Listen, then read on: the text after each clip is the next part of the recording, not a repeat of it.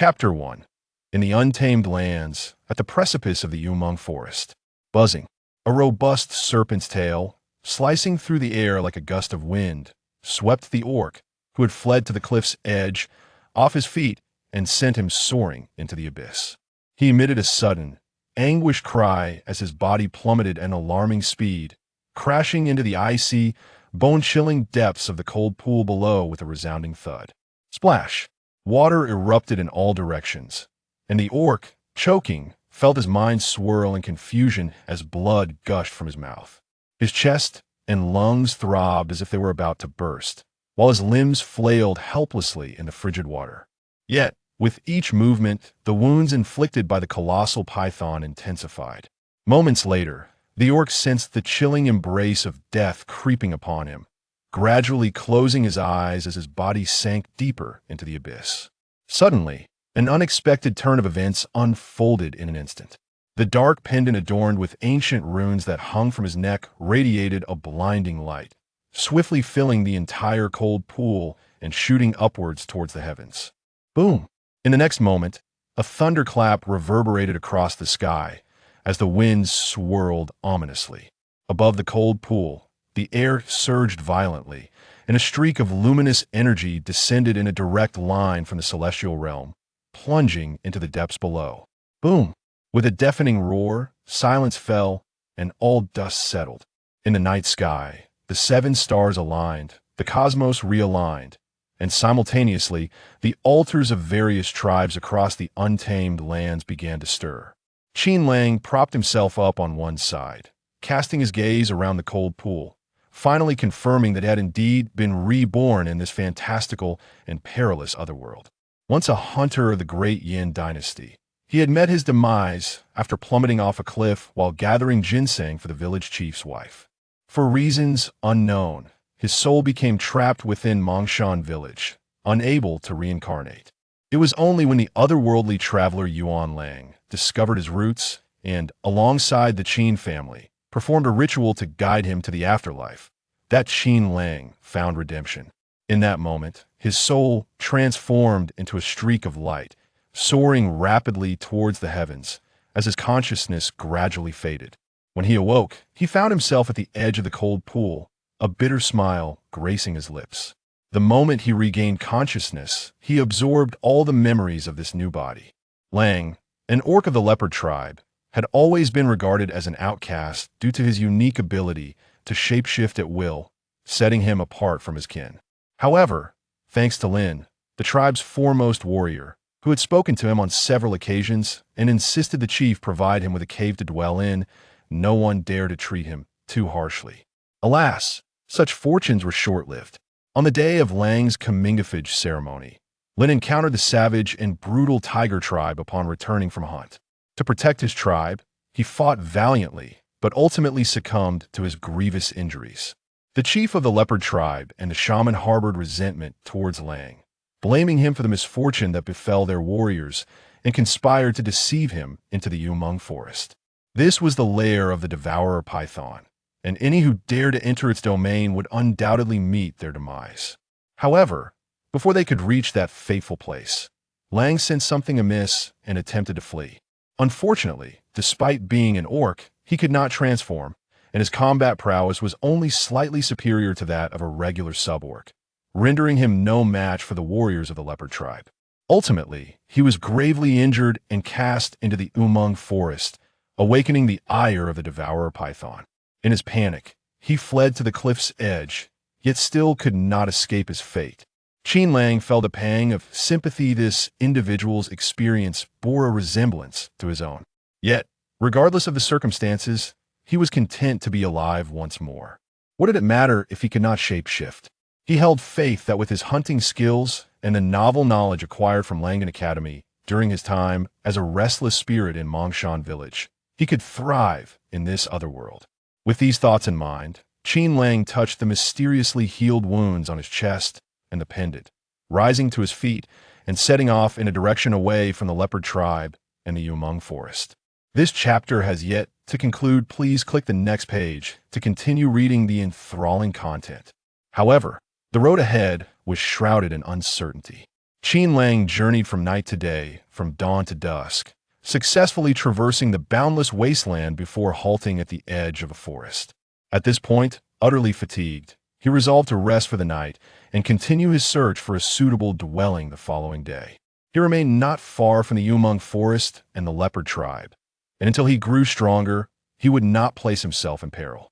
Yet, should the day come when he possessed sufficient power, he would undoubtedly return to the leopard tribe to exact vengeance for Lang and Lin. From the memories of the original owner of this body, he learned that the demise of the kind-hearted orc was closely tied to the warrior Ming of the leopard tribe. Yet, Lang had no evidence to support this, and constrained by his own limitations, had to feign indifference, biding his time for an opportunity to avenge Lin. Unfortunately, in the end, the adversaries could not evade the treachery of their kin.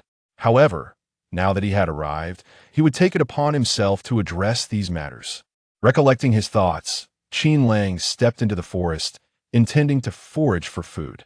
Fortune smiled upon him as he ventured merely a short distance into the woods and spotted a sturdy tree laden with ripe fruit.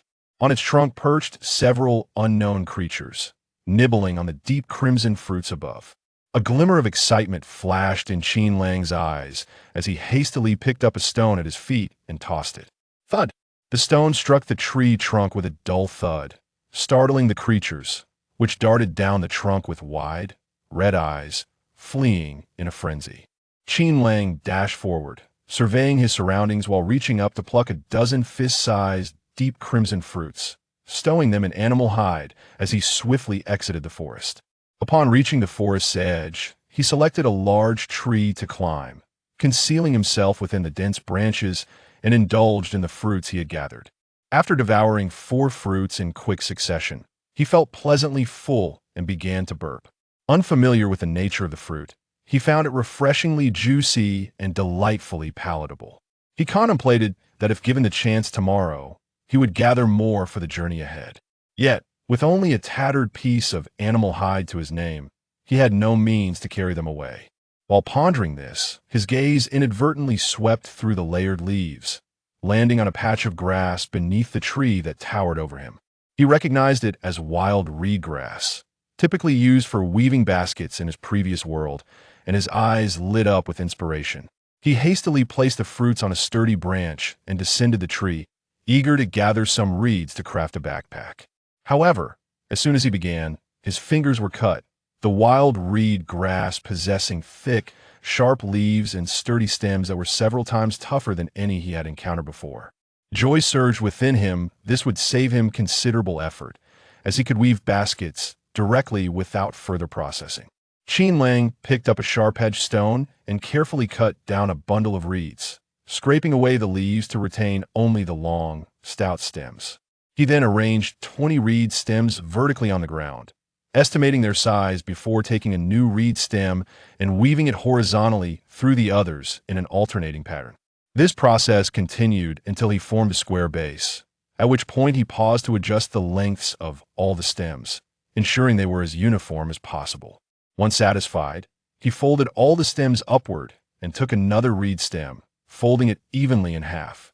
Using any corner as a pivot, he secured the grass stems in place, quickly crafting a sturdy backpack.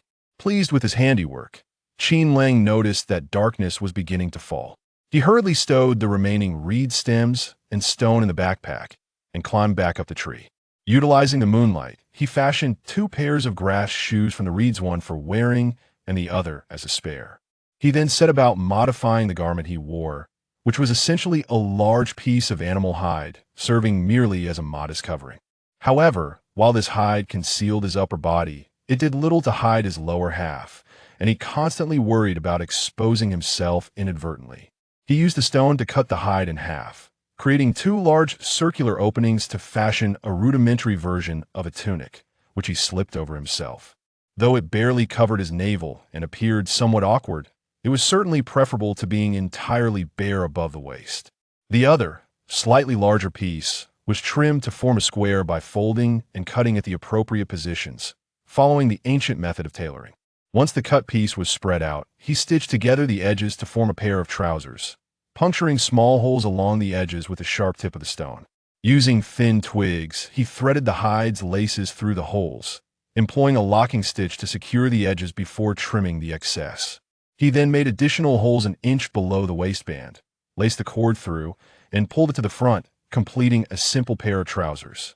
Qin Lang lifted the waistband, shook it out, and then donned it, tying the cord securely, feeling a sense of completeness wash over him.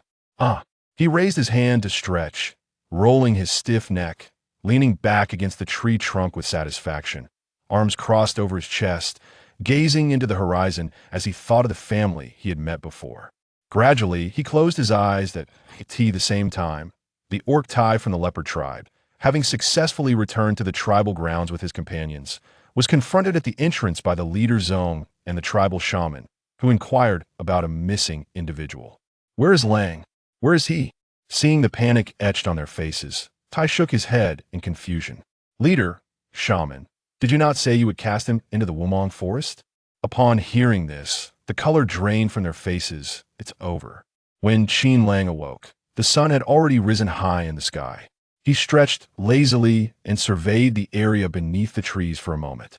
Finding no immediate danger, he descended from the tree, hurried into the forest, and gathered half a basket of fruit, breaking off a straight branch about 2 fingers thick and 5 feet long. He sharpened one end with a stone, fashioning it into the semblance of a spear, and tested its weight in his hand before turning and hurling it forward with considerable force. Whoosh! The branch sliced through the air with a whooshing sound, embedding itself forcefully into a mound of earth ahead. Qin Lang dashed forward to retrieve the spear, only to find the upper 7 inches smeared with a bit of black soil, much to his surprise. The explosive power of his original form was astonishing. He had thrown the spear from a distance of at least 7 zhang. It appeared that the adversary was not as incompetent as the leopard tribe had claimed, or perhaps he had discreetly concealed much of his strength for his own safety. A weight lifted from Qin Lang's heart. He let out a joyful cheer and, with the spear in hand, began to sprint wildly across the wilderness. Gradually, he discovered that this body possessed not only remarkable explosive power, but also astonishing speed and endurance. He had been running across the plains for nearly an hour without feeling fatigued. If his original form had lived in the Dian dynasty, he would undoubtedly have been an ancient-century martial prodigy. Yes, martial arts. The skills imparted to him by the old hunter and the steward, though not exceptionally advanced, were highly practical. If he could hone them further, he might even hold his own against ordinary beasts in the future.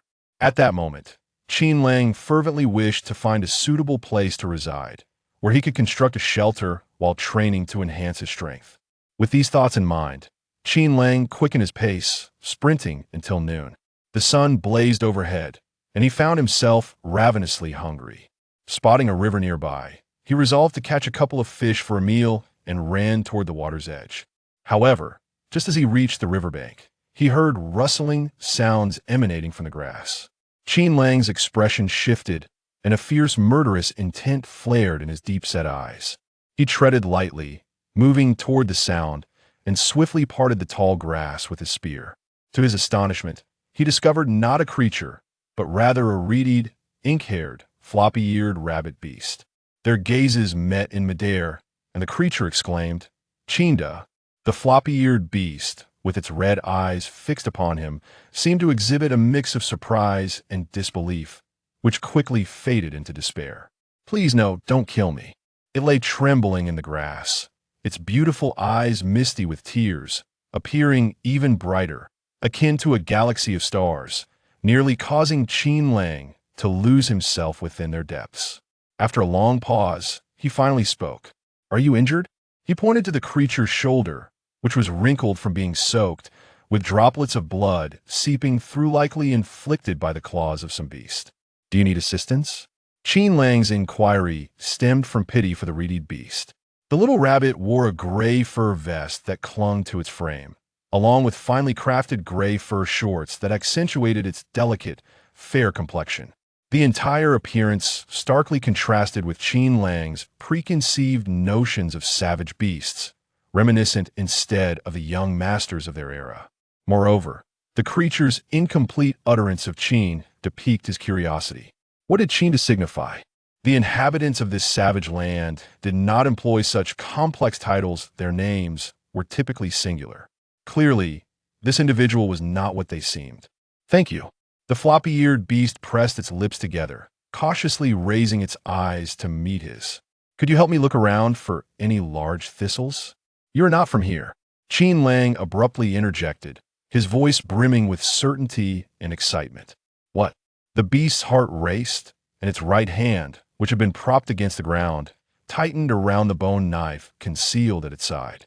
It seemed to grasp the implication of Qin Lang's words, yet hesitated, uncertain whether he was friend or foe, despite the kindness he had just shown. In truth, it intended to take advantage of Qin Lang's distraction to flee while he searched for medicinal herbs. But Qin Lang was too preoccupied to notice. He crouched down, thrusting his spear into the ground beside the creature, embedding it 3 inches deep. The beast was instantly startled, quivering in fear, tears welling in its eyes. You promised not to kill me. Simultaneously, it swiftly drew forth the bone knife, lunging it toward Qin Lang's chest. Is it truly a treacherous rabbit? He swiftly sidestepped, grasping the slender wrist of the beast man with a smile, and with a quick twist, the latter cried out in pain and immediately released his grip, causing the bone dagger to clatter to the ground, embedding itself diagonally into the grass. Taking advantage of the moment, Qin Lang pushed the individual down, swiftly retrieving the bone dagger from the ground and retreating to a safe distance before standing upright, a smile playing on his lips as he regarded the cunning crimson-eyed rabbit before him. The drooping-eared beast man understood that escape was futile and immediately donned a pitiful expression, gazing at him with tear-filled eyes as he spoke. I did not wish for this. I fear you may be a villain that a few days ago, while I was foraging, I encountered members of the Eagle tribe. They sought to capture me, and I struggled to flee to the riverbank, hiding in the water for a long while, concealed within the hollow reeds, thus evading their pursuit. Later, when I came ashore, utterly exhausted, I lay in the grass to rest, and who would have thought you would arrive so suddenly?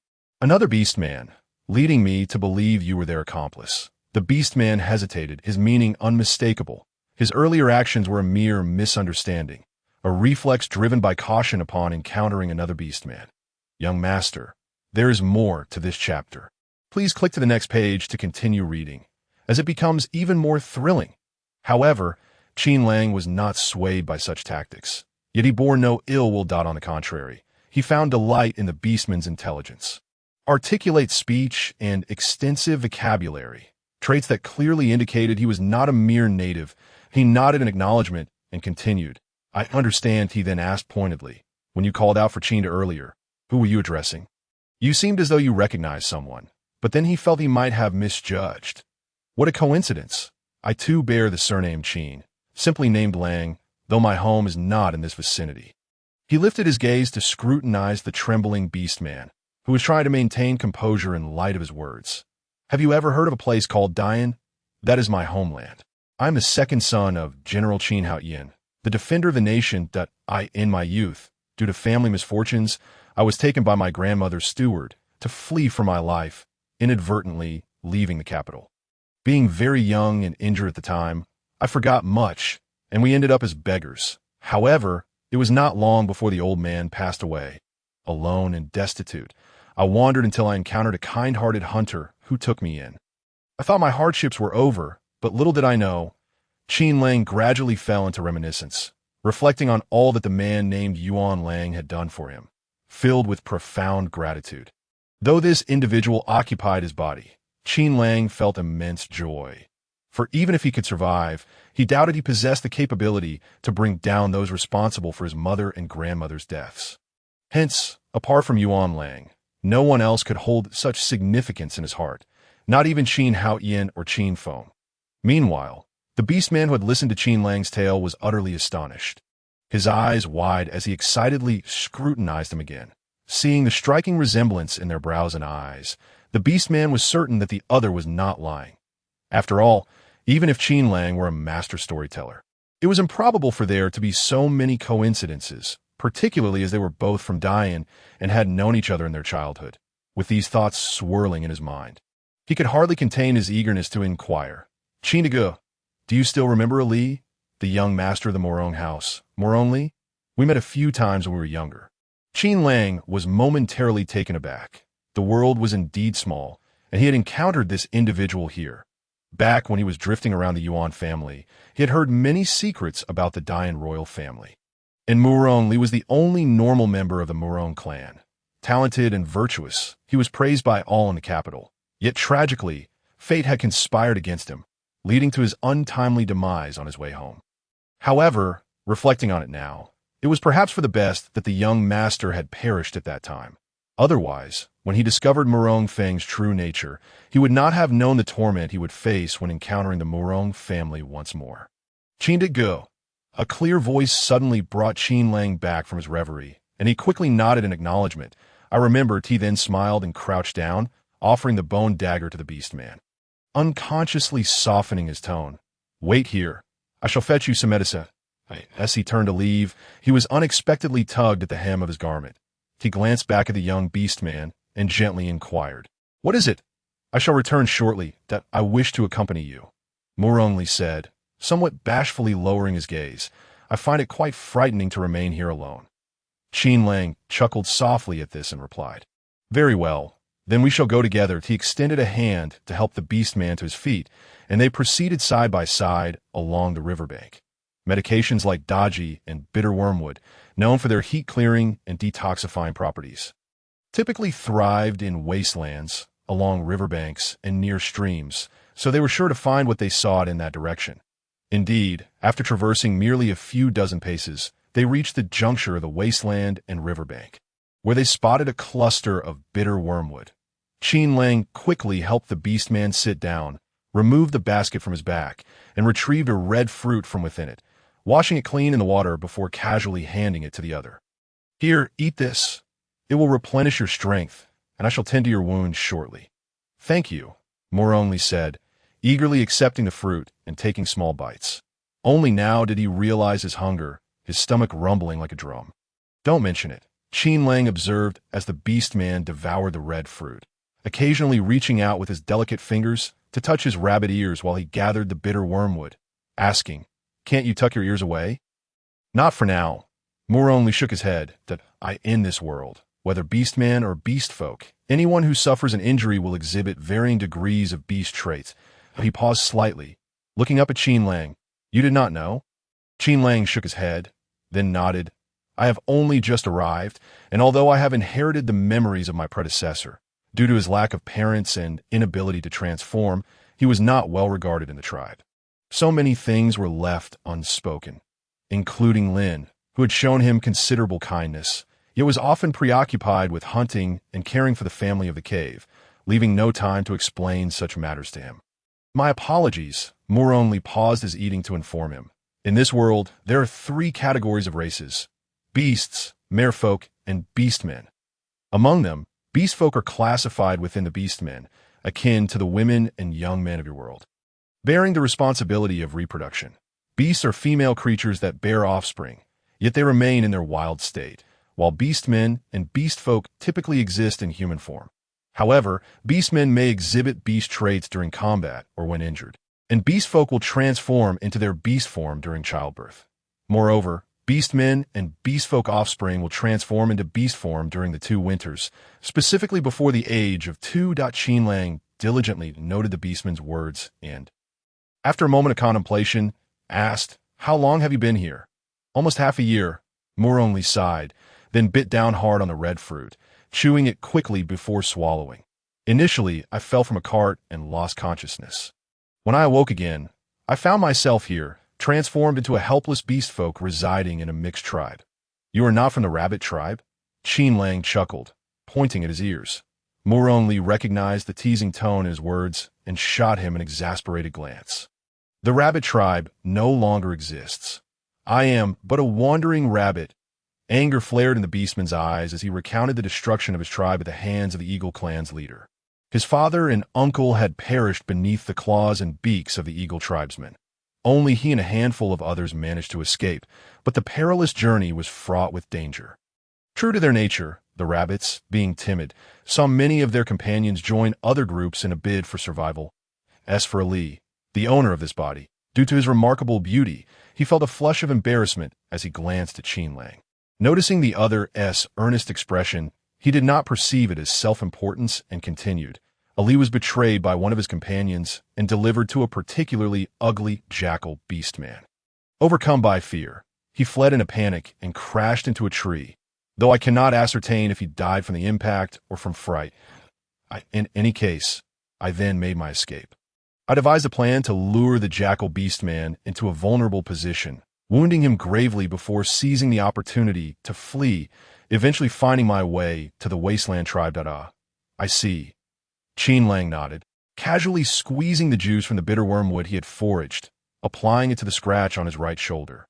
Murong winced, feeling the sting at the wound as if pricked by needles, involuntarily gasping in pain.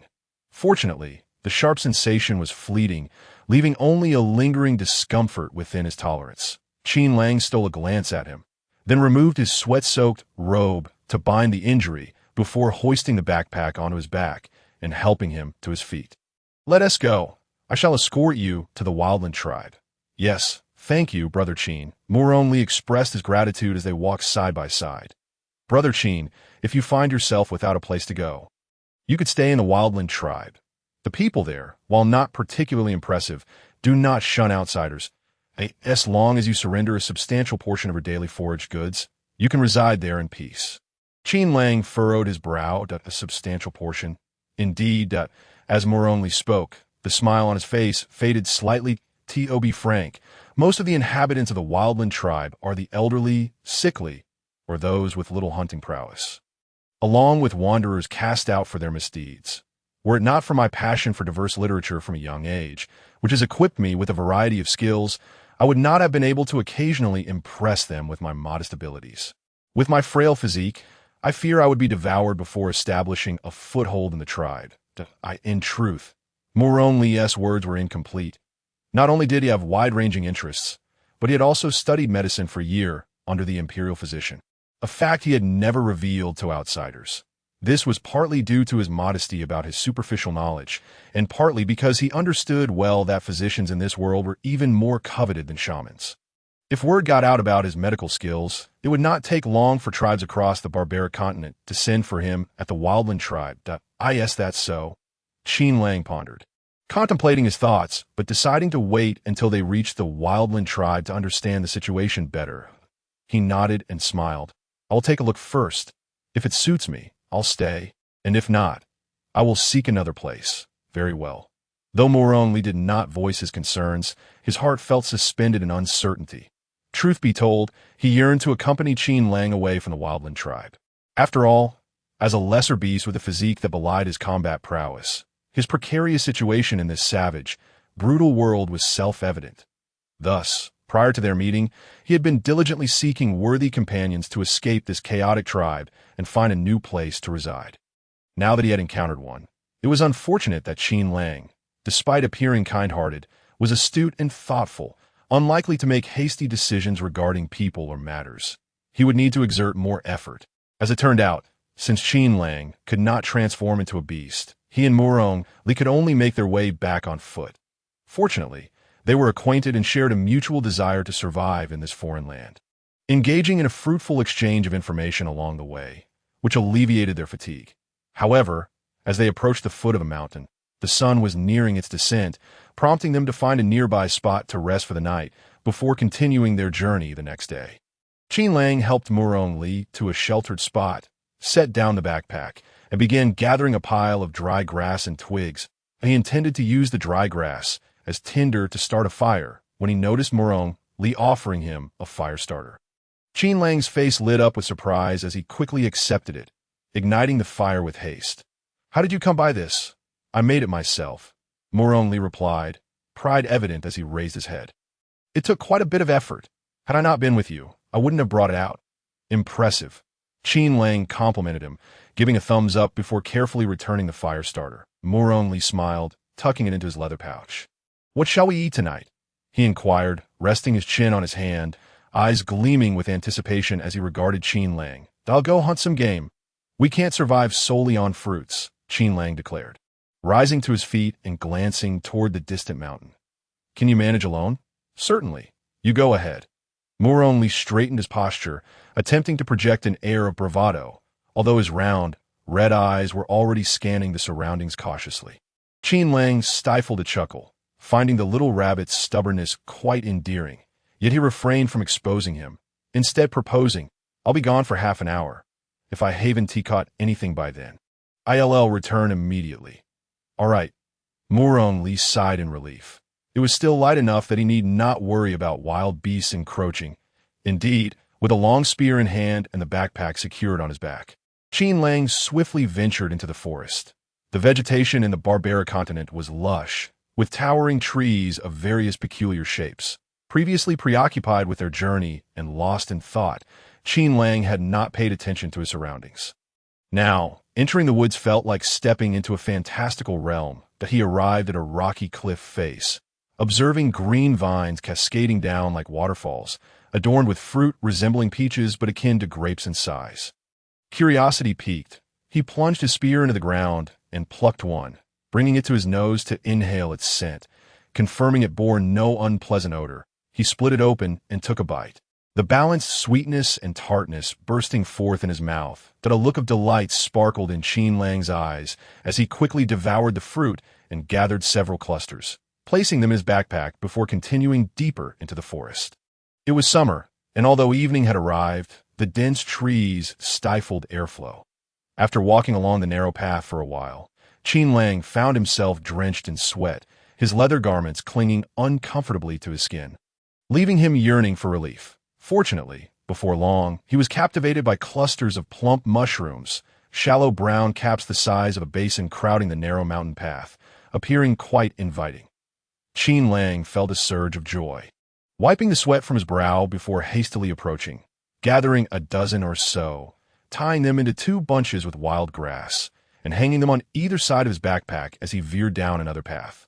On the mountain trail, layers of decaying leaves had accumulated, yielding soft, cushioned sounds underfoot. Occasionally, a centipede or an unfamiliar insect would emerge from beneath the foliage, sending shivers down his spine and creating a surreal sensation. Yet, not long after, he encountered wildlife, spotting a bird squatting in a grass nest that resembled a dove but was as large as a goose. He gripped his spear, crouched low, and stealthily approached, waiting for the opportune moment before launching his throw. With a hum, the spear sliced through the air toward the bird's abdomen, which took flight in panic but was ensnared by the vines hanging from the trees. With a thud, the spear pierced through flesh, and the bird let out a mournful cry, plummeting into the grass, thrashing violently for a moment before falling silent. Qin Lang hurried forward, retrieving his spear and skewering the bird, then gathering a few broad leaves before retracing his steps down the mountain. Meanwhile, Muron Li had been keenly observing the entrance to the forest since Qin Lang's departure, occasionally scanning the surroundings in vigilance. Fearful of a stealthy predator approaching as dusk deepened, his anxiety grew, but just before complete darkness enveloped the landscape, Qin Lang finally returned, laden with his bounty. Muron Li's heart soared with relief, and he rushed forward to greet him. "Brother Qin, you're amazing. You managed to find so much and even captured a guan bird." "Guan bird?" Qin Lang asked as they walked side by side toward the fire. "What a peculiar name. Not so strange. I read about it in a book. That's what the locals call it." Muron Li explained, helping Qin Lang set down his findings. The guan resembles a dove, and its call sounds like a person scolding. According to legend, within the Qingqiu region, there exists a 9-tailed fox beast, a man-eating demon, yet one could avoid its allure by wearing the feathers of the guan bird. He continued, however, the book described the guan as much smaller, so I'm not sure where the discrepancy lies. Qin Lang chuckled. Why concern ourselves with such details?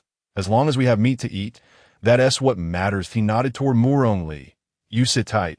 I'll go to the riverbank to prepare the game and mushrooms. We'll have a meal soon. Muron Li shook his head. I'll help you. He was not willing to be a worthless idol who simply waited for death. Had it not been for his own injuries, he would have eagerly joined the hunt. However, Qin Lang did not permit him to move, stating that a little effort from him was unnecessary and cautioning him to avoid aggravating his wounds. Hearing this, Muron Li arched his brows and smiled, saying he would wait nearby. With a sense of resignation, Qin Lang led him to the riverbank, where he carefully washed the broad leaves, hazelnuts, and fruits from his backpack, casually handing over a couple of grapes. Here, eat. I've tasted them. They're not poisonous. Thank you. Yuan Lang accepted the grapes with his slender, delicate fingers, swiftly peeling away the skin to reveal the green flesh within. Unable to resist, he swallowed hard and hastily brought it to his lips, taking a small bite, instantly captivated by the fruit's exquisite flavor. It's pleasantly tangy and sweet, quite delightful. Enjoy them. There are plenty more.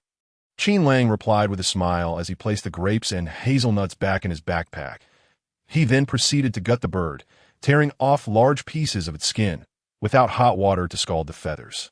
They would be difficult to remove cleanly, and since neither of them was particularly fussy about that, there was no need to make things harder by eating with feathers in their mouths.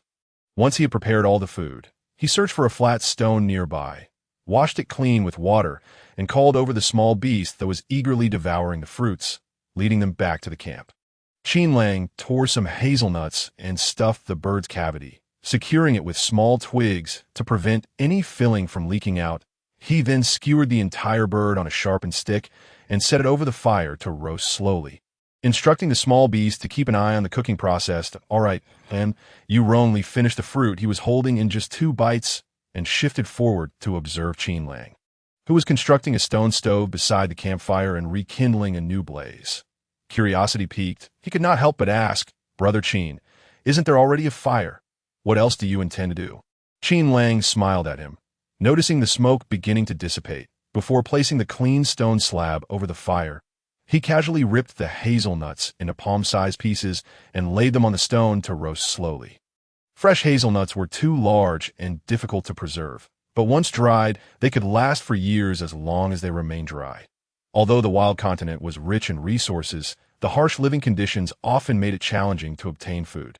Especially during the cold season, it was prudent to prepare while there was an opportunity, to avoid the risk of hunger later. You're right. Yuan Lang agreed with a nod, continuing to turn the meat on the fire. However, I dare not store anything in the wild tribes.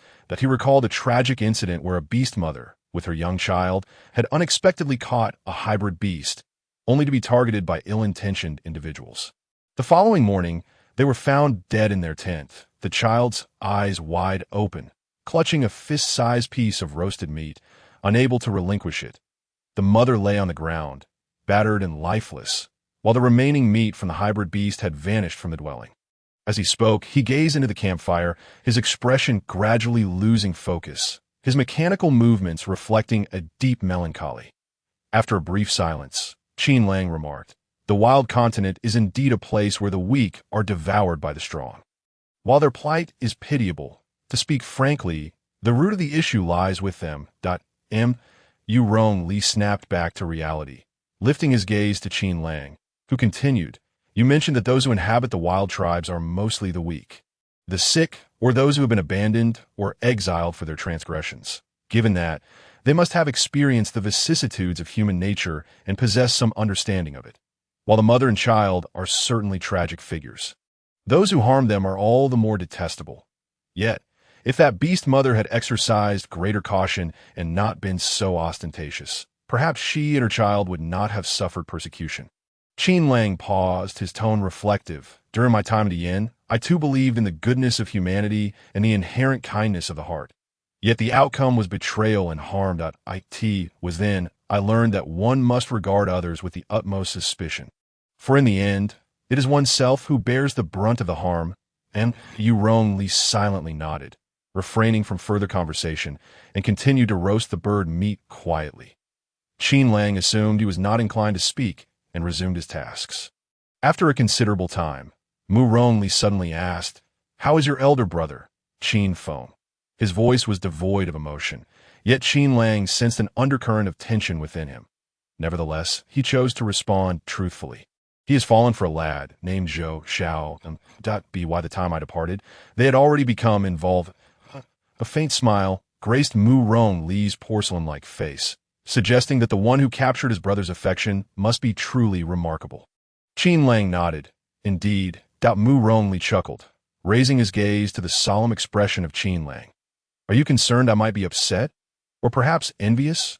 Qin Lang remained silent, merely exchanging glances with him, clearly skeptical that this seemingly fragile rabbit could easily move on from his elder brother.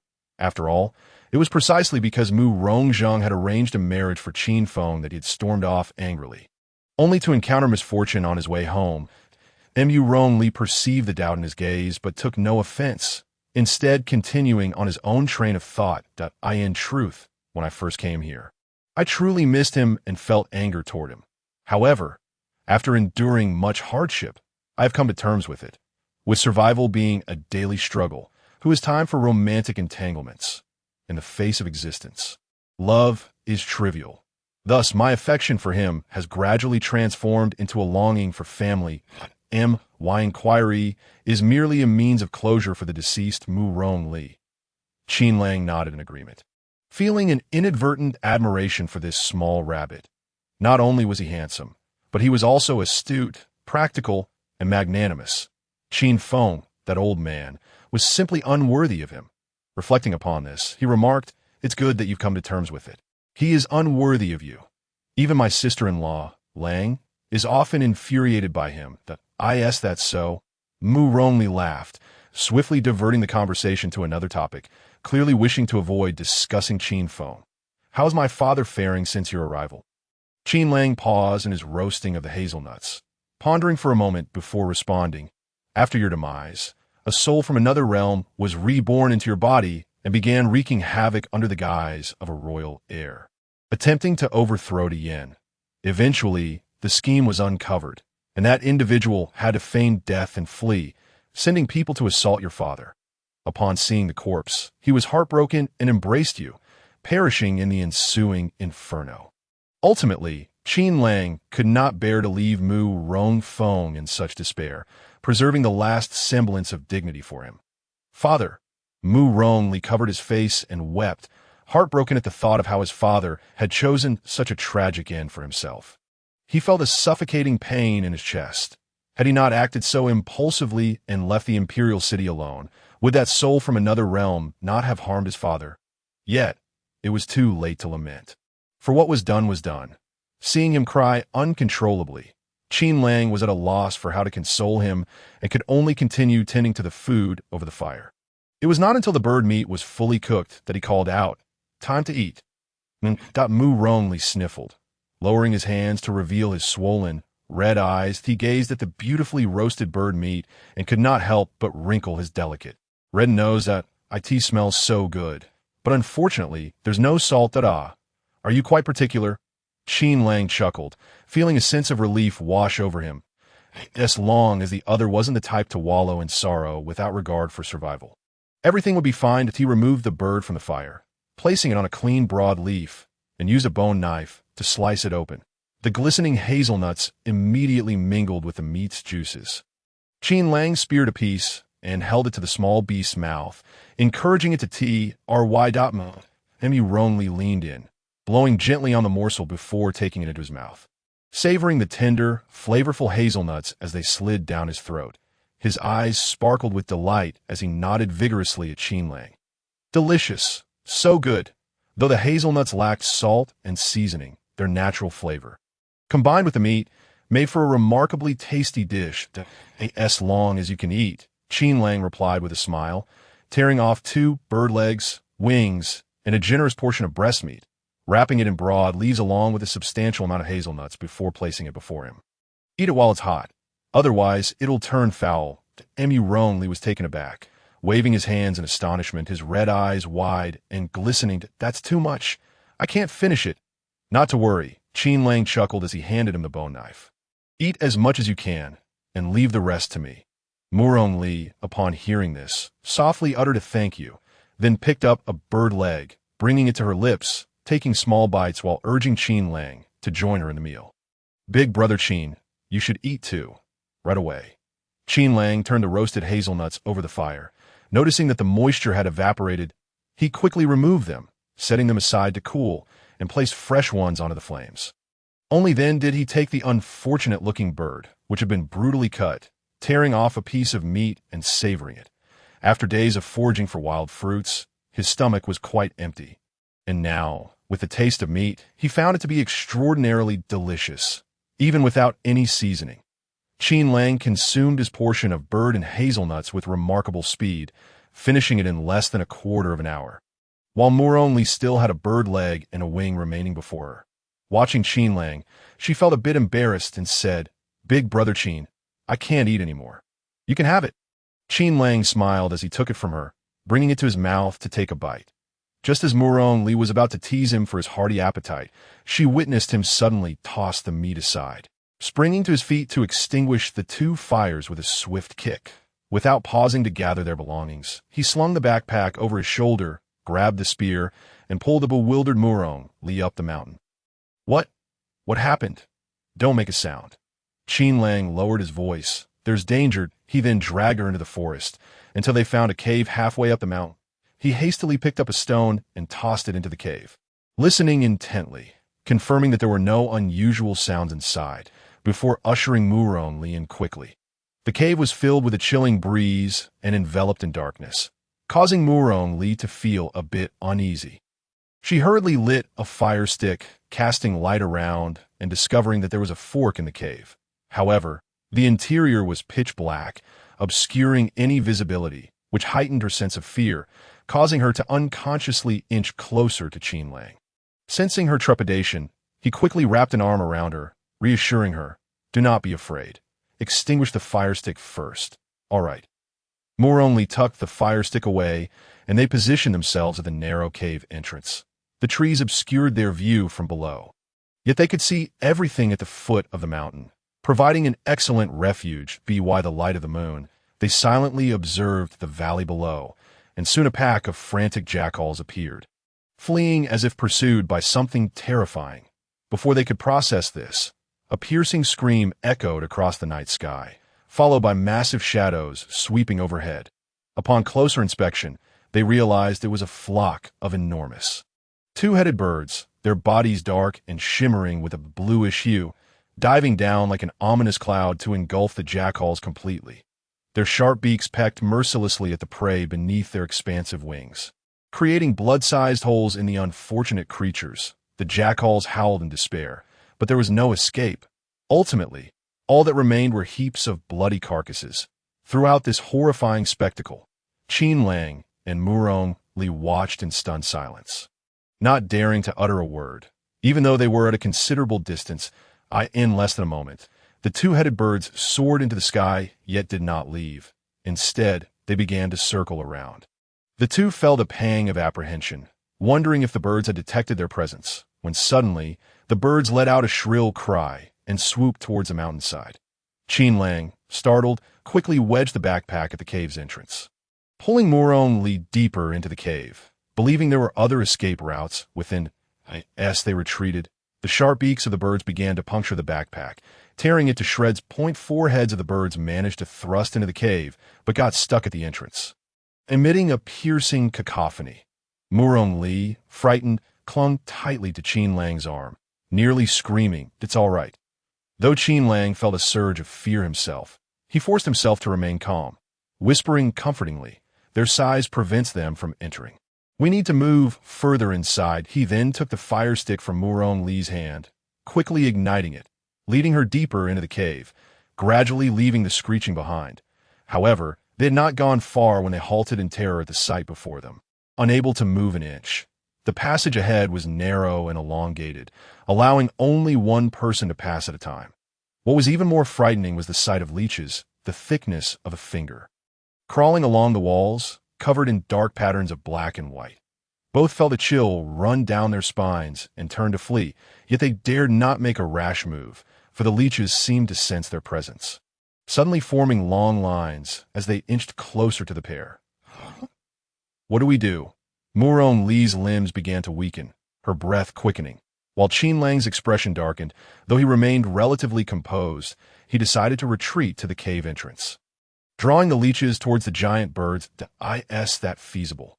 Murong questioned, her voice trembling. "Don't worry about it." Qin Lang's urgency escalated as he gripped Murong's palm, now damp with sweat. "That we have to try. Otherwise, we will perish here." "All right." Murong took a deep breath, cautiously stepping back alongside him as the cries of the giant birds grew clearer once more.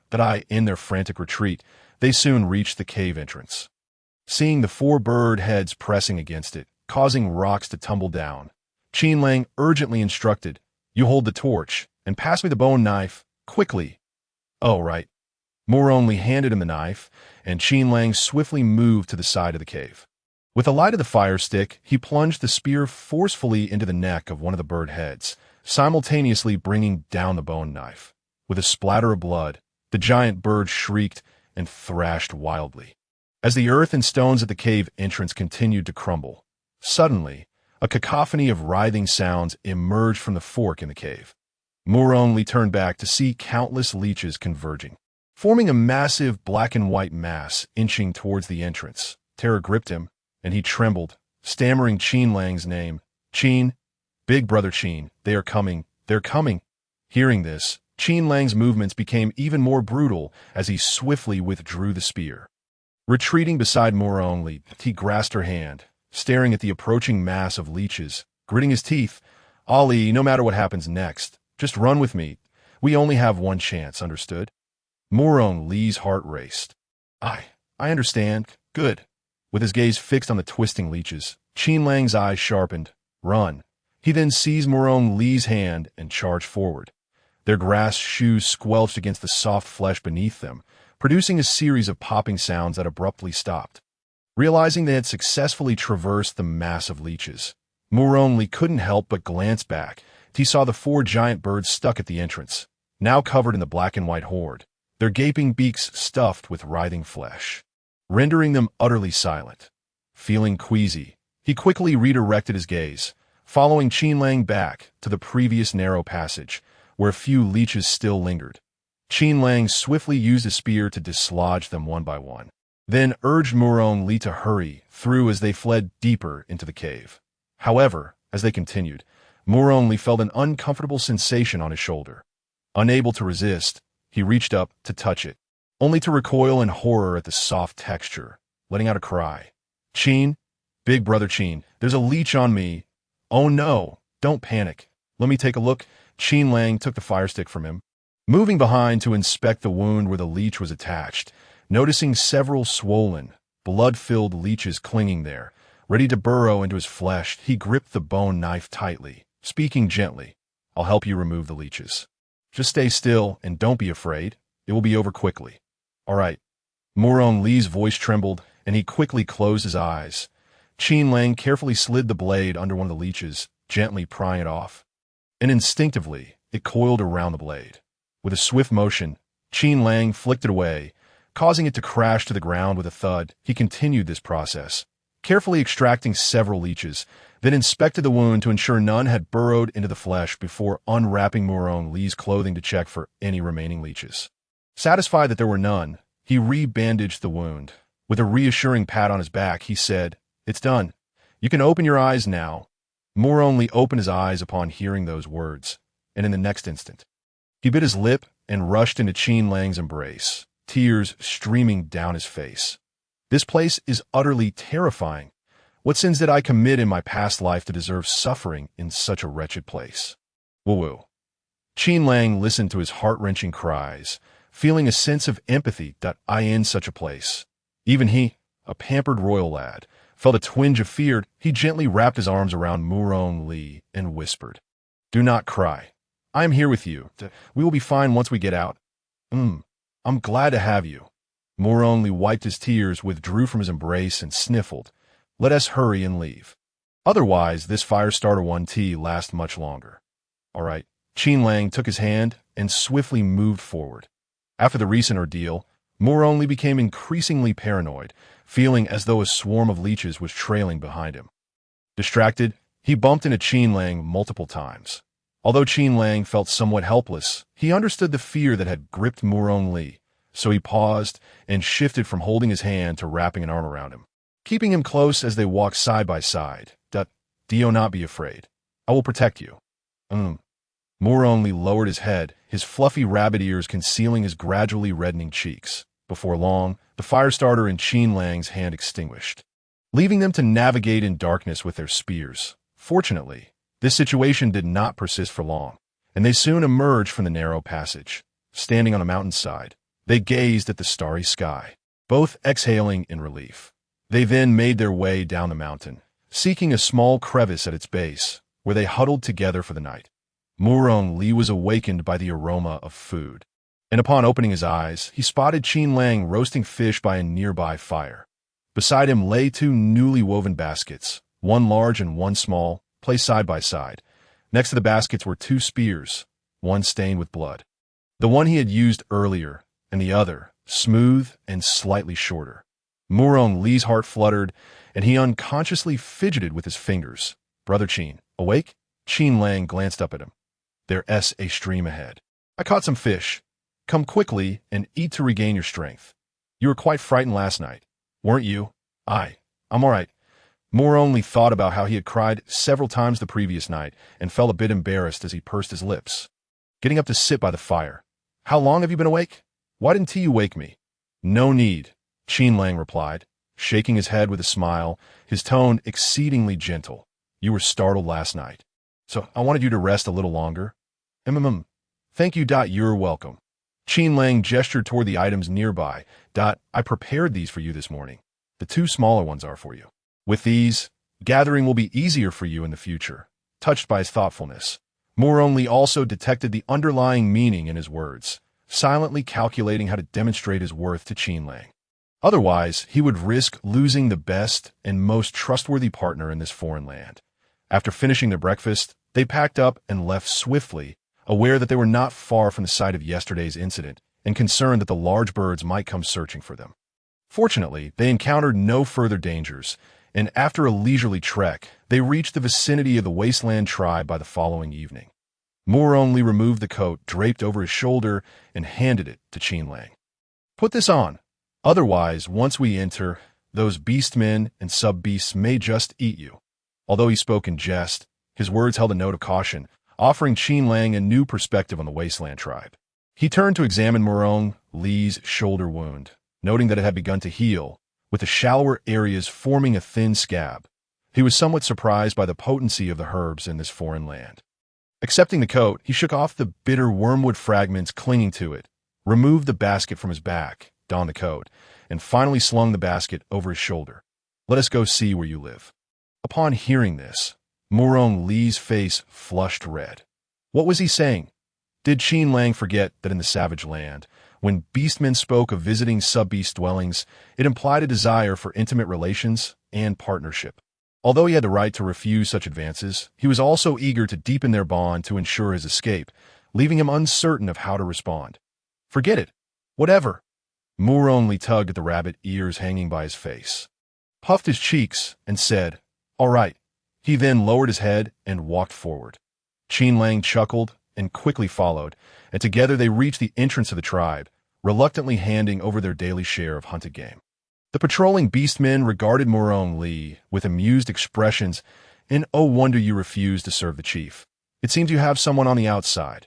Li shot him a glare. "Instead of wasting time on me, why not manage your own sub-beast properly? Be careful.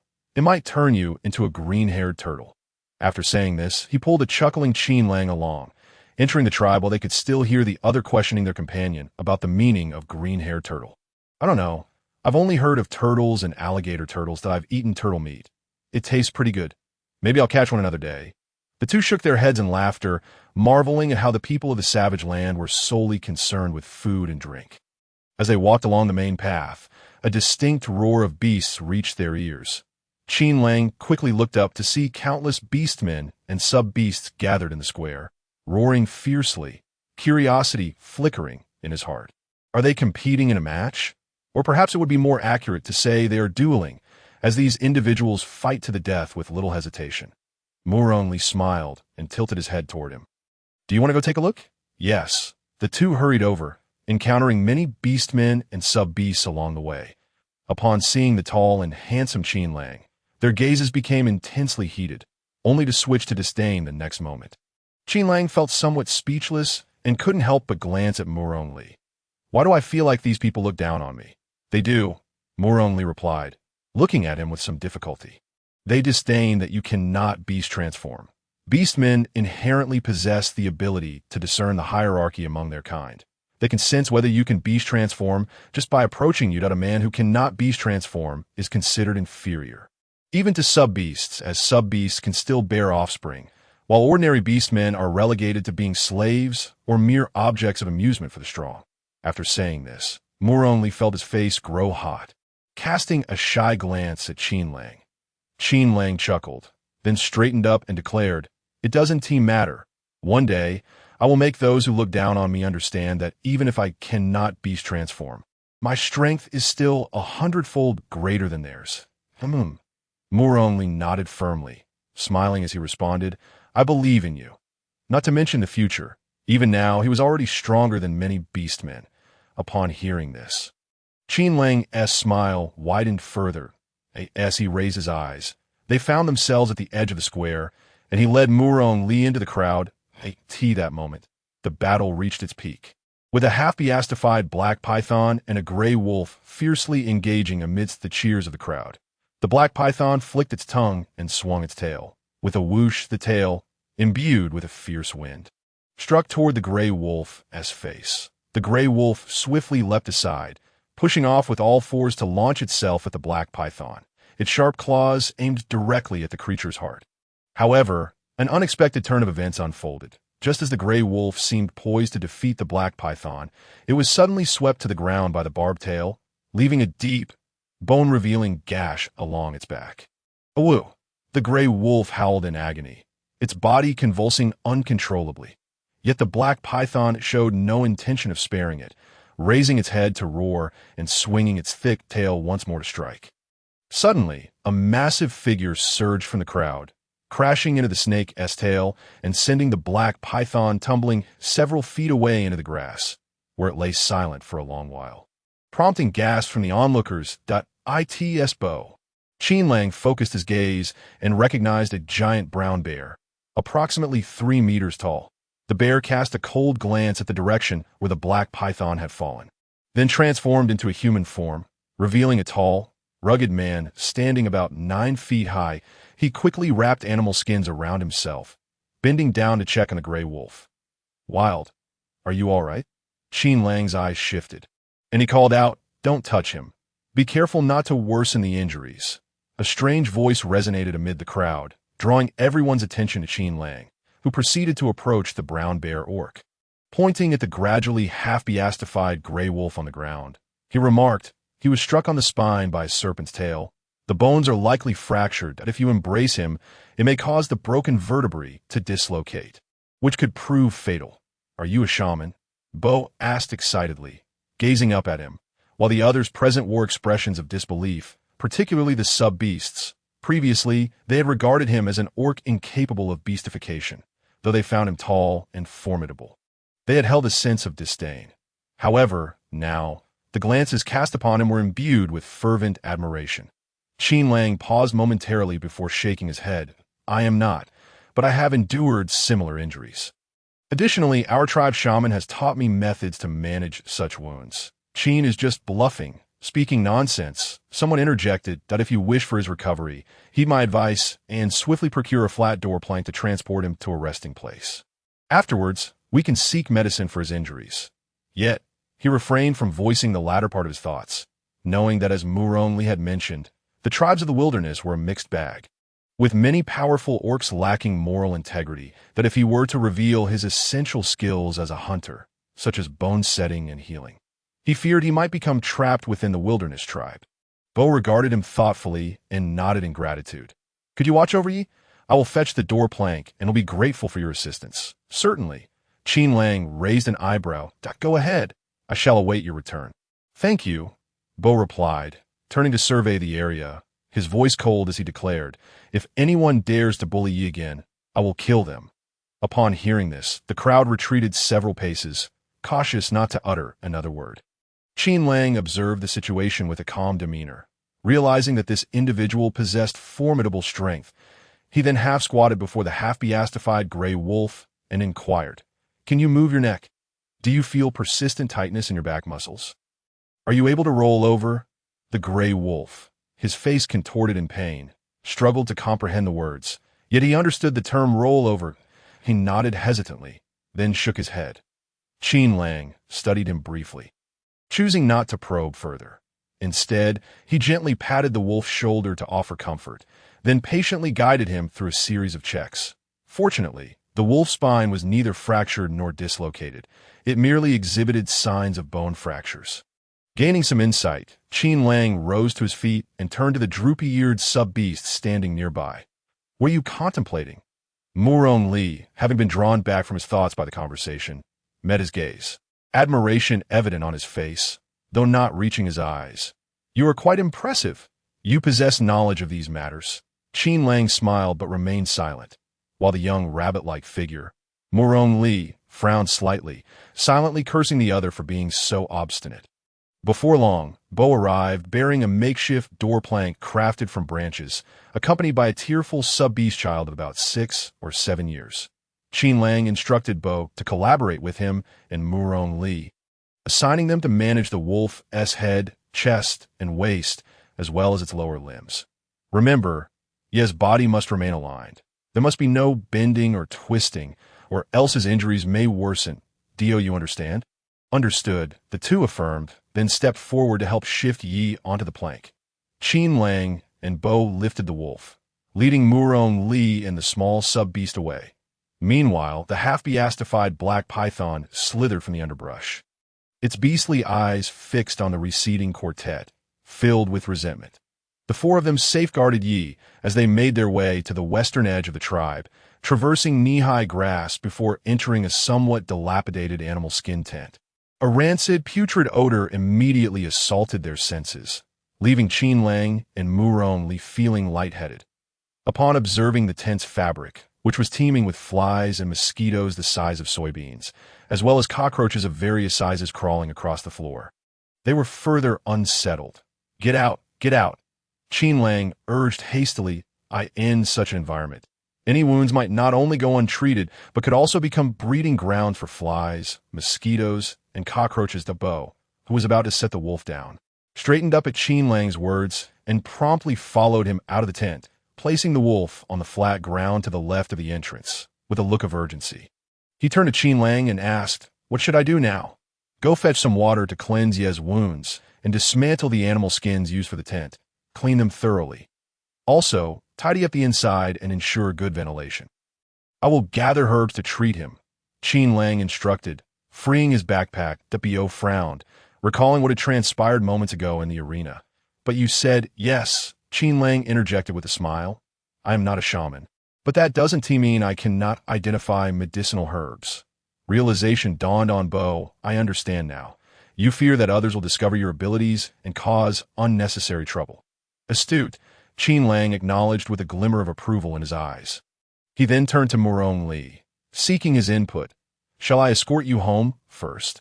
Murong Li shook his head resolutely. "I will stay to assist." Upon hearing this, Qin Lang regarded him for a moment before nodding. "Very well, be cautious not to let him move about." "Understood." "Thank you, brother." The sub-beast child, nestled beside Yi, said timidly, looking up at him in gratitude. Qin Lang reached out to pat the child's head. "No need for thanks. I will ensure your brother recovers." After lighting a torch, he cautioned Yi against coughing forcefully or rolling over, then swiftly made his way out of the tribe. Murong Li then approached the child. "Hello, I am Ali. You can call me Brotherly. I am Yi," the small sub-beast replied shyly. Murong Li noticed his bashfulness and smiled, turning to Bo and asking, "How may I assist you?" "Not necessary." Bo replied coldly, "You are a sub-beast." With that, he dashed into the tent. Moments later, Murong Li and Yi heard a clattering noise from inside, exchanging concerned glances about the possibility of Bo causing damage to the tent's contents. Exiting the tribe, Qin Lang walked for merely a moment before spotting a patch of bitter wormwood, quickly gathering half a basketful. He then ignited his torch and continued onward, soon discovering a copious growth of mugwort in a low-lying area. His eyes gleamed with delight as he hurried to harvest it. After crafting a length of grass rope, he secured the herbs and attached them to his backpack, continuing his search for remedies for bone injuries. As fortune would have it, barely a quarter of an hour later, he stumbled upon a wild ginseng plant in a damp, shaded spot. Qin Lang couldn't contain his joy and quickly unearthed it before hurrying back with his bounty. Upon his return, he found Murong Li and Yi engaged in a futile battle against the roving cockroaches, while simultaneously wielding their torches to fend off the incessantly buzzing mosquitoes and flies. Bo, meanwhile, was crouched by a nearby stream, vigorously washing the animal skins and urging them to hold on a little longer. "Wait, I shall be there shortly," Qin Lang called out, both amused and exasperated by the sight before him. He hastened forward, setting down his backpack, igniting a fire, and tossing the medicinal herbs into the flames to reduce the surrounding mosquitoes. As he spoke, he began to unfasten the mugwort, and both Yi and Murong Li quickly followed suit, soon kindling a robust fire. Once the flames blazed, Qin Lang tossed several handfuls of mugwort into the inferno. Thick white smoke billowed up from the flames, rapidly dispersing around them, and in no time, the mosquitoes and flies diminished significantly. Murong Li and Yi turned to him with starry eyes, exclaiming, "Brother Qin, you are amazing." Qin Lang smiled slightly. Just a small feat. The effects would be even better with dried mugwort. He then turned his attention to the tense Yi, noting that his wounds had been cleaned. "Now, I will tend to Ye's injuries." Thank you. Yi expressed gratefully, feeling a sense of relief wash over him, as he had just feared for the safety of his brother and no need for thanks. Qin Lang waved his hand dismissively, stepping forward to retrieve the bitter wormwood. He placed it on a clean stone slab and began to pound it into a fine paste, extracting its juices before evenly applying it to Ye's wounds.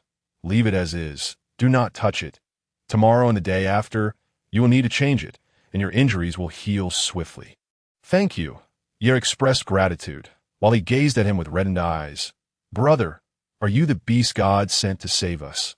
Qin Lang felt a stir in his heart, neither denying nor affirming, but simply smiled in silence. Nevertheless, the two brothers and Bo, who stood nearby, had already firmly embraced this notion. Noticing the certainty etched on their faces, he finally curled his lips and said, "First, let us take the medicine." He then cleaned the ginseng, sliced a small piece with a stone knife, and fed it to Yi. "If we had more, it could be applied to your wounds, but for now, we've only found one plant, so let us use it sparingly." "All right," Yi nodded in thanks, carefully chewing the ginseng. As he settled down again, Murong Li seized the moment to speak. "Brother Qin, will you come back with me?" Qin Lang nodded, yes. That he then turned to the three, whose faces were painted with shock. "You all should rest well. Alarai and I will. Do you wish to remain in our tribe?" The sound of heavy footsteps approached, growing ever closer.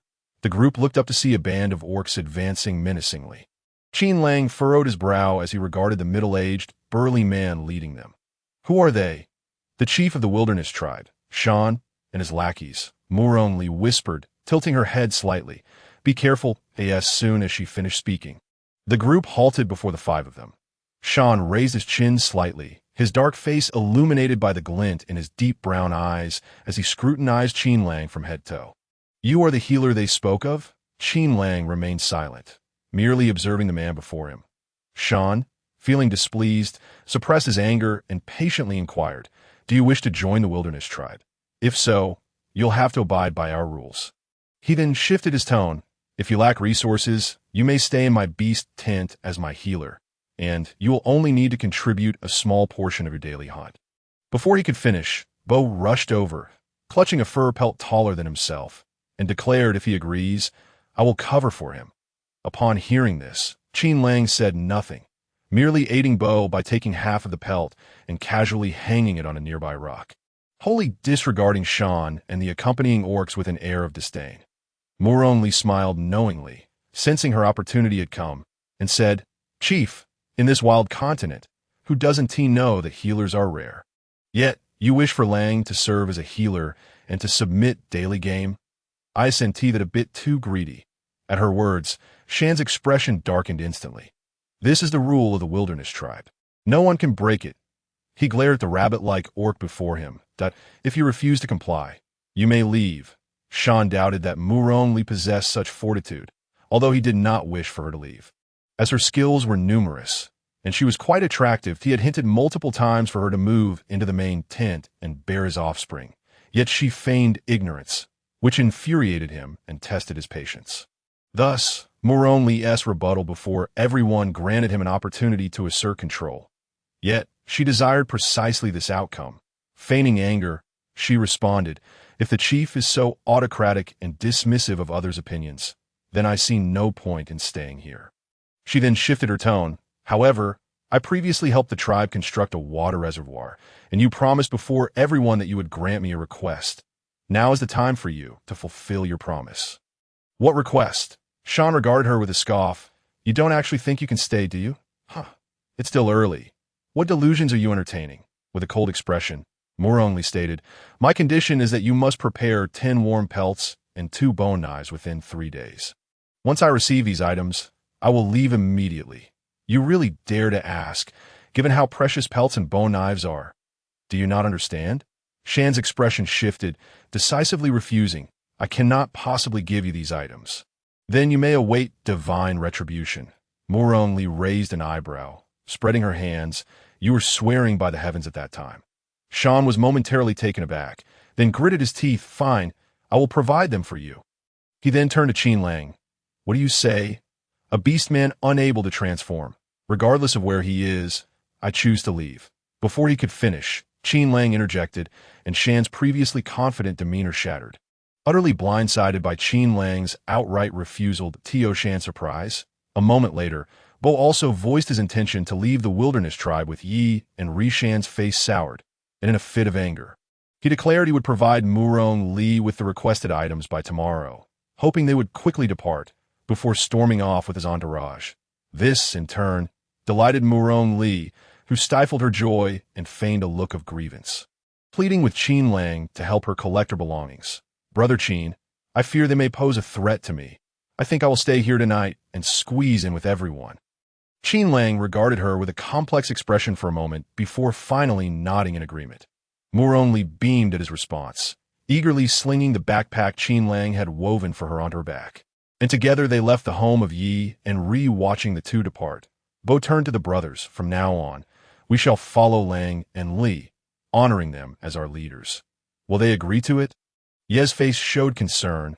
"I'm injured and unable to hunt or fight, and Ri is still so small. Isn't there still me?" Bo crouched down, gently grasping Ye's already transformed clawed hand. "I will support you both and shield everyone from danger." Hearing his words, Yi felt a stir of emotion, though he remained composed and expressed his lingering worries. "But I am a beast man. I cannot bear offspring for you." "That's all right." Seeing Ye's resistance fade, Bo quickly declared, "As long as you are willing to be my partner, that is enough." Yi did not respond immediately. He merely locked eyes with Bo. After a moment, he finally nodded.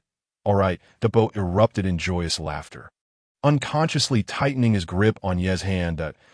Yi stood to the side, glancing between his brother and Bo, a broad smile gracing his lips, before retreating to the fire to quietly prepare dinner for everyone. Meanwhile, Qin Lang and Moron Li arrived at their dwelling. The tent was modest, yet distinct from the others in the tribe. The weeds at the entrance were meticulously cleared, and a fence of branches enclosed a small yard. A path of uneven stone slabs led from the gate to the tent, dividing the yard into 2 sections. The left side housed a fire pit for cooking and warmth, alongside a pile of firewood and various items, while the right side had been cultivated to grow wild vegetable seedlings. Qin Lang observed the varieties, noting their abundance, though they appeared to be struggling to thrive. Nevertheless, for someone who had been pampered since childhood to take the initiative to cultivate crops rather than merely subsist, it was already commendable. "Come in." Moron glanced back at him, casually lifting the door curtain and stepping inside, with Qin Lang promptly following suit. The interior of the tent was spacious. In the left corner stood a large stone bed, upon which lay several neatly stacked pelts, 2 sets of fur clothing, and various miscellaneous items housed in exquisite sealed bamboo tubes, placed within woven baskets, the contents of which remained a mystery for now. Opposite the bed was a table constructed from stone slabs, which bore a few supplies: a bone knife, 2 stone pots, and 2 exquisitely crafted hand crossbows. Qin Lang narrowed his eyes slightly, a flicker of surprise glimmering in his gaze. It seemed this little orc was no mere rabbit after all. He reached out to touch his nose. Just as he was about to inquire, he noticed the other party hurriedly covering it with a piece of beast skin. A smile involuntarily crept onto his face as he pretended to look away. It was then he observed that in each corner of the tent stood a bamboo tube, half the height of a man, filled with dried flowers of various colors, which presented a pleasing sight. Qin Lang couldn't help but chuckle silently. In the memories he had received, he had never seen a tent so clean and refreshing. Moroni truly lived up to the reputation of a royal young master. Even in the face of myriad dangers in this foreign world, he would never allow himself to live in disarray. Suddenly, Qin Lang found himself thinking that living alongside such a person wouldn't be too bad. Even a simple life could be filled with flavor and charm, coupled with the other party's vast knowledge and keen wit. If they were to collaborate, perhaps the two of them could carve out their own niche in this wild continent. With these thoughts in mind, Qin Lang ceased to resist the idea of the other party calculating their departure from the wild tribe. He took the initiative to offer his assistance, saying, "I shall dismantle the tent while you take care of the other items." Hearing his voice, Moroni turned and smiled, expressing his gratitude before setting down his backpack and beginning to gather the belongings. Qin Lang did not linger. He stepped outside and set to work on dismantling the tent. In just a quarter of an hour, he had completely taken down the bee skin, rolled it up, secured it with leather straps, and set it aside. That moment. Moroni had also finished packing the other items, and Qin Lang placed the rolled bee skin atop the backpack, bent down to carry it, and took the other backpack from the little beast, instructing him to hold onto the 4 bamboo tubes with the flowers as they left the campsite. However, as they stepped out of the small courtyard, Moroni unconsciously halted in his tracks, glancing back at the place he had inhabited for several months, feelings of reluctance gradually rising within him. Although he detested the wild tribe, he had grown fond of this little sanctuary he had crafted with his own hands. And now that he was about to depart, he wished he could conjure magic to shrink this place and carry it away. Yet, upon reflection, he felt a surge of joy at the thought that once they found a suitable place to reside, he could once again create an even better and more beautiful home with his own efforts. With that thought, he cheerfully trotted ahead, urging, "Let us go, Brother Qin." Qin Lang observed the little beast bouncing along and felt a subtle smile tug at his lips. Suddenly struck by the desire to tug at a rabbit's ears. What a delightful predicament!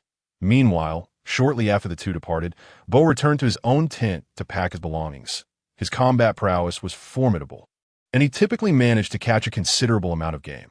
Thus, as he prepared to leave, he casually gathered a substantial amount of supplies. Unfortunately, due to injuries sustained in battle and the small number of their group, they were unable to carry everything. After a moment's contemplation, Bo decided to pack away valuable items such as bee skins, jerky, stone knives, and stone pots, wrapping them in a whole tent to take back to the wild. As for the remaining items, he distributed them among a few close neighbors. Upon hearing that he was leaving, everyone expressed their reluctance, urging him not to go and especially not to associate with the wild. They could never understand why someone as strong and handsome as Bo would not seek a mate among the little beasts, but instead favored that wild orc. Little Master, there is more to this chapter. Please click the next page to continue reading. The following parts are even more thrilling. Today, he even injured the black python orc for him, a warrior under the chief's command. Although he was initially at fault for wanting to seize the tents of Yi and he, constantly provoking Yi, and later severely injuring him, Bo should not have acted impulsively to help. Now, because of those two brothers, he too had to leave the wild tribe. Regrettably, their words not only failed to dissuade Bo, but instead incited his displeasure, prompting him to retort coldly, "My feelings for Yi are my own concern. I do not require your approval. Mind your own business." The crowd was left speechless by his words, their expressions awkward as they momentarily pondered what to say next. Only to hear Bo speak again. "As for Yi, he, and me, you need not worry. Instead, you should think carefully about your own future." It was now the warm season, and they could still hunt for prey. However, when the cold season arrived, if they failed to produce game one day, they would surely be cast out of the tribe. Why then? It would be too late to find a place to live. After saying this, he cast a long look at the crowd before swiftly transforming into a beast and shouldering all his belongings as he departed the camp he had called home for 3 years, leaving the others standing there in stunned silence, taking a long time to regain their composure. Meanwhile, Bo had successfully reached Ye's tent, where he found Qin Lang and Murong already back, assisting he in organizing his belongings. He reverted to his human form, quickly entering with his load, that I'm back. Hearing the commotion, Qin Lang quickly set down what he was doing and approached to discuss. We have quite a bit of stuff, but he has sustained serious injuries and cannot walk for the time being. We need to devise a way to construct 2 carts to transport our belongings quickly. Otherwise, if we encounter an unexpected situation, the 2 of us alone won't be able to protect our supplies or our companions. What is a cart? Bo asked, his eyes filled with confusion. Qin Lang was momentarily taken aback, realizing he had forgotten that there were no vehicles in this wild continent, and quickly began to explain that it is a means of transport, that we are pressed for time. So let us focus on making the carts first, and I will explain everything to you slowly once we leave the wild tribe. All right, Bo nodded seriously. Shall we go now? Yes. Qin Lang's expression turned grave. The mountain chief has already taken issue with us. If we remain here, I fear the longer we stay, the more trouble we may encounter. Thus, it is best to prepare early to avoid being caught off guard later. Understood. Let us go. Bo retrieved a stone axe from the pile of belongings and stood by, waiting for him.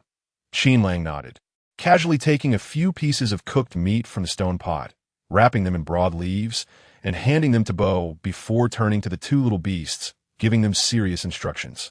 You 2, please keep a close watch over our belongings and ye tonight. We will leave the wild tribe soon. Rest assured, Murong Li replied with a nod. We know what to do. You must also be cautious. We will. Qin Lang smiled at them before leading Bo down a small path away from the tribe, preparing to venture into the nearby forest to gather wood.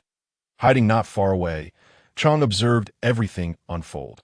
Once the 2 entered the forest, they immediately approached the chief's great tent to report their whereabouts. Chief, what should we do now? Humph. The mountain chief's eyes darkened with malice as he forcefully pushed the little beast in his arms aside and stood up. Of course, we shall bind them to our sides and make them our slaves for life, until death do us part. The black python was filled with excitement. So, are we to act now? Naturally. The mountain chief's expression was devious, his face betraying his malicious intent. Go. Gather a few warriors, kill ye, and reward he to you as for the supplies, and Li, bring them directly to my tent. Yes. Chang, brimming with enthusiasm, exited the tent, rounded up several strong orcs, and hurried towards Ye's dwelling. In no time, a group of 7 arrived nearby, and Chang observed Murong Li, and he sitting by the campfire, cloaked in bee skins, conversing with Yi, who lay not far away. Though he found it curious why they would cover themselves so warmly in such hot weather, he did not dwell on it due to their mission, and instead charged into the camp with his companions, shouting, "Attack!" However, unexpected turmoil erupted in an instant. As the 7 approached the camp, Murong Li and he simultaneously flung off their bee skins, raising an unknown contraption, igniting its tip in the fire, and swiftly aiming it at them while pulling the triggers. Whoosh! Whoosh! 2 flaming wooden sticks whistled through the air, shooting directly toward them. Everything transpired so rapidly that the orcs barely had time to react. 2 of them were struck, with a pair of muffled explosions. Blue flames erupted from their bodies and quickly engulfed them. Help! It hurts! The piercing screams tore through the night sky as they fell to the ground, the flesh where they had been hit visibly peeling away, revealing bloody sinews and bones. The nearby orcs were immediately frozen in terror, rushing forward to extinguish the flames. But as they approached, they were overwhelmed by the acrid smoke released from their burning comrades, causing them to cough and collapse. Chang looked on in disbelief at his charred companions, who were clutching their chests and gasping for air, while his gaze shifted to the 2 little beasts, filled with both fury and hatred. Li, how dare you harm others? Humph, you all were about to attack he and me. Do you think I'm not allowed to resist? Murong swiftly raised the crossbow in his hand, his expression cold as he aimed at his adversary. Did they truly believe him to be as helpless as a mere beast? This chapter is not yet finished. Please click the next page to continue reading the thrilling content. As he spoke, he unceremoniously released another arrow. With a sharp whoosh, one of the avian beastmen was instantly pierced through the heart, a small fireball erupting from his chest. He writhed in agony for a few moments before falling silent. The black python and the remaining companions watched in horror as he was consumed by blue flames. Quickly reduced to charred remains alongside the other two, fearful, they began to retreat, their eyes filled with terror. Their earlier bravado vanishing. "You, don't do anything rash. We are warriors of the tribe." Morongli scoffed disdainfully. Just as he was about to retort, he noticed the surrounding beastmen being drawn to the commotion. Seizing the opportunity, he shouted, "What if you are warriors of the tribe? The heavenly fire descends to punish you, the bullies of the weak and the unjust beastmen. I and Ru are merely the instruments of the beast god's retribution. Li and Ru are divine attendants." The crowd gasped in disbelief. Staring at the two in astonishment, Ru, who had been silent, quickly straightened his posture, chin held high, as if to convey to all present that their assumptions were correct. Only Morongli, standing close by, and Yi, a few steps away, could discern that he was trembling with anxiety, unnoticed due to the distance. That "Do not be afraid," Morongli whispered, then raised his gaze to confront the black python and his companions. Declaring loudly, "Black python, return and inform Shan that should he dare to provoke me again, I shall ensure that the entire wilderness tribe accompanies him to the grave." He raised an eyebrow with a smile. Confident that, after what had just transpired, they would understand he possessed the strength to follow through. The black python quivered, unable to speak, but fearfully retreated to a safe distance before hastily fleeing with a lone remaining companion, abandoning the charred and poisoned bodies of their comrades. Humph! A flicker of disdain crossed Morong Li's eyes as he surveyed the onlookers, before settling down by the fire with Ru, lapsing into silence. The others, initially eager to approach and curry favor, to inquire whether he and Ru were truly divine attendants and what the descent of heavenly fire entailed, hesitated. His aloof demeanor, coupled with the ease with which he had dispatched formidable foes, filled them with curiosity yet deterred them from drawing near, fearful that their impertinence might invoke his ire and lead to calamity. Thus, they returned to their respective abodes, curiosity unquenched and dissatisfaction lingering in their hearts. "Brotherly, that was incredible." Once the crowd dispersed, Ru excitedly waved his weapon at Morong Li, exclaiming, with just one shot, "You burned them all. The true marvel lies not in the crossbow, but in the powder on the arrowhead."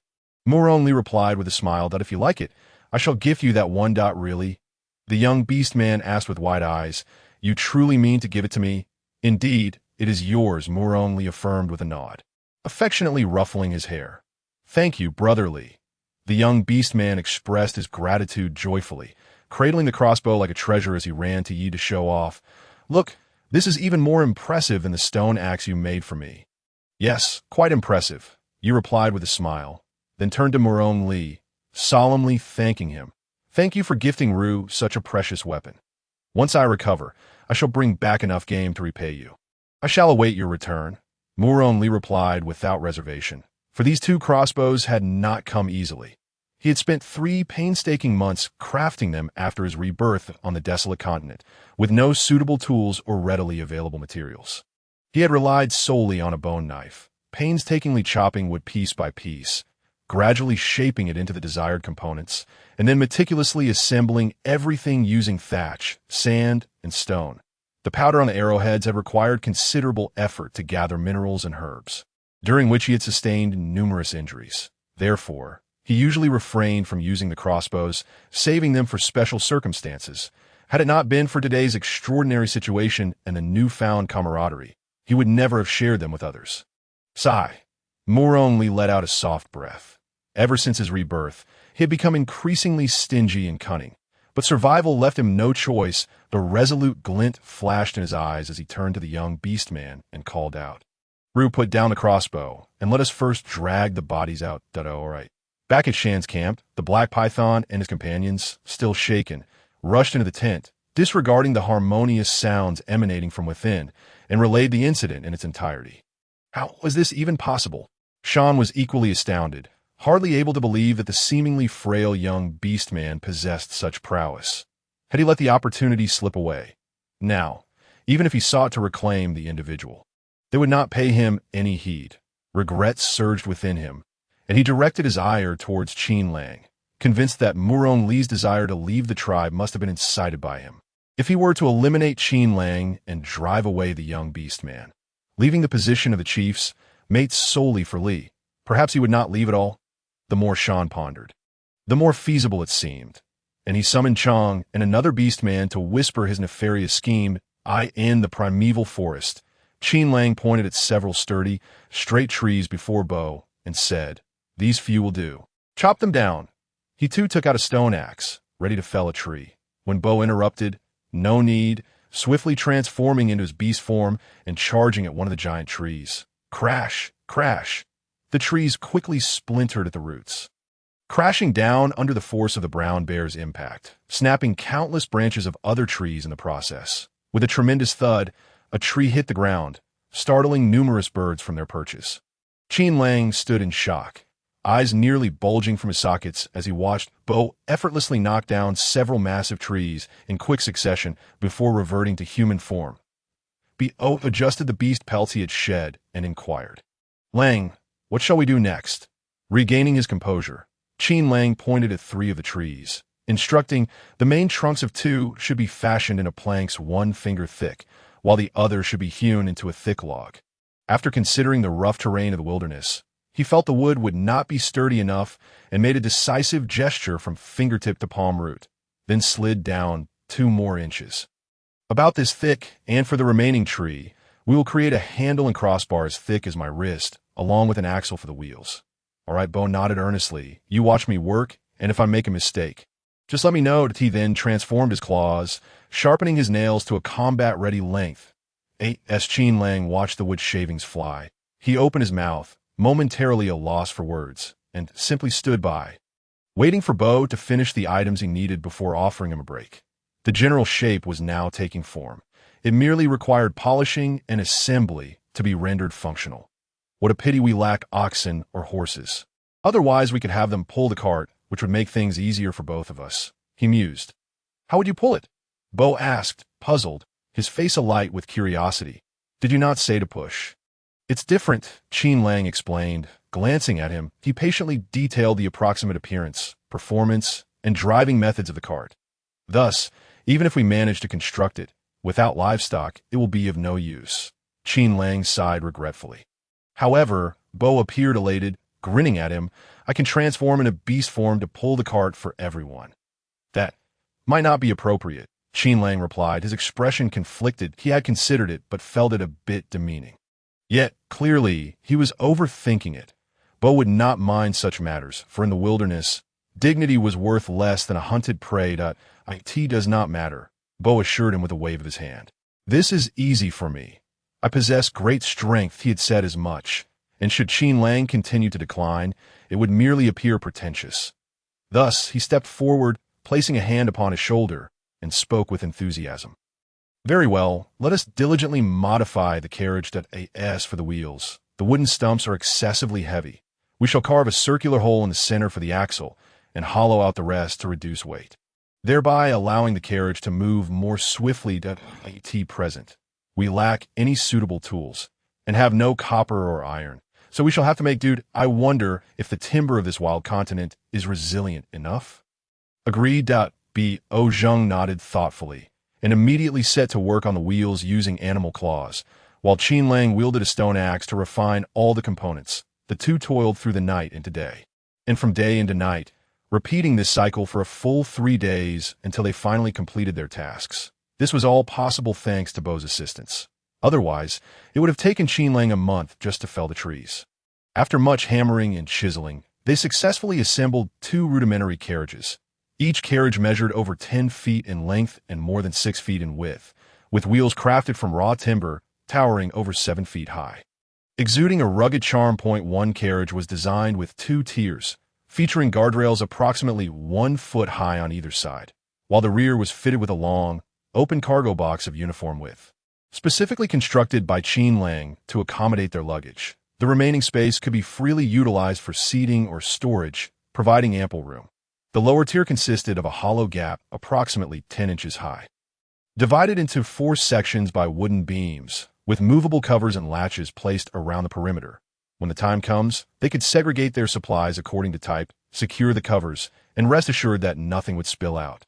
making retrieval exceedingly convenient. The other carriage, while singular in layer, boasted half-height open cargo boxes on the rear and both sides. Furthermore, both carriages were constructed using a mortise and tenon joint system, and for ease of travel.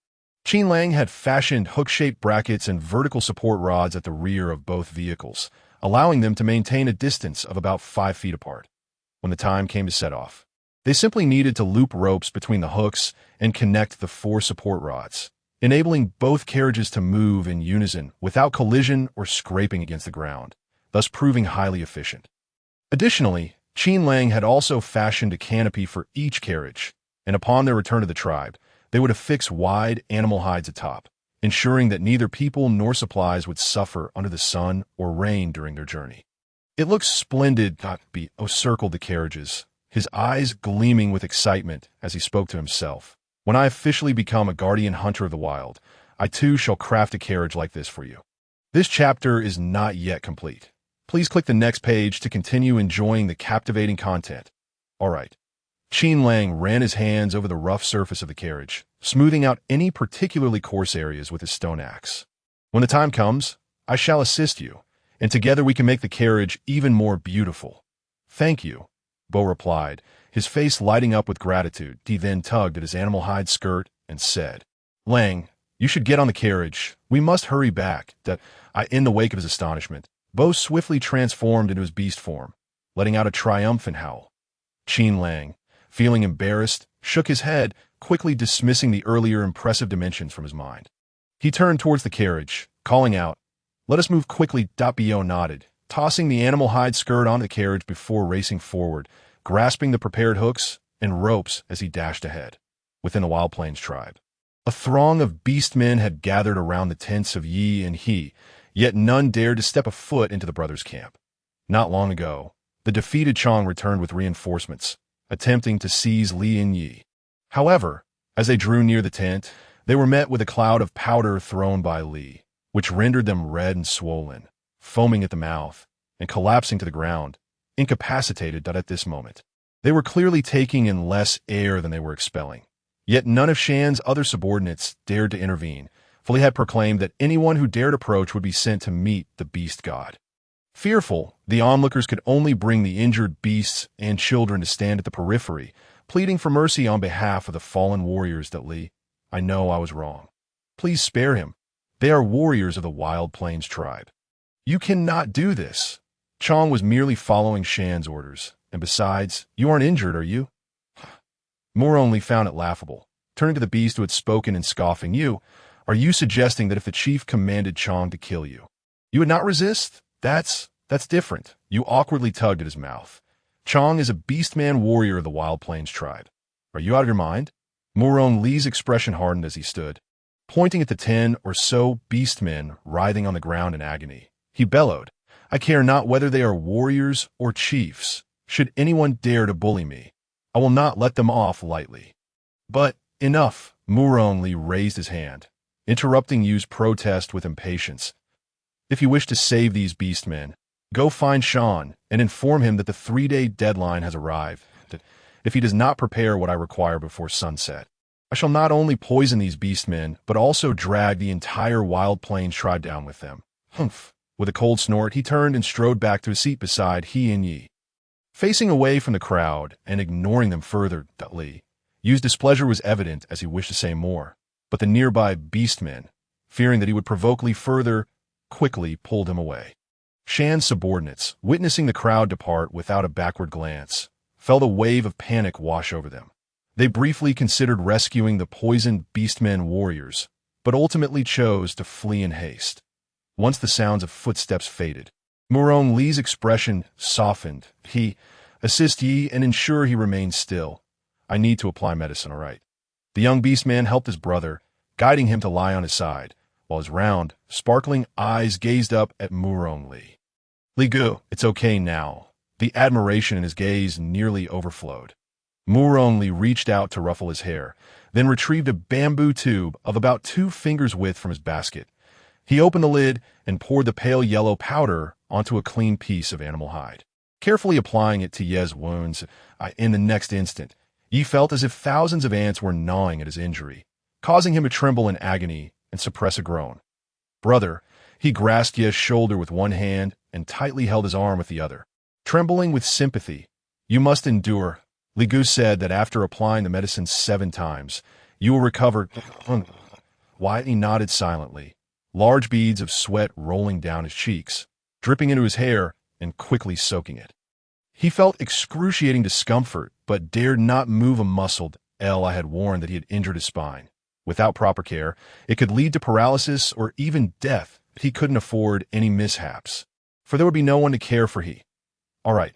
Murong Li's voice sounded in their ears. "You can lie flat now." "Thank you, Li Gu." The brothers sighed in relief, and with their support, Yi slowly lay back down. He looked at Murong Li and asked, "Lang and Bo have been gone for 3 days. I wonder when they will return." "Do not worry, no matter how long they take. I will protect you." Murong Li replied calmly with a smile. Gathering the medicine, "I shall go check on those useless fools." With that, he strode towards the ailing beastmen, stepping before a half-beast black python and kicking it lightly. "So, how does the medicine taste?" Chong, gasping for breath, looked into Murong Li's beastly eyes, filled with fear and panic. I was wrong. Please spare me." "Oh." Murong Li raised his voice slightly, then crouched down, raising a slender finger to waggle it back and forth while saying, "Villains do not admit their wrongs, especially those like you who refuse to change. Were it not for the circumstances, I would not have granted you so many chances." With that, he flashed a bewitching smile at Chong, letting his finger drop to the bone knife at his waist, his expression darkening in an instant as a murderous intent surged forth. Puff! The sharp blade plunged viciously into the heart of the black python, only to be swiftly withdrawn, accompanied by a spurt of vivid crimson mist before it struck again. Little Master, there is more to this chapter. Please turn to the next page to continue reading. The latter part is even more thrilling. Murong Li cast his gaze down at the blossoming red plum flowers erupting across his body, a flash of malevolence flickering in his eyes as he twisted his wrist, causing the blade to dance left and right. The black python writhed in agony, unable to suppress the convulsions coursing through its body, its incredulous eyes fixed on the beast before it, letting out a muffled groan before tilting its head and closing its eyes for good. Murong Li snorted coldly, rising to face the stunned gray wolf brothers, and calmly stated, "I'll go wash up. If anything arises, call for me loudly." "Oh." The two nodded obediently. A smile graced Murong Li's face as he retrieved a set of clean beast hide, clothing, and made his way to the stream not far from the campsite. The water was abundant, and the stream flowed continuously towards the campsite, shielded by overgrown grass taller than a person, an ideal bathing sanctuary. The black python beastman had chosen this location for its convenient access to water and the mountains, and had taken advantage of Bo's absence to bully the young Yi. Hoping to provoke Yi into a duel that moment, he intended to seize the opportunity to eliminate him and claim the campsite along with the little beast. However, he had not anticipated Bo's timely arrival, which resulted in Yi being rescued and severely injured. Murong Li stepped into the thicket, quickly shedding his garments before entering the stream, diligently cleansing himself of blood and sweat until he was free of any foul odor. Only then did he don a clean beast hide, clothing, and wash the soiled set before returning to the campsite. Feeling refreshed, by this time, he had finished preparing the stewed meat, while the beastman warriors lay lifeless. The little beast had transformed from the frantic demeanor of days prior to one of increasing composure. Upon seeing Murong Li return, he beamed, asking, "Brother Li, should we discard this bad guy?" Murong Li hung the beast hide on a nearby branch, instructing, "After we finish eating, you help me drag it all outside to avoid attracting pests." "Okay." Wiley nodded enthusiastically, putting extra effort into serving the food. Murong Li smiled, moving beside him to gently tuck back his slightly disheveled hair behind his ear, saying, "Once we leave the Wild Plains tribe, Brother Li will teach you how to make hairpins." "What is that?" The little beast gazed up at him, his eyes wide and sparkling with innocence, unable to resist. Murong Li pinched his cheek, explaining, "It's something that can secure your hair." Ye grinned widely. "Then I'll learn and make one for Brother Li." Murong Li chuckled. No, suddenly, a cacophony erupted outside the campsite, a tremor coursing through the earth. Murong Li's heart tightened, and he quickly shielded Yi. A massive, bear-like creature, stout as a mountain, came barreling forward, dragging two exceedingly ugly carts behind it. Murong Li grimaced. What an unsightly vehicle. Still in shock, Yi and the others queried, "What's ugly?" "It looks big and sturdy." Ali, Qin Lang, spotting the little rabbit from afar, felt an immense joy swell within him. Before the carts came to a halt, he leaped up, waving eagerly, "We're back, Brother Qin." Murong Li jumped high, his eyes sparkling as he rushed towards him. "Brother Qin, sob, you're finally back." The rabbit ears bobbed with his movements, causing Qin Lang's heart to soften. "Has the little beast been bullied?" He called out to him. "Don't cry. Don't see our wide-out Y." And the little brothers exchanged puzzled glances. How had he suddenly started crying? Just moments ago, he had been fierce while confronting the black python. Before they could ponder further, Qin Lang had already leapt down from the cart, catching the rushing little weeper securely in his arms, shielding him in front of him, and asking softly, "What happened?" "In nothing." Murong Li feigned strength, then pointed angrily at the nearby corpses, declaring, "After you left, the mountain sent the black python to capture me, Yi, and the little one. They wanted me and Yi to be their companions, and to take you and Bo as slaves. We struggled greatly to defeat them. Bo roared in fury, pounding his chest with clenched fists, causing the earth to tremble beneath his massive bare paws, sending dust swirling, which made the little beast cough. "Cough, cough." Qin Lang felt a headache coming on and quickly urged him to stop. "Hurry up, or Yi's stone bed will collapse under your stomping." The beast's roar abruptly ceased as Bo transformed back into human form. Qin Lang gently pressed down on the little beast's head, directing his gaze elsewhere, and softly reassured him, "Don't be afraid. Bo and I will avenge you shortly, and then we shall leave this place." The little rabbit nodded, raising his head to look at him. "But first, I need to retrieve my beast hide and bone knife." Qin Lang nodded. "All right, I promise." His tone carried a subtle warmth, and Murong Li felt fulfilled, wiping away his tears to reveal a radiant smile. Qin Lang felt a wave of tenderness wash over him, and casually draped an arm around Murong Li's back as they approached the carts together. He pointed at the two carts, asking, "What do you think? How do they look?" "They're wonderful."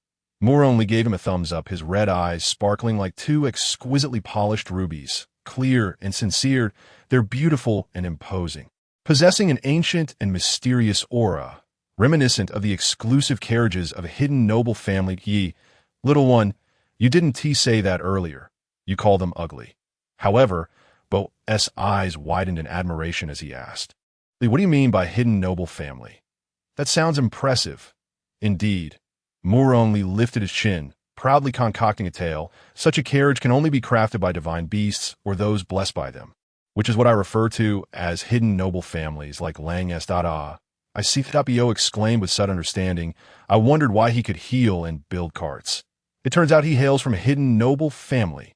What did you expect? Murong Li continued to fill his mind with ideas. My ability to befriend Lang is merely due to my knowledge of herbs and some trivial manufacturing skills. Otherwise, I wouldn't even qualify to be by his side. As he spoke, he observed Qin Lang, who was struggling to suppress his laughter, causing Murong Li to blush slightly, but still muster the courage to compliment. Lang is truly a remarkable person. Indeed, this point was unanimously agreed upon by Bo, Yi, and the little one without hesitation. Lang is indeed powerful, even more so than the shaman of the Grey Wolf tribe. All right. Qin Lang could no longer contain his amusement and quickly interrupted their conversation, clapping his hands with a smile. "Hurry up. After we finish eating, we need to discuss where to head after leaving the Wild Plains tribe." All four nodded in unison, replying, "Okay." Qin Lang chuckled, naturally pulling Murong Li closer as they joined Bo by the campfire. He had already thoughtfully prepared portions of the stew for everyone, placing his share beside his brother, feeding him as they ate together. Seeing the two didn't need assistance, Qin Lang and the others began to gnaw at their own portions of stew. Indeed, it was a gnawing affair. The culinary skills of the primitive tribes were rather disheartening. Perhaps due to their survival environment, their expectations of food were merely to fill their stomachs, with taste and texture being of little concern to most. As such, the meat, unidentifiable in origin, tasted akin to gnawing on wood. Qin Lang mused that it was only due to the robust bodies they had in this reincarnation that they could endure such fare. Otherwise, after incessantly gnawing like this, they would likely lose all their teeth by the age of 30. He pondered that once they found a suitable place to settle, he must teach everyone some culinary skills. Otherwise, with this daily gnawing, he and Murong would undoubtedly suffer from taste disorders. Everyone, are we all here? A sudden and jarring voice interrupted Qin Lang's train of thought. He, along with the others, turned to follow the sound. And there appeared Shan, accompanied by a group of orcs. Approaching the camp, that a few individuals hastily set down their food and rose to a state of alertness. Bo, with fervor, tore off his leather skirt and transformed into a formidable brown bear, letting out an enraged roar towards the crowd. Shan and the orc warriors recoiled in fear. It wasn't that they were particularly intimidated by Bo. After all, no matter how powerful he was, a single pair of fists could hardly contend with 4 hands. What truly frightened them was the weapon and the powder drugs in Murong Li's possession, which deterred them from engaging directly. Bo, please calm down. We have come to deliver animal skins and bone knives to Li. Shan explained, his voice trembling as he nudged the 2 orcs beside him, who were clutching various items. Qin Lang scoffed, ignoring their exchange, and instead fixed his gaze upon the towering figure of Bo, intending to retrieve the items. Roar, Bo bellowed, lifting his head as he walked, and gradually shifted back to human form, standing unabashedly in his bare state as he accepted the items from the orc warrior. Then turned around with a swagger to return. Qin Lang, feeling exasperated, pulled Murong Li into his embrace, placing a hand firmly on the back of his head to prevent him from turning to see anything inappropriate. He thought to himself that it was imperative to instill a sense of decorum and morality in these orcs. Otherwise, with their incessant staring, they would inevitably face consequences. Murong Li leaned against Qin Lang's chest. Somewhat dazed, his delicate hands naturally rested upon Qin Lang's torso, and his slender, fair fingers unconsciously grazed the fur coat he wore. The gentle touch stirred a sensation in Qin Lang's heart, prompting him to quickly grasp the little beast's fingers and gently pinch his fingertip, urging him not to move. Murong Li's face flushed crimson, and he instinctively attempted to pull away, but found himself unable to do so, ultimately resigning to keep his head lowered. Lang, I have brought the items, Bo announced as he presented the animal skins and bone knives before him. Qin Lang nodded, a sense of urgency in his demeanor as he gestured for Bo to hastily place them on the ground and don his leather skirt. Very well. Though Bo found Qin Lang's behavior peculiar, he complied without hesitation. Once Qin Lang confirmed that Bo was properly attired, he took the little beast's hand, gently patted his back, and then released him. Murong Li stepped back, standing silently with his head bowed, his fluffy ears twitching slightly. Qin Lang observed, feeling a sudden urge to touch those ears, and absent-mindedly began to twirl his fingers. Quite adorable, Qin Lang mused internally. Quickly diverting his gaze to Shan and the tribal orcs who stood a short distance away, we have accepted the items. Tomorrow morning, we shall depart as per our agreement. You may take those bodies with you. Internally, Shan grappled with conflicting emotions.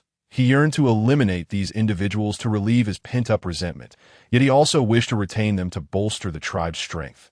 After all, Bo possessed formidable combat abilities. Emily could craft powerful weapons and toxins that, if the 2 remained, the wilderness tribe might evolve into a formidable force. However, the way they adhered to Lang's words made Shan wary. What if they persuaded the duo to assist in seizing his leadership position? That would place him in jeopardy. After much contemplation, Shan ultimately decided it would be best for these individuals to leave the wilderness tribe promptly.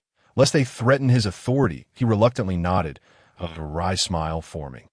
Very well, he then ordered his men to carry away the already lifeless orc bodies, fleeing as if escaping, vanishing without a trace in mere moments. However, Bo was not pleased.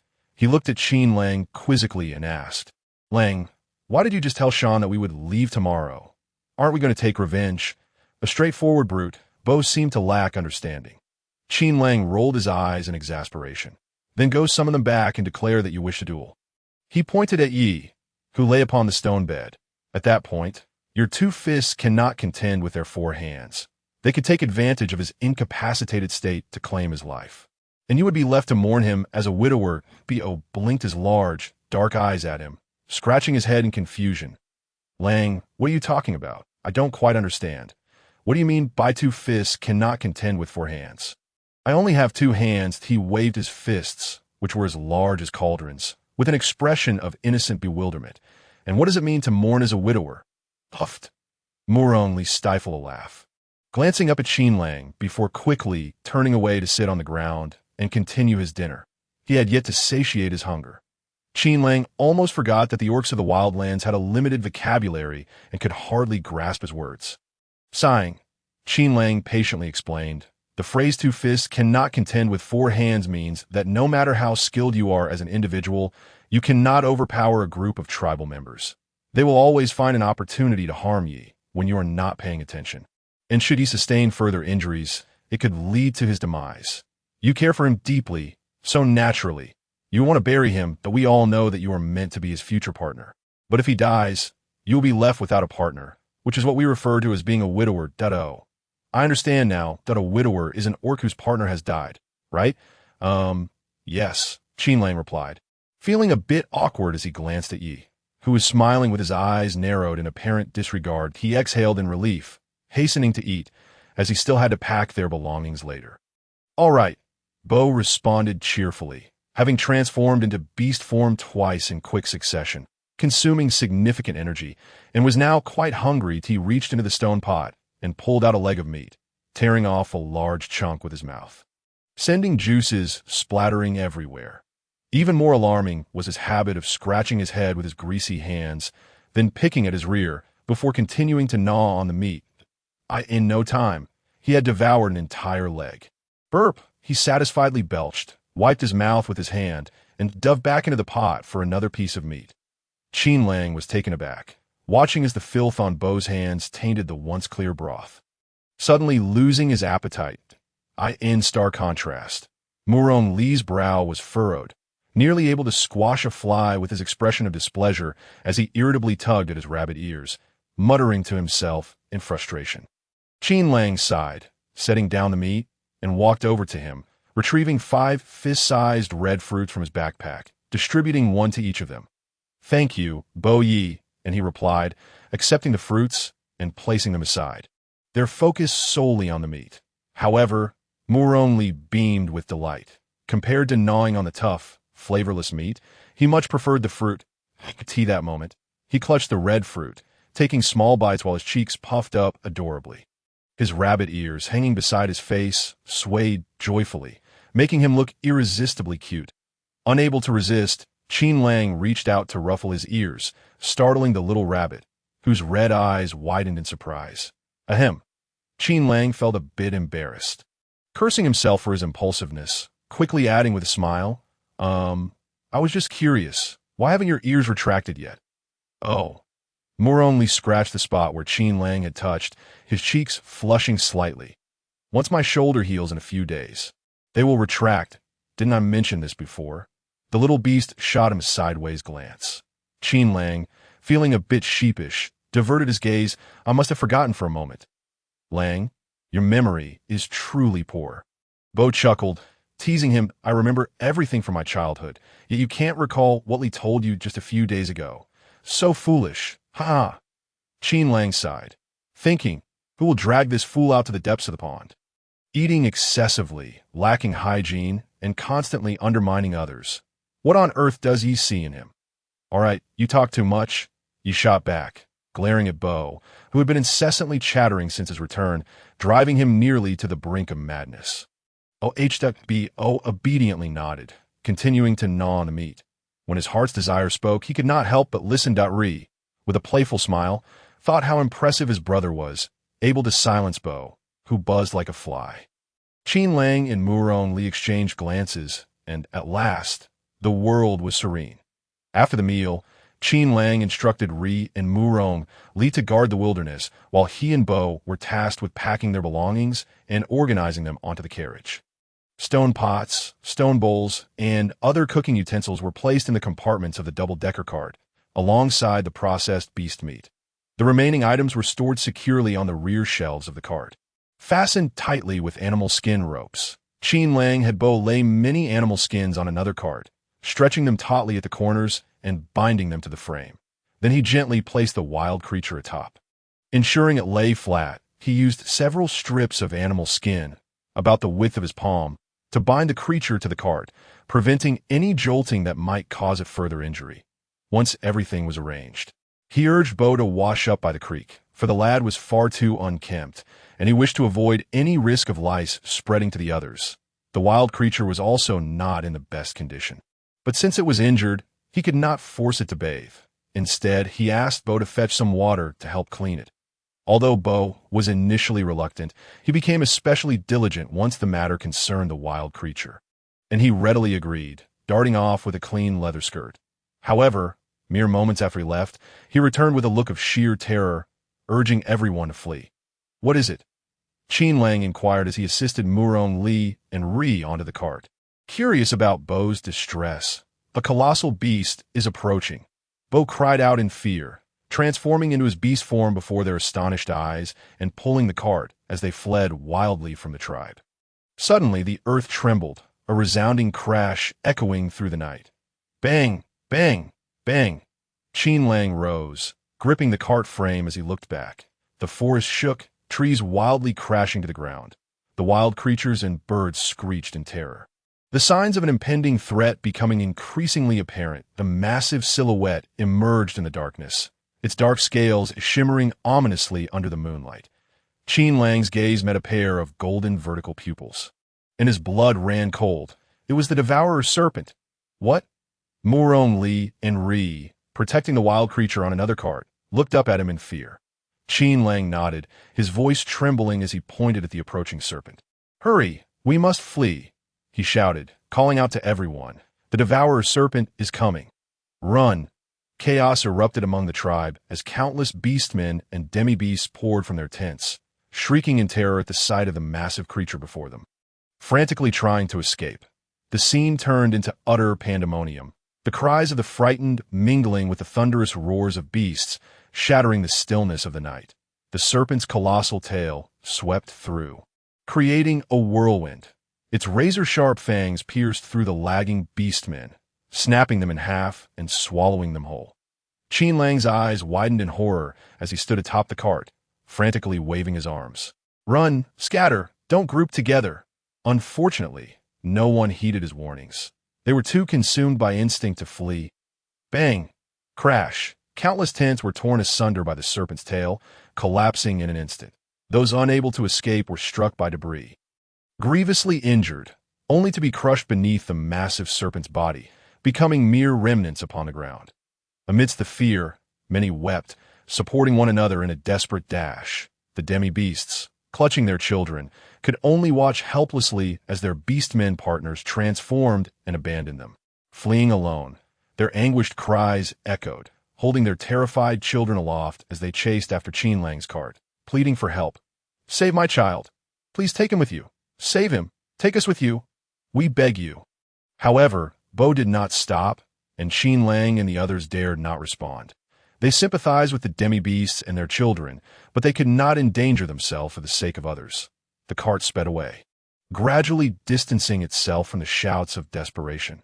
Standing on the cart, Qin Lang fixed his gaze on the direction of the tribe, witnessing the bodies flying through the air, the brutality and danger of the savage continent striking him for the first time. He trembled uncontrollably, unable to regain his composure, while Murong Li, Ri, and the bewildered wild creature lay flat on the cart, equally shaken. The two young demi-beasts wept in fear. Will the serpent catch up to us? Why did it leave the Wumong forest? Logically, such a colossal beast would not easily abandon its territory unless something extraordinary had occurred. "I don't know," Qin Lang replied gravely, shaking his head. "We must flee as far as we can." Suddenly, a thunderous roar erupted ahead. Qin Lang, Murong Li, and Ri quickly looked up to see searing red magma, accompanied by billowing smoke, trees, and rocks soaring into the sky. The explosion reverberated incessantly, the ground violently shaking as the land erupted in response to the shockwaves. Heading in the direction they had fled, more and more molten rock burst forth from the earth, splashing onto the devourer serpent, causing it to emit a pained roar and thrash violently, making the ground tremble ever more fiercely. Suddenly, The serpent's anguished cry pierced the sky once more. Qin Lang watched as its massive body, raised high into the air, plummeted with a resounding crash, disappearing from sight. A thought struck Qin Lang, and he turned. Shouting in alarm, "Bo, hurry! The ground is splitting wider!" Bo roared in response, sprinting with all his might, quickly distancing himself from danger. Gradually, the sound behind them began to fade, eventually settling into an eerie calm. The five of them halted on a flat, high ground. Apart from the mobile wild creature, the four stood atop the cart, shaken as they gazed toward the direction of the tribe. The ground beneath them trembled occasionally, accompanied by the crackling of flames. Trembling, turned to Qin Lang, eyes filled with fear and anxiety. Brother Lang, was that the beast god's wrath? No, Qin Lang replied slowly, regaining his composure. It was the earth dragon turning. It has nothing to do with the beast god. He then jumped down from the cart, pointing into the distance. Once dawn breaks, Al Li and Ri will stay here with the wild creature, while Bo and I will head back to investigate. While in Dian, he had heard from Yuan Lang, Chun Mingzhang, and others at the Langan Academy that any enormous beast harbored tremendous energy within its body that if one were to use their bones, flesh, or internal organs to brew alcohol, it could yield effects of rejuvenation and longevity. This group, excluding Bo, was either ill or weak, thus obtaining some serpent meat could serve as a nourishing supplement if it proved beneficial. That would be splendid. If not, they could merely enjoy a meal of ordinary roasted meat without loss. However, everything hinged on what they would find at dawn, whether the body of the devourer serpent had indeed fallen into the chasm, how much remained under the scorching magma, and whether it had perished completely. Otherwise, it was all mere speculation. Qin Lang, will it be dangerous? Li asked, her concern evident. It will be fine, Qin Lang replied lightly, a smile gracing his lips. Tomorrow, we shall be cautious. If anything feels amiss, we will leave immediately. He turned to the group. Now, let us find a place to set up camp. All right, Li said, pointing northwest, that I once visited that area while gathering. There is not only a spring, but also elevated terrain that overlooks the entire wasteland tribe. Very well, we shall go there, Qin Lang agreed. Turning to Bo, thank you for your hard work. It's nothing. Bo replied, but Bo transformed back into his beast form, pulling the cart as he galloped away once more, finally halting at the foot of a mountain in the northwest. Qin Lang and Bo hurriedly kindled a bonfire, then proceeded to examine Ye's body, concerned that the recent jostling might have exacerbated any injuries. Indeed, the wound on Ye's back had been ground into a bloody mess by the wooden planks beneath him, oozing fresh blood and appearing rather gruesome. Fortunately, the fracture had not worsened. Brother Qin, you and Bo help me support Yi, and light a torch for me. I need to reapply the medicine, Li instructed, retrieving some medicinal powder from the luggage at the back of the cart. The three nodded in agreement, each taking on their respective roles, and soon they had treated Bo's wound adequately. Qin Lang observed the now blood-stopped injury, and then glanced at Yi, who had remained silent throughout yet was gradually regaining color. He could not help but marvel at the resilience of the orcs of this untamed continent. Their vitality was truly astonishing, not to mention their formidable healing abilities. However, after a day and night of turmoil, Ye's strength had utterly depleted. As soon as they laid him flat, he closed his eyes and fell into a deep slumber. The younger RA was equally fatigued and drowsy, having yawned several times in a short span. RA, come here, let me spread some beast skin for you, Li said, patting the cart's floor, inviting the little beast to lie down and rest. Yet, RA stubbornly refused. Pressing closely against him, unwilling to budge an inch, Li Gidge, I'm scared. Understanding that the child had been frightened by the recent events, Li pulled him closer, wrapping him in a beast's skin and gently patting his slender back. Don't be afraid. Li Gidge is here.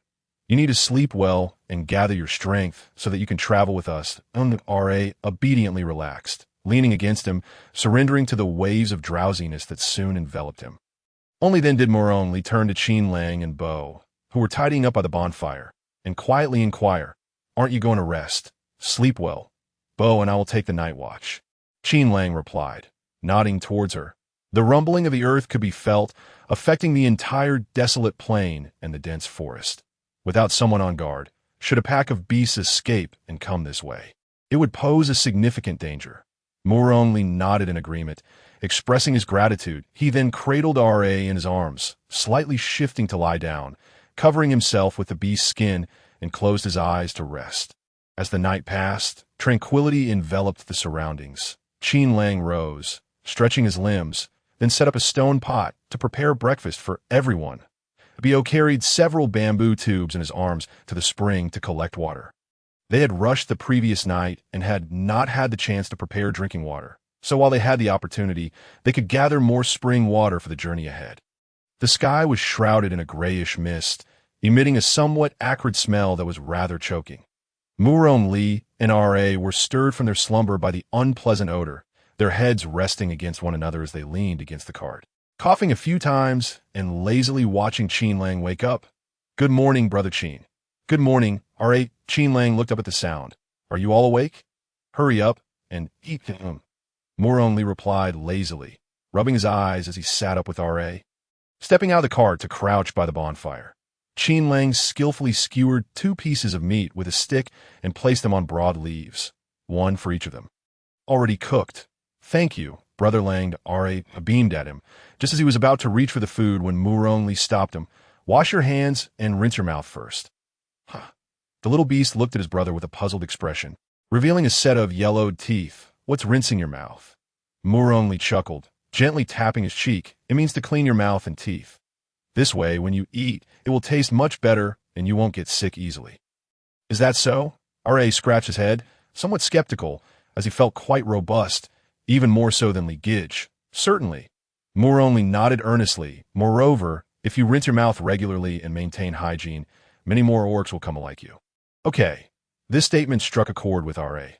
Upon hearing that many orcs would like him, he sprang up, exclaiming, "Li Gij, teach me to rinse my mouth." Muron Li found it both amusing and exasperating. It seemed that this single phrase was more effective than all his previous explanations. Thus, he led R.A. to the cart, retrieving a handmade toothbrush from their supplies. "Here, one for each of us." "Thank you." Li Gij at R.A. He took the 2 brushes and quickly dashed to the spring, offering one to Bo. "Here you go, Brother Bo, I have one too." Bo exclaimed excitedly, leaning towards Muron Li and calling out, for he had just heard that rinsing often would garner many admirers. However, he didn't need that many. He only wanted Yi to like him. "Yes, everyone will." Muron Li smiled and nodded, then turned to Qin Lang. "Brother Qin, let us teach them properly." "All right." Qin Lang chuckled and stood up, realizing that the little beast could hardly tolerate these 3 unkempt individuals. He walked over, casually taking a brush and examining it closely. Muron Li's toothbrush was not particularly refined.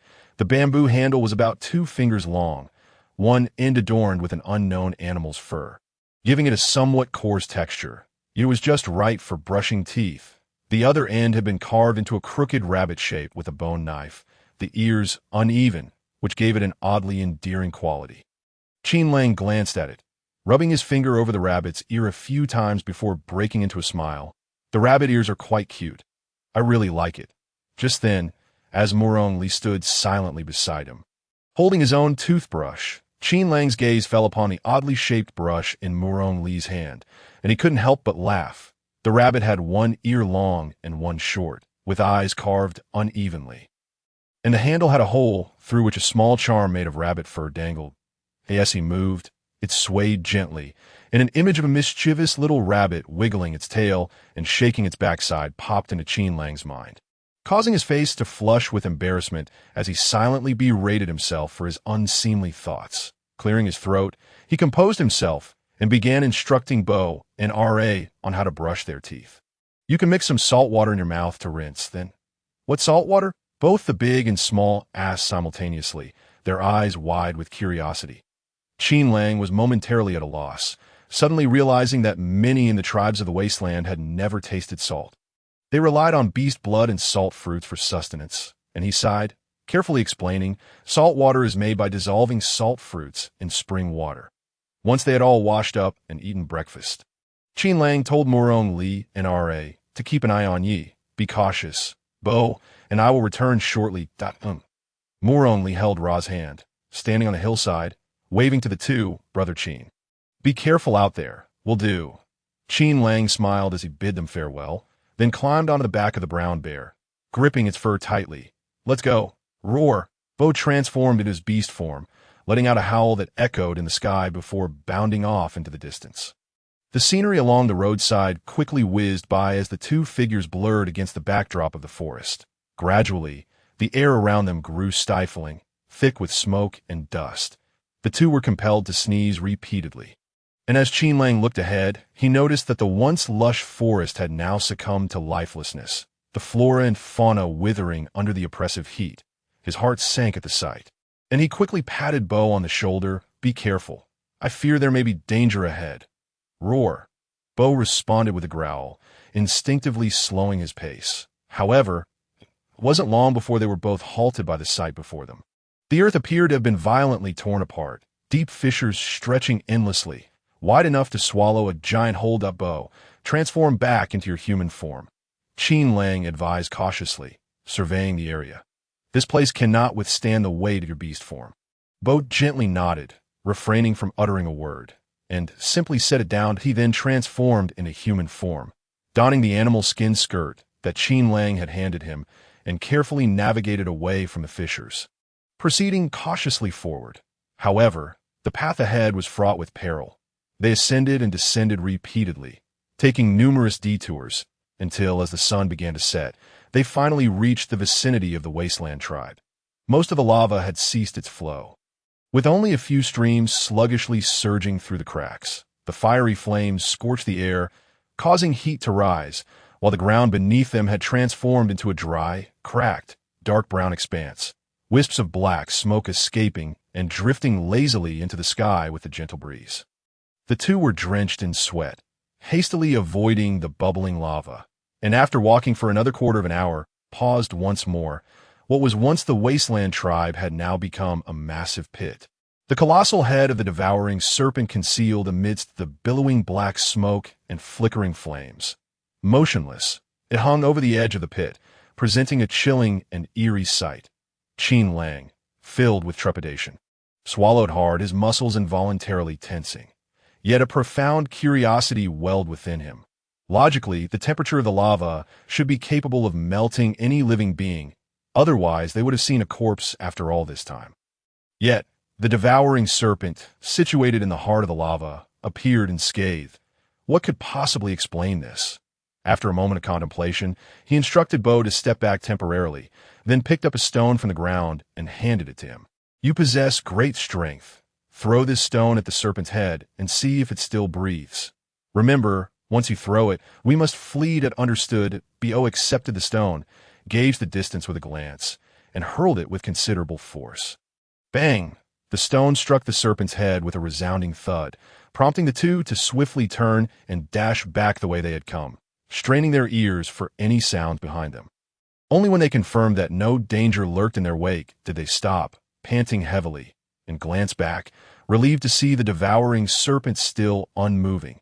They then cautiously approached the edge of the pit, finally discerning the gruesome scene below. The immense serpentine body occupied much of the pit, while the scalding lava flowed over its surface without causing any scorching damage, illuminating the serpent's dark scales, which shimmered with an almost otherworldly resilience and sharpness.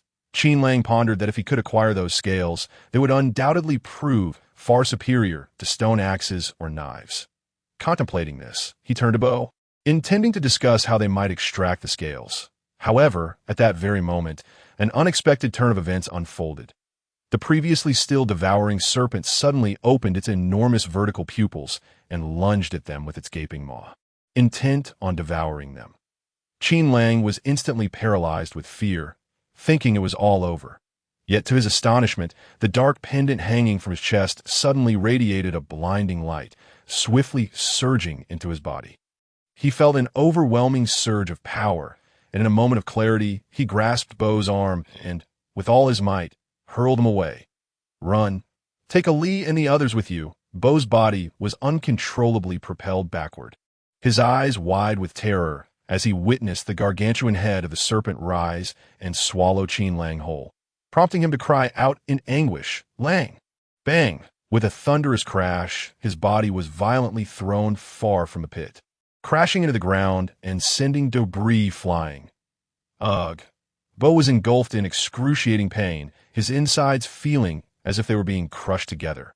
Unable to bear it any longer, he spat out a mouthful of blood, his head tilting to the side as he succumbed to unconsciousness. That moment, countless beams of brilliant light erupted from within the serpent's body, piercing through its form. Roar! The serpent wailed in agony, its massive body thrashing within the pit, its thick tail raised high before crashing down violently against the pit's edge. The solid ground beneath, stripped of its integrity, crumbled rapidly, showering the serpent with debris, which was subsequently engulfed by the surging lava. As the pit expanded with its thrashing, billowing clouds of dust enveloped the entire area in a haze of flickering light. Gradually, the devouring serpent lost its strength, its body crashing heavily into the pit's depths, completely devoid of life. The surroundings fell silent, with only the occasional crackle of lava burning echoing in the air, until it was abruptly shattered by a colossal explosion from the pit's floor. Boom! A figure, engulfed in roaring flames, surged from the pit's depths, the searing fire quickly forming a crimson wave under an invisible tempest, which then compressed into a glowing red orb that plunged into his chest, vanishing in an instant. The dark pendant hanging from his chest, however, in that fleeting moment, transformed into a brilliant red hue, akin to raging flames. His body then descended gracefully, landing firmly on the ground. Upon closer inspection, it was none other than Qin Lang, who had been swallowed by the serpent not long before. He raised his gaze, scanning the surroundings, and soon fixated on the motionless brown bear not far away. Channeling his energy, he soared through the air to stand before it, reaching out to pat its cheek. Bo, wake up, Bo. Yet, despite Qin Lang's calls, Bo remained unresponsive. Furrowing his brow, Qin Lang pondered for a moment before channeling his energy once more. Placing his hand upon Bo's chest, an invisible force surged into Bo's body, and his visible breath steadied and strengthened, his beastly form gradually receding. Only then did Qin Lang withdraw his hand and leap to the edge of the pit. He observed that the lava at the bottom had extinguished, and the serpent's remains had turned into countless charred fragments, yet its resilient dark scales remained intact. The scales shimmered with a dim glow, seemingly imbued with some ancient, mysterious power, completely unaffected by the flames. Qin Lang narrowed his eyes, leaping into the pit and diligently prying the scales off, piling them at his feet with the intent of taking them back to forge weapons. However, the gargantuan body of the devouring serpent, though now reduced to charred remnants, still occupied a substantial portion of the pit, making it exceedingly difficult for Qin Lang to extract all the scales without continuous searching. Fortunately, he was not overly greedy. From the outset, he aimed to collect only the scales within his reach, leaving the rest to whoever might chance upon them. With this thought in mind, he hastened his efforts, and before long, a small mountain of scales had formed at his feet. Meanwhile, Bo, who had been unconscious for some time, gradually began to awaken. He slowly opened his eyes, rubbing the corners as a look of confusion crossed his face. Yet in the next moment, his expression sharpened with clarity as he sprang to his feet, steadying himself on the ground before sprinting towards the pit. Lang, where are you? Lang, wait for me. I'm coming to rescue you. His voice rose higher with each call, tinged with guilt, prompting a chuckle from Qin Lang at the bottom of the pit. I'm at the bottom. I'm fine. Upon hearing his voice, Bo abruptly halted, his eyes wide with disbelief as he gazed into the pit. In the next instant, he rushed to the edge, and there stood Qin Lang, waving at him from the bottom. Lang. Bo's eyes brimmed with tears. I thought the devouring serpent had eaten you. Indeed. At that moment, I thought I was doomed as well.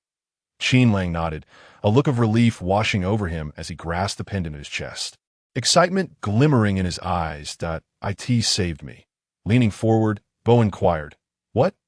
Qin Lang chuckled lightly, gently shaking the pendant in his hand as he spoke. When we arrived here just now, there was not a single corpse of an orc or a beast in sight. I surmised that they were likely reduced to ashes by the magma spewing from beneath the earth.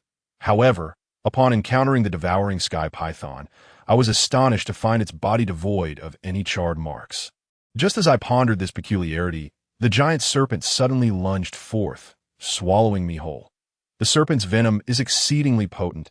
Anything that comes into contact with its saliva can succumb to its lethal effects in an instant.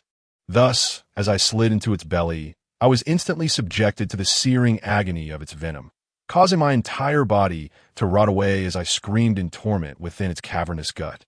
At that moment, the pendant flashing with brilliant light before me began to tremble violently, manifesting into numerous blades of light that swiftly radiated outward, piercing through the serpent's body. Amidst the anguished roars of the devouring sky python, an inferno of boundless flames converged around me, voraciously consuming all energy within the serpent's belly. Floating weightlessly within the serpent's innards, I felt an excruciating heat that drove me to scream in agony. The flames, imbued with unparalleled spiritual power, surged into my limbs and bones, cleansing every fiber of my being. Simultaneously, the flesh of the giant python visibly shriveled and withered, tightly encasing me in a chrysalis-like form. And I felt as if I were on the brink of asphyxiation as the serpent constricted me tighter. My body convulsed uncontrollably, my skin appearing parched, shrinking at a visible rate before suddenly bursting open, revealing bloodied flesh and exposed bones beneath.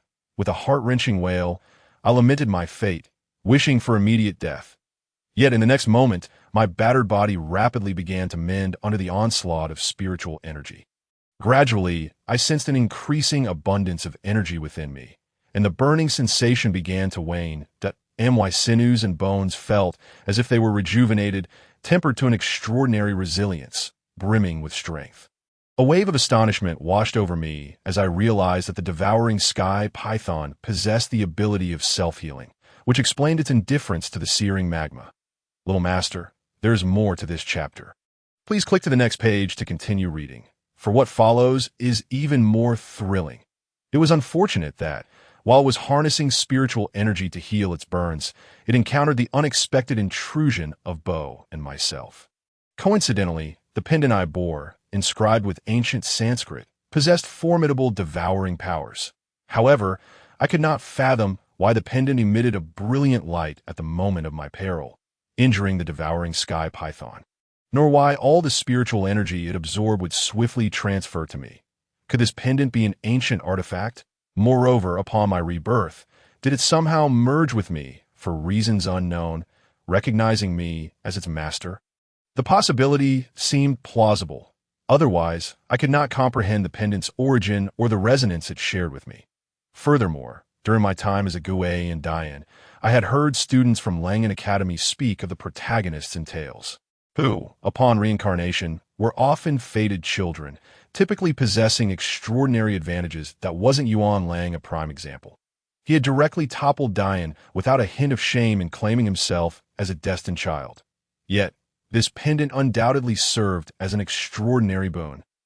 Contemplating these revelations, clarity flooded my mind that I abruptly opened my eyes, clenched my fists tightly, and swiftly began to channel the fiery powers within me.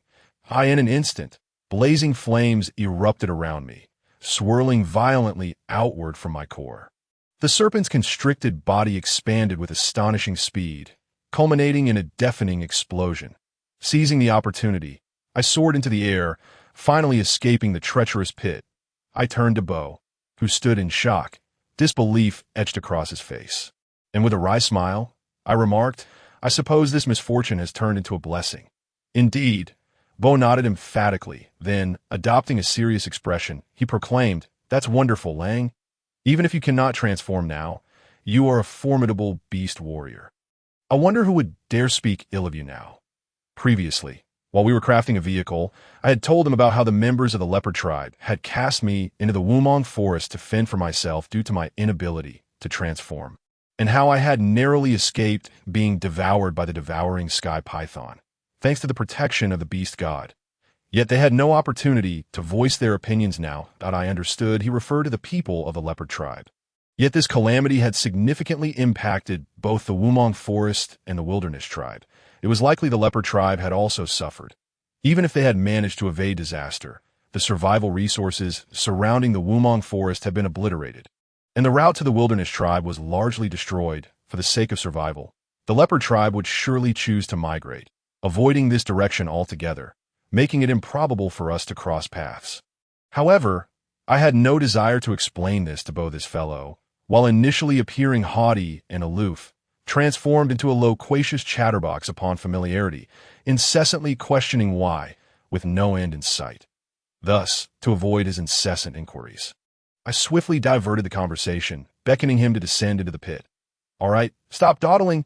Hurry down here and help me collect the scales. This is the finest material for crafting weapons, da-da." "Certainly." Bo nodded obediently, then leaped down, meticulously plucking the charred scales from the coal. As darkness deepened, I glanced at the collection of scales we had amassed, estimating we had over 1,000 pieces combined. Considering safety, I urged him to halt. "It's getting dark. Let us head back." "All right." Bo complied, transforming into his beast form, wrapping the scales in the stripped hide and hoisting them onto his back. He then gestured for me to climb aboard. I shook my head. "No need. Although I still cannot transform, I wish to test my current strength." Upon finishing my words, a surge of energy enveloped me, my hands positioned at my sides, slightly outward, as I rapidly channeled my abilities. In an instant, crimson flames ignited around me, and the next moment, I felt a gust of wind at my feet as I leaped several yards ahead. "Roar!" Bo's face registered astonishment as he hurriedly followed suit. Yet no matter how he chased, he could only catch fleeting glimpses of that crimson flash, unable to close the distance. "Roar!" Bo joyfully howled, exhilarated by my newfound power. He thought to himself that once the wilderness regained its strength, our team would be an indomitable force, no longer needing to fear danger. When we had first set out, uncertainty loomed, and he had to protect me, which slowed our pace significantly. However, having now absorbed the fiery spiritual energy from the depths of the magma and the self-healing capabilities of the devouring sky python, I had undergone a profound transformation, no longer needing to tread cautiously. Thus, our return journey took less than half the time as before, and we swiftly arrived near the campsite. I could see that moment. Moronli stood atop a hill with Rue, anxiously scanning the direction of the wilderness tribe. "Brotherly, why haven't Lang and Brother Rong returned yet? The sky is nearly dark. They should be back soon." Moronli reassured, patting his shoulder while his gaze remained fixed ahead. Rue sensed his distracted demeanor and chose not to speak further, quietly moving closer to him, awaiting the arrival of the two brothers. Meanwhile, lying in the cart, he felt an overwhelming sense of unease, believing he had burdened everyone. Had he not been injured, he could have taken the two sub-beasts to find Lang and Bo instead of lying here in fear, helpless to act, just as the three of them were consumed by worry. A brilliant crimson flame suddenly appeared in the distance, racing toward their campsite with breathtaking speed. The two sub-beasts were startled, gasping in terror. "Are you?" gripped Morone Lee's hand tightly, trembling as he stammered, "Brotherly, is that heavenly fire? I don't know, we must hurry." Morone Lee's face paled as he cast a glance at Rue before abandoning his belongings and sprinting to the front of the cart. Intending to rely on his strength to carry the immobile Yi away to Rue, "You take care of yourself and get out of here. Don't worry about me." Though he understood the unfolding events, he grasped from their dialogue that danger was approaching, an entity that could not be countered by Lee's weapons or medicinal powders. If the two of them continued to carry him, they would only be waiting for death. "Quickly go. Don't worry about me," he urged, clenching his fists in agitation, his face reddening from the exertion. "That will go together. Don't say such useless things." Morone Lee secured the straps from the cart over his shoulder, bending down with a serious expression as he turned to Rue. "You help me pull from behind. This is a downhill slope, and I'm worried I won't be able to stop. Ollie." With his words barely dissipated, Qin Lang's call, accompanied by a familiar beastly roar, gradually drew closer to their ears. The three stood in stunned silence, and then their faces lit up with joy. They had returned. Morone Lee nodded excitedly, affirming their presence. Swiftly, she removed the ropes from her shoulders and turned to see that the fiery aura was visibly diminishing. Revealing Qin Lang's true form, he stared in shock, his eyes wide with disbelief as he gazed at the other, suddenly contemplating a possibility, and hurriedly waved his hand in greeting. "Brother Qin, it's Brother Lang and Brother Bo." Beside them, Yu was equally elated, dashing over to point at the two approaching figures, exclaiming, "Brother, Brother Lang was on fire, and now it's gone indeed." Why he managed a weak smile, feeling both excitement and despair. He was immobile and could not comprehend the events unfolding around him, feeling more helpless than ever before. Fortunately, as they conversed, Qin Lang and Bo had already ascended the hillside, grinning as they inquired about their well-being. "How are you all? Is everything all right?" Qin Lang cast a glance at Bo and Yi before shifting his gaze to the little rabbit. Scrutinizing him with concern, "You weren't in any danger, were you?" No Moore only glanced at Bo, who was rushing towards Yi, then met Qin Lang's eyes, her own crescent-shaped with delight. "We were fortunate. We didn't encounter any wandering beastmen or wild beasts throughout the day." Suddenly recalling something, she reached out her delicate fingers to poke Qin Lang's arm, curiously asking, "Brother Qin, what was that fire on you just now? That's a long story." Qin Lang stepped closer, wrapping an arm around her as they settled on the edge of the cart. Smiling at the equally curious Yi and the now human-form Bo, he began recounting everything that had transpired in the Wasteland tribe. The three listened in rapt attention, their hearts swelling with happiness yet aching for the inhumane torment he had endured. Moore only, in particular, extended both her soft rabbit paws, incessantly patting his chest and back, inspecting him thoroughly. "Young master, there's more in this chapter. Please click the next page to continue reading. It gets even more exciting." "Brother Qin, are you certain you're really all right? Will there be any hidden injuries left?" "I'm fine now." Qin Lang felt a tickling sensation at his heart from her persistent probing and quickly grasped her hand. Locking his gaze onto the little beast, his voice low and hoarse, "Be good. Hold still. I'll tend to your shoulder wound first. All right." Moore only nodded, attempting to pull her hand away but finding it stuck. She looked up in confusion, meeting a pair of deep eyes. In the next moment, she felt an invisible force enveloping her entire being, a warm current flowing into her shoulder wound. Moron Lee's eyes widened in astonishment as she turned to examine her left shoulder, witnessing the once grotesque injury healing at a visible pace until it transformed into a faint pink scar the size of a coin. That force suddenly vanished, and she understood that Qin Lang had withdrawn his spiritual energy. "I'm not yet sure how much spiritual energy I can use at once," Qin Lang explained earnestly, observing the delighted expression on the little beast's face. "That so, I plan to try it on both you and Yi. This way, both your pains can be alleviated simultaneously, and Yi won't have to lie in the cart all day, unable to move," he added. "If, after treating you, I find no fluctuations in my spiritual energy, I will remove your scar immediately. All right?" "Okay." Moore only smiled as she freed her hand from his grasp and retreated from his embrace. Qin Lang then moved beside Yi, looking at the excited trio and chuckling softly. "Yi, relax. I'll treat your injuries shortly." Thank you. Thank you." Yi nodded, choked with emotion. After the events of the past 2 days, he had never felt such anticipation for recovery, yearning to return to his former self. The sensation of watching his companions fight alone while he could do nothing was unbearable. "Relax." Qin Lang placed his hands firmly on Ye's shoulders and swiftly released his spiritual energy from his palms, enveloping him within it. Instantly, Yi felt a surge of power streaming from Qin Lang's hands into his body, coursing through his meridians and limbs, gradually converging at the site of his injuries, repairing the fractured bones and wounds until he was healed. He let out a muffled groan of relief as his beast form faded away, revealing his human shape. Qin Lang promptly withdrew his hands and signaled Bo to help him don his animal skin before stepping aside with a smile. "Congratulations! Not only have your injuries healed, but all your fatigue has also dissipated. Now you are likely stronger than before." "Thank you." Yi exclaimed gratefully, leaping up in excitement. "Lang, thank you, Brother Yi." Bo Yi and Moore only gasped in astonishment, quickly pulling him to inspect, only to discover that the wounds on his back, along with the old scars, had vanished, leaving the three in awe as they gazed at Qin Lang with admiration. "Brother Qin, you are truly remarkable. Brother Lang, you are even more powerful than the tribe's great shaman. Just so. Qin Lang feigned nonchalance, raising his chin slightly, then beckoned Moroni with a soft voice. Come here. Little rabbit, I'll help you remove your scarf first. Moroni's face flushed, and she nervously tugged at her ear hanging by her face before obediently approaching him, lowering her head in silence. Qin Lang stifled a laugh, placing his hand on her shoulder. In just a moment. He completely removed the scarf from her shoulder, and her fluffy rabbit ears transformed into delicate human ears of a soft pink hue. This person has become even more beautiful, Qin Lang mused, gazing down at the little beast, unconsciously tightening his grip on her shoulder.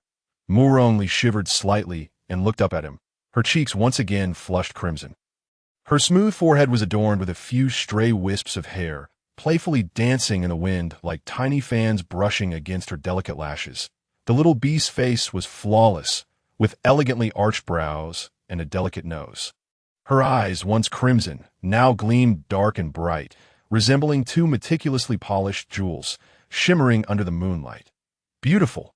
Qin Lang struggled to find words to capture her beauty, finally settling on those two to Brother Qin.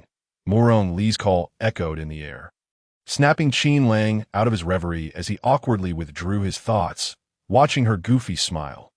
Huh. Moroni felt her cheeks heat up under his gaze, awkwardly biting her lip as she asked, Is it done? Is it all good now? Yes, all done.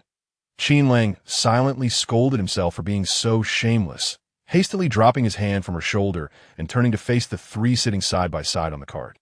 Their wide eyes fixed on him, suppressing his peculiar feelings, he said with a blank expression, Since he has recovered, we shall rest here for the night and continue our journey tomorrow, striving to find a suitable place to reside. At that time, we can hunt while figuring out how to gather seeds, cultivate farmland for crops, and build our own houses. In this way, we will achieve self-sufficiency, and even when the cold season arrives, we need not worry about starving. Moroni nodded enthusiastically in agreement, having long grown weary of a life of foraging, that if she could live the kind of life Qin Lang described, she would willingly do anything. However, Bo-Ni looked on with confusion, not quite understanding what Qin Lang meant. What are we going to plant? What is a house? Grains, vegetables, and fruits, Qin Lang explained with a smile, as long as we can find seeds and successfully cultivate them.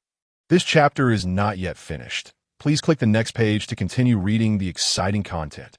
In the future, even if we cannot hunt, we can grow our own food and prepare delicious meals to fill our stomachs. As for houses, they serve the same purpose as animal skin tents, providing shelter, but houses are more practical and sturdier. Brother Lang, you know so much. The little beast tilted her head, gazing at him with admiration. You must be the beast god, right? Qin Lang chuckled lightly, teasing her. What do you think? Definitely. With fervent nods, he straightened his posture instinctively, a determined expression adorning his face as he gestured grandly before himself and his brothers, proclaiming, You are indeed our beast god. Yes, Bo-Ni echoed in unison, their eyes fixed on Qin Lang. You are our beast god. They then simultaneously turned their gaze towards the side, silently urging Moroni, who was biting back laughter, to voice his agreement. Moroni tugged at the corner of his mouth, realizing that everyone believed Qin Lang to be the beast god, which would certainly facilitate their future endeavors. He promptly stood tall and nodded earnestly at Qin Lang. Indeed, the beast god let a chuckle escape from Qin Lang as he rubbed his forehead in amusement, then smiled and replied, As long as you are pleased. Yet his eyes remained fixed on Moroni, revealing an unperceived affection. Let us prepare dinner. I shall take charge today. Wonderful. I'll assist you. Qin-gu, Moroni exclaimed excitedly, bouncing up in delight, relieved that he wouldn't have to gnaw on the wood-like beast meat any longer. He held great admiration for Qin Lang's culinary skills, knowing that even a simple roasted chicken without any seasoning would be delectable. All right, Qin Lang nodded, recalling the mushrooms he had gathered with Bo while crafting a cart in the forest. He grinned and said, Today, I shall showcase my skills by making crispy fried vegetables and mushroom stew. How does that sound? Sounds great. The four of them agreed enthusiastically, rushing to lend a hand as they tended the fire and set up the pot. Qin Lang selected 2 scales from the enormous Titan python, washed them thoroughly, and handed them to Yi and not use your claws. Just use these scales to chop the meat into thumb-sized pieces. The weather is too warm. I'm concerned it might spoil, so let us process it all into crispy bits today for our journey ahead. Understood. The two retrieved all the meat from their basket and moved it to a nearby stone slab. Using broad leaves as a cushion while chopping it into smaller pieces. Brother Lang, what should I do? Yi inquired, squatting before the campfire, his face flushed from the heat. You may assist by cleaning the mushrooms and tearing them into small pieces. Qin Lang instructed. Okay. The little beast was pleased with his task and happily scurried to fetch the mushrooms from the cart. Meanwhile, Moore only shifted closer to Qin Lang, tilting his head in curiosity. And what about me? What should I do? Hearing this, Qin Lang turned to meet his gaze, his deep eyes firmly locking onto the little beast before him. You shall simply watch me. Moore Li's fingers, resting on his knees, twitched at the implication of those words, feeling an unexpected embarrassment wash over him. He couldn't help but shoot Qin Lang an incredulous glance, his cheeks flushing a vivid pink. Ha!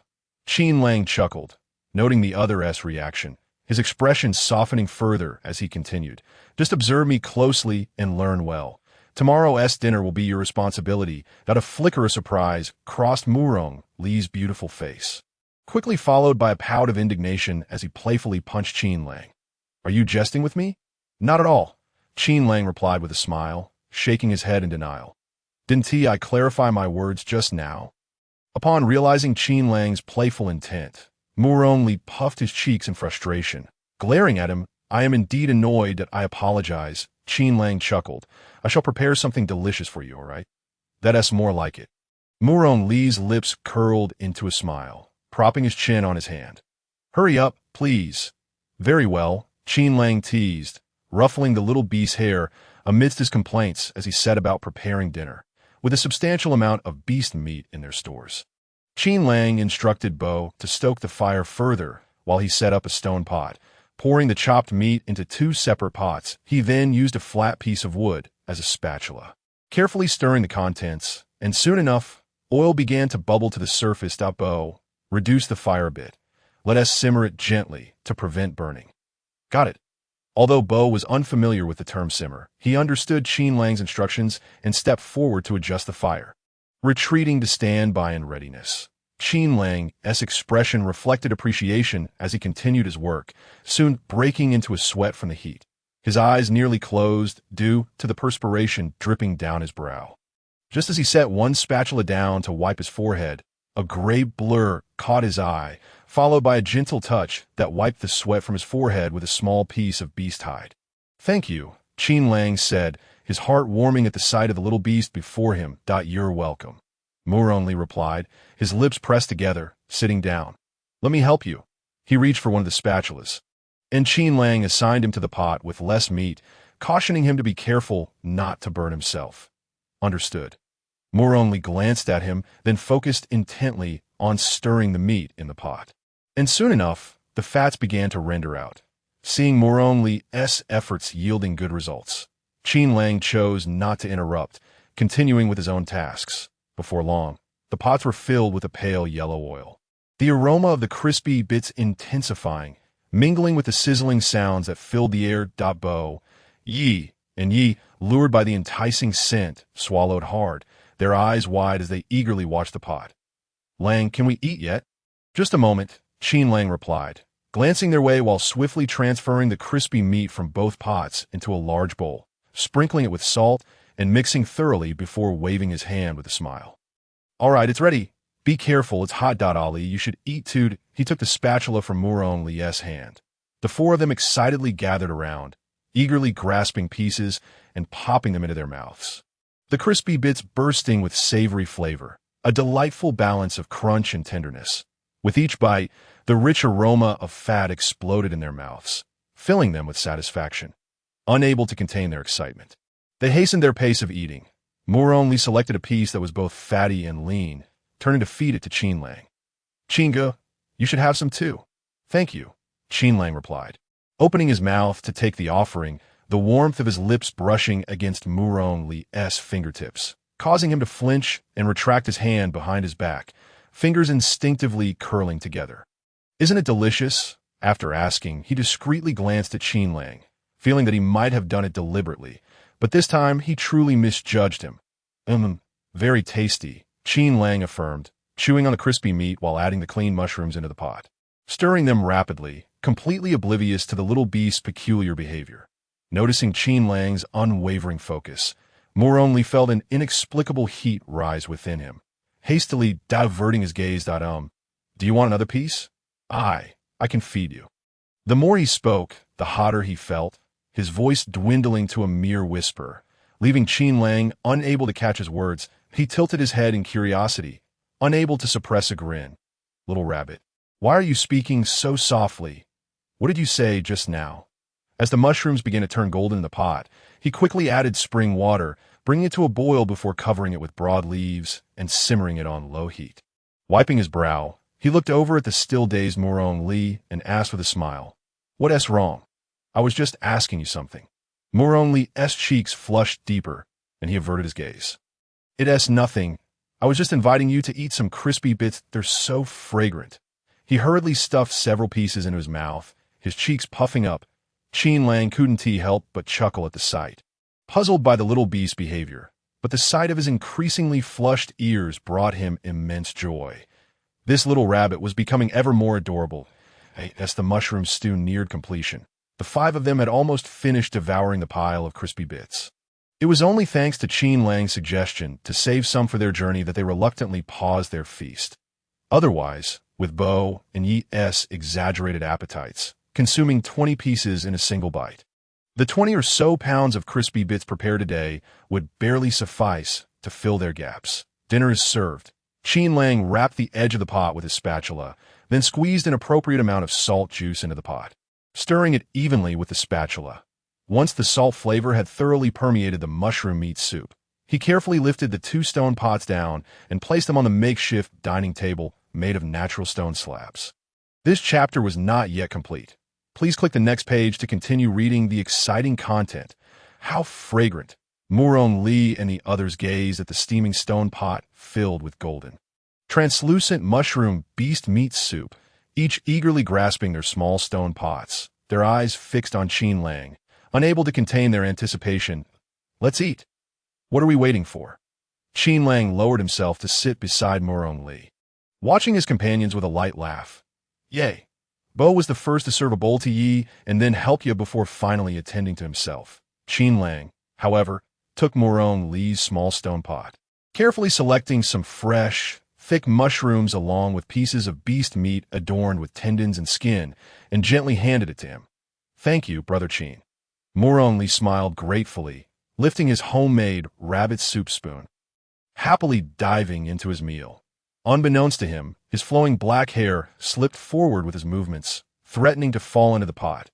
Qin Lang quickly reached out to tuck it behind his ear, saying, "Wait a moment."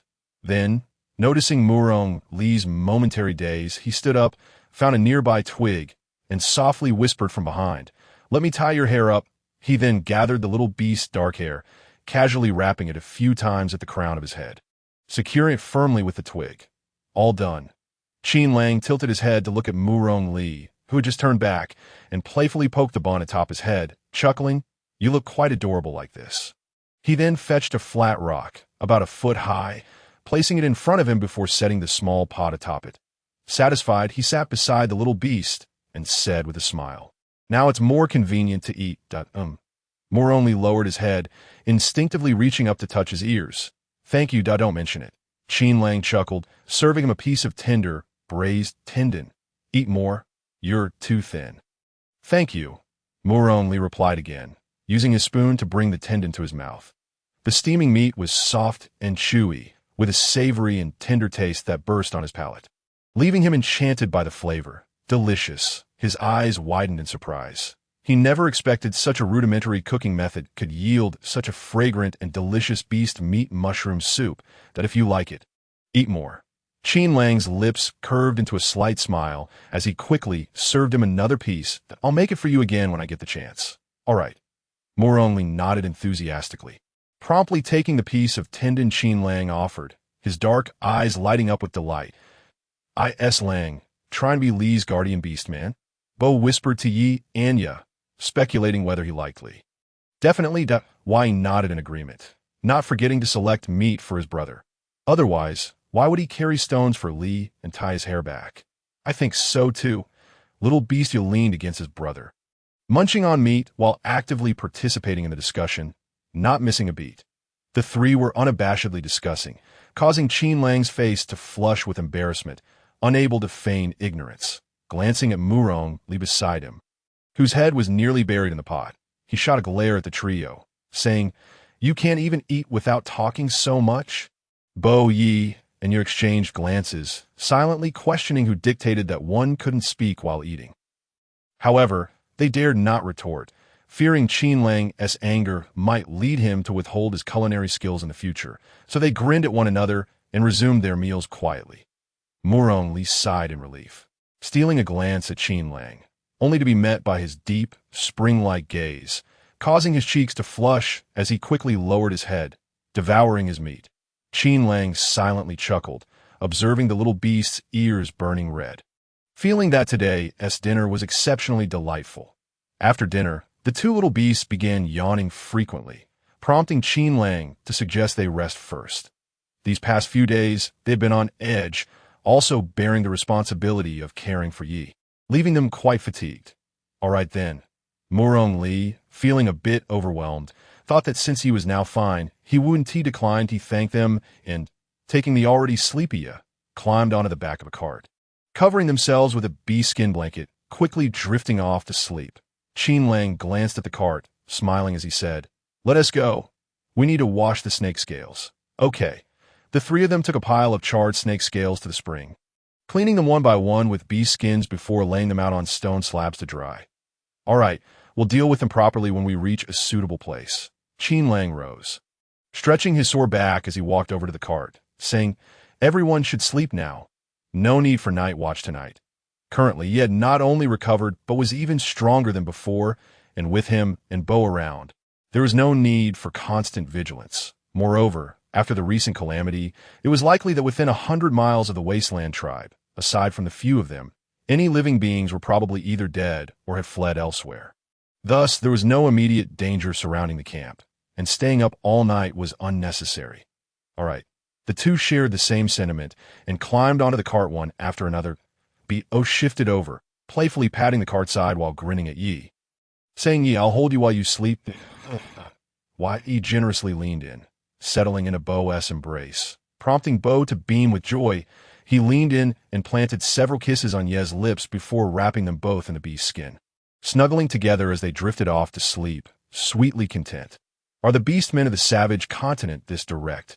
Qin Lang observed the two, then turned to glance at the two little beasts in the back of the cart. After pondering for a moment, he chuckled and leaned back against the cart, resting his arms under his head, gradually closing his eyes. After a restful night, the group awoke to bright daylight. Qin Lang glanced at the sun overhead, estimating the time to be around lunchtime. He instructed Murong Li and Yi to prepare the meal while Bo and Yi assisted him, having decided that from now on, everyone would take turns with tasks. Ensuring no one could slack off out of course, he had another aim, to hope that these few could hone their culinary skills through their efforts, that it wasn't necessary for them to cook exceptionally well. But at the very least, it should be edible. Life in the savage continent was tough enough. If they couldn't eat well, what was the point of living? After the meal, the five set off once more. Initially, Yi wanted to help pull the cart, but Bo couldn't bear to see him toil, insisting he ride along with the others.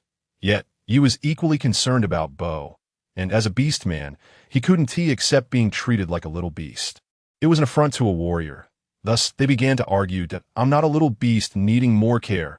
I'm fine now, and can help pull the cart. That I know Bo retorted, equally stubborn. But you're my future partner, so I isn't my duty to take care of you? Enough, stop arguing.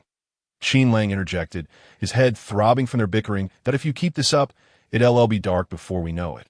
For now, let us compromise. Each of you can pull for half the day, and if we get the chance later, we'll catch a couple of mumma bees to replace you. Fine, with Qin Lang's word. The two had little choice but to comply. Bo playfully nudged Yi towards the cart, then quickly shed his skin, transforming into beast form.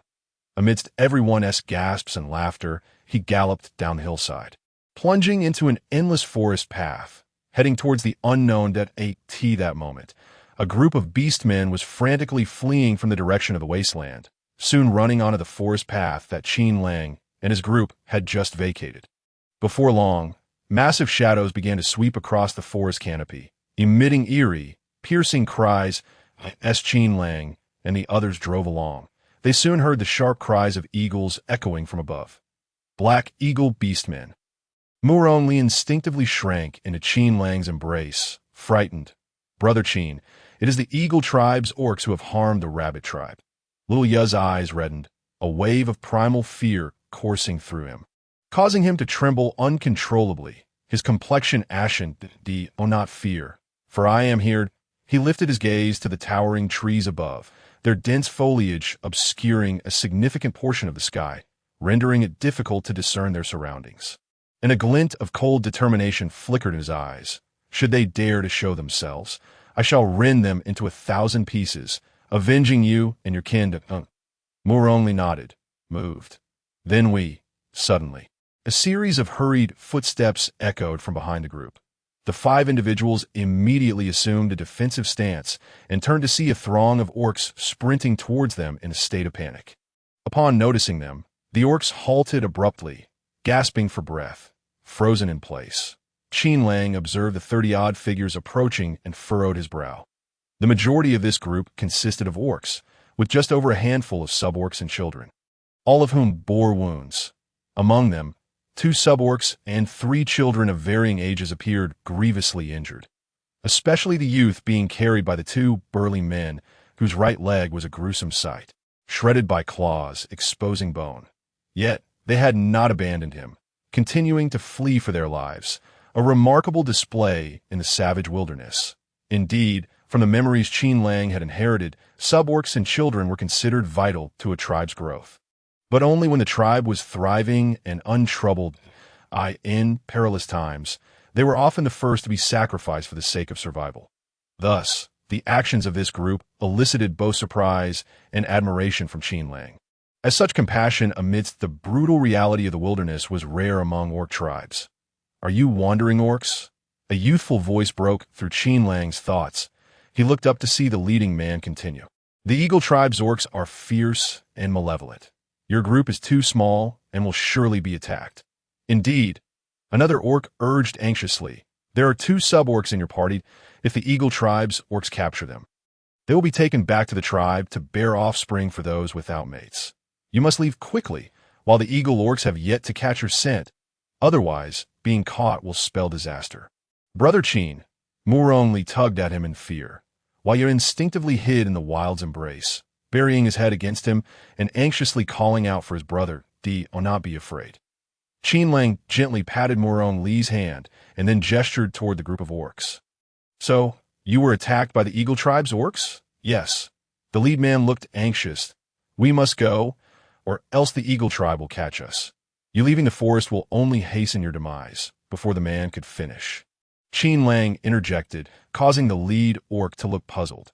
What I mean is, the Black Eagle orcs are among the rulers of the skies, that if you flee the forest, you will expose yourselves to their attack, leaving you with no way out. Remaining in the forest may afford you a slim chance of survival. Qin Lang scrutinized the man for a moment, then leaped down from the cart, approaching the orc group. The lead orc and his companions instinctively tensed, raising their clubs and bone knives in defense. However, Qin Lang paid them no mind, standing firm and pointing at the youth they were carrying, placed the child on the ground.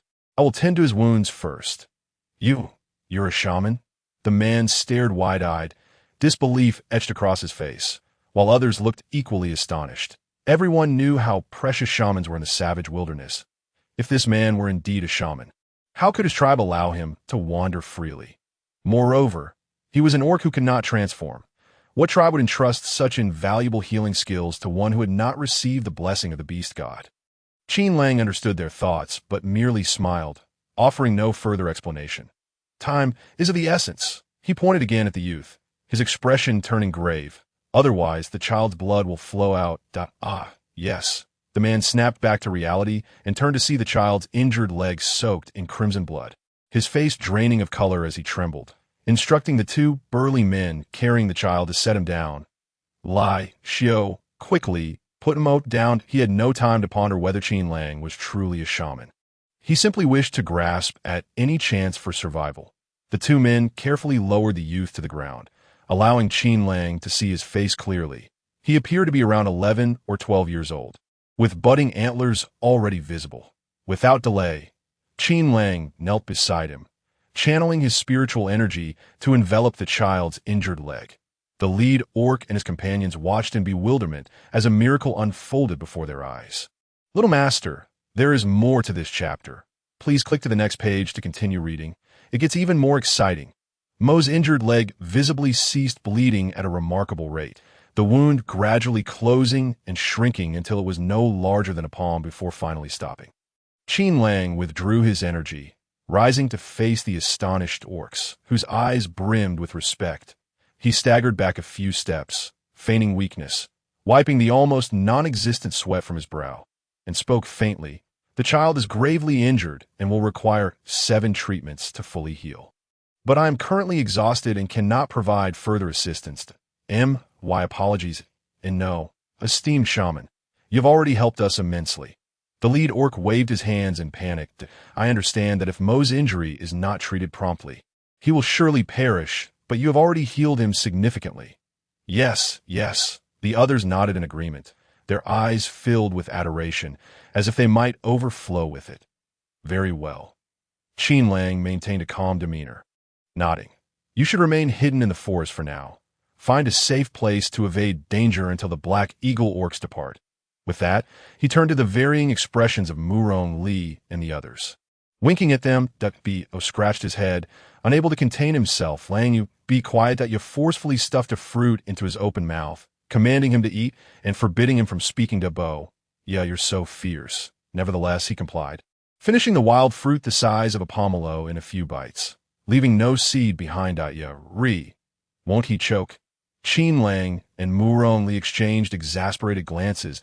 Is he a pig reincarnated? How can he eat so ravenously? What are you staring at?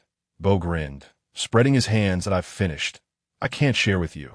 The others turned their backs to him, unwilling to engage with the gluttonous bear. I could see that moment. The orcs from earlier had drawn closer. Standing just a few steps away, their faces flushed as they inquired, Shaman, may we accompany you? Hearing this, Qin Lang smiled at Murong Li, who raised an eyebrow at him, before turning back to the orc, his dark, deep-set eyes scrutinizing. Why do you wish to follow us? The orc felt a wave of guilt under Qin Lang's gaze, stammering but mustering the courage to share the decision he and his companions had made. I wish to bring my kin to join your esteemed group. Though we lack formidable strength, we are skilled hunters, adept at setting up tents, and we are also quite proficient in gathering. He paused, glancing anxiously at the silent Qin Lang. Esteemed shaman, we will remain eternally loyal to you. Upon concluding his words, he clenched a fist with one hand, placing it over his heart, and knelt before Qin Lang on one knee, followed closely by his companions who also sank to the ground. Great shaman, please accept us. We shall remain eternally loyal to you. Qin Lang stood sideways, quietly observing the orcs who fervently pleaded with him, a glimmer of triumph flashing in his eyes, soon concealed by a faint smile that graced his lips. Very well. In light of your sincere intentions, I shall make an exception and accept you. However, let me be clear. Qin Lang's tone shifted, a chill creeping into his expression. Should anyone dare to betray me or act in a manner detrimental to the interests of our group, I shall ensure their suffering is beyond imagination. You understand? His voice rose sharply, imbued with a biting cold that pierced through to those present, causing them to shudder and hastily bow their heads in agreement. We understand. Good. Qin Lang nodded in satisfaction, raising his hand in a gesture of dismissal. Rise, and each of you shall introduce yourselves. Yes, great shaman. The leading man stood first, gazing at Qin Lang with deep respect. My name is Jean, a white lion orc. I am Lai. The orc who had previously assisted in carrying Mo stepped forward, followed by the zebra orc who spoke next. I am Xiao. I am Qing. Yin. The group took turns introducing themselves, and Qin Lang, along with Murong Li and a few others, share their names as well. That he then instructed them to temporarily place the injured onto the cart. Let us find a suitable place to rest for now and ascertain the whereabouts of the Black Eagle orcs who have yet to make an appearance, since we have crossed paths with them. It is best to resolve this matter swiftly. Qin Lang believed in addressing any issues as quickly as possible, never allowing them to linger overnight. Understood, Lang? Yes, great shaman. The group nodded in affirmation, and Jean promptly summoned his companions. The bull orc Lai, and a mountain donkey orc named Meng, to take over the cart-pulling duties from Bo. A smile flickered in Qin Lang's eyes, pleased with their enthusiasm for work, and he gestured for everyone to follow him deeper into the forest. Strangely enough, they traversed the woods until nightfall without encountering any members of the Eagle tribe in pursuit. Qin Lang speculated that they likely deemed the dense jungle unsuitable for hunting and preferred to wait at the end of the path for their prey. If this were indeed the case, it would allow them to find a suitable resting place for a few days, allowing the injured to recuperate. Meanwhile, they could craft some useful bows and crossbows, ensuring they would be well prepared even in open terrain. However, due to the size of the cart, the narrow mountain paths deviating from the main road proved impassable. Qin Lang had no choice but to ask everyone for assistance in disassembling the cart. Carrying the pieces onward. Young master, there is more to this chapter. Please click to the next page to continue reading. It only gets more exciting. Before long, they discovered a cave nestled within a rocky wall.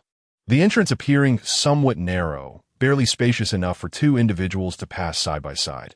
Qin Lang quickly sought out Murong Li for a fire starter, swiftly igniting a flame amidst the astonished gasps of the onlookers. And together with Bo and Yi, he crawled inside. The interior of the cave was remarkably spacious, extending approximately 6 to 7 zhang from the entrance to its deepest recess, and even at its narrowest point. The walls were 3 to 4 zhang apart, capable of comfortably accommodating 30 or 40 individuals. Qin Lang quickly called out to the others at the entrance, "Hurry, bring the injured inside to rest." Yes. Jean and several orcs nodded in response, and proceeded to carry the injured, including Emo, into the cave, placing them in a corner deep within. They then volunteered to venture into the forest to hunt, preparing dinner for everyone, as the long journey had left them ravenous. "What shall we hunt? There is food here." Qin Lang chuckled, gesturing to the supplies Bo had just brought inside, which included oil dregs, mushrooms, and wild fruits. "Let us make do for tonight and hunt again tomorrow." Yes. Jean, his face flushed, nodded, realizing that upon recently joining the great shaman's tribe, they were to receive provisions without effort, a source of embarrassment for him. Come tomorrow, he vowed to hunt plenty alongside Xiao and Lai to repay the great shaman, ensuring that he and his companions would be well taken care of henceforth. "Here, take these. The wild fruit should be distributed among the injured." The children and the sub-beasts. Qin Lang spoke, engrossed in his own thoughts, entirely oblivious to Jean's moment of bewilderment as he thrust a half-basket of wild fruits into Jean's arms, declaring, "The surplus is yours." "Thank you, great shaman." Jean nodded in gratitude, then turned to instruct the sub-beast Lan to distribute the fruits, while calling upon several orcs, along with Bo and Yi, to gather cooking utensils and food outside the cave to prepare dinner, also taking a few torches inside for illumination. Meanwhile, Murong Li had already enlisted several idle sub-beasts and weaker orcs to undertake cleaning duties. Although the cave was dry, it had never been inhabited, leaving uncertainty about any potential snakes, insects, or vermin that might reside within the AS for Rao. Qin Lang had not assigned him any tasks, saying, "Go play with your brothers. You are not needed here." The young sub-beast, realizing he was of no help, shrugged and replied, "All right, thank you, Brother Lang." He then scampered to a corner to join the other children in play. Seeing him blend in well with the others, Qin Lang approached Murong Li, taking the brand from her hands. "I will handle this. You go tend to the injured." Murong Li smiled softly, then turned to care for the wounded. Everyone quickly took on their respective roles, and soon the cave was tidied up. At that moment, Bo, Yi, and Jean had also prepared dinner, and the group began to file out, taking their seats around the campfire. Jean, Lai, Qing, Yin, and the other orcs naturally stepped back, waiting for Bo and Yi to serve them their portions. This was not due to laziness. Rather, in the wilds of the continent, only those trusted by the leader and deemed capable had the right to distribute food among the tribe. They believed that Bo and Yi, as the guardians of the great shaman, were the only ones fit to undertake this responsibility. Otherwise, it would be seen as overstepping their bounds. Qin Lang noted their behavior with satisfaction, although he found the harsh class system of the wilds appalling. He had no intention of making drastic changes. After all, the respect they held for him helped maintain a semblance of order and stability within the group. Thus, until he established a powerful tribe and instituted comprehensive tribal laws, he would not naively disrupt the survival rules that had persisted for millennia across the wild continent. However, he would still extend the respect due. Otherwise, an overly tense atmosphere could lead to counterproductive outcomes. Reflecting on this, he proactively suggested that they set aside food for the injured, allowing their families to feed them first. Unsurprisingly, his decision earned him further gratitude from the group. "Thank you, great shaman, and no need for thanks." Qin Lang waved his hand, then added earnestly, "From now on, do not address me as great shaman. It may attract unwanted attention from orcs of other tribes, and while I can handle it, it would be a grave injustice if you were to suffer because of me."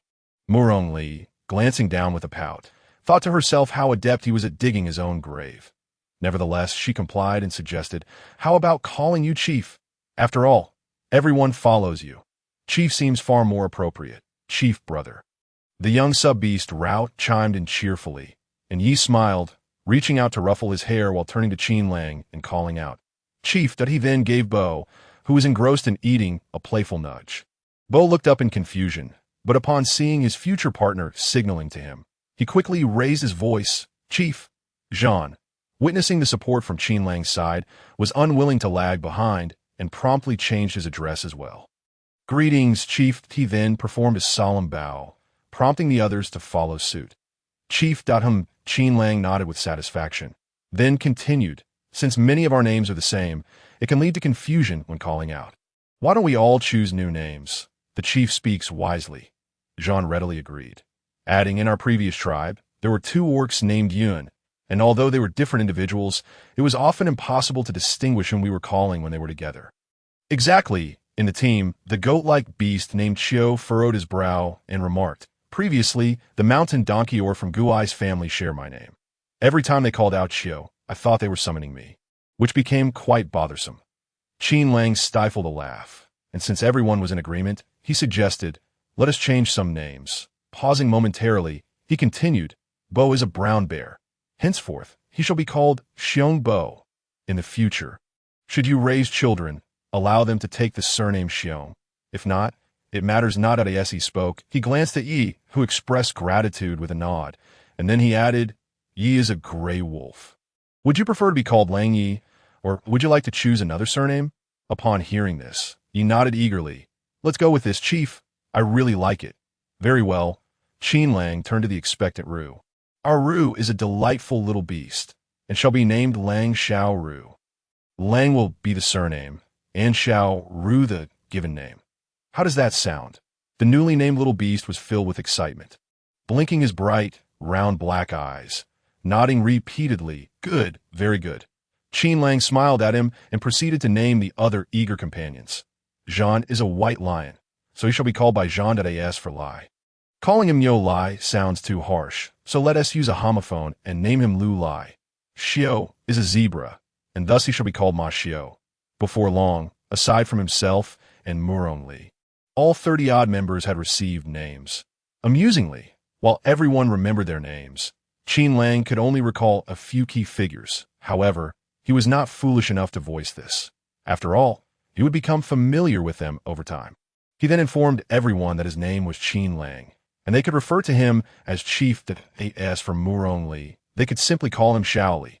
Upon finishing, Qin Lang felt an inexplicable warmth on his face, scarcely daring to glance at the little beast beside him, while Murong Li observed his awkward demeanor with a smirk.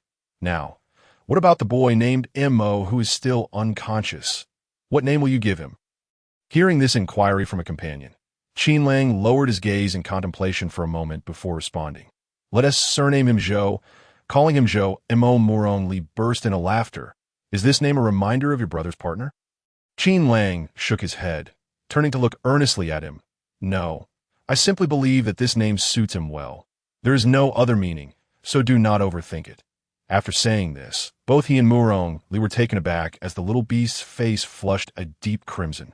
Hastily lowering his head to mumble while cradling his small stone pot, "I was overthinking it. I was just asking casually." Qin Lang opened his mouth, gazing at the food before him, his heart racing unexpectedly. Unsure of what he was flustered about. "Dear Master, there is more to this chapter. Please click the next page to continue reading.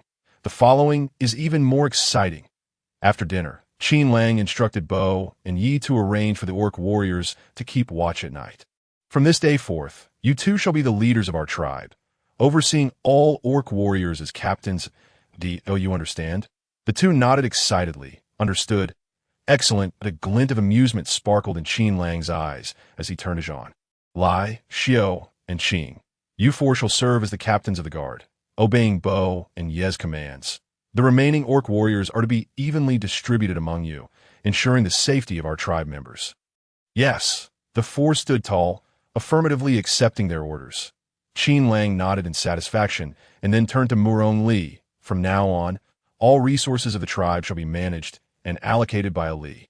Moreover, should any matters arise within the tribe that require a decision, you may consult either him or me. He possesses the authority to handle any significant affairs of the tribe independently." "Yes, Chief." The crowd looked at Murong Li with mixed expressions, somewhat puzzled as to why the chief would entrust such significant power to a little beast.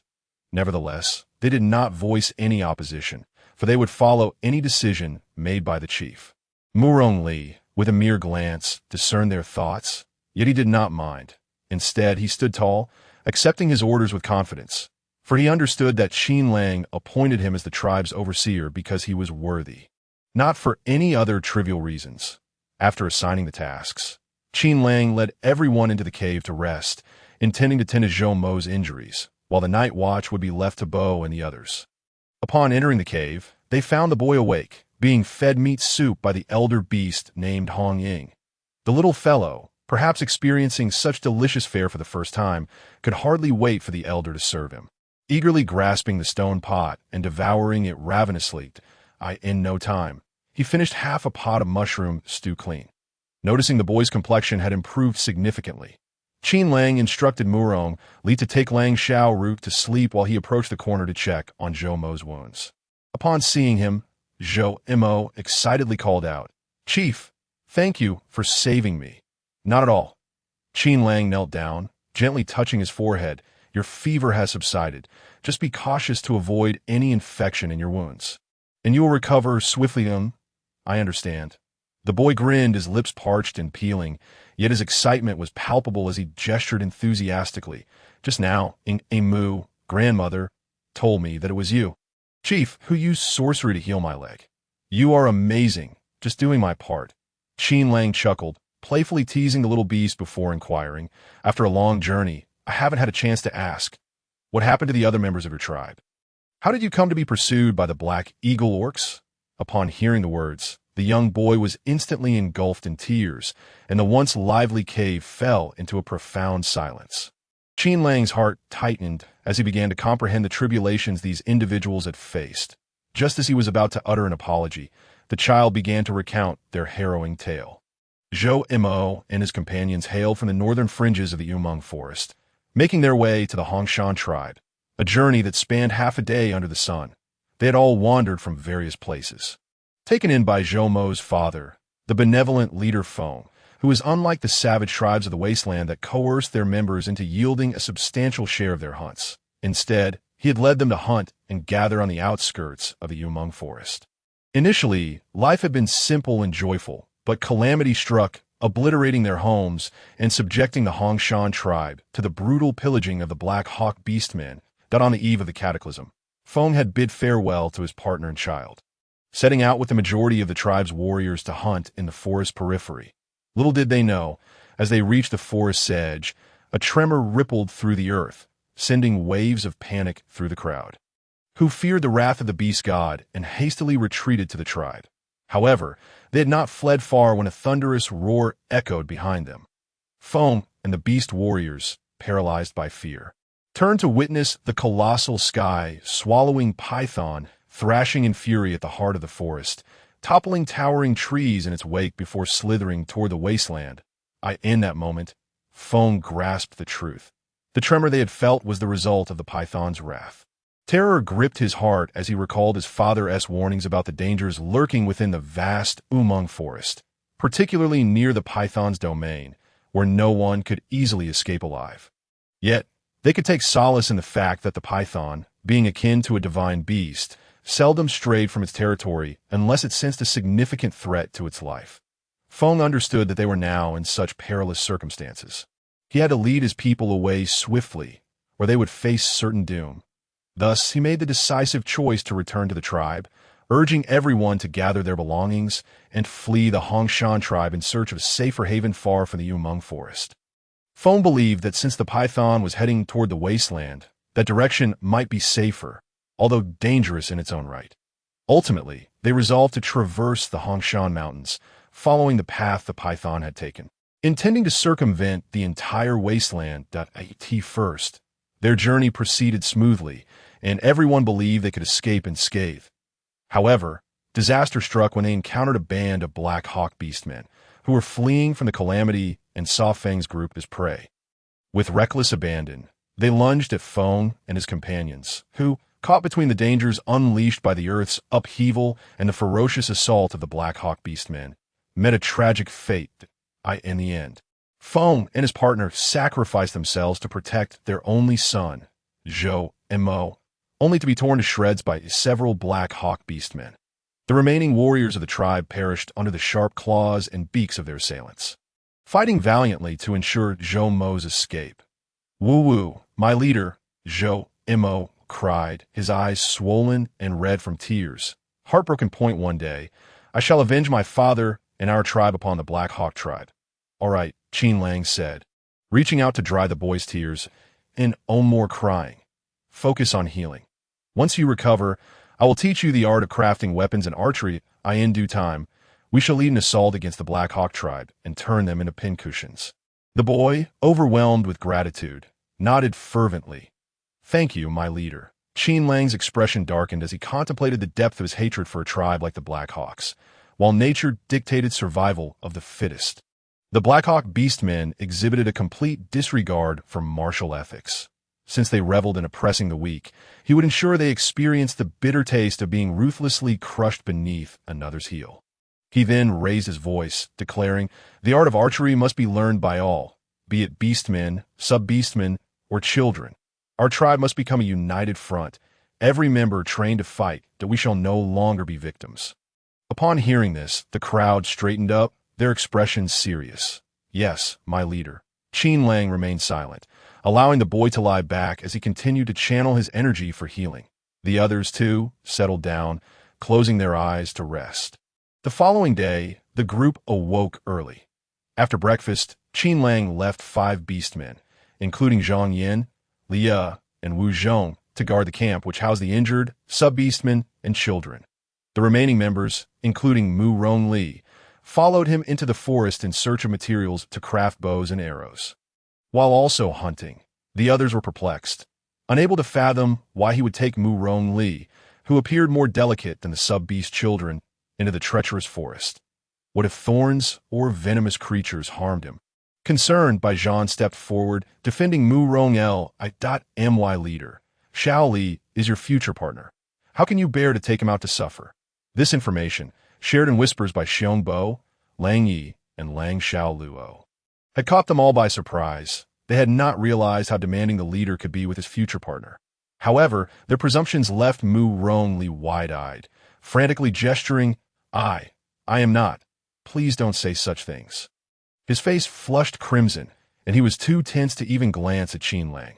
Meanwhile, Qin Lang felt flustered, unsure of how to respond. He merely gazed at Mu Rongli, and after a prolonged silence, managed to stammer a response that barely made sense. "I am taking Ali to hunt and gather, to train him, not because he is not my partner." The crowd, bewildered, questioned the nature of their relationship. Qin Lang, realizing he had spoken too freely, felt his face heat up as he quickly turned to Mu Rongli, anxious that he might misinterpret his words. In response, The little rabbit had become so embarrassed that his head nearly buried itself into the ground. Qin Lang couldn't help but chuckle, his lips curving upwards uncontrollably. He swiftly turned his gaze elsewhere and admonished, "Why are you all so chatty? Do you still wish to go hunting? Move along." Seeing their leader's irritation, the group hurriedly gathered their tools and followed him. However, after just a few steps, Qin Lang paused. "Leader," the group was puzzled as he turned toward the little sub-beastman, naturally taking his hand, that immediately felt a jolt. Attempting to pull away with all his might, but to no avail.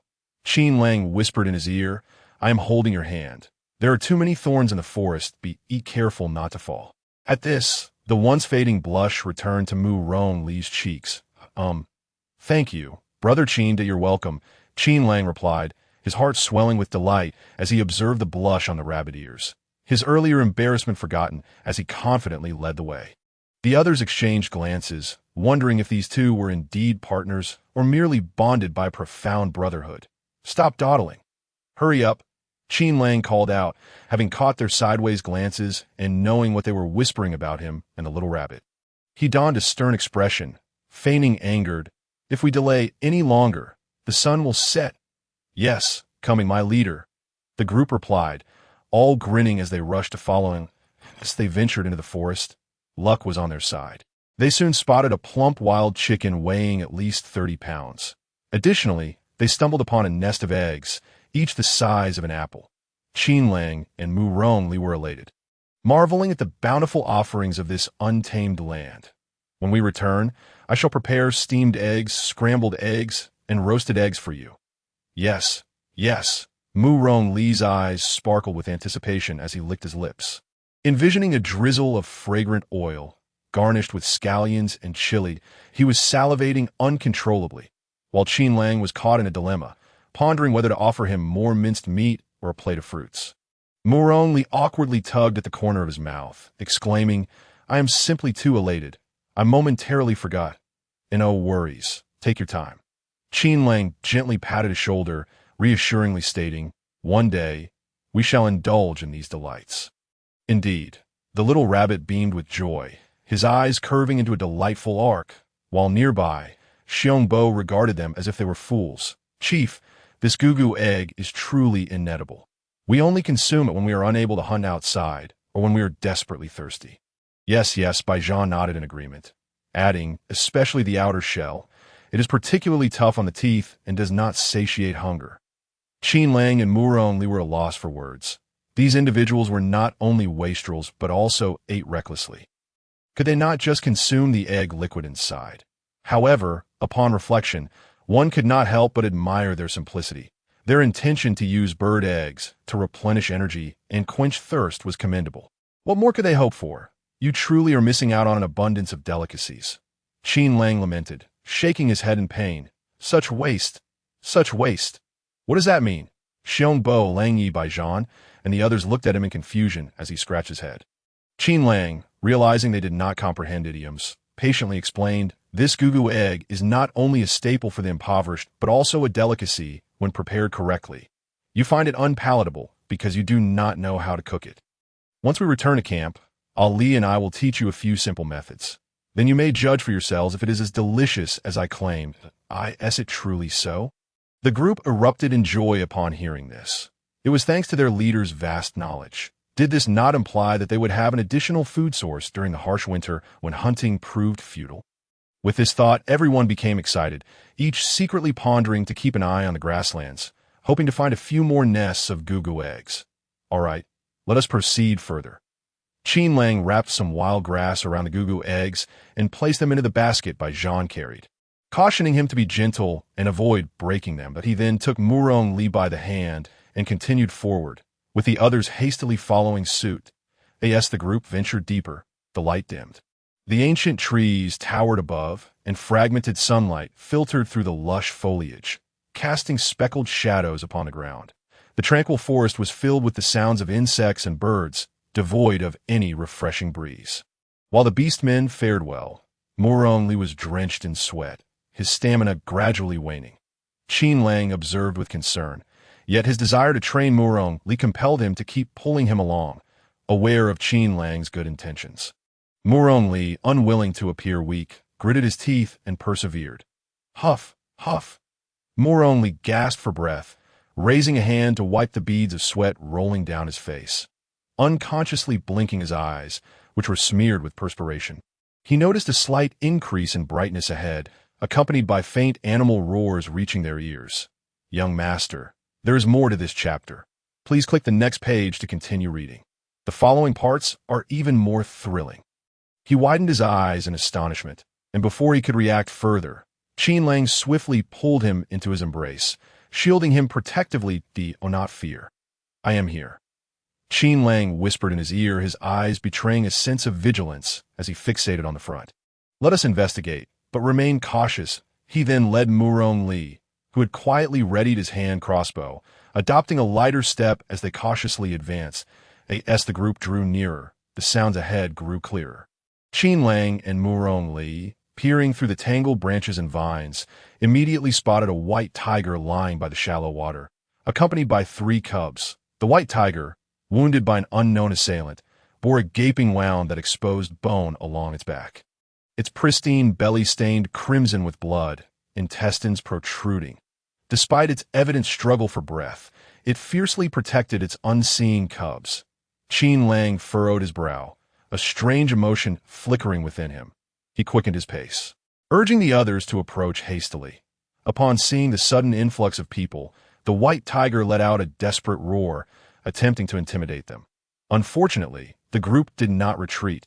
Instead, they drew closer with a sorrowful wail. The white tiger shed tears from its eyes, laboriously raising its massive head to gaze at Qin Lang and Murong Li. Its eyes filled with a pleading expression. Qin Lang felt a pang in his heart as fragmented images flashed through his mind. Yet he could not discern their meaning. Shaking his head slightly, he caught sight of Xiongbo and the others, who were already tearing off their leather skirts, preparing to transform into their beast forms to attack the white tiger. This was prime fur, and there was plenty of meat. A few additional prey and mushrooms would suffice for a hearty meal. Stop. Qin Lang's mouth twitched in exasperation as he looked at the flurry of flying skirts, quickly intervening while simultaneously releasing Murong Li, who had instinctively covered his eyes, signaling him to step back. He turned to confront the group, his eyes widening at the shocking sight before him, a mix of embarrassment and disbelief washing over him. Hurry and put your clothes back on. Do not harm it, he exclaimed, feeling demoralized that what he had once considered commendable in the savage lands was now merely mediocre. Xiongbo was taken aback. Chief, did we not come here to hunt? Nevertheless, he obediently rushed to the front to retrieve his leopard print skirt and Xiong Ye's gray fur skirt, hastily handing them over for others to quickly put on.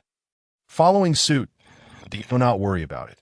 With everyone scrambling to cover themselves, Qin Lang finally exhaled in relief, then furrowed his brow.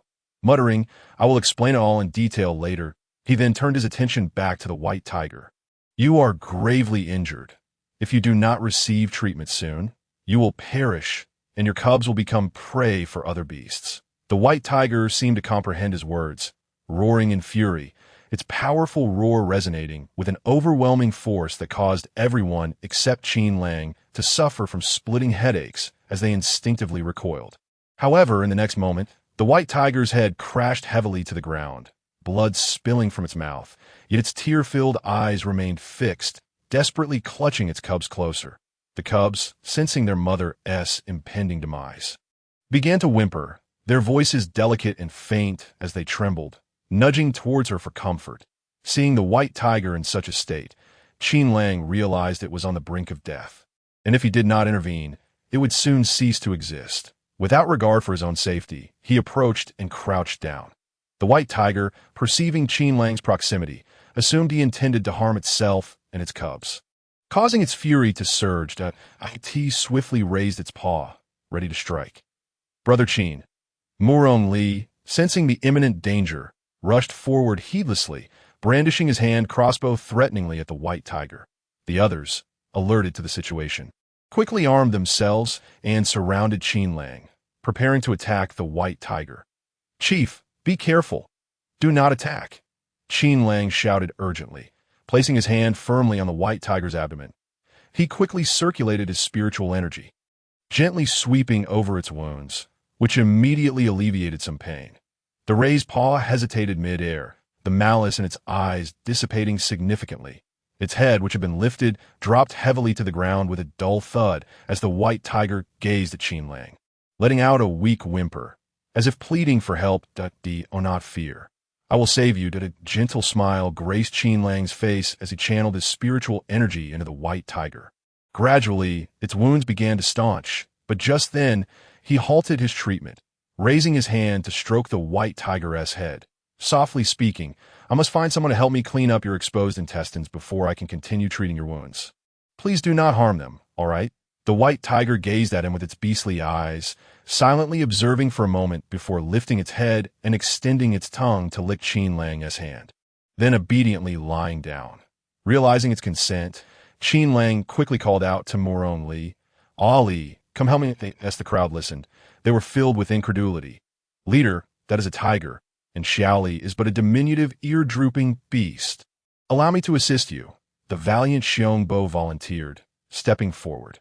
Qin Lang regarded him with a smirk that was neither a smile nor a frown. "Do you truly believe the white tiger would consent?" "My lord, there is still more to this chapter. Please turn to the next page to continue reading. It's about to get even more thrilling." With that, the white tiger let out a thunderous roar, baring its fangs at him, its beastly eyes brimming with disdain for Xiongbo. Taken aback, asked Qin Lang with a hint of grievance, "Why does it look down upon me?" "Because you lack awareness," Qin Lang retorted, casting a glance at him. This imbecile failed to realize he was creating an opportunity for Muron Li to bond with the white tiger. The little rabbit was far too fragile. If trust could be established between it and the white tiger, in times of peril, even if he couldn't protect the latter, the white tiger would surely safeguard the diminutive beast. This was a plan he had set in motion the moment he detected the familiar aura emanating from the white tiger. He intended to tame it alongside several cubs and keep them close. Such an arrangement would not only bolster the strength of their group, but also serve as a deterrent to others. Regrettably, this fool remained oblivious to it. Qin Lang found himself perplexed. This fellow appeared to possess a semblance of intelligence, yet inwardly seemed quite the opposite. Rather foolish. Clearly, upon their return, he would need to remind Lang Yi to devote more time to educating his future partner. "Very well," Xiongbo sulked, burying his head as he walked over to Lang Yi's side, looking up at him and asking, "Am I truly that dim-witted?" "Not at all." Lang Yi stifled a laugh. Xiongbo, incensed, clung to him tightly, declaring, "No matter how foolish I may be, I can only be your partner. You are not allowed to seek another beastman." "Indeed, I shall only be with you," Lang Yi chuckled, scratching his chin, which left Xiongbo feeling fulfilled, while the others grimaced, teasing him. "Xiongbo, if you do not learn to be a bit more astute, Lang Yi may very well abandon you. Indeed, our team is currently populated with many clever beastmen." "Silence! Lang Yi can only be mine." Xiongbo erupted in fury. "If you dare to lay your hands on him, be wary of my wrath. Enough of this ruckus. Can we not discern the appropriate context?" Qin Lang shouted in exasperation, silencing the commotion and leaving everyone exchanging glances, too intimidated to continue their antics. At last, tranquility returned, and he sighed deeply, then gently beckoned to the giggling Muron Li who had been hiding nearby. "Ali, come here." Coming. Muron Li plucked a few large leaves from a nearby plant, retrieved his beast's skin handkerchief, and hurried to the water pool. He deftly folded the leaves into a cup shape, filled it with water, and carefully crouched beside Qin Lang. "Brother Qin, shall I serve it or will you?" Qin Lang smiled softly, accepting the beast's skin from his hands. "You may hold the water for me." "All right." Muron Li brought the leaf cup closer, while Qin Lang gently picked up a segment of the white tiger's intestines, pouring the water as he used the beast skin to clean the sand and grass clippings off the tiger. Meanwhile, the now quiet Xiongbo and Lang Yi sat in meditation, quickly gathering leaves and fetching water. Upon running out of water from Muron Li's hands, they planned to pass it on to him. However, as they approached, the white tiger roared in fury, its eyes filled with wariness. Muron Li instructed the group to step back, assuring them he would retrieve it himself, with the assistance of the group. Qin Lang's speed significantly increased, and he soon had the intestines cleaned and returned to the tiger's belly. He placed his hand on the tiger's abdomen and swiftly channeled his spiritual energy, healing most of its wounds, leaving only a 5 to 7 inch area on its back and belly where the bleeding had ceased and the wounds were beginning to close. Then, feeling his energy drain, he slumped, his eyes closing as he lost consciousness, collapsing onto the little rabbit. Murong Li's eyelids fluttered, and he immediately embraced him, tears welling in his eyes. "Brother Qin, please wake up! Leader!" As the call echoed, a chorus of worried voices surrounded him. "Leader! Leader! Leader!" The clamorous cries mixed with Murong Li's sobs filled Qin Lang's ears, refusing to fade until finally they succeeded in rousing him. "What has happened to me?" Qin Lang furrowed his brow, slowly opening his eyes. Murong Li instantly brightened. "Brother Qin, you are finally awake." Xiongbo, Lang Yi, and the others all sighed in relief. "Leader, are you all right?" "What transpired?" Qin Lang asked, supporting his temples with his hand. "You fainted from expending too much spiritual energy while saving the white tiger." Murong Li explained, his voice trembling. "You scared me to death." The little rabbit's voice grew choked as he spoke, his eyes reddening. Seeing Murong Li's frightened demeanor tugged at Qin Lang's heartstrings, and he quickly comforted him. "I am fine. I will not let you worry again, Dayun." Murong Li's lips quivered, forcing a smile that blended 7 parts gratitude with 3 parts shyness. He then pointed at the white tiger, asking, "What shall we do now?" Upon hearing this, Qin Lang turned to the white tiger and gently stroked its head. "If you are willing to acknowledge me as your master, follow me back to the tribe. In return, you must protect me and my people, and we shall likewise guard you. Does that sound agreeable?" With a mighty roar, the white tiger raised its massive head and nudged Qin Lang's hand, and a smile crept across Qin Lang's face as he affectionately ruffled the tiger's head. "Then let us proceed. After we finish our hunt and gather materials for bows and crossbows, you can return with everyone else to the camp." The white tiger stood and opened its mouth to grasp its cubs.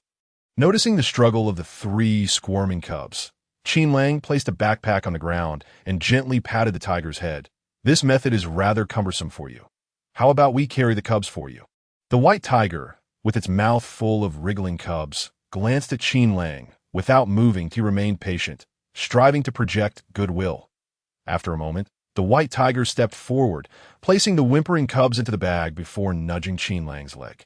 Pleased, Qin Lang smiled and lifted the bag onto his back, then took Murong Li's hand, leading the white tiger onward, with Xiongbo and the others hastily following behind as they ventured deeper into the woods. The light grew dimmer, and vines entwined around the trees, their branches thick and lush, obscuring the path entirely. If one were to enter alone, they might easily become lost in this perilous primeval forest. Fortunately, with a white tiger guiding them, many troubles were alleviated. However, the path the white tiger chose was treacherous. For robust beastmen like Xiongbo and his companions, it was manageable. They were tough-skinned and sturdy. And if worse came to worst, they could transform. But for the delicate Qin Lang and Murong Li, after a brief while they were left battered and bruised, particularly Murong Li, whose skin bore red marks that stung painfully in the sweat. Seeing Murong Li endure the discomfort, Qin Lang's heart ached. He pondered briefly before catching Murong Li's waist. Crouching down, "Ali, come here. I shall carry you." Xiongbo and the others, along with a white tiger, halted at the sound, their gazes involuntarily drawn to the two. However, Murong Li was momentarily puzzled. "What?" Qin Lang smiled back at him. "Do you know what it means to ride on someone's shoulders?" The crowd gasped, their eyes wide in disbelief. Did the leader just refer to himself as Lang Lang and suggest that shall he ride him? The little beast, too, turned crimson. "I refuse to ride you." Everyone froze, eyes widening in astonishment as they exchanged incredulous glances between him and their leader. Were they not destined partners? Why did Shally refuse to ride the leader? Or was it possible that he fancied another beastman? As this thought crossed their minds, they simultaneously turned their gazes back to Qin Lang, their hearts filled with sympathy for him. Unbeknownst to him that the others had spiraled into wild speculation, Qin Lang was left flustered by Murong Li's remark, his face burning with embarrassment as he barked. "What are you thinking? I meant riding on my shoulders, not asking you to ride me." "Oh, so we misunderstood." As the crowd collectively exhaled in relief, Murong felt an overwhelming embarrassment that seemed to ignite his very being. His exposed skin reddening like a boiled shrimp. Alarming in its HUET that moment. He wished fervently to crash into a wall or to hide in a crevice for eternity. Come up. Qin Lang noticed that the little beast's head was nearly buried in the ground and inwardly cursed himself for his careless words that had caused such awkwardness. He reached out to pat Murong Li's shoulder, intentionally urging him on. Be quick. Everyone is waiting for you. Thank you. Murong Li nodded, understanding that Qin Lang was providing him an opportunity to save face. He quickly stepped forward to support the other's head, resting his legs upon his shoulder. All set, Qin Lang's somewhat rough yet warm hand instinctively found its way to Murong Li's legs. Murong Li felt as though he had been scalded, his legs tensing up involuntarily, before he kicked forward slightly and then gradually relaxed. Yes, I'm sorry. He shyly curled his fingers, while Qin Lang felt a tingling sensation from the delicate fingers brushing against him. And he silently chuckled, rising to his feet. It's fine. Young master, there's more to this chapter. Please click to the next page to continue reading. It gets even more exciting. He then addressed the white tiger, saying, let's go. The white tiger, with its enormous beastly eyes, glanced between him and the Murong Li perched on his shoulder, tilting its head as if in contemplation. After a moment, it turned and continued on its way. Qin Lang and the others hurriedly followed, and Murong Li finally breathed a sigh of relief, a faint smile unconsciously curling at the corners of his mouth. Perched upon this man's shoulder, he not only diminished the risk of injury, but also enjoyed an expansive view. Resting his hands lightly against Qin Lang's head as he raised his gaze to survey ahead, eager to help scout the path. As expected, the group had not traveled far when he spotted a cluster of vividly colored fruits ahead, and he excitedly tapped Qin Lang's head. Brother Qin, there's a patch of wild fruits over there. Shall we go take a look? After accepting Xiongbo and the others, they had privately agreed to start collecting various seeds commonly found in Dian. Once they identified a suitable place to reside, they would cultivate the land. Relying solely on hunting was impractical. Thus, the sight of fruits thrilled him immensely. Like him, Qin Lang had been scanning the surroundings for plant life suitable for cultivation since entering the primeval forest. Yet he had not encountered anything familiar until now. Hearing Murong Li's words filled him with excitement, and he quickly inquired about the specific direction. Murong Li smiled and pointed ahead. Just keep going straight. Right in front of us. All right, let's head over there immediately. Inspired by Murong Li's enthusiasm, Qin Lang's spirit soared, and he unconsciously quickened his pace. Soon, they arrived at the location Murong Li had indicated, revealing a vibrant array of fruits, June persimmons. The two exclaimed simultaneously, prompting Xiongbo and the others to voice their confusion. That aren't those the astringent fruits.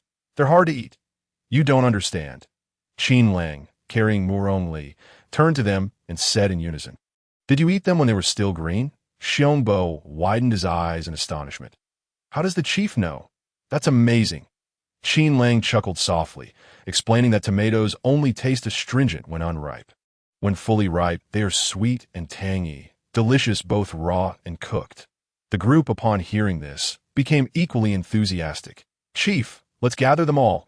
They began to swarm around the fruits, but Qin Lang quickly called out.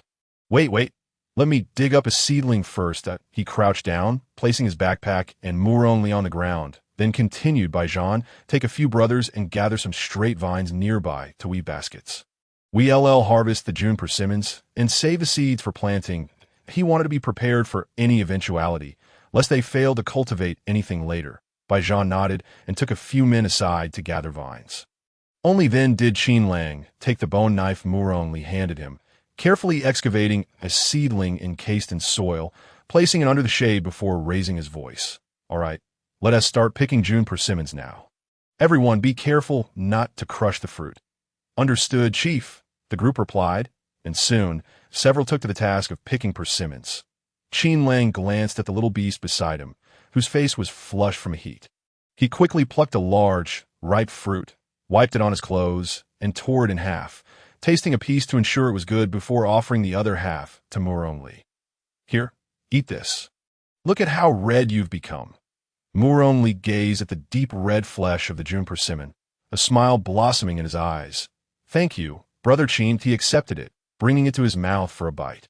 The flesh was tender and sandy, sweet yet tangy, filling his mouth with a rich, fruity aroma. "Delicious." Muron Li beamed, taking another bite, feeling his fatigue significantly dissipate with the delightful flavor. "I'm glad you like it." Qin Lang gestured with his chin that you've earned a break after discovering the June persimmons. Go sit down for a while and keep an eye on the little tiger. Muron Li felt a bit shy at this. Isn't that inappropriate? Although he was indeed quite tired, Qin Lang shook his head with a smile. Picking June persimmons doesn't require all your strength. Go rest. All right. Thank you, Brother Qin. Muron Li gratefully accepted. Noticing the white tiger dozing not far away, he turned and settled beside the basket containing the little tiger cubs, soon realizing that several of the cubs had awakened, snuggling together in the basket and making adorable sounds. Unable to resist, he stole a glance at the white tiger. Seeing that it had not opened its eyes, he took a piece of uneaten June persimmon and placed it in the basket to feed the little tigers. To his surprise, the three cubs eagerly fought over the piece even without opening their eyes, drawn in by the scent. Muron Li's face lit up with delight as he quickly added more pieces. And the cubs each took a piece and began munching happily. Suddenly, the white tiger opened its eyes with a fierce glare, rising and approaching him. Muron Li was momentarily stunned, then screamed, "Ah, Brother Qin, help!" He barely managed to escape before it blocked his path in front of the basket. And Qin Lang and the others rushed forward, startled by his cries and the tiger's behavior. However, an unexpected turn of events unfolded at that moment, as the white tiger stood before Muron Li and nudged him with its head. In the midst of his bewilderment, it stretched out its massive paw and nudged the basket containing the tiger cubs toward him, then let out a roar. It cast a deep glance at Qin Lang before turning and disappearing into the dense forest. The group stood frozen, then began to speak among themselves. "Chief, is the white tiger not coming back with us? Is it abandoning its cubs?" No. Qin Lang shook his head, watching the figure gradually vanish into the depths of the forest. A soft chuckle escaping his lips that it likely intends to hunt, leaving its sole beast, Ali, to look after its young. Muron Li snapped back to reality, appearing as though he had survived a calamity. Stammering, "Is it because I fed the cubs earlier? It should be." Qin Lang nodded with a smile. "The way you fed the little tiger cubs appeared to the white tiger as if you were caring for your own offspring, very gentle and affectionate. It sensed no malice from you, and since we are all allies, it felt at ease leaving the cubs in your care." That's so." Muron Li furrowed his brow in contemplation, finding something strange about it. He looked up at Qin Lang, unable to suppress his curiosity. "How did you know I was feeding the tiger cubs, and that it was gentle and affectionate?" As soon as he spoke, Qin Lang visibly shifted uncomfortably. Feeling somewhat embarrassed to admit that he had been watching Muron Li all along, he quickly fabricated a response. "Wasn't I just asking you to take care of the tiger cubs?" It was an easy deduction, I suppose so. Muron Li was convinced by his words and ceased to dwell on her thoughts. Instead, she joyfully brought out the little tigers, placing them on her lap and affectionately stroking their heads. "My little ones, grow quickly, and I shall treat you to some meat," she cooed. Qin Lang let out a sigh of relief as Baijan and the others approached, carrying large bundles of vines. He assigned Xiongbo and Lang Yi the task of gathering fruits while he instructed Baijan and the others on how to weave baskets. Observing that everyone was busy, Muron Li felt it inappropriate to slack off. So she took a few tiger cubs and placed them beside her feet for protection, then joined the group in weaving baskets. Qin Lang glanced at Muron Li, who had settled beside him, and picked up a vine to begin a live demonstration. "First, we must strip the leaves from the vine, and then we will use 10 strands to create the base," he explained, demonstrating as he spoke. The others watched intently, their hands moving in concert with his as he surveyed their progress. He noted that some were performing even better than he was, leaving him astonished at the learning capabilities of these beast men. It seemed they possessed a remarkable intuition for skills that could enhance their lives. This realization brought him comfort, knowing he would not have to fear teaching them more advanced techniques than those of the wild continent in the future. As they were still weaving the baskets, Xiongbo and the others had already finished gathering the June persimmons. They quickly came over to assist, and the group speed increased significantly. Before long, the baskets were completely woven. Suddenly, a fierce tiger roar echoed from a distance, followed by a mournful deer call. Qin Lang smiled knowingly, aware that the white tiger had caught its prey. After all, the tendons of a deer were excellent materials for making bowstrings. Although the tendons from a single deer would not suffice for many bows, it was certainly better than having none at all. With these thoughts in mind, he urged everyone to distribute the fruits into the baskets, leaving 2 beastmen named by Yang and Zhou Li to guard the area. The others would wait for the white tiger to return before continuing their journey to seek out resilient vines for bowstrings, intending to replace them once they had hunted more deer. "Yes, Chief," they replied. As soon as they finished speaking, the foliage ahead began to shake violently. Soon, the white tiger emerged from the dense underbrush, dragging a sizable stag into view. Qin Lang's eyes widened in surprise at the deer's substantial size. Having hunted before, he knew the strength of such creatures all too well. He approached and crouched down to examine the white tiger for injuries. Indeed, it bore several torn wounds on its abdomen and back, oozing blood. Qin Lang frowned, placing his hand on the tiger's belly and quickly channeling his spiritual energy to staunch the bleeding, while also communicating with it. "Little Bai, could you allow us to skin and extract the tendons from this deer before you feast?" The white tiger gazed at him with its beastly eyes, remaining silent for a moment before tilting its head and nudging his hand. Qin Lang understood its meaning, smiling as he patted its head in gratitude. He then withdrew his hand and called out to the others, urging them to hurry back once they located the vines. As nightfall was approaching, "Yes," they replied hastily, following the white tiger into the direction it had come from.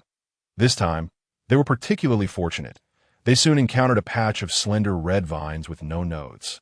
Qin Lang, intrigued as he had never seen such a plant before, stepped forward and grasped a few. Pulling them with all his might to his surprise, the vines not only exhibited remarkable resilience, but also considerable flexibility. He quickly stepped back, allowing Xiongbo and Baijian to give it a try. "You two, pull on them with all your strength. I want to see just how sturdy these vines are," he instructed. "Understood," they replied, each gripping 4 or 5 vines and pulling vigorously in opposite directions. Remarkably, none of the vines broke, and delight flickered in Qin Lang's eyes. He was well aware of the immense strength of the beastmen, particularly someone like Xiongbo, who was exceptionally powerful in combat. He encouraged them to continue. Upon hearing this, the 2 increased their efforts, and this time, they managed to snap 2 or 3 vines. Overjoyed, Qin Lang immediately instructed everyone to begin harvesting the vines. "Try to cut them as close to the roots as possible, maintaining a certain length. In the future, we can use them not only for bowstrings but also for other purposes." "Understood, Chief," they acknowledged, without the need for stone axes or bone knives. They transformed their hands into beastly claws, swiftly diving into the vines to gather them. Murong Li stood beside Qin Lang, a smile gracing her lips, that if there is anything worthy of praise in the wild continent, I believe it must be the diligence of all beastmen. Indeed, Qin Lang nodded in agreement, chuckling softly. In such a harsh environment, one must be industrious. However, he reflected that their labor was hardly proportional to the rewards they reaped.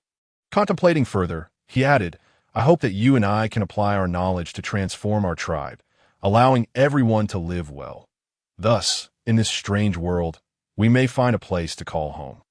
Murong Li turned to him, her expression serious. "All right, let's strive together. By the time they finished cutting the red vines, the sky had gradually darkened.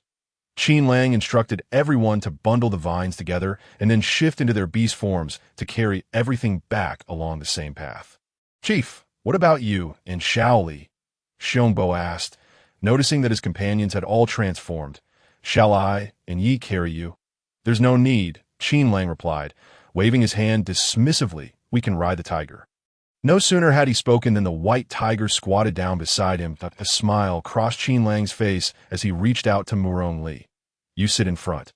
"All right," taking his hand. Murong Li swiftly climbed onto the tiger's back, and Qin Lang settled behind her, naturally wrapping his arms around her waist. He then gave a gentle pat on the tiger's back. "Little Bai, let us go." With a roar, the white tiger obediently rose and swiftly navigated through the underbrush, Qin Lang and Murong gasped in surprise as they realized they no longer felt engulfed by the lush vegetation as before. Their spirits lifting with joy was no wonder. The white tiger was robust, far larger than any tiger they had encountered in Dian, standing nearly 6 feet tall at the shoulder and exceeding 10 feet in length.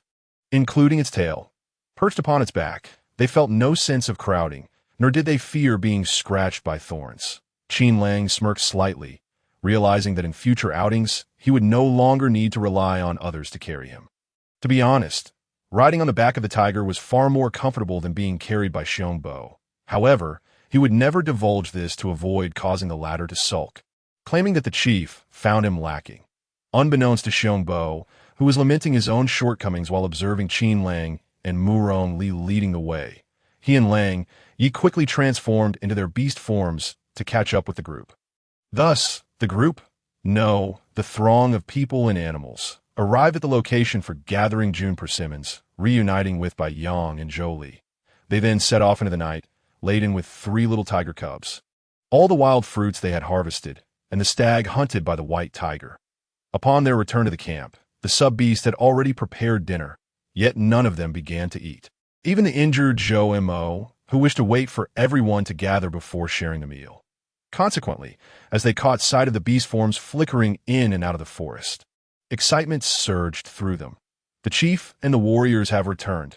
Roar, Chief, you didn't encounter any dangerous tigers. Laughter danced on their faces until the sudden emergence of the white tiger from the thicket left them pale with fright, retreating hastily. However, upon noticing Qin Lang and Murong seated atop its back, their expressions shifted to one of disbelief. They stared wide-eyed, incredulous, first at the two, then at the haughty white tiger, which seemed utterly indifferent to their presence, directly leading the chief and Xiao Li to a spot away from the fire pit. Fear not, it will not harm you, Qin Lang assured them. Qin Lang and Murong gracefully leaped down from the back of the white tiger, which promptly sat down and gently nudged the two with its massive head. Qin Lang understood that it was asking for its offspring, so he set down the basket on his back and carefully took out the 3 tiger cubs, placing them on the creature's belly before affectionately stroking its head. Only then did he rise to join the orcs who were gradually entering the camp, unloading the fruits of their labor from the day onto the clean platform constructed of stone slabs. As the white tiger remained obediently lying there with its cubs, it displayed no inclination to attack. The gathered crowd finally relaxed, surrounding Qin Lang and inquiring about their gathering experiences of the day. Although they had not caught much game, they had discovered red vines suitable for crafting bowstrings, along with June persimmons and gugu eggs. What is so delicious about gugu eggs? The crowd was puzzled, especially those responsible for cooking in each tribe, as they only consumed those when food was scarce and thirst was overwhelming. Qin Lang chuckled, "Isn't that something we wouldn't eat?" Before he could finish, Xiongbo interjected, exclaiming that the leader had previously stated they had all been consuming it incorrectly, as the shells of gugu eggs were inedible. Moreover, there were numerous delectable ways to prepare gugu eggs, which they simply did not know about. Is that so? Ya beast Wang Lu tilted his head, questioning Xiongyi, but even when I mixed it with juice, it didn't taste good in his previous tribe. He had been the best cook among the beasts, even praised by the tribal shaman for his culinary skills. But the gugu eggs had always fallen short, leading him to doubt their true tastiness.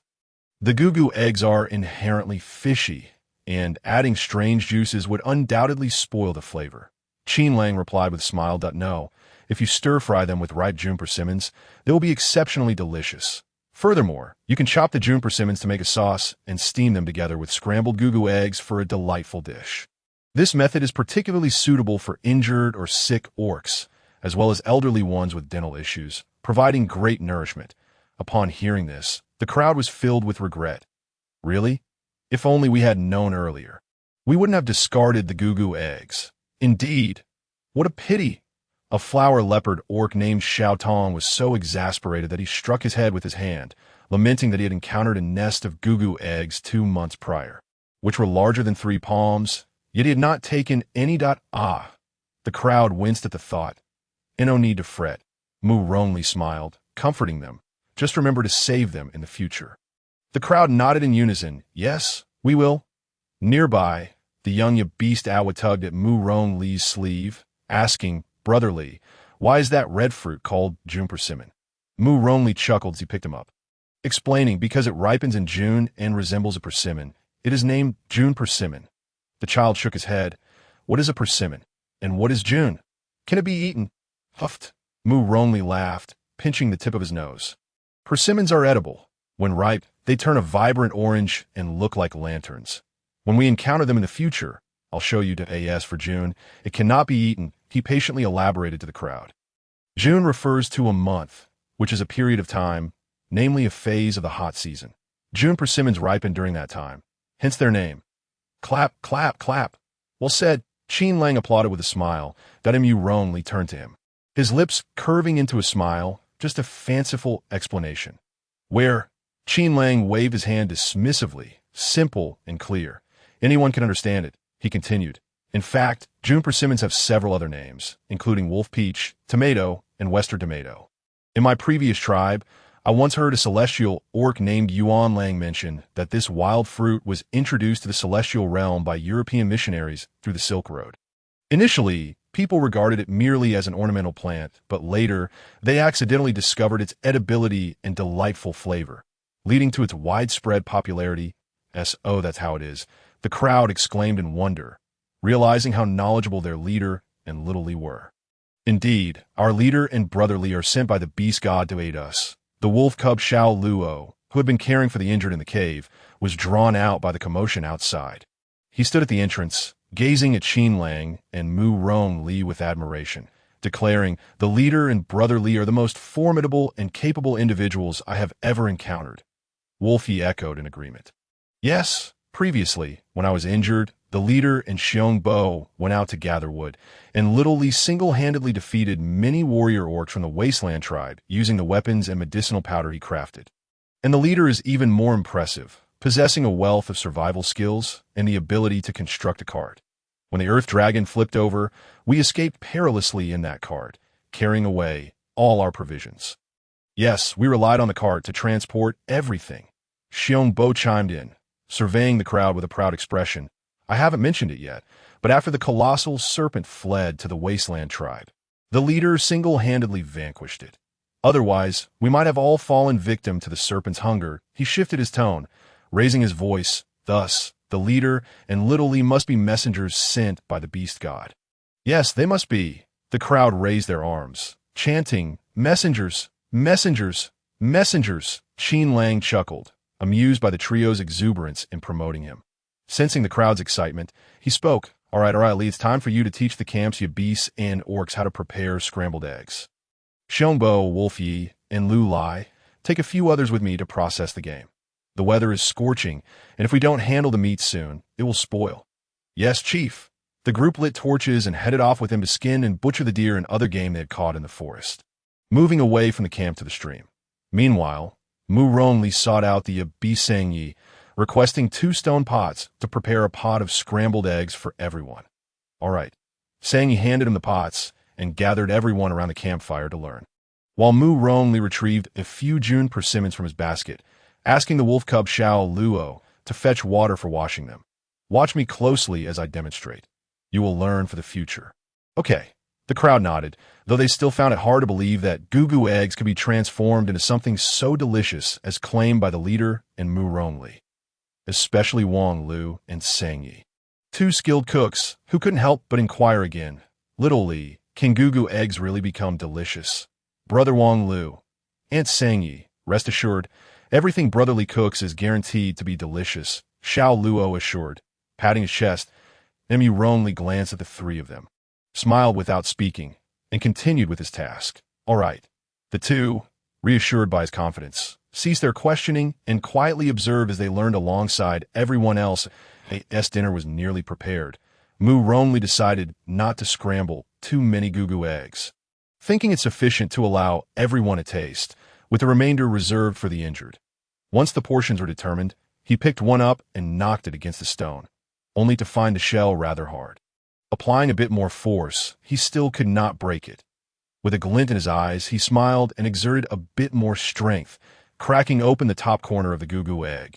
Carefully peeling it to create a neat opening, he poured the egg liquid into one of the stone pots, placing the shell aside in a pile, and proceeded to crack the next goo egg. Observing his actions, the crowd was puzzled. "Little Lee, do you intend to keep these shells? Aren't they inedible?" "Yes, I do intend to keep them, but not for consumption," Muronli replied. "I just tested it, and the shells of goo eggs are very sturdy. So I plan to use them as containers for oil lamps. When we find a suitable place to settle, we can replace them with better materials." The crowd's curiosity grew. What is an oil lamp? It is a device that provides illumination by burning oil and a wick, serving a similar purpose as a torch. Muronli explained with a smile while continuing to crack the eggs. However, oil lamps are safer and more reliable than torches, and they produce less odor when placed indoors. Upon hearing this, the crowd was instantly filled with curiosity about the oil lamp, each one yearning to possess such an object. The young beastman, Xiao Luo, eagerly pulled at his companion and inquired, "Brotherly, how is this oil lamp made?" "It's quite simple," Muronli replied, gesturing towards the eggshell. "First, clean out the egg liquid inside and dry it thoroughly. Then pour in melted animal fat or vegetable oil. Next, fashion a wick from hemp stalks or lampwick grass and place it inside. Once the fat is fully absorbed, leave a portion outside to ignite. And voila, you have an oil lamp. Is it really that easy?" The crowd exclaimed in delight, promptly declaring that they too would create one as soon as they gathered the necessary tools. "Certainly, we shall make them together," Muronli said, glancing at Xiao Luo with a gentle smile. "Go into the cave and fetch the salt fruit and the oil we previously refined, that we will also need some oil residue." "Understood," Xiao Luo responded eagerly, darting into the cave, and soon emerged with all the required items. Meanwhile, Muronli had swiftly prepared the June persimmons. He set up another stone pot, pouring some animal oil from a sealed bamboo tube. As the oil heated and began to smoke, he poured in the whisked egg liquid. Sizzle! The egg liquid rapidly bubbled up, prompting gasps and exclamations from the onlookers. "The egg mixture transforms like this? It smells divine. Not at all fishy. It looks so beautiful. Brotherly, I can hardly wait to taste it." "Just a moment, it's not ready yet," Muronli chuckled, deftly stirring the eggs with a wooden spoon. Once they had nearly set, he quickly ladled them out, added a bit more oil to the pot, and heated it before tossing in the oil residue to saute until crisp. After briefly stir-frying the chopped June persimmons to release their sweet and sour essence, he added the scrambled eggs back into the pot, pouring in salt fruit juice and tossing everything together until well combined. Ready to serve, the vibrant red June persimmons melded flawlessly with the golden, tender eggs, releasing an enchanting aroma, their tangy and savory flavor wafting throughout the camp. The gathered crowd, squatting by the fire, couldn't help but swallow hard, inching forward with hands resting on their knees, gazing hungrily at the brightly colored dish before Muronli. "Just a moment," he chuckled. "We can eat once the chief returns." He then added, "First, I need to plant the June persimmon seedlings that the chief had by Jean and the others dig up. Lest they perished, I'll help you," Xiao Luo exclaimed, following him as he went to retrieve the seedlings. The others clamored to assist, their curiosity piqued by the notion that this could be cultivated. Muronli dug holes. He explained, to plant June persimmons, one can use seeds or transplant seedlings. However, using seedlings is more convenient compared to the lengthy processes of germination, sowing, and nurturing seedlings required for seeds. Before planting, one must prepare the soil, turning it over to a depth of about 1 foot and creating raised beds 2 to 3 feet wide. Then a certain amount of farmyard manure or wood ash should be added as a base fertilizer before planting. Moreover, the timing varies depending on the variety of June persimmons. Single-stemmed seedlings require closer spacing than double-stemmed ones. Generally, the row spacing for single-stem is between 1.2 and 1.5 feet, while plant spacing ranges from 7 inches to 1.2 feet. For double-stemmed seedlings, row spacing is between 1.5 and 2.4 feet, with plant spacing over 1.2 and under 1.4 feet. After planting, one must also fertilize according to the growth of the June persimmons to promote fruit development and ensure the preservation of flowers and fruits. During the establishment phase, it is essential to water the roots and provide nurturing water once the seedlings recover, along with fertilization until the fruit develops properly. Do you understand? The crowd, looked bewildered, shaking their heads. Only laughed gently. "No worries. When the time comes to plant, I will guide you through it all, and you will understand." "All right."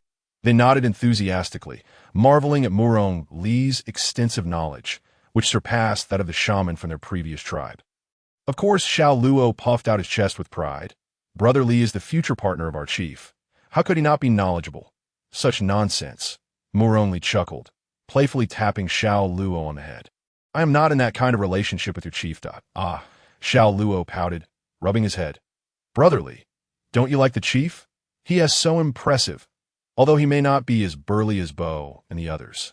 "That doesn't mean he can't have children with you." Yes. The other chimed in that it's just a matter of time. That's fine. Just ensure that all male prey is given to the chief. Li replied nonchalantly. "Right, just make sure he gets plenty of nourishment," they agreed. But Li felt his face flush with embarrassment at their bold remarks. Although he had been reborn for over half a year, he still struggled to accept the straightforward discussions about such matters among the beastmen of the wild continent. However, the group seemed unfazed by the impropriety of their words, continuing their banter about Qin Lang until he and the beast warriors returned with their catch. Qin Lang inquired what they were discussing. Both Awa and Xiao Luo stood up simultaneously, exclaiming, "Chief, we were asking Brotherly why he doesn't acknowledge you as his future partner." It because you're not strong enough to have many children with him?" Qin Lang's face flushed with embarrassment, and he instinctively waved his hands, unable to meet Lee's gaze, while the two innocent children stared at him with wide eyes, leaving him both amused and exasperated. He was at a loss as to whether he should refute their claims of his lack of strength or chastise them for meddling and spreading rumors about him. Qin Lang sighed, finding it exceedingly difficult to interact with a group of beastmen who were oblivious to the nuances of propriety. "Chief, why aren't you speaking?" The two children tugged at his leather skirt, bringing him back to reality. "Oh, it's nothing," Qin Lang replied, mentally resolving not to let rumors about him proliferate any further, as it would make him uncomfortable and also distress Murong. He then spoke with a serious expression. "Just now, I believe I heard the voice of the beast god." "What?" The crowd's eyes widened in anticipation. "Chief, what did the beast god say?" Instead of answering immediately, Qin Lang exchanged a knowing glance with Li, who looked equally awkward yet understanding that he smiled before continuing. "The beast god said that the beastmen and sub-beasts of the wild continent must understand the importance of maintaining their boundaries. Forming partnerships between the two is a significant and sacred commitment. They should not constantly use the excuse of having children to mask their true desires, nor should they incessantly seek out partners, that we must recognize that entering a partnership means taking on the responsibility of caring for and cherishing one another, rather than treating one's partner as a mere tool for reproduction as for having children. It is a continuation of life and hope, which must be approached with reverence. It cannot be treated lightly or carelessly. Otherwise, it would show disrespect to one's partner and irresponsibility towards the children, which would incur the wrath of the beast god." "Well said." Li applauded with a smile, while the others looked at them in confusion, struggling to grasp the meaning behind Qin Lang's words. However, they did catch the essence. Essentially, the beast god decreed that neither beastmen nor sub-beasts should seek multiple partners for procreation, as it is improper. Thus, after a moment of contemplation, the crowd nodded in agreement, proclaiming, "Chief, from now on we shall heed the beast god's words, seeking only one partner and having children with just that one." The chapter is not yet complete. Please click the next page to continue reading the captivating content. Xiongbo proudly wrapped his arms around his beloved, declaring, "I have always listened to the beast god. I only have eyes for Langyi." "Indeed," Langyi replied, equally proud, "you are a good disciple of the beast god." Qin Lang chuckled, "We all are." Then he added, "Ali, please help them distribute the food while I attend to the game." Of course, Li nodded, squatting down with a wooden spatula, instructing everyone to line up for their portions. "Oh, time to eat." As the crowd rejoiced, Qin Lang's brows curved with delight that he stepped aside, discarded the well-prepared venison onto the stone slab beside the white tiger, and affectionately patted its head, urging it to eat. The white tiger let out a roar, startling the gray starlings in the forest, and then buried its head in the feast. Qin Lang chuckled and ruffled its head, once more before rising to wash his hands. Suddenly, several young beastlings began to chatter excitedly. Wow, the scrambled eggs are delicious, so fragrant, tangy and salty, absolutely delightful, not a hint of fishiness. Brotherly, can we have scrambled eggs again tomorrow? Of course, Moore only replied with a smile. Scooping some scrambled eggs onto the broad leaves before the beasts, we can still make a couple more meals with what's left, and if we find more eggs, we can continue cooking. However, once the June persimmons are out of season, we won't be able to prepare them the crowd lamented, so we won't have delicious June persimmon scrambled eggs anymore. But we can create other flavors. Qin Lang interjected with a grin, casually pulling a half basket of salt fruits closer. As he squeezed the juice into the clean stone pot, he continued, however, if everyone wishes, we can turn the June persimmons into a salty sauce. This way, we can preserve them for a long time. And even after the season has passed, we can still enjoy the delectable June persimmon scrambled eggs. Really? Wolf Xiao, Lu exclaimed, carrying a stone pot larger than his head to Qin Lang. Chief, how do we make the salty sauce? Can you teach us? Certainly. Qin Lang nodded with a smile, promising to instruct them once the container for the sauce was ready. The young beastlings cheered with joy, and while holding the stone pot, they called out to Murong Li, Brotherly, did you hear? The chief is going to teach us how to make the salty June persimmon sauce. Yes, I heard, Murong Li replied, glancing at Qin Lang, who was applying salt fruit juice to the freshly processed game. He then took out his own stone pot, prepared their portions, covered them with broad leaves, and continued to serve others. Since the day's hunt had not yielded much, Qin Lang quickly finished marinating the meat. Placing it into the large pot brought by Baijan, and covering it with broad leaves. After washing his hands, he squatted beside Murong Li, who promptly pushed the stone pot towards him. This is for the two of us. You eat first, that I'll wait for you. Seeing that only the two of them remained, Murong Li smiled and nodded, swiftly portioning the dishes, setting down the spatula, and handing Qin Lang a pair of chopsticks he had made. Thank you, Qin Lang said. Accepting them, he then picked out the crispy bits from the scrambled eggs and the tender meat from the stew, placing them in front of Murong Li and quietly suggesting, "You should eat this. Their stewed meat is rather tough." Murong Li felt a warmth in his heart, chuckling softly as he nodded, swiftly taking a piece of the tender meat to his mouth. Realizing that today's offering was exceptionally delicious, after dinner, Qin Lang attended to Zhou Mo and the others' injuries, then instructed someone to clear a stone pot, wash it, and fill it with clean water, soaking the fresh deer tendons inside. Tomorrow, they would remove the blood and impurities, dry them, and then repeatedly pound them with a blunt instrument until they became soft and elastic, ready to be woven into bowstrings. Bear Bow frowned at the deer tendons, soaking in the water.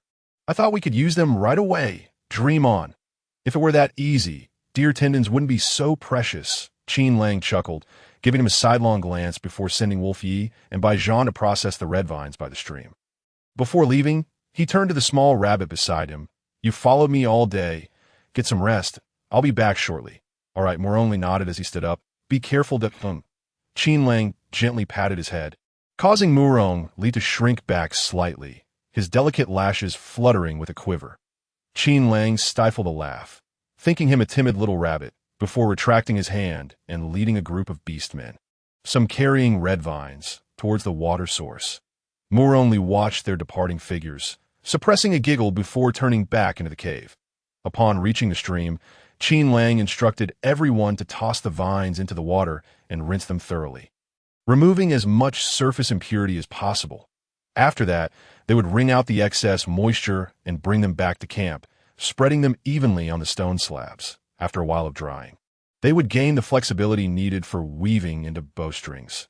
Having completed the task, and with the night deepening, Qin Lang straightened, dusting off his arms before addressing Bear Bow and the others. Everyone should get some sleep. We have bows and arrows to make tomorrow. Yes, several beastmen volunteered to keep watch while the others quietly settled onto their fur beds, closing their eyes to sleep. With a flickering torchlight, Qin Lang approached Murong Li, tucking the fur that had slipped aside around him snugly, then lay down a short distance away. After a night of restful slumber, the group awoke to find the white tiger missing from the camp. Upon inquiry, they learned that it had ventured deep into the forest before dawn. Qin Lang surmised it had gone hunting and decided not to intervene, suggesting they make do with a simple breakfast. For they had much to accomplish today and needed to make the most of their time. All right, the group busied themselves immediately. Ing Am led the young beastlings to swiftly prepare a pot of stew. Foregoing the scrambled eggs, each person took a ladleful, gulping it down as a mere placeholder. Next, Qin Lang instructed Bear Bo to lead a team into the forest to gather timber for making containers. The tree should be about the width of Xiao Lu's waist, ideally selecting those with dry trunks free of cracks and possessing a hard texture, all cut to the length of an arm. Then, they would take a section 2 fingers thick, shave down the edges, leaving a circular bulge in the center. To ensure everyone understood, he drew a simple diagram in the dirt with a stick while demonstrating. After that, use your beast claws to hollow out the trunk, forming a sealed bottom tube, sizing it so that it fits snugly around the protruding part of the lid. Once completed, you can smooth both the interior and exterior with sand, grass, and animal hide until they are smooth and free of splinters. Then, wash them thoroughly and leave them to dry in a cool place. Understood, Chief? Barebone nodded in acknowledgement, then led 10 individuals into the woods. Qin Lang turned to Baijan. You take 10 brothers to hunt and gather.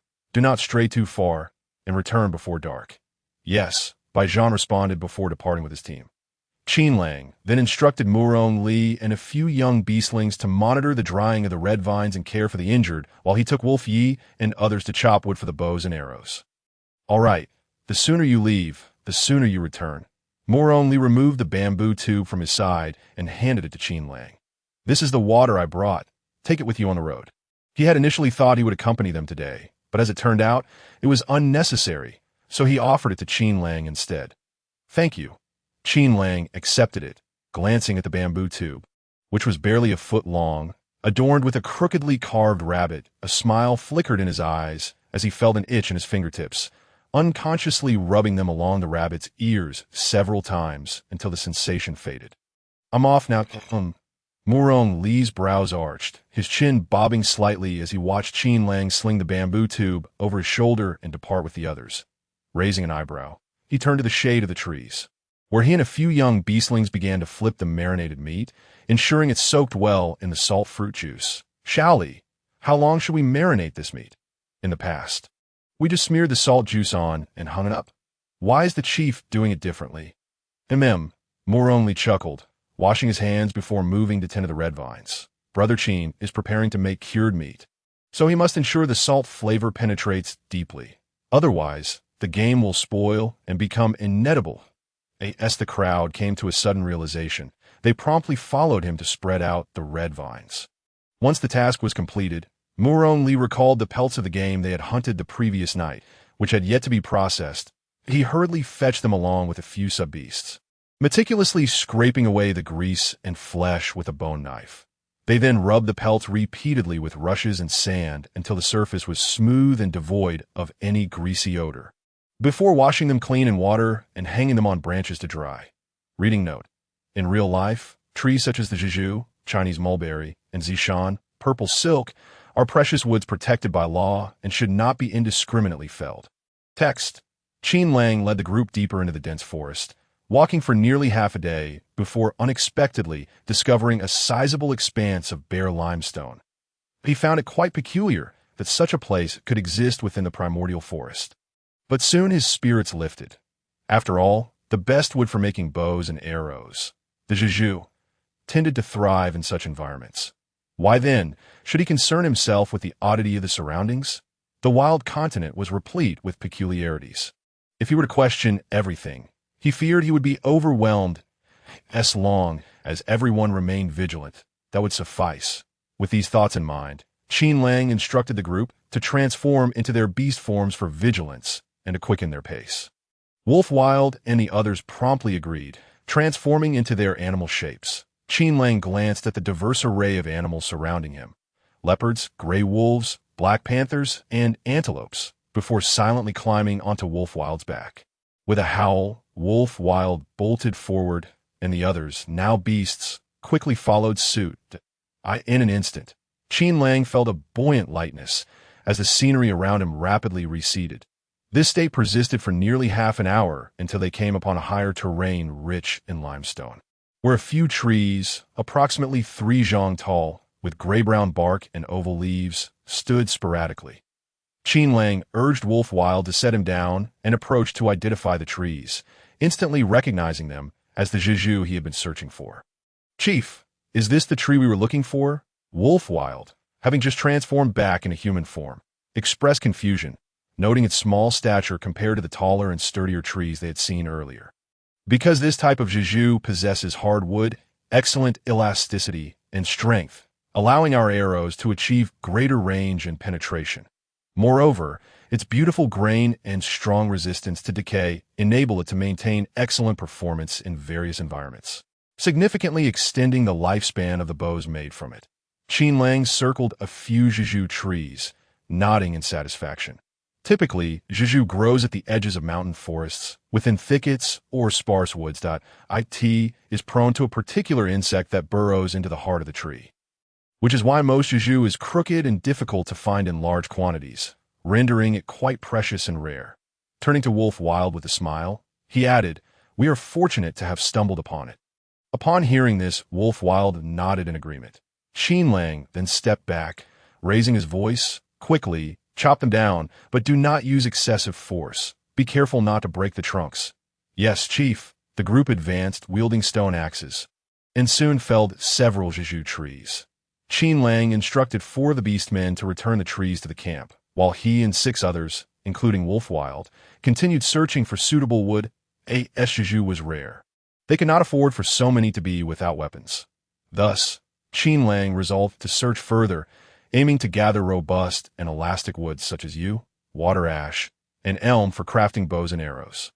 Although these trees were considered precious in the Great Yin dynasty, they were relatively easy to find in the resource-rich wilderness. Consequently, the group veered away from the mountainous area, racing in the opposite direction. Within an hour, they had located 7 or 8 suitable trees, including both zishan and water ash. Qin Lang surveyed the straight tree trunks on the ground, a smile spreading across his face. "Let's head back to the camp." Yes, Wolf Wild and the others transformed back into their beast forms, each carrying 2 trees, while the smaller beasts carried 1. Qin Lang led the way, collecting mushrooms and wild fruits along the route, determined not to return empty-handed. As they had moved quickly on their way there, their return journey with the burden of wood was somewhat slower, so by the time they reached the camp, the moon had already risen above the treetops. Murong stood atop a large rock, gazing into the forest, his bright eyes shimmering even in the dark, suddenly widening in surprise as he jumped down from the boulder and ran forward. He called out, "Brother Qin, are you back?" "Brother Qin." Hearing the call, Xiongbo and the others quickly shouted, "We are back." The camp erupted with joy as everyone celebrated the chief's return. It is I, Qin Lang. Upon hearing the commotion ahead, quickly dashed out of the woods and looked up to see everyone gathered around the fire, watching him, while a small rabbit rushed towards him, its speed seemingly faster than when they had fled from the 2-headed bird. Fearing it might trip, Qin Lang hastily tossed aside the wild vegetables he was holding and reached out to catch the small sub-beast. "What is the matter? Were you anxious?" "Yes." Murong looked up at him. "Everyone returned, but you did not, and I was worried about you." Standing behind them, Wolf Wild and the others chimed in, "We haven't returned either. Are we not human?" The camp's sub-beasts whispered among themselves, "Little Li and the chief are so close." Qin Lang chuckled at the remark, observing the blushing rabbit before him, whose bright eyes seemed to be filled with affection, causing a warm feeling to swell in his chest. "Yes, I gathered mushrooms and wild vegetables for you. We will make a meat and vegetable soup for you later." "Great." Murong smiled, his eyes curving beautifully, prompting Qin Lang to smile back as he took his hand and led him aside. "Let Wolf Wild and the others go first." "Oh." Murong then remembered there were others behind him, feeling a bit shy as he lowered his head, his toes unconsciously tapping on the ground. The beastmen exchanged knowing glances, their expressions suggesting they had long suspected the two were close. As they carried the wood into the camp and placed it in a corner, Qin Lang and Murong proceeded to gather the wild vegetables they had discarded, making their way to the campfire, where Xiongbo eagerly reported on the day's accomplishments. "Chief, we made over 4 hand-sized wooden pots today, all according to the method you described. Would you like to take a look?" "Yes." Qin Lang nodded. following him to the shade of a tree, where he saw 20 wooden pots, each as tall as an arm. Lifting the lid of one, he found it tightly sealed, exhibiting excellent airtightness. Delighted, he could not help but praise his companions. "You all did exceptionally well. To achieve this without fine tools is truly commendable. You are skilled craftsmen, indeed." Xiongbo and the others beamed with pride, their chins held high. Qin Lang smiled in return before continuing. "This wood is excellent. After the pots dry for a few more days, I will infuse them with some oil to serve as a top layer.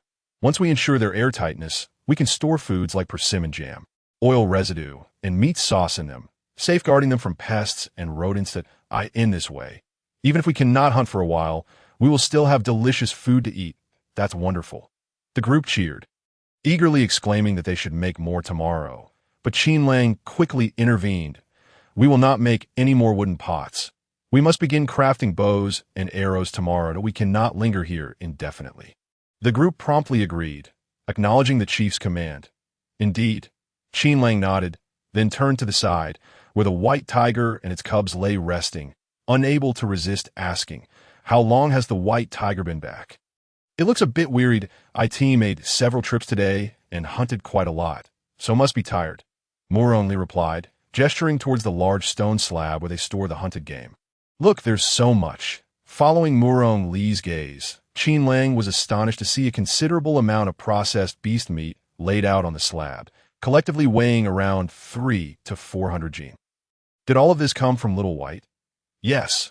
Moroni chuckled softly. "By Jean and the others hunted it. I've already taken care of the salting with AM and the others. The game caught by Little White hasn't been salted yet. Animals shouldn't consume too much food seasoned with spices, so I had Jean and the others prepare it and let it sit there for now.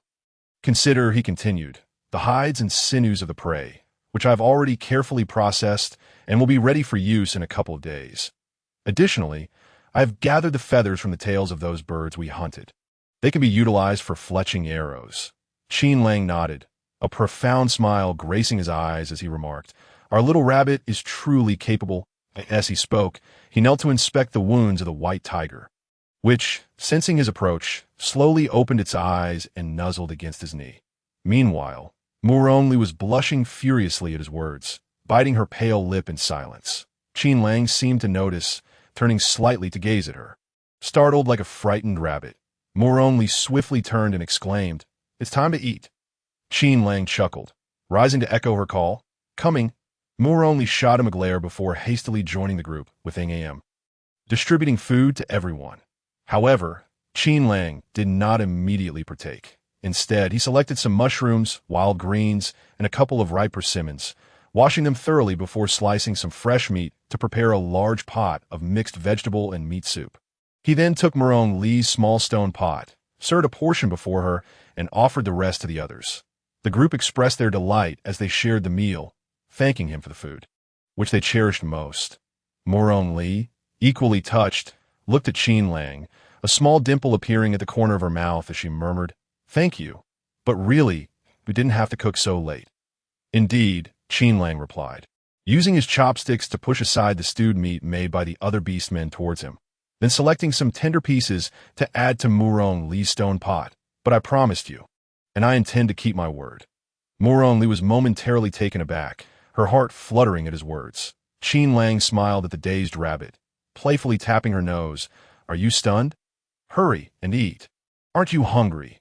"I am," Moroni replied, her thoughts returning as she picked up her chopsticks and selected a generous piece of tender pig's trotter, placing it before him. Thinking it insufficient, she also added some delicious mushrooms and wild greens, saying, "You eat too. Let us share." Qin Lang's smile deepened at her gesture. After the evening meal, Qin Lang continued to tend to the white tiger and the injured, contemplating that he would treat everyone again the following day, which would likely suffice. Once every injured person had been attended to, he felt exhaustion wash over him. Xiongbo, experienced in such matters, helped him to a hide where he could lie down, subsequently arranging a few individuals to keep watch, allowing everyone else to rest. Moroni lay beside Qin Lang, her hands curled against her chest as she quietly observed him, a soft smile gracing her lips before she closed her eyes. In a short while, her breathing grew even and steady, and she soon drifted into slumber. Ate tea that moment. Qin Lang, who had been keeping his eyes shut, discreetly opened them, gazing at the slender figure beside him, a myriad of unspoken emotions gradually surfacing in his eyes. The following morning, Qin Lang instructed by Zhan to continue leading a hunting party of 10, while Murong Li, along with several beastmen and the weaker warriors, tended to the red vines and dried deer sinews. The task of drying the sinews required repetitive pounding to enhance their toughness, and it was not suitable for the stronger beastmen, as Qin Lang feared they might inadvertently break them. Thus, it was more appropriate for Murong Li and her companions to undertake this task. "Chief, what about us?" Xiongbo inquired, his expression anxious. Qin Lang turned to him and replied, "You will assist me in crafting bows and arrows." He clapped his hands. "All right, let us get started. If you have any questions, feel free to ask me or Ali. Xiongbo, Lulai, take the logs outside the camp to work on them, so we don't end up with shavings everywhere." "Understood, Chief." The group immediately sprang into action, and those already engaged in processing the red vines and sinews looked up to see their comrades working energetically, laughter bubbling forth. This life was becoming increasingly promising. Once the logs were moved to a clear area, Xiongbo and the others, under Qin Lang's direction, began chopping the wood into lengths suitable for bow limbs. They then transformed the wood into the shape of bow arms using their claws, placing them aside to dry later. The beastmen's claws were dexterous and sharp, and they quickly fashioned dozens of bow limbs. Qin Lang instructed everyone to pause and relocate the limbs to the camp, placing them in a spot away from the campfire but still warm enough to facilitate drying. He also tasked the young wolf and a few small beastmen to monitor the temperature, flipping the limbs occasionally to ensure even drying. Afterwards, he led the group back outside the camp to continue teaching them how to make arrows. The group straightened and smoothed the remaining wood, repeatedly sanding it with straw, sand, and fur until the surfaces were perfectly smooth. Typically, arrowheads would be fitted with sharp stones or metal, but the savage continent lacked metal, and stones were difficult to shape. Improper weight or size could adversely affect accuracy and range. Thus, he decided to forego this step, instructing everyone to simply sharpen the arrowheads. Once the shafts were completed, he had everyone carry them back to the camp and asked Murong Li to bring out the feather she had collected the previous day for fletching the arrows. "Watch me do it once, then you can follow suit," he instructed. "All right," the group nodded, halting their tasks to gather around him. Qin Lang took a piece of burning wood and placed it in front of him, then carefully held a suitably sized feather, scorching the base in the flames until it softened. He swiftly used a bone knife to trim the base into a smooth edge, quickly adhering it to the tail end of the arrow shaft, and proceeded to attach a second feather. Common arrow fletching typically includes 2, 3, or 4 feathers, as taught by his adoptive father. Qin Lang recalled the elderly man who had perished in a tiger's jaws to save him, a fleeting sorrow glimmering in his eyes before he suppressed the sadness and continued. 2 feathered arrows are quite common, offering good stability and moderate speed, while the shapes of the fletchings, shield-like, teardrop-shaped, etc., affect their speed and precision. As he spoke, he worked quickly, and soon a pile of fletched arrows accumulated before him. The others, having learned sufficiently, began to craft arrows under his guidance. Before long, everyone had completed their bows and arrows, and Qin Lang instructed Xiongbo and the others to place the nearly dried longbows and arrows in a cool, shaded area to air out before starting to teach them how to braid bowstrings. He first led the beastmen and Murong Li in pounding the red vines and deer sinews, then secured one end of the sinew to a branch, wrapping the other end around a fixed point and gradually tightening it before beginning to braid the bowstring. There were methods for braiding with 3 or 4 strands, but regardless of the technique, it was imperative to ensure it was tightly woven without any loose sections. As Qin Lang spoke, he meticulously tightened each strand of deer sinew, ensuring that not a single gap remained until it reached the appropriate tension, at which point he removed it. With both hands gripping the ends, he relentlessly pulled and stretched. Through his own experience and intuition, he made repeated adjustments to the bowstring until he was satisfied that its length and tension were aligned with his desires. He then selected a longbow of modest size and draw weight to begin the securing process. Given the limited resources of the wilderness, he could only resort to the traditional method of tying knots. Common tying techniques included the double knot and the bowline knot, during the knotting process. It was imperative to ensure that the bowstring was firmly secured to the bow, preventing any loosening or slippage. In fact, the bowstring could also be adhered with animal glue or fish glue, which would simplify matters considerably. However, lacking the necessary materials, he had to make do.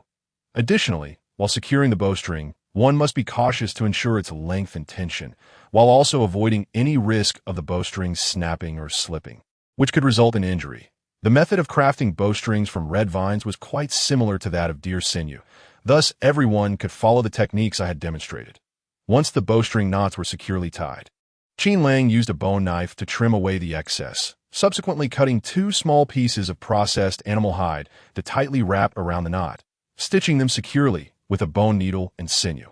In this manner, a complete longbow was fashioned. He hefted it in his hands, finding it to his liking, and promptly retrieved an arrow, deftly knocking it onto the bowstring. He then turned sideways, slightly spreading his legs, gripping the bow with his right hand while drawing it back with his left. With a sharp twang, the arrow flew forth like a bolt of lightning, and before anyone could react, it had embedded itself firmly into the trunk of a tree.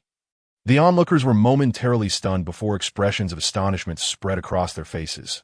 Xiongbo and Lang Yi quickly dashed over, discovering that the arrowhead had sunk entirely into the wood.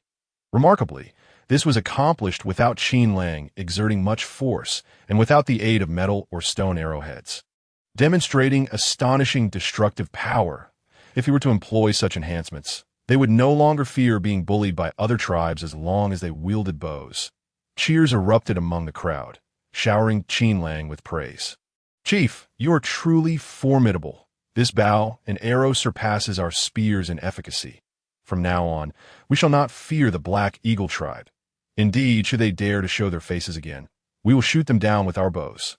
Qin Lang smiled in acknowledgement, then clasped the bow and arrow with both hands and handed them to Murong Li. "Here for you." "Huh." Murong Li was taken aback, her large, watery eyes fixed on him. "Wow. The chief has gifted a bow and arrow to little Li." Yabist Yunxiu and the nearby Lan duo chuckled softly. The chief must have a fondness for little Li, yet he previously denied it. Little Li claimed they are not future partners. They are just being stubborn. Their remarks reached the ears of the two, causing Murong Li to gradually regain her composure, her face instantly flushing crimson. Qin Lang, too, felt his cheeks burn at their words. He looked at the little rabbit and stammered. You have little strength, so this bow is just right for you." Murong Li nodded, her fingers fidgeting unconsciously, curling into small fists at her side before gradually relaxing. "Thank you." She raised her gaze to Qin Lang, noticing his own embarrassment, and her eyes sparkled with delight as her smile curved like a crescent moon. She then reached out to accept the bow and arrow, cradling them tightly to her chest. Qin Lang sensed the joy radiating from the little rabbit and couldn't help but smile in return. "Once things settle down, I'll make you a quiver." "All right," Murong Li responded cheerfully, and Qin Lang's smile broadened as he turned to the others, his expression becoming serious. "All right, everyone, first craft the bowstrings, then follow me to make the bows." "Understood." The camp quickly became bustling again as everyone worked diligently from dawn until dusk, ultimately succeeding in creating all the bows and arrows. At that moment, Baijan, who had ventured out to hunt, returned. They had enjoyed a fruitful day, and Qin Lang immediately set about preserving half of the catch, preparing the rest by cutting it up and rendering the fatty portions into oil. He then selected 2 relatively dry wooden jars and poured the oil into them. He contemplated this opportunity to coat the upper layer of the jars with oil, allowing it to seep deeply into the wood, thereby enhancing its waterproofing, moisture resistance, and corrosion resistance, ultimately prolonging its lifespan. Unfortunately, they had yet to locate any paulownia trees. Otherwise, they could have harvested seeds to extract oil, which would be quite valuable for their future endeavors. Reflecting on this, Qin Lang regretted having hastily gathered all the fruits earlier, but fortunately, despite the heat in the forest, it was not yet the hottest season, and the fruits could still last for a few days. Otherwise, they would spoil. With this in mind, Qin Lang resolved to keep an eye out for paulownia trees, vowing that once they found a suitable place to settle, he would attempt to cultivate some and extract oil from the seeds. Retrieving his thoughts, Qin Lang set aside some of the remaining lean meat to prepare for dinner, while most was marinated briefly in salt and fruit juice before being dried into jerky, which he would later seal in a wooden jar for preservation. This chapter is not yet complete. Please click the next page to continue reading the exciting content. They would not remain here for long. So he aimed to stockpile as much food as possible now to avoid hunger on their journey. During the meal, Qin Lang asked Xiongbo if he remembered how to construct the cart. "I recall some of it," Xiongbo replied, setting down the stone pot, "though I can't quite remember certain steps." "And oh worries," Qin Lang said with a smile, waving his hand. "In a bit, I'll teach everyone how to shoot standing. Be sure to pay attention. Tomorrow, I'll guide you in crafting 2 carts. Each of you must learn well. Afterward, I will divide the group into 3 teams. One dedicated to felling trees for cart construction, another to learn mounted archery with me, and the last team will follow Ali to learn food preparation that we will rotate every 3 days, aiming to leave this forest within half a month." He was thoroughly fed up with the culinary skills of the people in the group. If they continued to eat this way, both he and Murong Li would go crazy. Yes, everyone nodded, hastening to finish their meals. In no time, they polished off the stewed meat and vegetable soup. Qin Lang then instructed Xiongbo and the others to carry the injured from the cave and seat them upon a large rock in the camp, followed by having someone tie a persimmon to a distant tree trunk that he then began teaching everyone the nuances of archery. He took up the bow and arrow, adopting a standard stance with his feet shoulder-width apart. Leaning slightly forward to maintain balance and stability, one hand gripped the bow, the arm extended straight with a slight inward rotation, while the other hand placed the arrow on the string, fingers securing it. "Everyone pay close attention. When we draw the bow, we utilize the strength of our back and arms, adjusting the draw based on the distance to the target and our own strength. Once you aim at your target, you must focus intently, controlling your breathing and being mindful of the surrounding environment, such as wind direction and lighting. This is something you will need to gain experience in through practice. The more you train, the more you will find your rhythm." Qin Lang glanced around at the others before continuing. "Once you have your target in sight, release the arrow as swiftly as possible. Otherwise, it is highly likely that the target will escape or retaliate. While shooting, ensure your body remains steady to maintain the arrow's trajectory and force."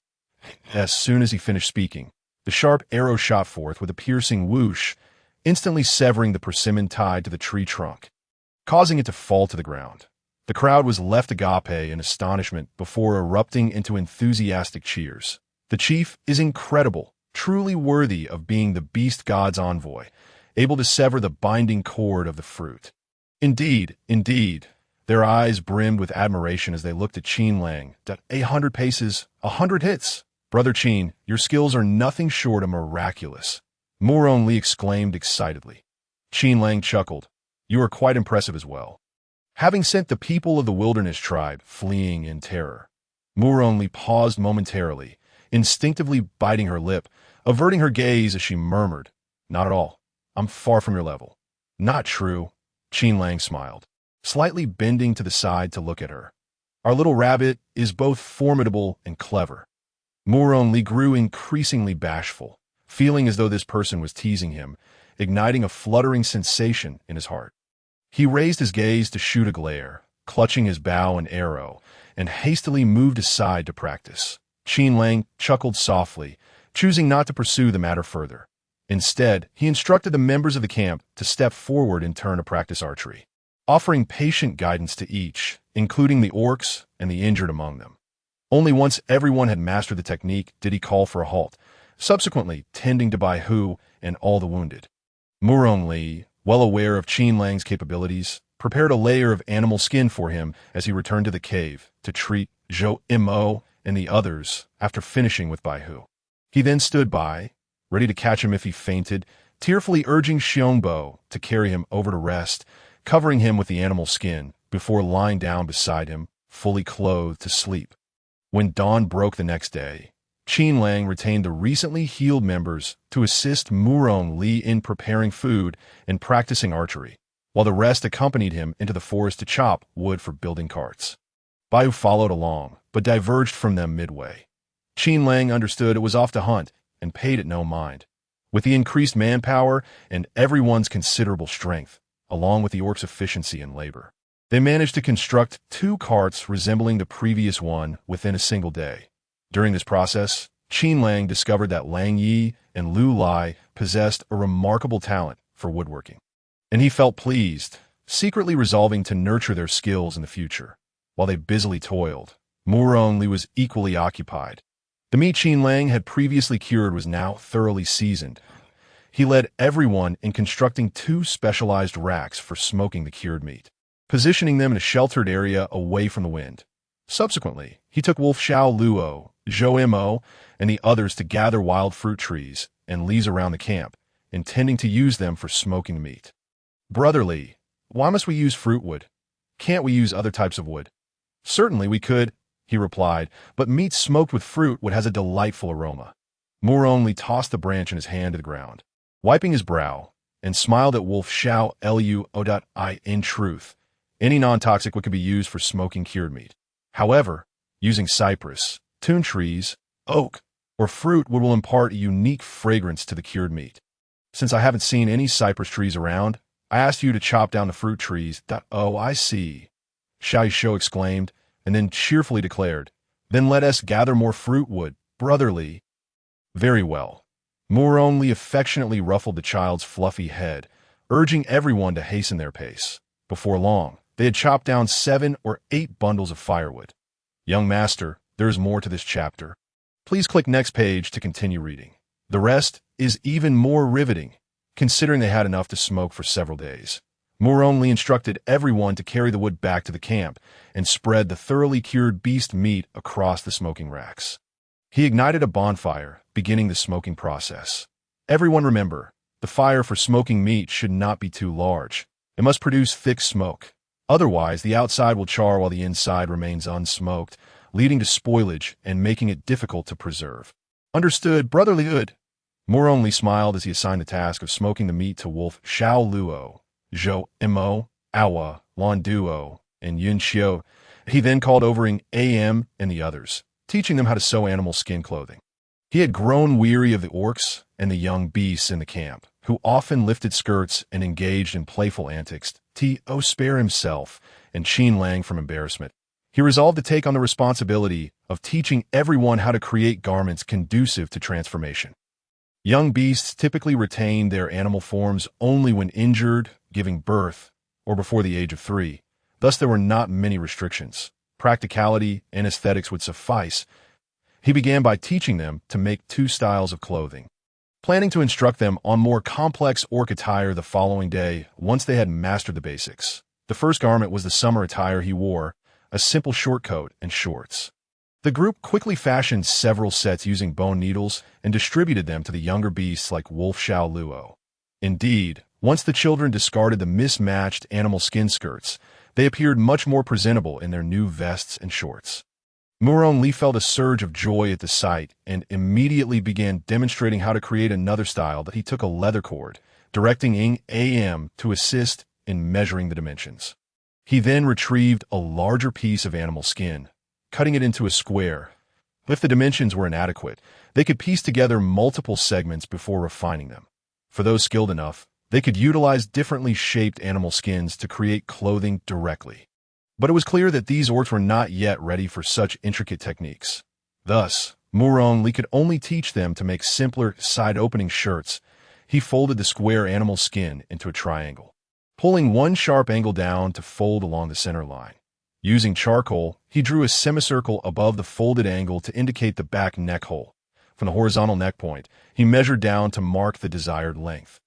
Drawing a straight line. Using the back seam as the foundation, he determined the width of the garment, similarly marking a line, and then measured the shoulder width, drawing a parallel line from the folded point, allowing for a slight outward flare for the bell sleeves. The hem followed the same procedure. Next, he replicated the markings on the opposite side, carefully cutting away half of the back neck hole, opening it up, and then drawing a line down to connect the horizontal neck point and the armpit. The front neck hole was also marked out. Following this, he cut along all the drawn lines, spreading the animal skin open, and the shape of the side-opening garment was revealed. "See, I sent it quite simple." The crowd nodded, yet many shook their heads, frowning in confusion. "This is too difficult." I've only remembered half of it. What was that point? What point? I don't understand. Not to worry, I can continue teaching everyone. Moore only smiled as he threaded the needle, simultaneously sewing two small leather cords on both sides of the side-opening shirt. I'll demonstrate again shortly. This time I want to speak to avoid further confusion. The group nodded in agreement. All right. Moore only grinned, hastening to finish sewing the leather cords before moving on to the sleeves. Once the sleeves were complete, he set the garment aside and took another piece of animal skin, guiding everyone step by step through the process. To his delight, this teaching method yielded positive results. Aside from a few individuals who carelessly cut the skin, most successfully crafted a garment. The group was overjoyed, eagerly helping one another and their families create new clothes, filling the camp with bustling figures and the sounds of laughter, all intertwined in a joyous symphony. Observing the radiant smiles and the fervent love for life in their eyes, Moore only suddenly felt that living in this seemingly harsh wilderness held its own unique beauty and warmth.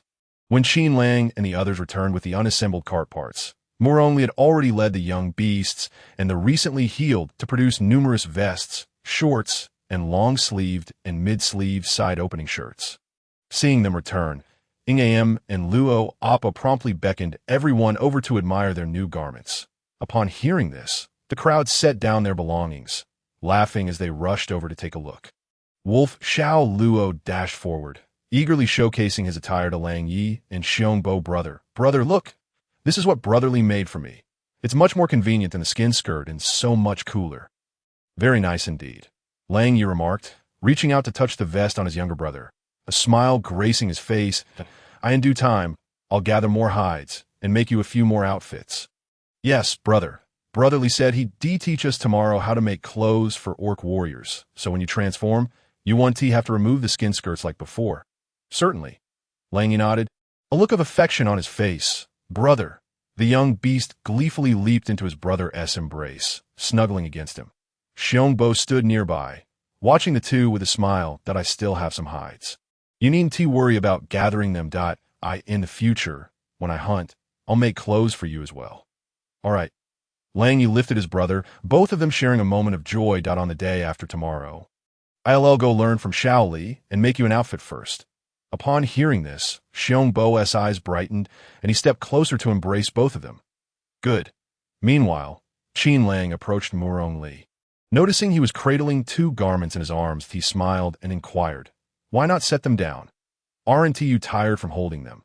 Murong Li bit his lip, slightly blushing as he glanced around nervously. Finally muttering, these are for you.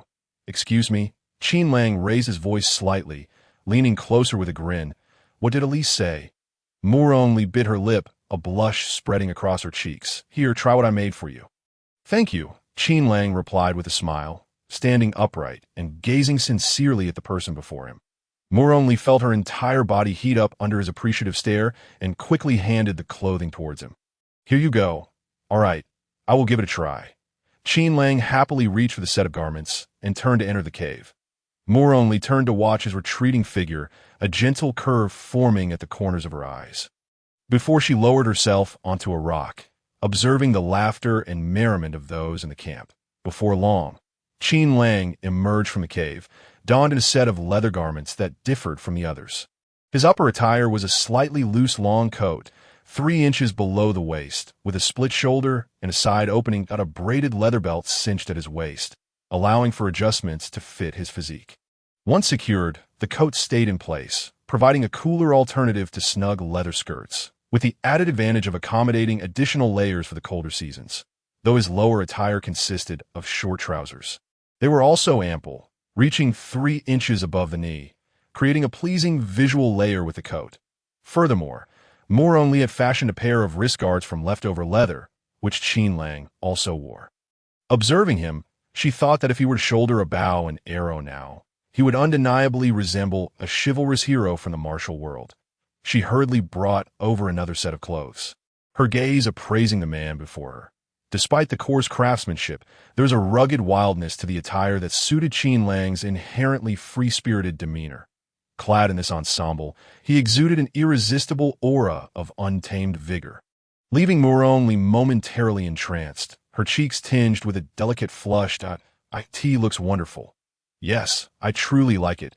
Qin Lang stepped closer to the little rabbit, whispering softly in her ear, I appreciate everything you've made for me. Boom! Murong Li's thoughts became a whirlwind at his words. The wild energy emanating from him surged toward her like a tidal wave, causing her to inhale sharply and instinctively step back. Quickly, change into another set for me to see. All right. Qin Lang cast a lingering gaze at her before accepting the clothing with a smile, turning once again to enter the cave.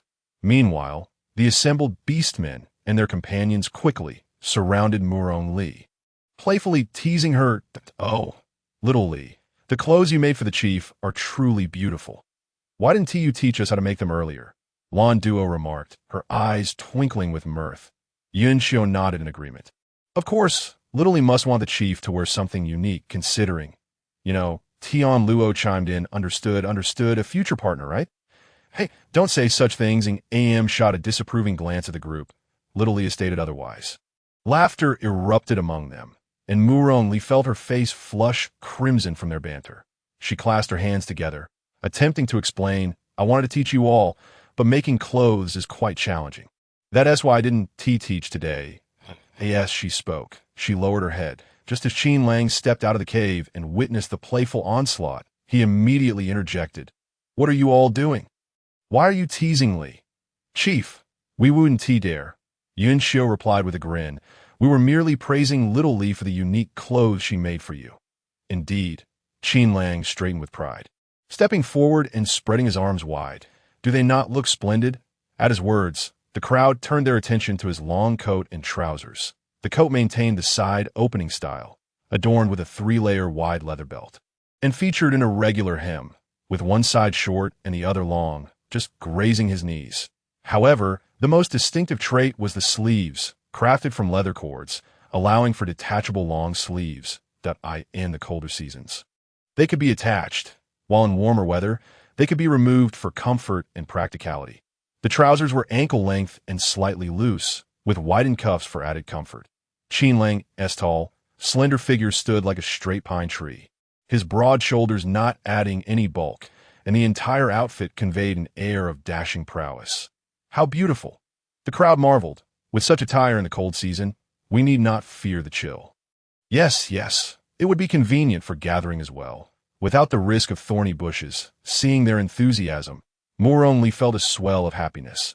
Then tomorrow, after we finish the clothing for the warrior beastmen, I will teach everyone how to create such styles. Absolutely. After dinner, Qin Lang led several beastmen to process the day's hunt, rendering 2 jars full of rich oil from the fat, while the lean meat was divided into jerky and salted for preservation. By the time they finished their tasks, it was already midnight when the white tiger returned, dragging a hefty prey behind it. Qin Lang patted its head. Don't return so late next time.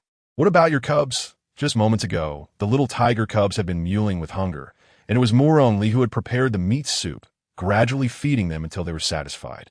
The white tiger nudged its head against his foot in acknowledgement before settling under a tree, where its 3 cubs immediately nestled beneath its belly, grunting for milk.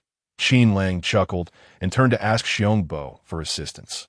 Taking advantage of the night to prepare the white tiger's catch, he set out a few pieces of meat before it, while the rest would be stored for the next day. All right, everyone, it's time for bed. Qin Lang patted Xiongbo on the shoulder, addressing the group. Well done, everyone. It was no trouble at all, they replied, shaking their heads. We're off to wash up, Chief. Although they had only been with Qin Lang for a few days, they had already learned the importance of hygiene, and now they consistently washed themselves and brushed their teeth by the stream. He felt a wave of satisfaction as he gestured for them to follow him. The next day, the group adhered to Qin Lang's prior arrangements. One team remained at the camp with Murong Li to learn food preparation and clothing making, while another, led by Xiongbo and Lang Yi, headed into the woods to gather lumber for carts and hunt. The last group followed Qin Lang to learn archery. Yet, they faced a dilemma. They had no horses. Qin Lang rested his chin on his hand, gazing thoughtfully at the beastmen lining up to practice archery, momentarily troubled. While Murong Li was instructing everyone on how to stew meat, she caught wind of his sighs and couldn't help but ask, What troubles you? Qin Lang turned to her, contemplating before taking a seat beside the little beast man and sharing his concerns. After a moment of reflection, Moore only lowered her head and devised a plan.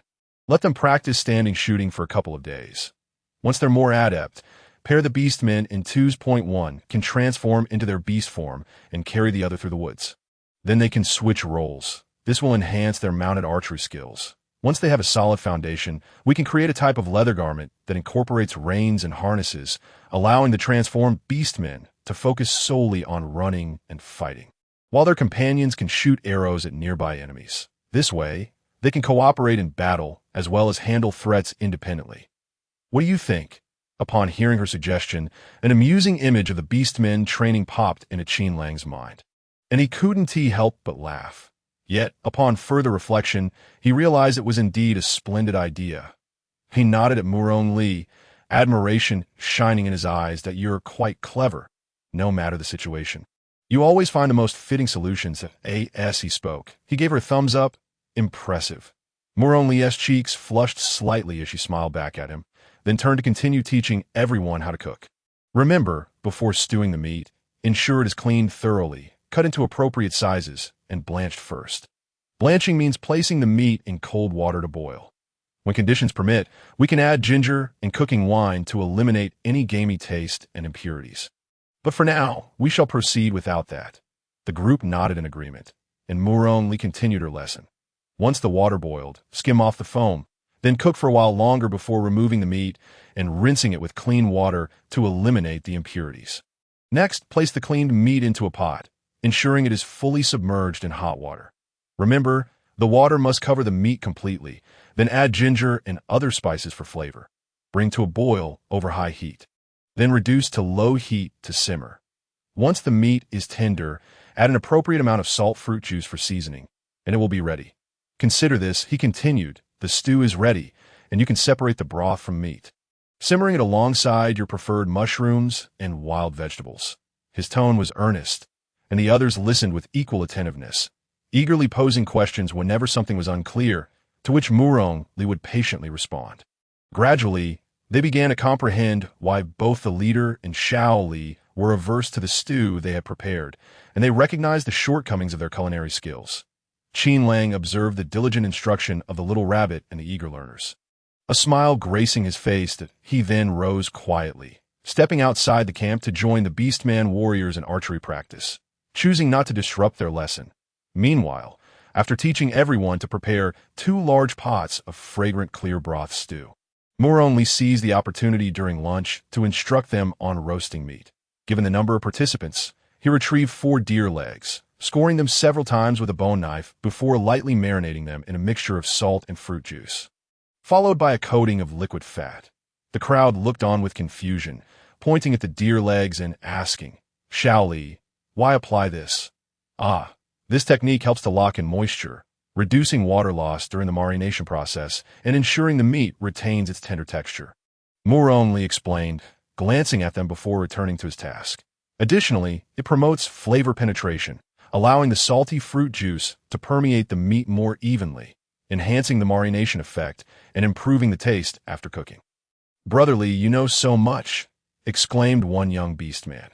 Murong Li chuckled softly, not replying. Thinking that 4 deer legs would not suffice, he instructed the beastmen to cut 2 large pots of meat, preparing them in the same manner. Next, he placed 2 evenly thick stone slabs over the 2 bonfires, waiting for them to heat up before brushing them with oil from a pot he had prepared earlier. He then deftly picked up the meat slices with his chopsticks, laying them onto the sizzling surface. The sounds of sizzling accompanied by curling wisps of white smoke immediately filled the air. The pale red meat began to sizzle and release its juices, curling slightly and taking on an enticing hue. The rich aroma of the meat gradually wafted through the air, invading everyone's nostrils and tantalizing their taste buds. The onlookers stared intently at the sizzling, perfectly roasted meat, their throats involuntarily twitching as they swallowed hard. In that moment, memories of previous roasts flashed through their minds, either burnt on the outside and bloody within, or dry and devoid of moisture, resembling something more akin to chewing on wood than a delectable feast. None could compare to the fragrant aroma of Xiao Li's roasting. With such thoughts, the crowd felt a wave of disdain for their past attempts, their anticipation for the forthcoming delicacy growing. especially among the younger beastmen, who could no longer contain their curiosity. "Brotherly, how long until we can eat? I'm so hungry," they exclaimed, instinctively wiping their mouths. "It's still early for lunch." Muronli laughed, glancing at the wolf cub, Xiao Yi, who looked ready to drool. He picked up 2 pieces of meat, sliced them with a bone knife, and placed them on a broad leaf to hand to him. "Share with Awa, Xiao Xiao, and Zhou Mo. I'll go prepare the roasted deer legs." "Thank you, brotherly," the young beast man replied joyfully, carefully taking the meat aside, eager to share with his friends. They each held their pieces of roasted meat, ready to devour them, as if fearing that any delay would cause the delicious morsels to vanish. The sight brought smiles to the adults. "Be careful. Don't burn yourselves. Let cool before eating," Muronli advised before transferring the remaining roasted meat into an empty pot, using the excess fat on the stone slab to add fresh meat. "Understood," the children chorused, as soon as the meat entered their mouths. The salty, crispy tenderness burst forth, filling their mouths with delight, eliciting expressions of astonishment and satisfaction. "Delicious! So delicious!" they exclaimed. Upon hearing this, the others grew anxious. "Li, we've learned to roast meat. Let us do it while you prepare the deer legs." "Very well," Muronli chuckled. Pleased with their enthusiasm, he stepped aside, reiterating the points they needed to consider, and with the help of Lan Duo and Yun Xiao, they skewered the deer legs with sharpened wooden sticks, placing them over the fire while brushing them with oil and slowly roasting them. By the time the deer legs were finished, the 2 pots of roasted meat were also ready, considering they were all meat-based, which could lead to excessive heat in their bodies. He prepared scrambled eggs and a pot of mixed vegetable and mushroom soup, thus completing the dinner. Once the food was ready, Muronli called a few people to assist him in bringing over the large stone slabs to place by the bonfire. Arranging the stew, scrambled eggs, and mixed vegetable soup on top, he then laid fresh broad leaves beside it, placing the roasted deer legs atop, with the roasted meat piled high, creating a bountiful feast. That moment, sounds of laughter echoed from deep within the forest. Hearing the commotion, Muronli surmised that Xiong Bo and Lang Yi had returned. He promptly called out, "Dinner is ready." Qin Lang and the beastmen who were still practicing archery tidied up their bows and arrows and returned to the camp alongside Xiong Bo and the others. As they entered the camp, their eyes were immediately drawn to the array of fragrant dishes on the stone slab. The irresistible scent wafted into their nostrils, making their mouths water. The steaming pot of stew showcased succulent, juicy pieces of meat interspersed with tender tendons and crunchy bones. Each bite was guaranteed to be exquisite.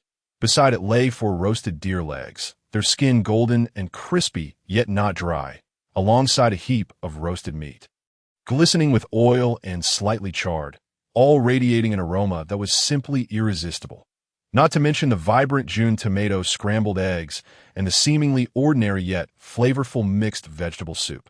As the crowd gazed at the culinary delights before them, radiant smiles illuminated their faces, drawing them closer together as they half squinted their eyes, inhaling the fragrant air, uttering words of praise as "oh fragrant." The dishes Shaoli made appear even better than those prepared by the leader. Who knew food could look so appealing? They marveled. Shaoli is incredible, managing to make roasted meat and wild vegetables taste so divine. Indeed. We used to think wild vegetables were unpalatable. Turns out it wasn't their flavor, but our lack of skill in cooking them. Qin Lang nodded in agreement, turning to the beaming Muronli. "Our Li is truly capable, able to do anything. Thank you for your hard work today. Can we eat now, Shaoli? We're so hungry." Before he could finish, the famished Xiongbo and Baijian approached, wearing pitiful expressions. Qin Lang grit his teeth, stifling the urge to pummel them, casting a glare instead. Eat, and choke on your greed." "Ha!" the 2 replied without offense, grinning widely as they cheered.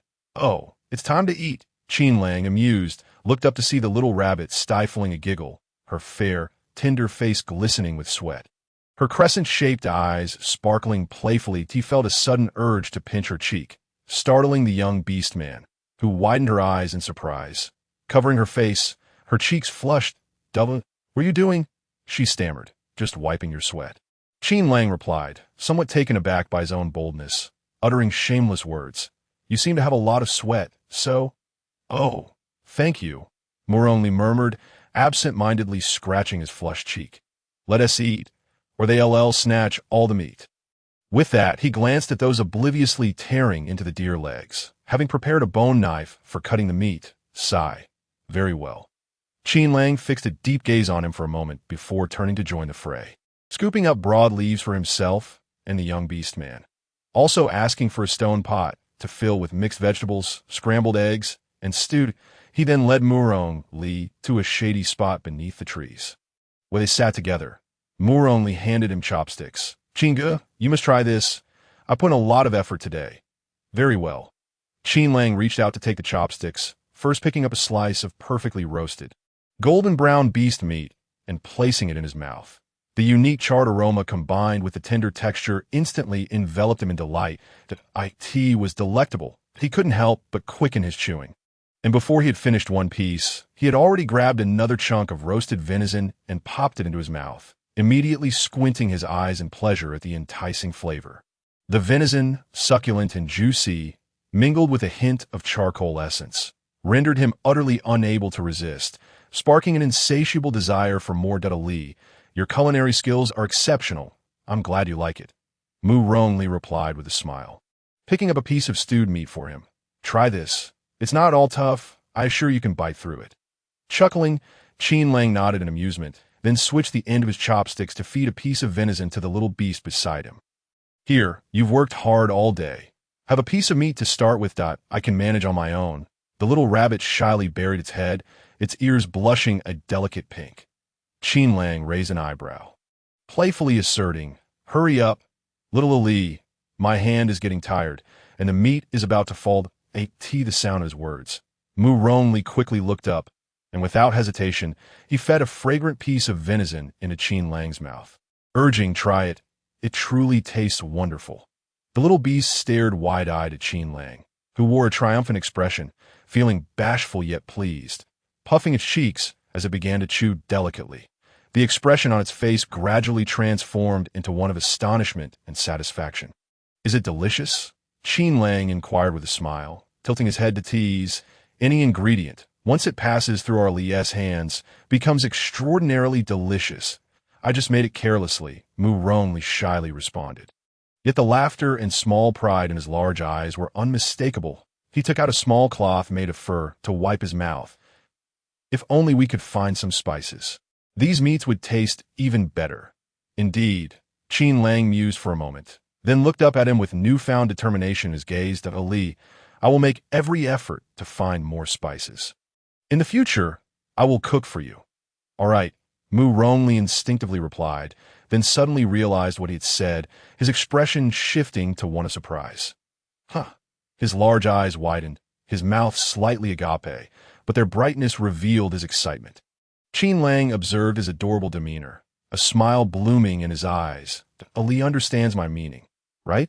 Mu Li's eyes widened even further, his gaze darting elsewhere before he quickly nodded, then shook his head in confusion. You are... He hesitated to articulate his thoughts, his eyes betraying a hint of uncertain joy. Qin Lang gently sighed, taking his hand in his own. I want to protect you, to do many things for you, to ensure you are happy for a lifetime. Upon hearing this, Mu Li's heart trembled, his cheeks flushing deeper, but in the next moment he buried his head, his long eyelashes trembling slightly as he spoke in a muffled tone. Is it because, in this wild continent, in this unfamiliar world, you feel lonely and wish for a somewhat familiar companion? Or, no, Qin Lang urgently denied, unconsciously tightening his grip on the little beast's soft, white hand. No, I want to do this because I like you. I want to care for you properly and make you happy. As he spoke, he squeezed Mu Li's palm, causing the latter to feel a tickle and instinctively shrink away. Yet he did not pull his hand back, lifting his gaze to meet Qin Lang's eyes, uncertainly asking, Really? Once he spoke, his lips involuntarily curled upwards, but the next moment he hurriedly pressed them down, feeling it inadequate, and quickly pinched his lips with his free hand, trying to hide the smile that was threatening to escape. However, the joy in his eyes and the blush on his cheeks revealed the excitement and elation he could no longer contain in front of Qin Lang. Really, Qin Lang chuckled, watching the little beast before him put on a fa ade, his heart swelling with affection. Although we have not known each other for long, my feelings have never been so certain. Ali, I like you. Can you grant me a chance? Let me stay by your side, to shield you from the storms? His gaze locked onto the person before him. Filled with hope, Yuan Lang pursed his lips, watching him as his eyes began to glisten. Then he pouted, feeling a bit wronged. You silly, I like you too. Qin Lang was momentarily taken aback by his words before nodding with a smile. Yes, I am silly. It is my fault for causing you distress. That he then embraced Yuan Lang tightly, whispering in his ear, I will learn to be smarter from now on and love you well. Yuan Lang rubbed his head against Qin Lang's chest, then gently tugged at his clothing, his lips curling upwards once more. The two embraced, as if time itself had come to a standstill.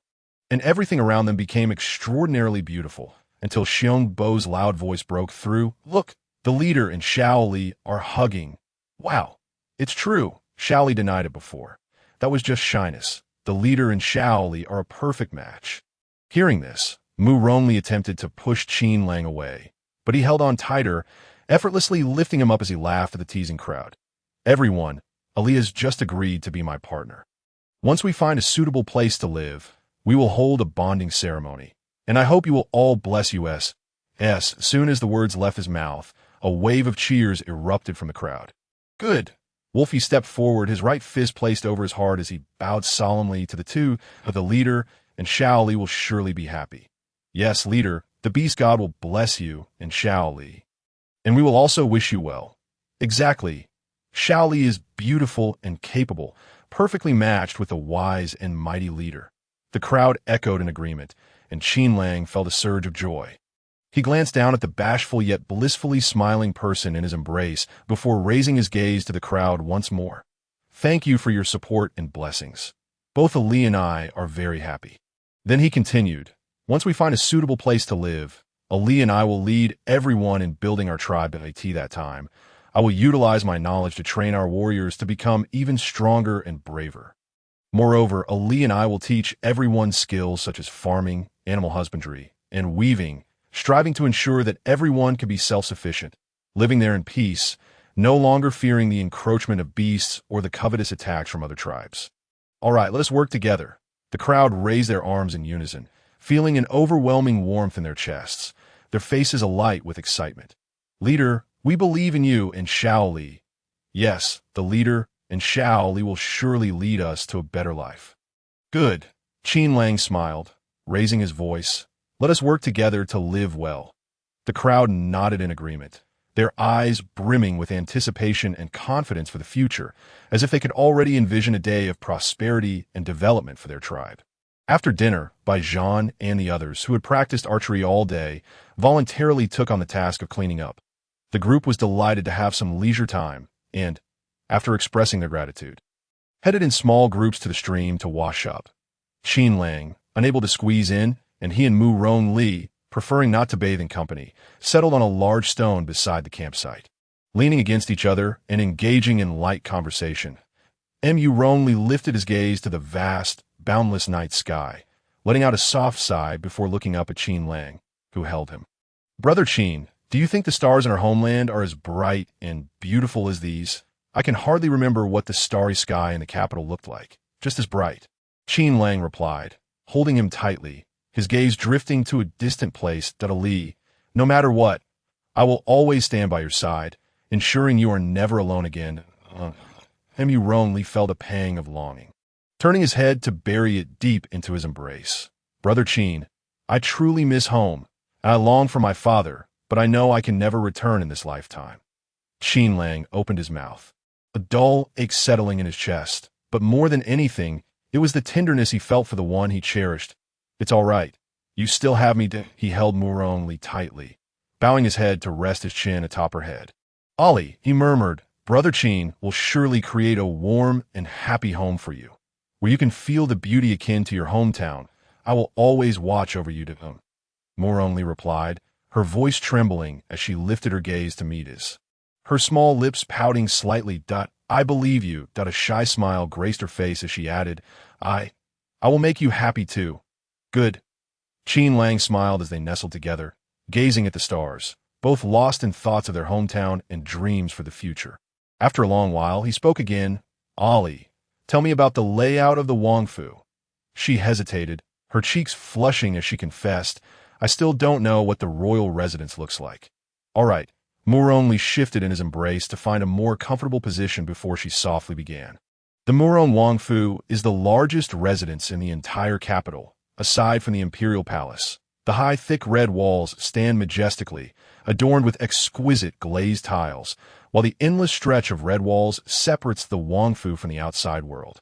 Leaning against her beloved, Muron Li's eyes sparkled with the light of memories as she slowly recounted everything about the Wangfu.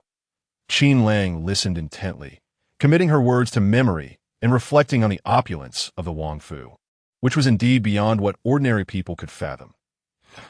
Muronli chuckled softly, her voice gentle and soothing, "And no matter how magnificent it may seem, it is merely a fade beneath those high walls. Countless helplessness and struggles are concealed. If I had a choice, I would rather grow up in an ordinary family." Qin Lang understood that she was reminded of unhappy memories, and he quickly reassured her with a smile.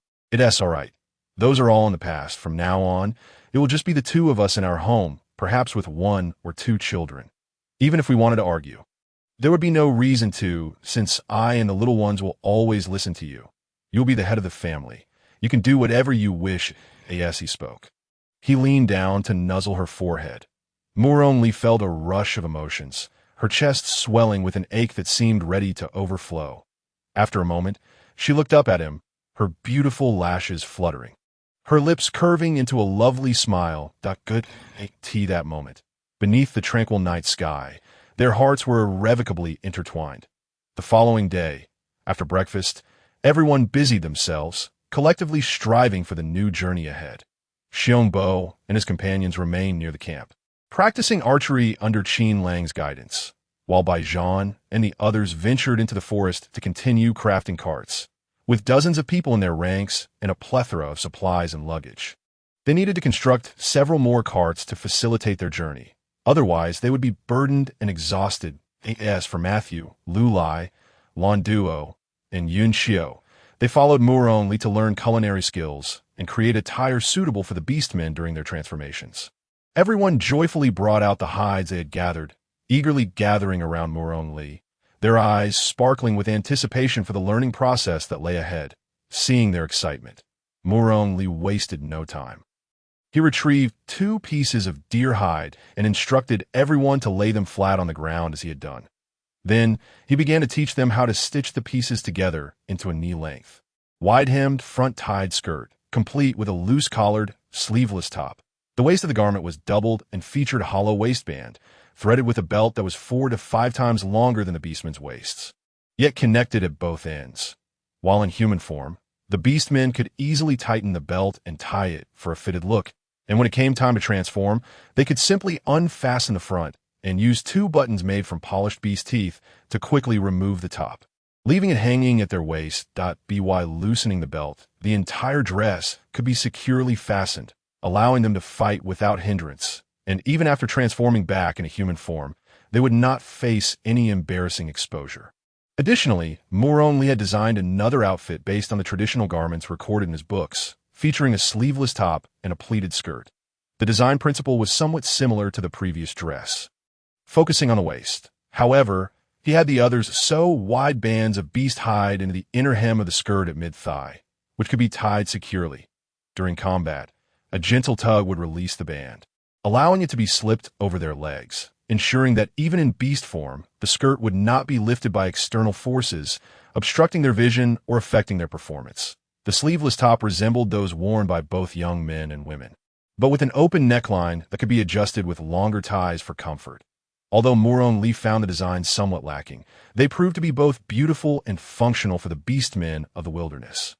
After each of them completed their garments, they eagerly donned them. "They look amazing. I've never seen such fine clothing before." Xiongbo marveled, caressing the sleeveless top and skirt with gentle, cautious movements, as if afraid to ruin them.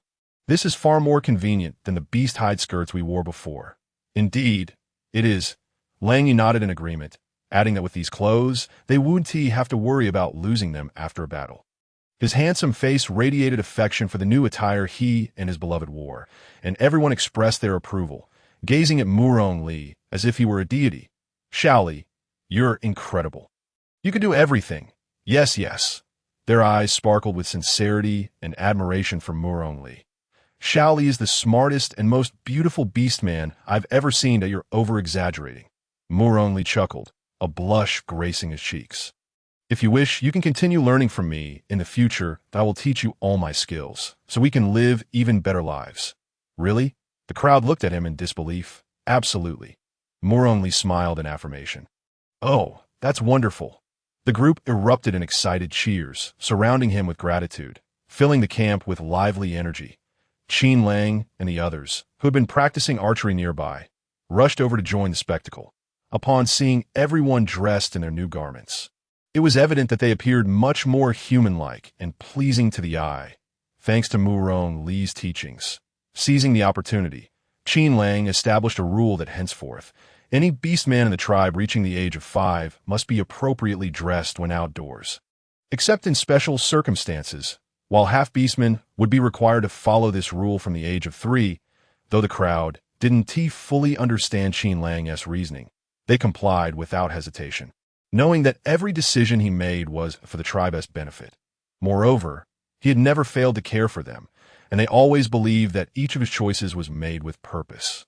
As the group took a break, Qin Lang noticed that everyone had learned to sew and that lunchtime was approaching. He instructed the beastmen to practice archery independently, while he and Murong Li taught the others how to stir-fry sauce. The June persimmons had been harvested for several days, and if they were not processed soon, they would spoil. With some wooden jars ready, they could preserve the sauce inside. Upon hearing this, everyone quickly prepared a pot of hot water, and under Qin Lang's guidance, they moved all the fruits to the stream to wash them thoroughly, ensuring to drain as much water as possible. This chapter is not yet complete. Please click the next page to continue reading the exciting content. Retrieve it once more, place it upon a freshly scrubbed stone slab, and with culinary tools, make incisions in a cross shape. Submerge it briefly in hot water, then extract it. The skin can then be peeled away easily. Once the fruit skin has been entirely removed, continue by slicing it into small chunks. Next, pour an adequate amount of oil into a pot, and when the oil reaches a medium heat, add a portion of the chopped fruit. Immediately stir-fry swiftly and uniformly, then reduce to a low flame, cooking gently until the June persimmons transform into a thick, bubbling sauce. At this point, season with salt and fruit juice.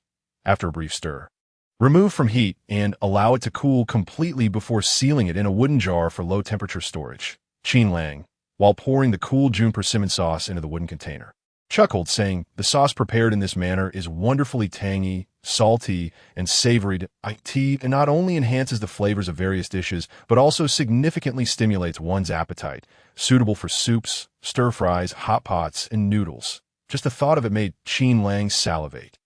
And he glanced at the equally eager Xiongbo, breaking into a smile.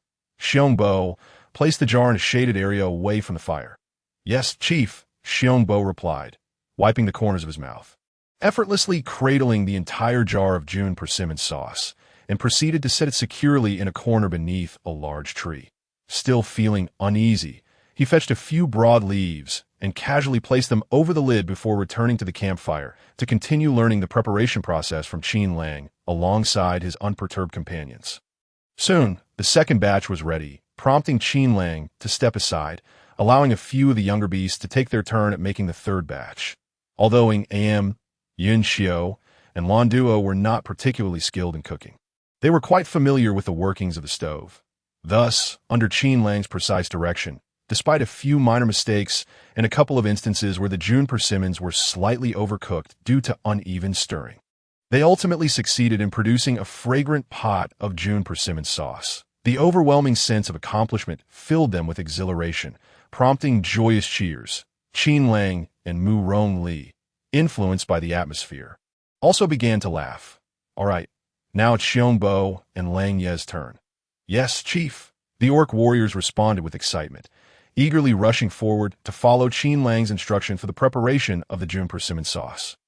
However, the orcs from the wildlands were not particularly adept in the culinary arts, leading to a certain degree of chaos during the process. While stir-frying, Xiongbo, due to exerting too much force, almost collapsed the stove, causing a significant portion of the unprepared June persimmon juice to spill everywhere. Additionally, it splattered onto the small beasts, Awa and Gu Li, burning their arms and causing them to cry out in pain as blisters formed. Qin Lang, along with Lang Yi and Lang Xiao Luo, exchanged furious blows with each other out of frustration before Lang Yi took over Xiongbo's task. Acknowledging his fault, Xiongbo stood there in silence. Accepting their scolding, and when the tension eased, he sincerely apologized to the two children. Awa, Gu Li, I'm sorry. Tomorrow, Brother Xiongbo will help you gather insect nests and treat you to sweet syrup. Upon hearing this, the children's eyes brightened momentarily, but recalling their past stings, they hesitated, shaking their heads in refusal. And Onid, Brother Xiongbo, you didn't do it on purpose, Awa said, blinking her large, watery eyes at him. Yes, little Gu Li chimed in. Gathering insect nests is dangerous. Getting stung hurts a lot. It's all right, Xiongbo boisterously declared. I have thick fur. They can't sting my flesh. Seeing that they couldn't refuse, the children happily accepted. As all children love the sweet liquid found in insect nests, Qin Lang glanced at Lang Yi, who was skillfully stirring the sauce, and, noticing his proficiency, turned to the two children and spoke. The flying insects you mentioned are called bees. And the sweet liquid is known as honey in my homeland. It is a rare and precious substance, not only suitable for sweetening drinks, but also for enhancing dishes and desserts, imparting a unique flavor to food. It can even be used in skincare products to make the skin nourished and fair. In short, honey is incredibly versatile and invaluable. Indeed, Mu Rongli interjected seriously. If we have the opportunity, we should collect some for future use. It would greatly aid in the recovery of the young beasts after giving birth in the tribe. Really?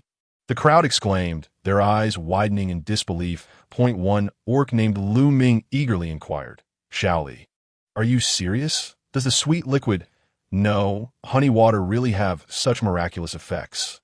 Indeed, Mu Rongli nodded with a smile, elaborating, honey water is not only rich in nutrients but also replenishes energy, greatly benefiting physical recovery.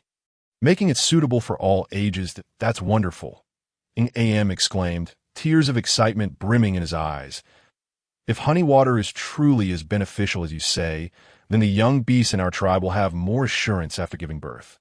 Yes, the others nodded in agreement, their eyes sparkling with excitement as they began to fervently discuss this new discovery, filled with anticipation. Tomorrow, those going hunting should keep an eye out for any beehives nearby. If we find any, let us gather some honey for the young beasts. Right? Let's start collecting now. Otherwise, when Shaoli gives birth to the chief's offspring, we might miss out. Upon hearing this, Qin Lang couldn't help but chuckle, glancing at his shy, head-down beloved before playfully scolding the group. What nonsense are you all saying? Mu Rongli and I have yet to hold the bonding ceremony, so it's far too early to talk about offspring. He paused, then added earnestly, even after the ceremony, if Mu Rongli is unwilling, I would never pressure him to have children. You all should think the same way. The young beasts we bring home are meant to be cherished, not treated as mere breeding machines. You all understand. The crowd exchanged puzzled glances, questioning, what is a breeding machine? Qin Lang sighed, then patiently explained, a breeding machine is one that views young beasts merely as tools for reproduction. It focuses solely on their ability to bear offspring while completely disregarding their feelings and needs, neglecting to show them the care and respect they deserve. He looked at them with a serious expression. In the past, how you treated the young beasts is beyond my control. But from now on, as long as you recognize me as your chief, you must not treat your partners that way. Young beasts are sentient beings with emotions and thoughts. They do not exist solely for reproduction. Bringing someone home should not mean neglecting them while insisting they bear children. That is simply wrong. Young beasts are both delicate and magnificent. As orc warriors, it is our duty to protect and cherish them, allowing them to feel loved and needed. Only then can our tribe develop harmoniously, growing stronger, and our lives become more fulfilling and happy. You all understand. After hearing his words, the crowd lowered their gazes in contemplation, and after a moment, they unanimously affirmed their understanding. Qin Lang nodded in satisfaction, then waved his hand. Now, let us get back to work. Yes, Chief. They dispersed once more, returning to their respective tasks. Qin Lang took the opportunity to sit beside his beloved, wrapping an arm around him. Once we settle down, I will lead the orc warriors to gather more of these supplements, ensuring that every household has some each year. This way, whether for personal health or trading with neighbors, they can utilize them as they wish. Mu Ronli nodded softly. That sounds splendid. Qin Lang chuckled, turning to his porcelain doll-like beloved. When the time comes, I will use it to make pastries for you and creams for your skin, ensuring you stay fair, plump, and tender, all right? Okay, Mu Ronli nodded, his voice trailing off sweetly. Qin Lang felt a surge of affection, looking at his beloved, who was resting his chin on his hand, his eyes turning playful as he gently pinched the tip of his nose. What are you doing? Mu Ronli turned away, blushing as he quickly glanced around at the others, seeing them smiling and whispering among themselves. Making him feel even more embarrassed, he shot Qin Lang a glare. You can't do this when there are others around. Qin Lang raised an eyebrow mischievously. All right. When a number of people dwindled, they proceeded to prepare the meat. The group toiled diligently in the forest for several days, ultimately succeeding in smoking all the cured meat. Observing the transformed game meat on the drying rack, they were filled with immense joy. Furthermore, under the astute leadership of Qin Lang, they successfully constructed 12 sturdy and durable wagons, which, when combined with the 2 they already possessed, completely met their requirements for the upcoming journey. In the time that followed, Qin Lang instructed everyone to gather supplies while simultaneously crafting more arrows to bolster their armaments. After all, the arrowheads they fashioned were wooden, and compared to those made of stone or metal, they wore out more rapidly. Who could say whether they would encounter opportunities or time to forge new arrows while on the road? Thus, it was imperative to prepare adequately in advance. Additionally, archery training was essential. Despite their prolonged stay in the forest, no one could guarantee that the Black Eagle orcs were no longer lurking at the forest's edge. In truth, relying solely on Qin Lang's prowess, he could swiftly claim the heads of adversaries in an instant. But what then? Could he remain a steadfast guardian for everyone throughout his life? Or what if one day, a foe more powerful than he emerged? How would they respond? If they did not train rigorously and consistently to enhance their combat abilities, they would undoubtedly crumble in the face of danger, becoming mere prey for beasts or captives to enemies, subjected to wanton cruelty and harm. Contemplating these matters, Qin Lang could no longer remain idle. He promptly divided everyone into 2 teams, one to follow him for archery training, and the other to accompany Baijan and Meisu to gather supplies in the forest. As before, they would alternate daily, and as soon as the orders were issued, the previously scattered group transformed into a focused and orderly assembly. They swiftly moved to their designated tasks without hesitation or delay. Meanwhile, the White Tiger sensed the tense atmosphere of the camp, rose, and approached Qin Lang, letting out a roar before departing into the forest. After watching it and Baijan venture into the woods, Qin Lang instructed the remaining individuals to form ranks. Now, aside from Ali, everyone else paired up, including the children, with a voice that brooked no contradiction. They responded in unison, yes. They quickly set about finding their preferred partners for teamwork. Qin Lang cast a glance at the few little ones standing off to the side, a hint of softness flickering in his eyes. After a moment's thought, he waved them over. Xiao Lu, Ewa, Guli, Jiang, come here. Yes, brother leader, the wolf cub Xiao Lu replied, leading his companions to them, gazing at them with admiration. Qin Lang smiled and affectionately ruffled their hair. You are the youngest, so during training, you will stay close to Ali and me. Having spoken, he turned to address the others, his expression serious. Among you, many have learned archery, but some have yet to. Therefore, I will teach everyone once more. Those who already know should reinforce their skills, while those unfamiliar should pay close attention. Upon finishing his words, he accepted the bow and arrows handed to him by Muron Li and stepped forward before the crowd. As he knocked an arrow and aimed at a distant target, he began to meticulously explain and demonstrate the steps of archery. His voice was steady and powerful, clearly resonating in everyone's ears. The crowd watched his demonstration with rapt attention, diligently noting the key points of the technique. Once he completed his demonstration, everyone lined up as instructed, bowing and shooting at the nearby trees to practice. Qin Lang and Li stepped forward to patiently guide them, correcting their erroneous postures to ensure that each individual mastered the proper techniques and skills of archery. Initially, the group was somewhat tense. Yet upon witnessing the patience exhibited by Qin Lang and Li, who did not lose their temper over anyone's inability to learn, they gradually began to relax, gaining confidence and composure. Their training became increasingly diligent, to the extent that by afternoon, they were reluctant to break for meals, eager to seize every moment to practice further. However, Qin Lang did not wish for them to push themselves too hard, so he firmly called everyone into the camp for a meal. Afterward, he allowed them to rest briefly before resuming their archery practice. This time, he separated the orc warriors who had already learned from the rest and took them farther afield to learn mounted archery. The remaining individuals were entrusted to Li, who continued practicing standard shooting. After bidding farewell to his beloved, Qin Lang led the group at a brisk pace to a relatively flat stretch of forest approximately 5 miles north of the camp, where he instructed them on the essentials of mounted archery. To master mounted archery, one must understand horse riding, maintain balance atop the steed, and effectively control the horse's speed, direction, and halting. In simple terms, it is about achieving a harmonious unity between rider and horse. Yet, the physical forms of orc mounts varied greatly, and since they lacked tools to stabilize their body centers of gravity, they had to rely on their own instincts and practice extensively. Qin Lang first had Xiongbo transform into his beast form, then climbed onto his back, allowing him to gallop through the forest while the others followed closely behind, observing intently. Remember, you only need to run. Do not worry about avoiding dangers for me.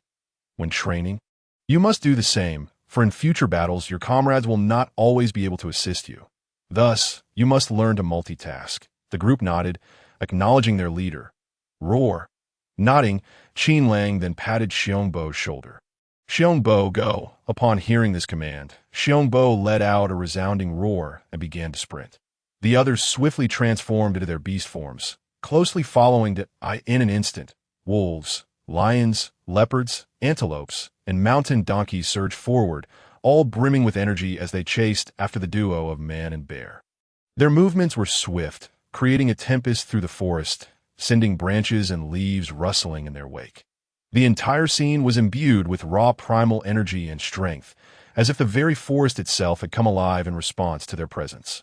Qin Lang glanced back at the group, a smile flickering in his eyes, before quickly returning his gaze forward, scanning the surroundings, with one hand gripping Xiongbo's mane and the other steadying his bow. He remained ever ready for battle. Below him, Xiongbo charged fearlessly through any obstacles, heedless of the massive tree trunks that loomed before them. Had Qin Lang not been quick to react, he might have been sent flying by those trunks, which were thicker than his own legs. However, this was his own choice, and he felt no discontent. Rather, he was delighted by Xiongbo's single-mindedness. For Qin Lang, this was not merely a valuable opportunity for training, but also a chance to establish his authority among the orc warriors, serving as a commendable example. Suddenly, a strange noise echoed from not far ahead, instantly capturing everyone's attention. A group of enormous wild boars was charging towards them. Qin Lang's expression hardened, and he quickly straightened up, his legs gripping Xiongbo's waist as he knocked an arrow and drew back his bow. The arrow shot forth like lightning, striking the leading wild boar in the left eye, followed by 2 more arrows, which found their marks in the neck and heart of other boars. The wild boars let out a horrific scream, tumbling to the ground and thrashing their robust bodies, which caused the surrounding trees to sway violently. Qin Lang was elated. Feeling that his archery skills had not waned, he called out, "Quick, everyone, let's take them down together. Tomorrow, I will make a wild boar feast for you all," with a roar as the words left his lips. A frenzy of various animals, accompanied by the formidable bear bow, surged forth from behind. They immediately erupted in excited howls, discarding their bows and arrows as they lunged wildly towards the herd of wild boars. The gray wolf was the first to pounce, bringing down a wild boar and opening its gaping maw, poised to sever its neck. In that moment, a powerful brown bear leaped forward, pinning their leader firmly onto the boar. Instantly, the creature succumbed, gasping for air, while their esteemed leader had swiftly ascended a tree at the very instant of the charge. Enraged, the gray wolf raised a paw and struck the brown bear, then threw back its head in a long howl, delivering a final blow to the boar before turning to attack another. Nearby, a lion, equally unyielding, with a physique that resembled lightning, dashed into the fray. Its sharp claws carved deep, bone-visible gashes into the wild boar's soon. Amidst the boar's desperate thrashing, a single claw pierced its heart. The leopard, like a phantom, silently navigated the periphery of the hunting grounds, and then, seizing the moment of distraction, pounced upon an unsuspecting boar, delivering a fatal strike. Under such fierce and relentless assault, the wild boars quickly fell into disarray. However, they were not without their own capacity for resistance. Some robust boars, bearing their tusks, charged recklessly at the beastmen. The antelopes and mountain donkeys, caught off guard, sustained injuries, in no time. Both sides were engulfed in a bloodlust, their attacks growing ever more ferocious. The forest reverberated with a cacophony of battle cries, roars and clashes, weaving into a tumultuous symphony that plunged the entire woodland into a breathtaking chaos and uproar.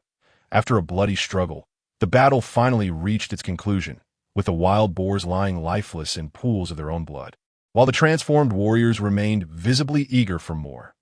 Qin Lang observed the valiant performances of his comrades with great satisfaction. Seizing the moment, he instructed them to gather all the boars into a heap. Surrounding the area with traps to deter any wild beasts from stealing their spoils, he then commanded everyone to commence training in the archery techniques he had just imparted.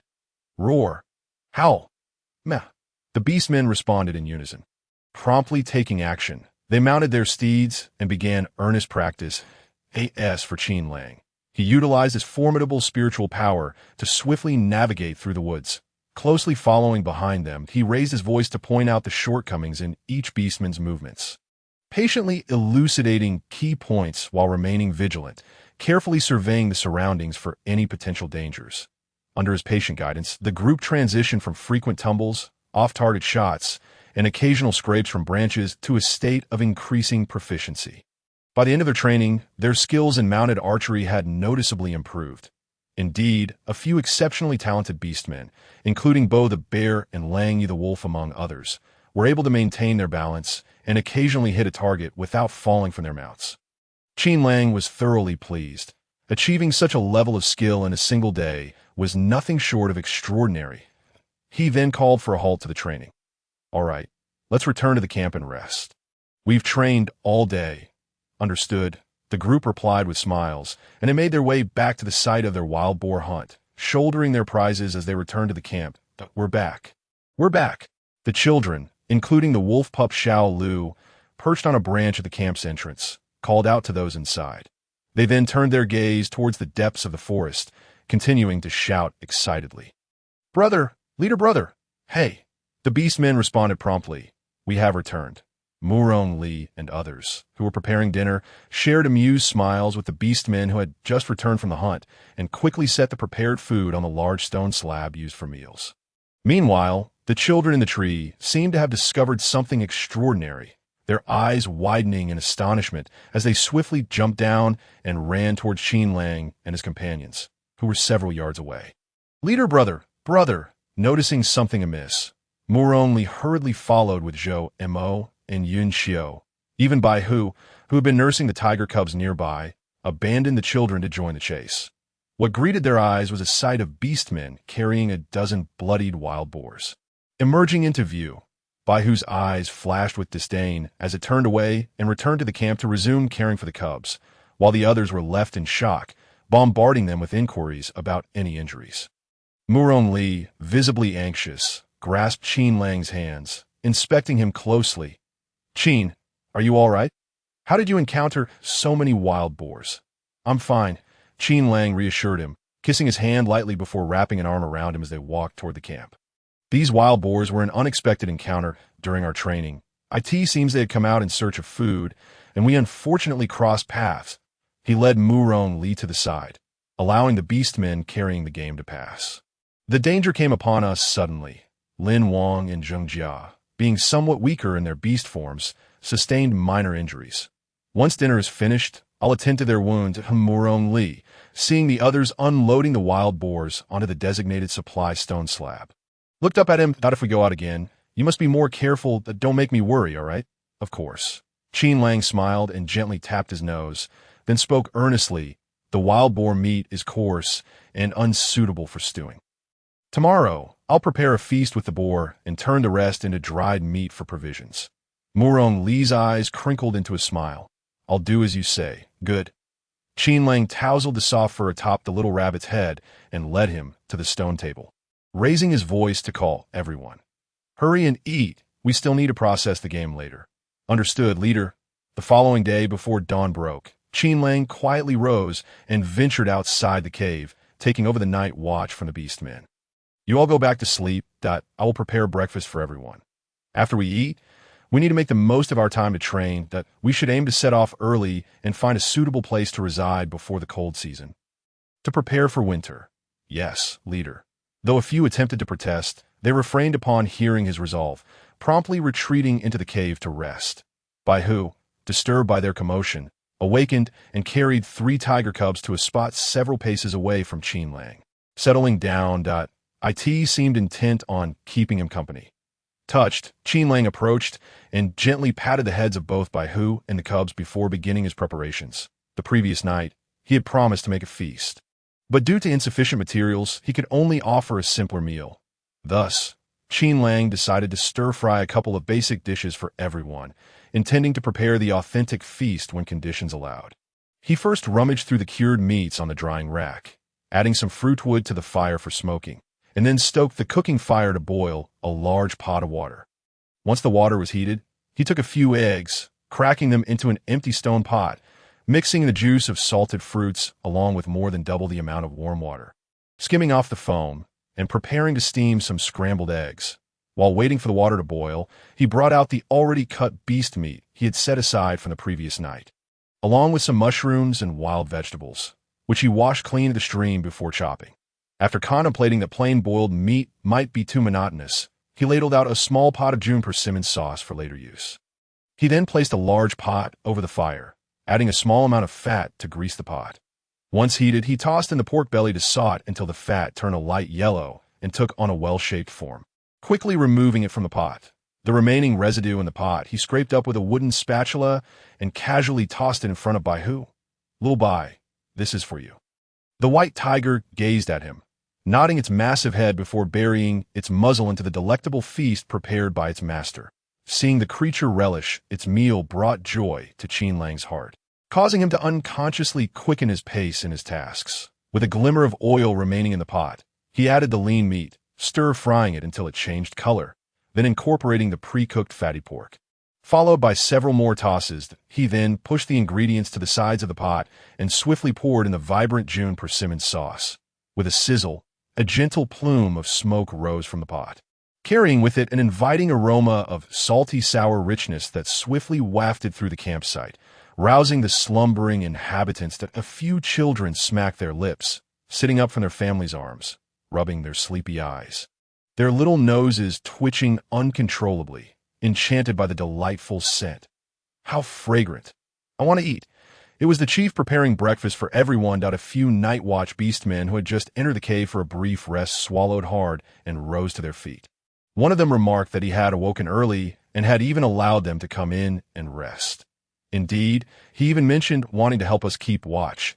The other beastmen nodded in agreement, their words filled with gratitude towards Qin Lang, prompting a collective sigh of admiration. The chief is truly kind to us.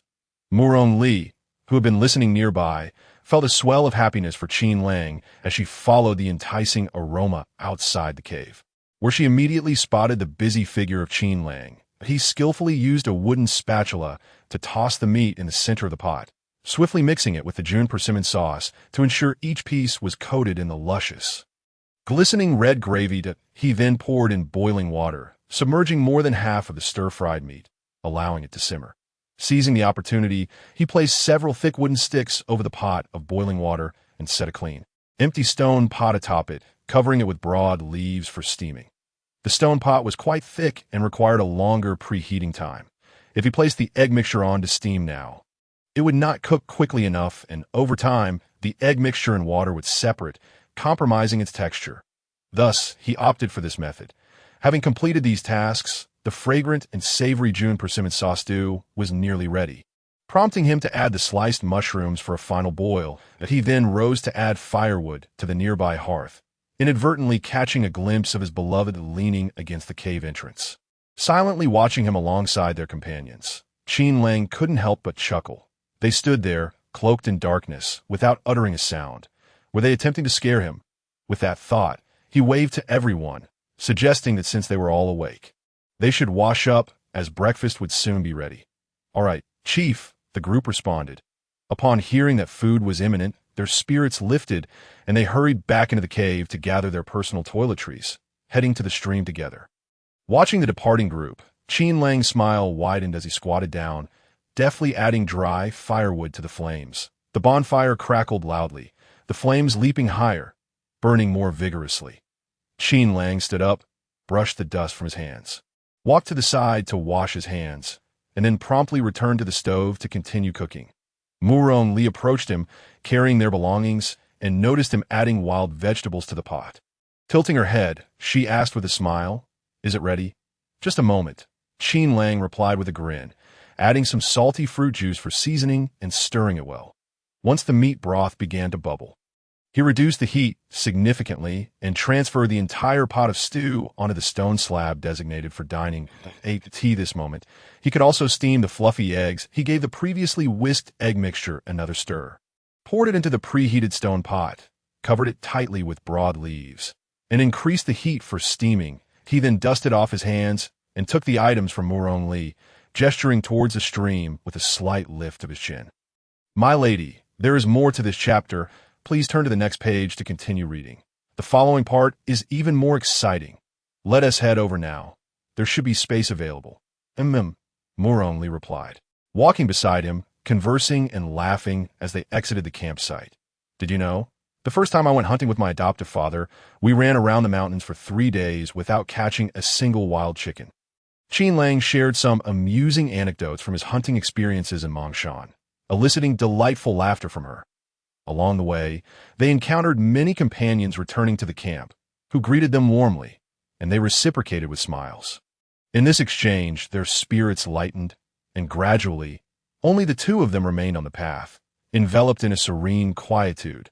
The moonlight cascaded down like a silvery waterfall, draping the two of them in a luminous glow as the night breeze gently tousled their hair, carrying a refreshing chill that brought unexpected comfort. For reasons unknown, they both felt a sense of tranquility in the passage of time. Murong Li opened her arms, inhaling deeply. "Big brother Qin, in truth, there is nothing so terrible about the wilderness continent. Although it is backward and fraught with dangers, I can always sense the resilient vitality of the people and the flora and fauna here. It is their unwavering spirit that has bestowed me with boundless strength, compelling me to strive for life upon my rebirth. That I am very grateful to them." "Indeed," Qin Lang replied, turning his gaze towards her, his eyes filled with earnestness. "That Ali, no matter how perilous or impoverished the future may be, I will protect you and stand by your side. One day, I will create a flourishing paradise for you. With all my strength, I will shield you from all dangers and hardships, allowing you to live carefree upon this land." Murong Li, absorbing his words, instinctively halted her steps. She lifted her gaze to the man before her, her eyes misting over, rendering her dark, lustrous orbs even more enchanting, akin to two black jewels veiled in gossamer. After a long pause, she slightly curved her lips into a smile and replied softly, "Good." Qin Lang beamed back at her, extending his hand. Without a moment's hesitation, Murong Li gently placed her hand in his, and he grasped it firmly, intertwining their fingers as they continued onward together. Soon, they arrived at the stream, where Qin Lang guided his beloved to a suitable spot to crouch down and begin washing up. Moments later, both emerged refreshed and clean, feeling much revitalized. Qin Lang shook off the droplets of water from his hands, took Murong Li's hand, and together they stood up, carrying their toiletries back along the same path. Upon their return to the campsite, The atmosphere was lively, with everyone gathered around the stone slab and the bonfire, animatedly discussing the dishes Qin Lang had prepared. Each face was alight with eagerness and anticipation. Their eyes fixated on the food still being cooked, their mouths watering in unison. Even the white tiger was there, accompanied by several cubs, circling the large stone slab and occasionally glancing at the pot of stew. Such gluttons, Qin Lang chuckled to himself, urging Murong Li to set down their belongings while he strolled over with his hands behind his back, teasing the crowd. "Look at you all, drooling like that. Chief, today's meat smells divine," Xiongbo exclaimed, turning to Qin Lang as he approached, his excitement palpable. "Is this the pig-killing dish you mentioned?" "Not quite," Qin Lang replied, shaking his head with a hint of regret. "While cooking, I realized I lacked spices, so I couldn't prepare the pig-killing dish. Instead, I made a pot of sour soup stew and steamed fluffy eggs. Please make do with this for now, and once I gather the spices, I will cook for you again." "All right. Thank you, Chief." The crowd expressed their gratitude in a chorus, their voices sincere and filled with appreciation. "That you're welcome," Qin Lang said with a smile, waving his hand. Noticing that Murong Li had emerged from the cave, he bent down to lift the broad leaf covering the pot of steamed eggs, revealing a steaming, fragrant dish before the eager eyes of the crowd. The tender yellow steamed eggs glistened with a smooth surface, delicate wisps of steam rising gently, filling the air with an irresistible aroma that tantalized everyone's senses. Unable to resist, the crowd leaned in closer, their eyes fixated on the delectable steamed eggs, their mouths bursting with praise. "How fragrant! It looks so tender. There's so many ways to prepare eggs. We wasted them before. I yearn to indulge in the delectable dishes simmering in the pot, each person brimming with anticipation to savor the mouth-watering delicacies, aware of the collective hunger and craving. Qin Lang wasted no time. He swiftly wrapped the edges of the stone pot with broad leaves and deftly lifted it onto the stone slab.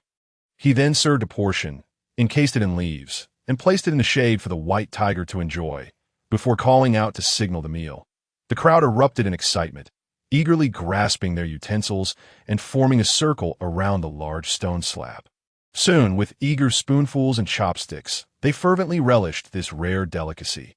The June persimmon stew, vibrant in color and rich in flavor, paired with tender mushrooms soaked in broth and fresh green vegetables, was a delightful harmony of tastes.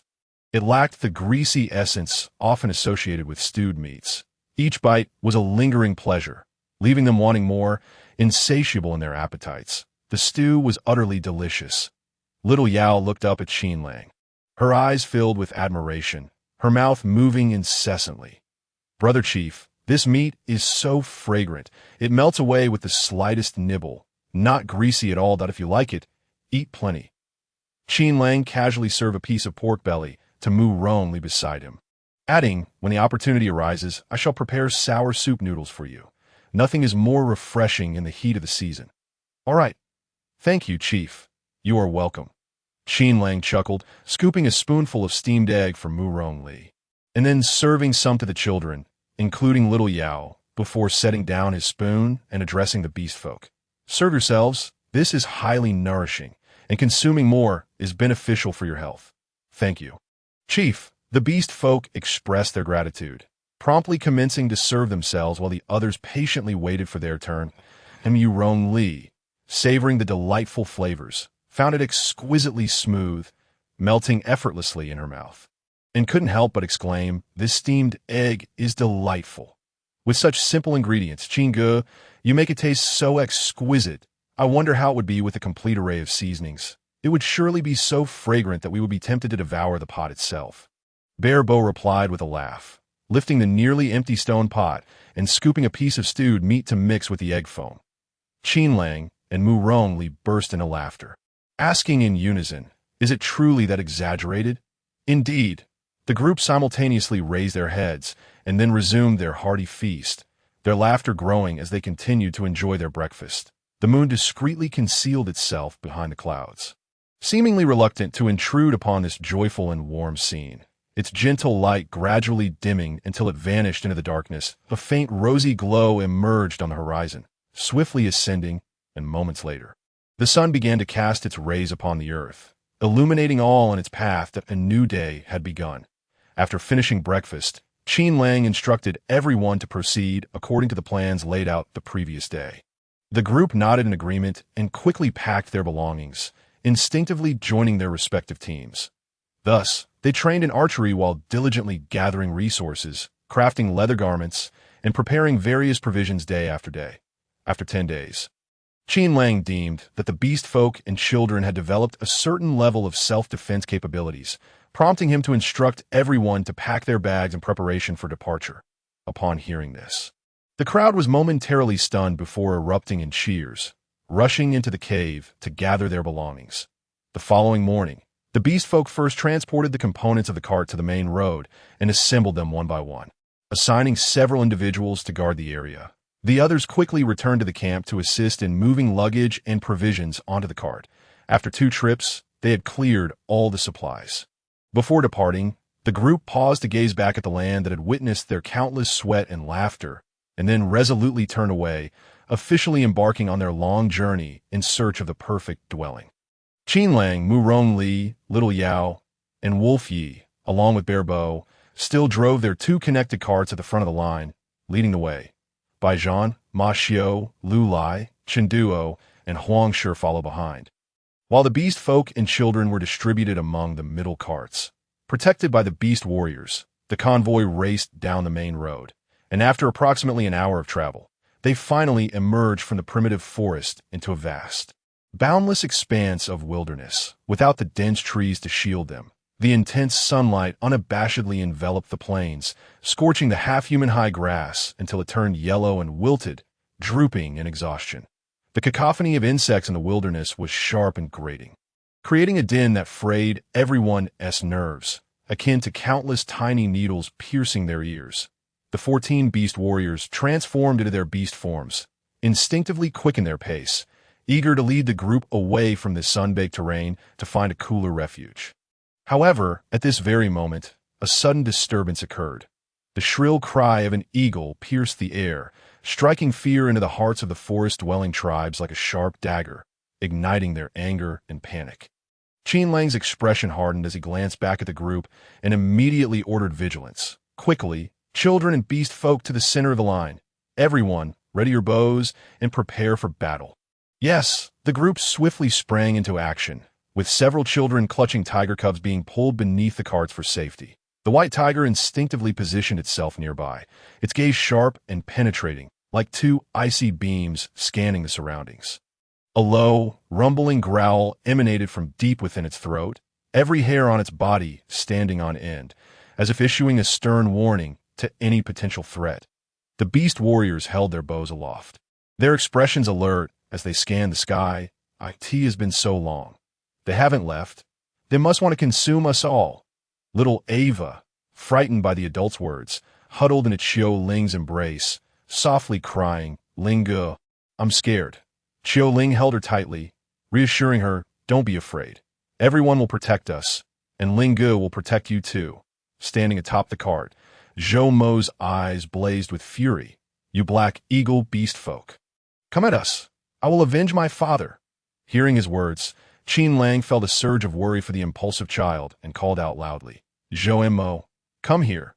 The young boy, upon hearing his name, felt tears welling up at his eyes as he exclaimed, "Chief!"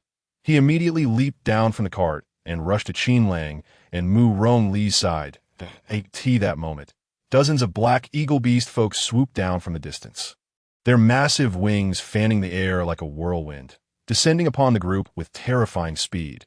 Their fierce visages became ever clearer, with sharp beaks and menacing claws that sent shivers down the spines of all present, who instantly felt the chill of their ruthless intent. Standing atop the cart, Qin Lang gripped his bow and arrow, positioning himself sideways with his gaze locked onto the leading black eagle beast folk. His eyes akin to a predator ready to pounce, he swiftly nocked an arrow, his movements practiced and agile, the muscles in his arms bulging with formidable strength as he drew the bowstring taut. With a single breath, he summoned all his power, releasing it in a swift motion, sending the arrow whistling through the air to pierce through the leading black eagle beast folk entirely. The arrowhead erupted from its chest, and the creature let out a piercing scream as it plummeted to the ground, crashing heavily into the grass, bending the half-human hide blades in its wake. The black eagle beast folk, taken aback by this sudden turn of events, momentarily forgot their assault, their descent slowing instinctively. Qin Lang shouted, "Loose the arrows. Do not let them escape." Yes! Whoosh! Whoosh! Whoosh! In the blink of an eye, a barrage of arrows rained down like a storm, their fierce momentum targeting the sky. The black eagles, caught off guard, were struck by the arrows, plummeting to the ground with anguished cries, crashing into the grass.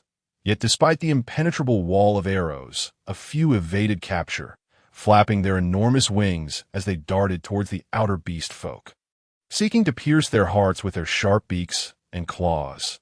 Qin Lang scoffed at the sight, then swiftly extended one hand, palm up, releasing the fiery spirit energy as a torrent of flames erupted from his palm. Radiating with a cataclysmic force, the onlookers stared in disbelief, their eyes wide as they witnessed the flames spiraling into the air, transforming into a colossal fire dragon, baring its fangs and clawing at the black eagle beast folk swooping towards them. Screech! Hurry, flee! The Black Hawk orcs were paralyzed with terror at the sudden and horrifying spectacle, desperately flapping their wings in a frantic attempt to escape the searing flames that roared towards them. Alas, it was too late. The colossal dragon of fire unleashed a thunderous roar that instantaneously consumed them one by one. The agony! The Black Hawk orcs emitted wails of despair as their bodies were mercilessly scorched by the raging inferno, their feathers swiftly turning to ash, while their flesh crackled and sizzled, exuding a nauseating stench. Within mere moments, their forms were reduced to charred remnants, fragile as powder, cascading down from the sky and scattering across the desolate wilderness. The once ferocious and brutal Black Hawk orcs left no trace behind, save for the faint wisps of smoke lingering in the air, a chilling reminder of the brief, yet harrowing battle that had just transpired. Throughout this turmoil, Qin Lang observed with an icy detachment, standing tall with a gaze as cold and profound as the depths of the abyss, akin to a deity surveying the mortal realm from the heights of the clouds. In his eyes, those Black Hawk orcs were merely insignificant ants, easily crushed beneath his heel, utterly inconsequential. The members of his party, however, were awestruck by his terrifying prowess. They had known Qin Lang was formidable, yet they had not anticipated the extent of his overwhelming power at that moment. Their reverence for him ascended to a level rivaling that of the beast god himself. Xiongbo, Lang Yi, lead a few men to check if those Black Hawk orcs are truly dead. If not, finish them off. Qin Lang's steady and commanding voice resonated, swiftly pulling the others back from their reverie. The two nodded eagerly in agreement. Zhou Imo tugged at Qin Lang's garment. "Chief, I wish to see." Upon hearing this, Qin Lang lowered his gaze to the youth, noting the redness around his eyes and recalling the loss of his father and kin at the hands of the Black Hawk orcs. A wave of sympathy washed over him. "Go, but be cautious." "Thank you, Chief," the boy replied, bowing deeply before drawing his bone knife and rushing to join Xiongbo and the others. Soon, the sound of blades piercing flesh echoed from the underbrush. After a brief pause, he spoke again. "Anyone who seeks vengeance may go." "Thank you, Chief." Before his words had fully settled, all but Murong Li, Lang Xiaolu, and the boy had seized their weapons and surged into the thicket. Even the youngest, Awa and Gu Li, joining the fray. Qin Lang turned to Murong Li. "Are you not going?" "Yes," Murong Li replied, a flicker of hatred igniting in her eyes. "These are merely minor players. The true culprits behind the suffering of the rabbit tribe are their leaders. One day, I shall raise the Black Hawk tribe to the ground, allowing them to taste the anguish of losing everything."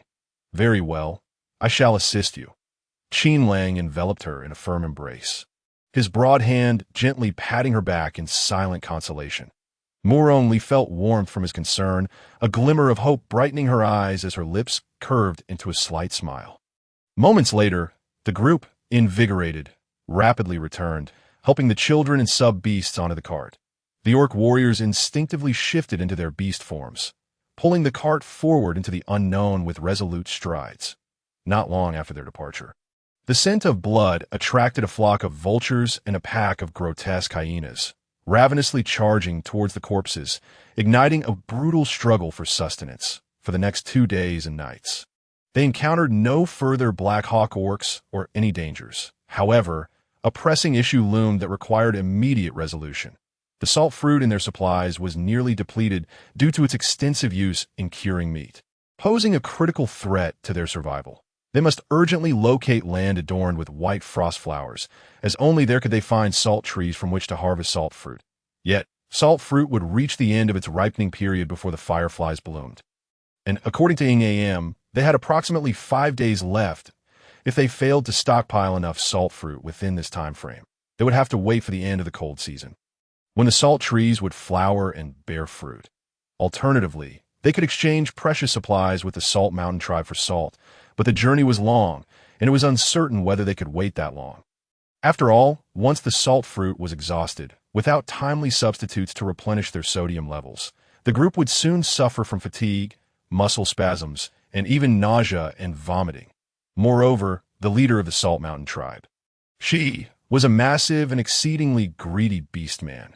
Previously, the Forest tribe had exchanged a considerable amount of jerky, wild vegetables, mushrooms, and precious beast pelts, only to receive 2 bamboo tubes of salt, barely the length of an arm, and of inferior quality at that. This left the former members of the Forest tribe feeling anxious and helpless about the prospect of seeking salt from the Salt Mountain tribe.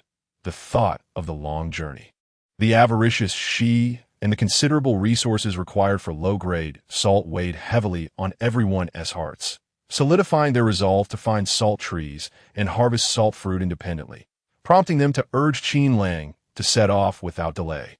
If fortune smiled upon them, they might indeed find salt trees and gather some salt fruit. However, Qin Lang had other plans. He had never been one to be easily constrained by external circumstances or manipulated by others. How could he allow such events to unfold? Harvesting salt fruit was essential for their survival, but trading for salt would only be a last resort. Therefore, he resolved to lead everyone in search of salt lakes or the sea, to extract salt through their own efforts and ingenuity, thus establishing a more stable and abundant source of salt for the future tribespeople, freeing them from the precarious dependency on salt trees and the Salt Mountain tribe. What? The crowd was taken aback, their expressions filled with disbelief as they gazed at him. Chief, what did you say? You can make salt. Qin Lang nodded. Yes, I can, thanks to his time as a wanderer in Mongshan village. He had learned a great deal from the people of Langan Academy. Otherwise, he truly would have no means. My goodness. Chief, you are incredible. The people of the Salt Mountain tribe may not even know how to make salt. The scene erupted once more, their astonishment palpable. They had never expected Qin Lang to possess such knowledge. For every orc living on the savage continent, the understanding was that to obtain salt, one either had to rely on the salt fruit from salt trees or trade with the Salt Mountain tribe using a significant amount of resources. Yet, they had never considered the possibility that one day they could produce salt themselves. Such a notion seemed distant and unattainable, for even the priests of the more powerful tribes lacked this skill. In the hearts of all savages, priests symbolized wisdom and ability, being the closest to the beast god. If even they could not master the art of salt production, how could these individuals possibly do so? Yet now, Qin Lang had proposed the idea of self-sufficient salt production and claimed to possess the necessary skills. This undoubtedly shattered the orcs' preconceived notions. However, before they could fully recover from their shock, Muron Li spoke up again. Qin Ji's idea is splendid. We can simultaneously search for salt trees to gather salt fruit, while looking for salt lakes or the seed out of course. Salt mines would suffice as well. After all, the technique for refining salt is not difficult. Muron Li's clear and resolute voice drew the attention of the crowd, plunging them into deeper astonishment, sparking hushed discussions among them. My goodness, Xiao Li, are you saying you can also produce salt? Yun Xiao and Lan Duo could not help but exclaim, their faces alight with incredulity. Yes, Muron Li replied calmly, and the group exchanged glances, each mouth agape, eyes wide, clearly still grappling with the shock. The chief and Xiao Li are astonishingly formidable. Truly, they are worthy of being the emissaries of the beast god. Could it be that they were guided by the orcs to aid us? I believe so. Then, does that mean we are blessed children of the orcs? It was unclear who voiced this thought, but the crowd erupted in excitement, echoing in agreement. The crowd fixated on the two individuals, as if seeking answers etched upon their faces, observing their increasingly distant discourse. Qin Lang felt the urge to refrain from further delay. Yet upon reflection, he recognized this as an opportune moment to solidify his and Murong Li's standing. So he cleared his throat, cast a sweeping glance around the assembly, and spoke up with a resonant voice. Indeed, you have all deduced correctly. Alarai and I have come for the beloved subjects of the beast god. Subsequently, amidst the rising excitement of the crowd, he shifted the conversation, adding, "All right, enough of this procrastination. Let us proceed as previously discussed. We shall search for salt trees to harvest salt fruits while simultaneously seeking salt lakes, or the SEAS for our dwelling. We shall address that once we have resolved the matter of salt." "Yes, Chief." The crowd swiftly boarded their vehicles, their movements both rapid and orderly, and at the command of their leader. The orc warriors began to pull the carts, leading everyone onward. The orc warriors pulled the carts, guiding their kin down various paths. Whenever they encountered impassable terrain, they dismantled the carts and carried their burdens onward. Should they stumble upon areas suspected to harbor salt trees, they would halt together to search for the sought-after salt fruits, though disappointment greeted them each time. As the days drew nearer to the blooming of fireflies, anxiety began to permeate the group. Qin Lang, though anxious himself, chose not to reveal it, instead reassuring everyone that even if they failed to locate the salt fruits, they could sustain themselves for a time with the salty cured meat they carried, until they discovered a salt lake or the sea. Upon hearing his words, the group's anxiety eased slightly, prompting them to suppress their unease and continue their journey in search of salt trees. In the sweltering heat of the savage continent, the sun blazed fiercely, its brilliant rays pouring down without restraint, causing the surrounding air to shimmer with a heat that was almost unbearable. Observing his sweat-drenched companions, Yuan Lang recognized the toil of the orc warriors, and with the day waning, he instructed the group to find a suitable place to camp for the night, intending to resume their search for salt trees the following day. "Yes, Chief," the orc warriors responded in unison, quickening their pace as they pulled the carts forward. Strangely, the further they ventured, the more desolate the surroundings became. Previously traversed areas, though not lush, had been adorned with various flora. But now, the ground grew increasingly arid, as if drained of all moisture, offering a barren vista devoid of life. This stark contrast puzzled the group, and they found themselves shrouded in uncertainty, murmuring amongst themselves. "This place seems peculiar. Yes, it resembles a realm cursed by the gods, with scarcely a living thing in sight." Qin Lang also found the situation odd, his brows furrowing slightly. "Remain vigilant. There are no concealed places nearby, so be wary of any sudden dangers." His voice was steady and authoritative, instilling a sense of urgency among the crowd, who promptly responded in agreement and readied their weapons. They cautiously observed their surroundings while carefully following the white tiger. And an atmosphere of tension enveloped the group. Each individual remained on high alert, their eyes scanning the desolate landscape. Yet, as they continued onward, even as the sun began to dip below the horizon, no anomalies were detected. However, Qin Lang's heart remained heavy with unease. This evening approached, and after a long day of travel, the group was weary. Contemplating this, he decided to call for a camp to be set up on the spot, intending to continue their journey the next day. Just as he was about to speak, Murong Li beside him suddenly pointed ahead, exclaiming, "Look, something strange ahead." Qin Lang lifted his gaze in the direction of her indication and saw a faint, hazy yellow-white hue in the distance. Quickly, he called out, "Let us investigate." Yes, the orc warriors hastened their steps, leading the group toward the unknown area.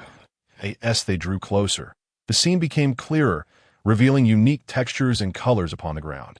Qin Lang and Murong Li stood momentarily stunned, a flicker of confusion crossing their eyes, soon followed by an uncontrollable surge of excitement.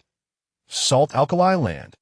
Though the others did not comprehend the significance of Salt Alkali Land, they quickly grasped that they had stumbled upon a place where salt trees might grow. For, surrounding the frosted white flowers, there must surely be this cracked, blocky textured soil, be it white, gray, or yellow? The thought ignited their enthusiasm, with voices rising in anticipation. Chief, there must be salt trees ahead. Yes, only such land could nurture salt trees. Indeed, Qin Lang was equally delighted, exclaiming, "Let us advance further." Yes, the crowd hastened forward once more, and shortly thereafter, they beheld the ground ahead shimmering with a layer of white, flower-like crystals, known as the white frost flower among the orcs. The eyes of the group lit up, halting to admire the sight of the frost flower-laden land. The white crystals sparkled brilliantly, resembling a delicate layer of frost blanketing the earth, captivating enough to render one unable to look away. No wonder it was called the white frost flower. How beautiful! Yin Xiu exclaimed, "I have never seen so many white frost flowers. Indeed, I have only seen a quantity as large as where we stand now." A nearby Baijan gestured. "This is indeed a blessing from the beast god." Ng, even more exuberant, raised his hands to the sky in a gesture of reverence, his face reflecting devotion and awe. Qin Lang silently chuckled. The phenomenon before them was clearly a result of geographical and climatic conditions, leading to the evaporation of soil moisture and the accumulation of salt over time, creating this peculiar landscape, not some divine favor as they believed. Yet, he was wise enough not to dispute their beliefs. Qin Lang understood that for the inhabitants of the savage continent, their faith in the beast god ran deep, having provided them with spiritual support and solace throughout their arduous lives. To challenge their faith now would only incite unnecessary conflict and chaos. With this in mind, he nimbly leapt down from the cart and extended a hand to Murong Li, suggesting, "Shall we dismount and take a closer look?" "Yes," Murong Li smiled as she leaned forward. Placing her hands on his shoulders, Qin Lang then gently lifted her down, setting her softly on the ground, before squatting down beside her. How exquisite! Both were unable to resist reaching out to touch the warm, translucent crystals, savoring their unique texture. The white tiger, observing the actions of its masters from the periphery, could not contain its curiosity and hurried over to join in, extending its tongue to taste the white frost flowers. To its surprise, these seemingly beautiful blooms were overwhelmingly salty. It repeatedly flicked its tongue, trying to rid itself of the extreme saltiness, its comical antics eliciting laughter from Qin Lang and Murong Li. Murong Li chuckled and patted its head, teasing, "Do you still dare to eat recklessly?" The white tiger whimpered, nudging its head against her hand, then settled beside them, its tail lazily swaying, appearing remarkably docile and gentle. Unable to resist, Murong Li affectionately ruffled its fur, then turned to Qin Lang, exclaiming, "Such white frost flowers can only be found on the savage continent." "Indeed." Qin Lang nodded in agreement, and then stood, surveying their companions, who remained captivated by the wondrous sight before them. "Let a few remain to guard the carts. The rest shall follow me and Alarai to explore further. The white tiger shall stay behind as well." He cast a glance at the white tiger that was preparing to rise, and then took Murong Li by the hand as they approached the carriage. Each of them hoisted a basket onto their backs and turned to stride forward briskly. Matthew and the others voluntarily remained behind to guard the carriage, while the rest swiftly followed suit, laden with baskets. As the group pressed onward, the terrain ahead gradually became rugged and uneven, as if they had stepped into a vast hollow. For the sake of safety, they had no choice but to slow their pace. After descending for approximately a quarter of an hour, the ground suddenly steepened, causing Qin Lang's heart to tighten. He hurriedly led them to the edge. Before their eyes lay a valley adorned with blossoms of white frost, interspersed with luxuriant silver-white trees thriving in abundance. The valley sparkled with a silvery sheen, appearing ethereal and dreamlike, a beauty that took one's breath away. The group gaped in awe at the sight, their eyes widening as they discerned, amidst the sea of silver, the faint glimmer of red fruits the size of walnuts, as if ensnared by a spell. They became entranced by this breathtaking spectacle until Qin Lang's voice rang out, calling them back to reality. "Quick, stop dawdling. Let us hurry down and pick the salt fruits." His voice carried an uncontrollable excitement, and the others, inspired by his enthusiasm, beamed joyously, eagerly rubbing their hands together as they cautiously descended the slope into the valley.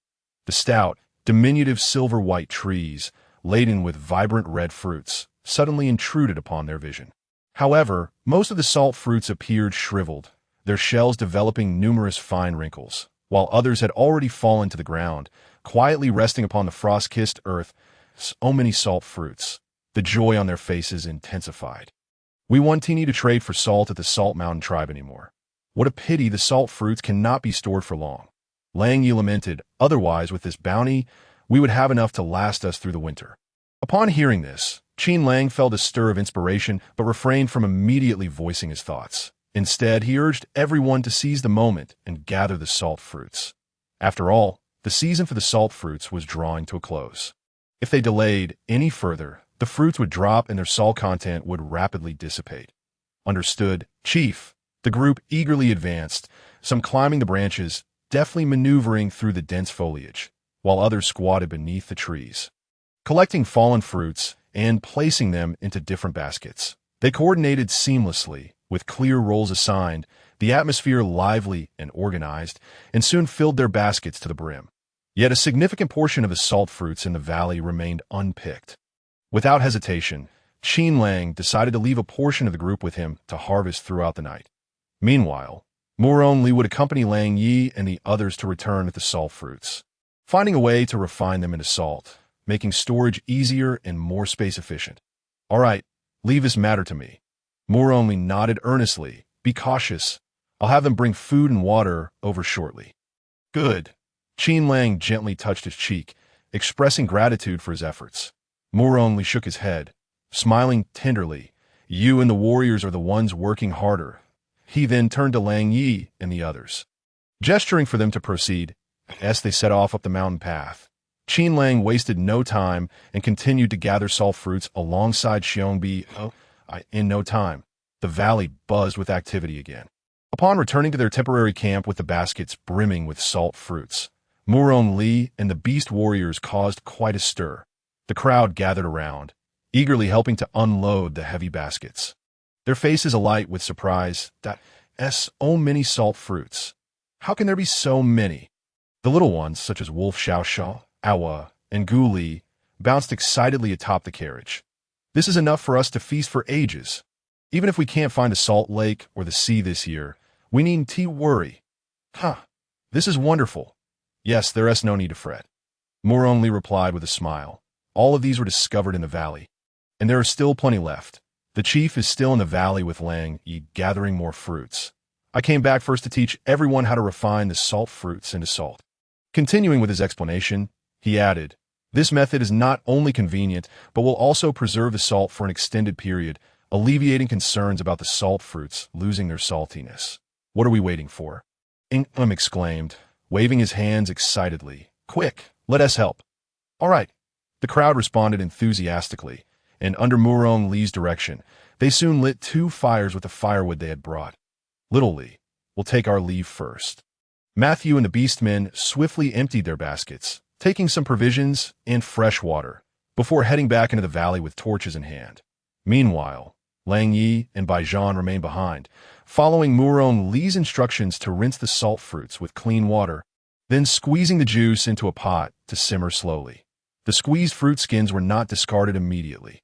Li directed everyone to place them into another empty stone pot, adding water to extract any remaining salt. Determined to waste not a single resource, Lang Yi, be cautious. The fire must not be too fierce, or the fruit skins and salt will scorch, resulting in a bitter taste. Understood? Little Li. Lang Yi stirred the liquid in the pot while reminding Baijian to watch the firewood, urging everyone to move swiftly, lest the salt fruits lose their juice and reduce the yield of salt. Exactly. Baijian chimed in with a smile. We can't let the chief and the others toil in vain in the valley. All right.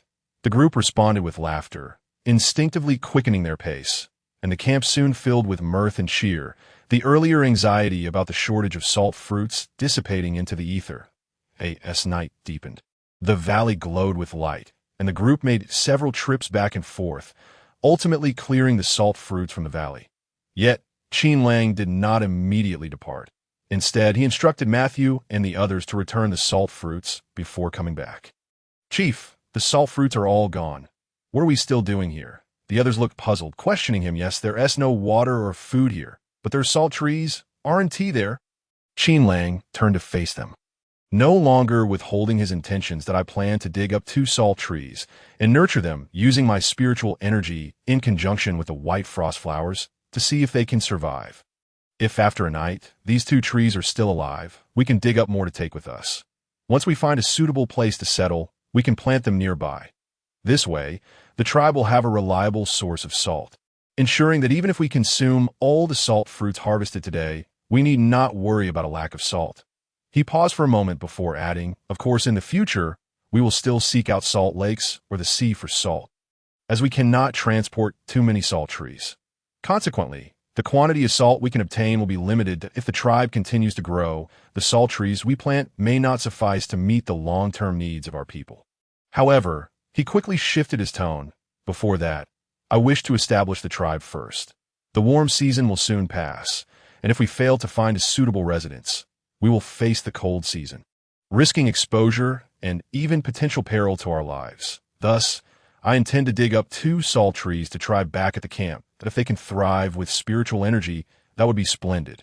If not, we shall discuss our next steps. What do you all think? Qin Lang's words plunged those present into a brief contemplation. After a moment, Xiongbo was the first to speak. The chief is right. We should give it a try. The others nodded in agreement, voicing their support. Chief, let us transport the salt fruits back to the camp first, then return to assist you in digging up the salt trees. Qin Lang nodded with a gentle smile, then waved his hand. Proceed. Understood that as the crowd received their orders, they swiftly hoisted the baskets brimming with salt fruits onto their backs, and, following their leader Xiongbo, proceeded resolutely along the mountain path, torches held high. Qin Lang gazed at their retreating figures, a smile gracing his features before he turned to enter the salt fruit forest, intending to select 2 salt trees that were less robust for the others to dig up. This way, even if his experiment were to fail and the trees were to perish, it would not weigh too heavily on his conscience.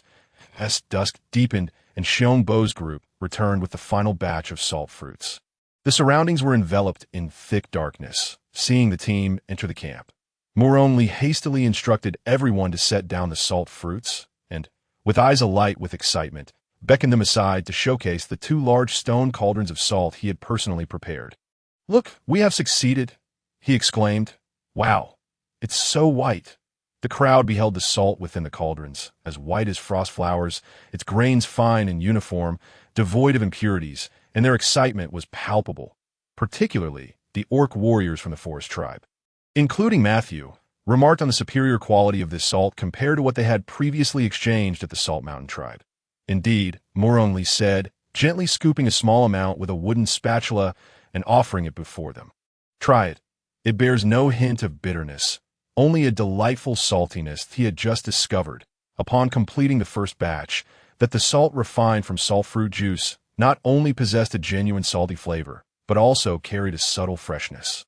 The crowd, upon hearing this, eagerly dipped their pinky fingers into the spatula to taste, and the salt's savory essence, coupled with an elusive freshness, exploded on their tongues. Its unique flavor astonished everyone, their eyes brightening with delight. Heavens, this is far superior to the taste of salt fruit juice. It will make for even better stews and meals. Yes, it's utterly fragrant. I've never tasted such exquisite salt. The crowd buzzed with excitement, their formerly weary faces transformed by joy. Moroni observed them with a smile, saying, "Once we find a dwelling, we can send people here annually to produce salt, alleviating our tribe's concerns about shortages." Upon hearing this, everyone agreed that it was a feasible plan, and they promptly shared with him Qin Lang's intention to cultivate salt trees. "That sounds promising," Moroni replied, his excitement palpable that if the cultivation of salt trees is successful, we won't have to laboriously journey here anymore. He then raised his hand, his tone tinged with urgency. "Quickly now, assist him. Brother Qin must be waiting anxiously." Right. Xiongbo nodded in agreement, calling upon around 10 orc warriors, who shifted into their beast forms and raced toward the valley. Wolfie chuckled at the sight of the leading brown bear, remarking, "This fellow is always so hasty." "Indeed," Moroni replied with a grin. "So very hasty," he then added, "Wolfie, I appreciate your efforts. Take a few others to dig 2 large pits, and gather some frost flowers for the leader to place inside, lest the salt trees be brought back without nutrients for planting. Of course, I'll get right on it. He turned to his companions, and before he could speak, 7 or 8 individuals stood up voluntarily, smiling as they gathered their tools and dispersed around the camp's perimeter. Meanwhile, Yuan Lang resumed his work on salt production, showing no signs of pause on the other side. Xiongbo and the orc warriors swiftly reached the valley, only to be taken aback by the sight before them. They had not anticipated that, in the brief time it took to deliver the salt fruits, their leader had, out of impatience, uprooted an entire salt tree using his formidable spiritual power. Logically, such feats should be trivial for them, particularly for the robust orc warriors. However, what left them astounded was that the root system of the salt tree had emerged intact and unbroken. Everyone knew that a tree's roots were intricate, delving deep into the earth to absorb nutrients. Hence, not only was it improbable to extract a salt tree whole, but even to dig one out by hand was beyond their capabilities. Our leader truly is a powerful envoy sent by the beast god to aid us. One exclaimed, "Indeed, I have never witnessed such a formidable orc warrior." Although their leader could not transform into beast form, his strength was unmatched by all. Enough daydreaming. Quickly, let us carry the tree back to the camp. Qin Lang called out, seeing them still standing in disbelief. Since my spiritual power can uproot the salt tree, save your strength for digging. Simply stand by and wait. Xiongbo, take someone to bring that one back. Yes, leader. Xiongbo snapped back to reality, eagerly approaching to hoist the tree from the ground, accompanied by another orc who guided his path as they swiftly made their way up the mountain. Qin Lang did not delay either. He stepped forward and, under the watchful eyes of the crowd, raised one hand, releasing a stream of blue-hued healing energy from his palm, which enveloped the entire salt tree before him. A potent life force began to surge along the branches and leaves of the salt tree, cascading down to every inch of its buried roots, as if sensing the continuous influx of vitality. The roots of the salt tree began to detach themselves from the surrounding soil and frost flowers, and the trunk swayed slightly. The crowd held their breath, their eyes fixated on the blue light emerging from the earth, which fractured the ground in a delicate dance, eager not to miss any subtle change. Suddenly, a low rumble emanated from the depths of the earth, causing tension to grip the crowd. Qin Lang abruptly raised his right hand, and, guided by the faint blue energy, the salt tree slowly broke free from the soil. The grayish-white and pale yellow earth, along with the shattered frost flowers, cascaded around them as the entire salt tree was revealed in its entirety.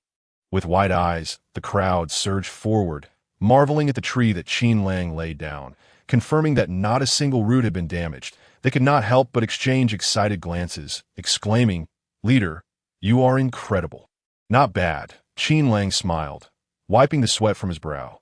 This method had occurred to him almost by chance. When Xiongbo and the others were delivering the salt fruits, he had stood alone in the valley, anxiously awaiting their return. As he paced back and forth, he pondered that had he not feared the flames would scorch the tree beyond repair, he might have considered using fire energy to uproot the entire salt tree. Ugh, how frustrating. Qin Lang furrowed his brows, continuing to pace while muttering to himself. Fire energy and healing energy are not. Suddenly, a thought struck him, and his eyes brightened. Yes, healing energy. This is the kind of energy that all living things adore. I could give it a try. What if it works? Excitedly rubbing his hands together, Qin Lang approached the salt tree, taking a deep breath before releasing his healing energy. Gradually, he enveloped the tree, nervously controlling the steady flow of energy while carefully coaxing the salt tree from the ground. As time passed, he was pleasantly surprised to witness the roots beginning to respond.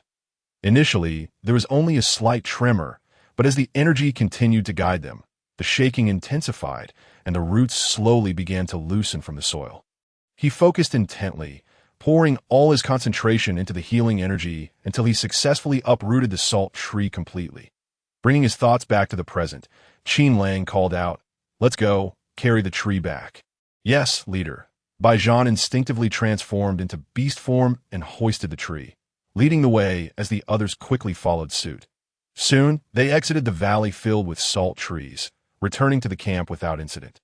"Roar! We have returned." Yuan Lang, hearing the commotion, promptly set down his spatula and rose to see Baijan, the white lion, charging into the camp with the hefty salt tree, surrounded by excited children chattering and gesturing animatedly. "Brother Baijan, hurry, hurry!" Li Gu instructed everyone to dig a substantial pit in advance and adorned it with numerous white frost flowers. "Quickly place the salt tree inside," he urged. The child's voice was crisp and urgent. Baijan immediately responded, "Roar." He then hoisted the salt tree and followed Wolf Xiao Luo with several strides. Moore only cast a fleeting smile at the group before redirecting his gaze, standing on his toes to catch sight of his beloved approaching. He called softly, "Brother Qin." Though his voice was not loud, it was imbued with a hint of affection. Upon hearing the call, Qin Lang felt his exhaustion lift significantly at Ali. He replied, a smile curling at the corners of his mouth as he swiftly entered the camp, naturally taking the other's hand, which felt rougher than he anticipated. Unable to restrain himself, he gently squeezed it, observing a blister on the index finger, his heart constricting with concern that "I'm sorry for putting you through so much trouble." "No, you all have worked harder," Moore only replied with a light laugh. Shaking his head, he then raised his unheld hand, delicately wiping the sweat from Qin Lang's brow. "Do not worry. Once we settle down, you can rest and recuperate."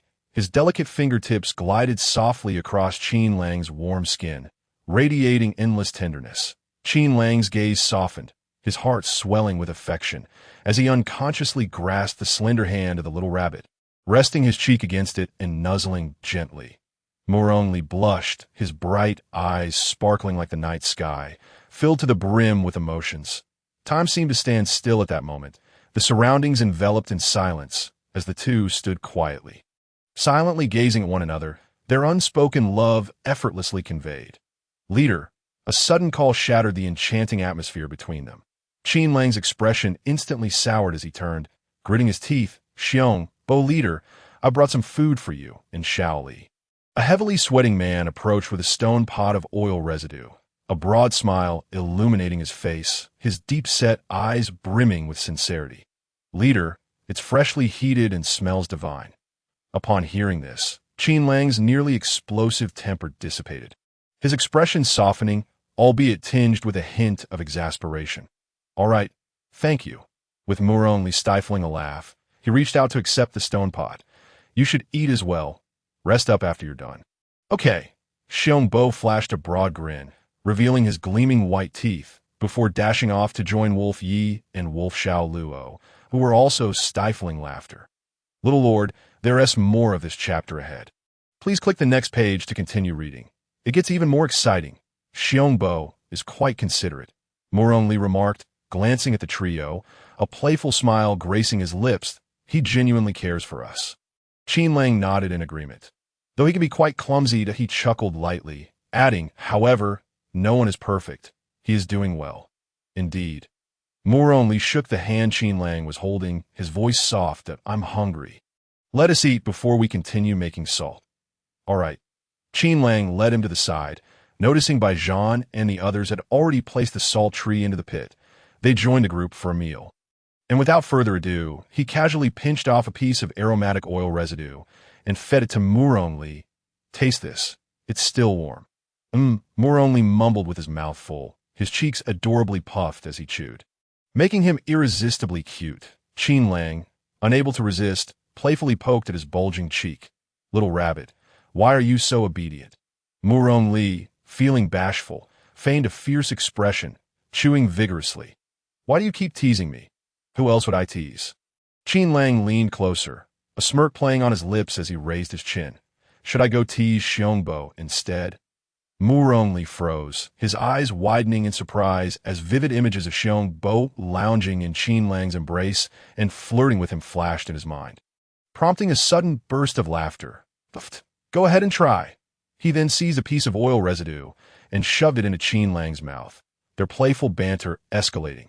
"Delicious," Qin Lang replied, raising an eyebrow as he noticed Moore only finishing his portion. He then fed him another piece. "Why so serious? It's rather dull." "You make too much sense," Moore only retorted with a sidelong glance, but continued to feed Qin Lang oil residue, tossing a few pieces to the nearby white tiger and her cubs. The two engaged in a delightful exchange of feeding each other, swiftly consuming a significant portion of the oil residue. Burp. Muron Li couldn't suppress a burp, rubbing his slightly bulging belly. Look what you've done.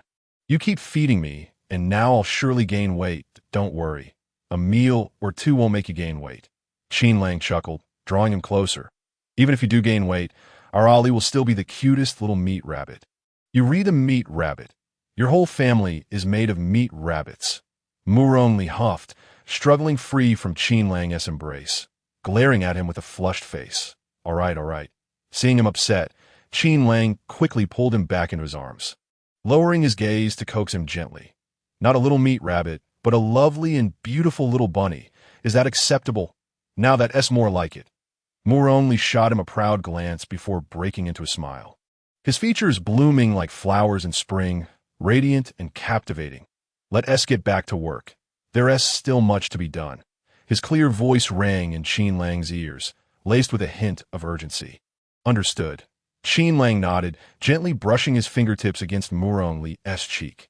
Thank you for your hard work, my little rabbit. It's nothing. Muron Li shook his head, his smile deepening. Once we find a place to settle down, everything will be fine. All right. Qin Lang grinned, rising to pull Muron Li up with him. Seeing the others moving, their companion stood as well. Leader, yes. Qin Lang smiled, raising his hand. Everyone, let us hasten to process the remaining salt fruits. I'll check on those 2 salt trees and channel some spiritual energy into them. If they're still alive by tomorrow morning, we'll head to the valley to dig up some trees. We'll take as many as we can and set off immediately once we're done. Understood, leader, the group responded in unison, then surged forward, skillfully lighting fires and preparing the salt fruits, quickly becoming busy once more. Meanwhile, Qin Lang walked alone to the edge of the pit where the 2 salt trees were placed, raising his hands slightly. His expression shifted as a soft blue light began to emanate from his palms, enveloping the salt trees gently. After a moment, the light transformed into delicate blue tendrils, flowing like a gentle stream along the tree trunks, infusing every root with energy. Only when he felt the trees were adequately replenished did Qin Lang cease channeling. He wiped the thin sheen of sweat from his brow, gazing at the 2 silvery trees entwined in blue light with hopeful anticipation that I hope you can thrive. He then turned and returned to the campfire, crouching beside his beloved, naturally taking the spatula from his hand. You take a break, I'll handle it. Okay. Muron Li smiled, shifting aside while adding more fuel to the fire, given the dwindling supply of salt fruits and the number of people working. They soon completed the salt-making process. Qin Lang stood, stretching his sore arms, and cheerfully waved to the group. Everyone, tidy up and prepare to rest. We've all had a long day. The crowd responded in unison. Their voices tinged with a hint of fatigue, yet their faces radiated joy. They swiftly gathered their belongings and made their way to the carriage, each selecting a spot that pleased them, laying down animal pelts and reclining upon them as they stretched their bodies. Satisfied sighs escaped their lips, and one by one, they succumbed to slumber. Meanwhile, Qin Lang conducted a final inspection of the camp's perimeter for safety before leading Muron Li to their customary carriage. He spread a pelt for her, allowing her to nestle close to the softly snoring wolf pup, Xiaohua, and the white tiger mother and cub resting beneath the carriage as for himself. He reclined on the vehicle shared with Xiongbo and Lang Yi, resting his arms beneath his head and gazing at the myriad stars above, gradually closing his eyes. The night camp descended into a serene tranquility, enveloped in a gentle stillness, as a soft breeze whispered through, bringing a refreshing coolness. It dispelled the day's heat and soothed the weary bodies and minds of the group, allowing them to relax into the rare tranquility and drift into dreams. Thus, none noticed the 2 salt trees, temporarily planted amidst the frosted flowers, whose branches and leaves were visibly extending, burgeoning into lushness. As dawn broke, the sun rose unusually hot and fierce, resembling a colossal fireball intent on incinerating all in its path. The group awoke, startled from their dreams, each drenched in perspiration. With every breath, it felt as if they inhaled flames, igniting a sense of discomfort. They sat up, tugging at their clothing in an attempt to cool themselves. All right, everyone rise. We wouldn't want to sleep in and suffer from heat exhaustion without realizing it. Qin Lang, with a look of resignation, rubbed his sore neck, preparing to disembark when he heard Xiao's excited exclamation. "Ah, the salt tree has changed." His heart racing, he turned back to witness the once slender silver salt tree now robust and flourishing, its foliage having multiplied several times, forming a dense canopy of shimmering silver.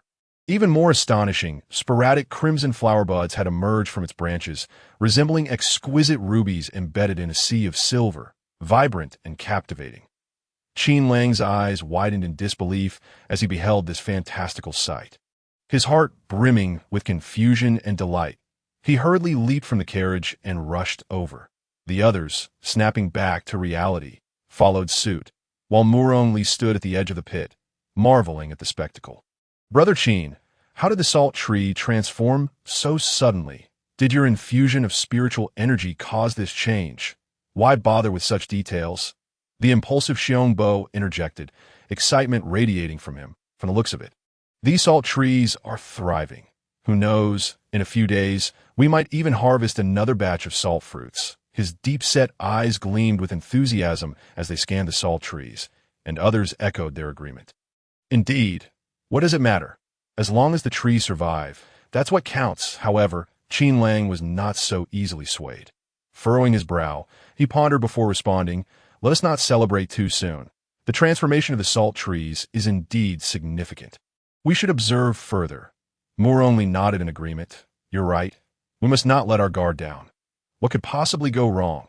The usually composed Lang Yi inquired, now showing signs of anxiety. "This is clearly the result of the chief's spiritual energy nurturing the salt trees," he said, his brow furrowed, his tone laced with urgency and confusion as he glanced between the two, seemingly seeking their affirmation. Murongli chuckled softly at this logic. "Indeed, but what we both fear is that the salt trees might have grown too rapidly due to an excess of spiritual energy last night, potentially leading to unforeseen complications that's akin to when we overindulge in food when hungry. Consuming twice as much as usual can leave one feeling unwell and counterproductive. Do you understand?" Lang Ye's expression shifted to realization as he nodded. "I see now. We were too simplistic in our thinking. So, what should we do next? Are we just to observe?" He scratched his head, exchanging glances with Xiongbo and the others, all looking toward Qin Lang, who was intently watching the salt trees. Murongli shook her head, suggesting, "Let's monitor the salt trees for any subsequent changes." She paused, her gaze shifting to Qin Lang. "Brother Qin, let's refrain from extracting any timber today. And please hold off on infusing the salt fruits with spiritual energy for the time being. We'll treat today as a rest day, closely observing whether these two salt trees undergo any further transformations." "Agreed," Qin Lang replied, nodding in affirmation. "We shall proceed as you suggest." He then turned to the group. "Today, we will remain here. Everyone can rest as they please. Those wanting to sleep may do so, while others can engage in their own activities." "Chief, under this scorching sun, we can't accomplish anything," Xiongbo exclaimed in frustration, tugging at his damp clothing. Seeing the sweat-soaked state he was in, Qin Lang felt a pang of sympathy and softened his tone. "How about this? Let's split into two groups. One group will stay with me to guard the salt trees, while the rest, along with Xiongbo, can retreat to the valley to escape the sun. It's cooler there, shielded from direct sunlight. You can switch places with us by lunchtime." The others nodded in agreement, the eldering AM chiming in with a smile. "You're always so considerate." Chief, he glanced at the children, who appeared weary from the sun's relentless rays. "That we arrived here around evening yesterday when it wasn't too hot, but today is unbearable." Xiaohua, Awa, Guli's faces are all sunburned, and the children, along with the young beasts, have weaker constitutions. We must take good care of them. Ing Aim spoke. He gently stroked the head of a small beast standing close by. "I can manage," Awa replied, looking up at him with determination in her youthful voice. "You should go rest in the valley." "All right, you all go," Qin Lang said with a smile, gesturing for Xiongbo to take them away, "and Elise should go too." Murongli bit her lip, glancing at him before obediently agreeing. "Very well then." Xiongbo wiped the sweat from his brow and said, "Chief, Lang Yi and I will take them to the valley now." "All right, Qin Lang responded, his speech quickening involuntarily. Hurry along. The children's faces are already red from the sun. Understood, Xiongbo acknowledged, quickly gathering the children and young beasts, hastily making their way to the valley. From a distance, their complaints about the oppressive heat could still be heard, prompting laughter from Baijan and the others, who then dispersed to attend to their own tasks. Meanwhile, Qin Lang remained by the salt trees, his gaze fixed intently upon them. After a moment, he could no longer resist the urge to reach out and touch the flower buds. But as his fingers neared, he hesitated, a sense of unease creeping into his heart. He was uncertain what this sudden transformation truly signified. While the rapid growth of the salt trees appeared beneficial at present, none could guarantee that this was not merely a fleeting facade of beauty. As these thoughts crossed his mind, a hint of worry shadowed Qin Lang's brow.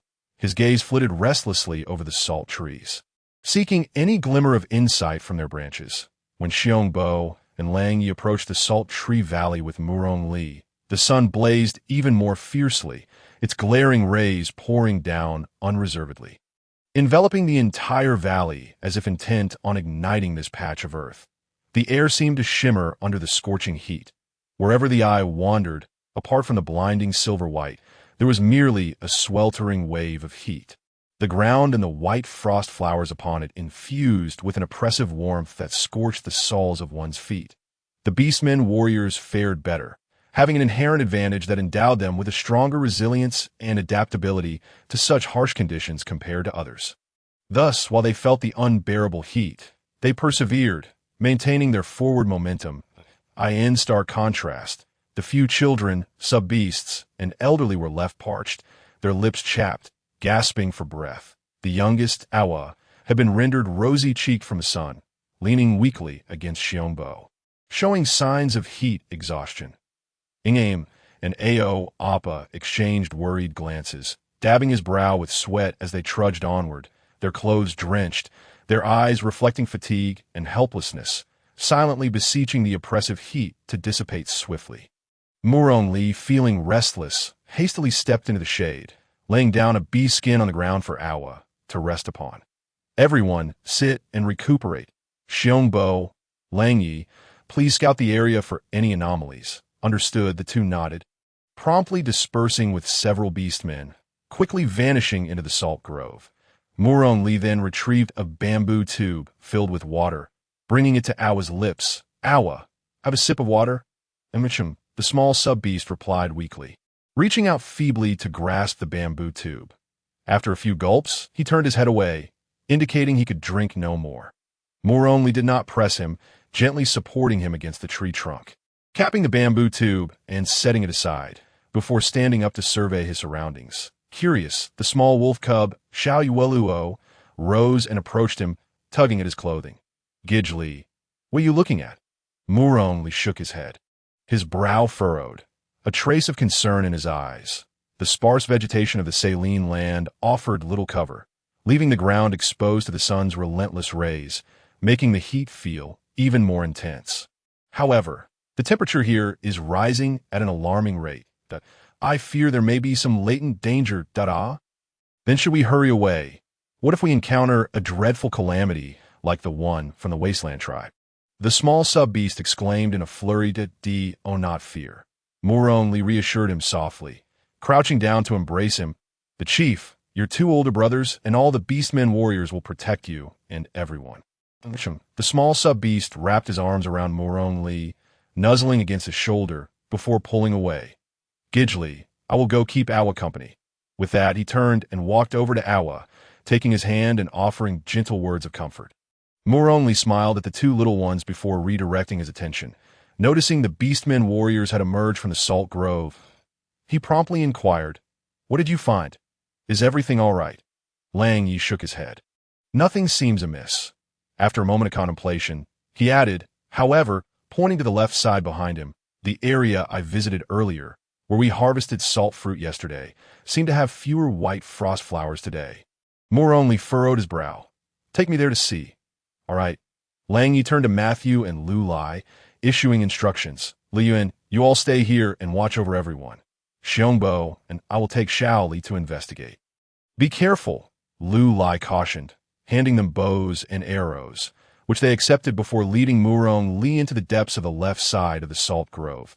The three navigated around the flourishing dwarf salt trees, carefully avoiding the white frost flowers and protruding sharp stones until they reached the edge of the forest. There lay the spot Lang Yi had mentioned, where the surrounding white frost flowers were noticeably fewer compared to other areas within the grove. Murong Li rubbed his chin thoughtfully, observing his surroundings for a moment before striding toward a massive stone that stood over 3 meters high, positioned against the mountainside. Xiongbo and Lang Yi, baffled, followed. Shaoli, is there something wrong? I am uncertain, Murong Li replied, glancing at the towering stone. After a moment's thought, he instructed, you two, climb up and see if there are any crevices behind it. Exchanging puzzled glances, Xiongbo and Lang Yi complied. All right. The two secured their bows and arrows before scaling the rough surface of the giant stone, reaching the area near the mountain wall to observe the surroundings closely. Sure enough, they soon discovered a narrow crevice behind the stone. The two quickly knelt down, peering cautiously into the gap, but after a considerable time, they could not discern what lay within. Xiongbo frowned. I can't see a thing. This stone is so immense, we can't even push it aside. What should we do? Lang Yi shook his head, inching closer in hopes of catching even a faint glimmer of light or sound. However, aside from the unfathomable darkness, there was nothing. Sighing in frustration, he stood up, intending to report their findings when a thought struck him. Murong Li's fire starter could illuminate the darkness. He hurriedly made his way to the edge of the stone, waving excitedly at Murong Li below.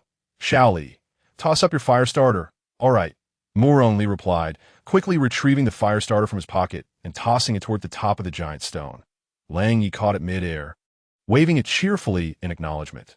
Then he turned and crouched at the crevice, igniting the fire starter and extending it into the gap. Peering closely alongside Xiongbo with the dim flicker of light, they immediately discerned a heap of white or slightly yellow granules mixed with mud and unknown impurities inside the crevice. The two froze in shock before exclaiming in unison, "Table salt! How could there be table salt here?" Xiongbo's eyes widened in disbelief. And in such abundance, could it be that someone is hiding it? The mere thought of this possibility made him tense up, his gaze darting warily to either side of the giant stone. Very likely, Lang Yi concurred, rising to his feet and pointing towards where Murong Li stood. We should inform Shaoli immediately. Absolutely. The two cautiously retraced their steps down the giant stone, and upon reaching the ground, turned to Murong Li, eagerly recounting their findings in detail. I find Xiongbo's speculation quite plausible. Murong Li pondered their account, muttering thoughtfully, but if someone is here, where have they gone? This giant stone conceals better salt fruit extraction. Why would they neglect it and instead consume those impure sea salts? Sea salt? Yes, sea salt. Murong Li nodded, then spoke up. Based on your descriptions, it is highly probable that the pile we saw is sea salt. He paused, as if struck by a revelation, stepping back a few paces to gaze up towards the valley's peak. Xiongbo, Lang Yi, you must transform into your beast forms and take me up there to investigate. All right. Though they were confused by his intentions, they complied, transforming into their beast forms. Murong Li climbed onto Xiongbo's back, gripping his coarse fur tightly. Let's go. The other party immediately dashed forward, braving the scorching sun, utilizing their sharp claws to search for footholds along the steep cliffside. Despite their imposing size, they moved with remarkable agility and strength. The rugged, unyielding rocks occasionally dislodged loose stones, yet with every swipe of their claws, they embedded themselves deeply into the cliff, providing solid support for their ascent. Thus, Murong Li, perched upon their back, experienced no jostling. Feeling utterly secure, in contrast, Lang Yi navigated the cliffside alone, moving with swiftness and dexterity, quickly outpacing the duo. After a strenuous effort, they finally reached the summit of the valley, but the sight before them left them astounded once more. Ahead lay an endless expanse of desolation, devoid of any signs of life.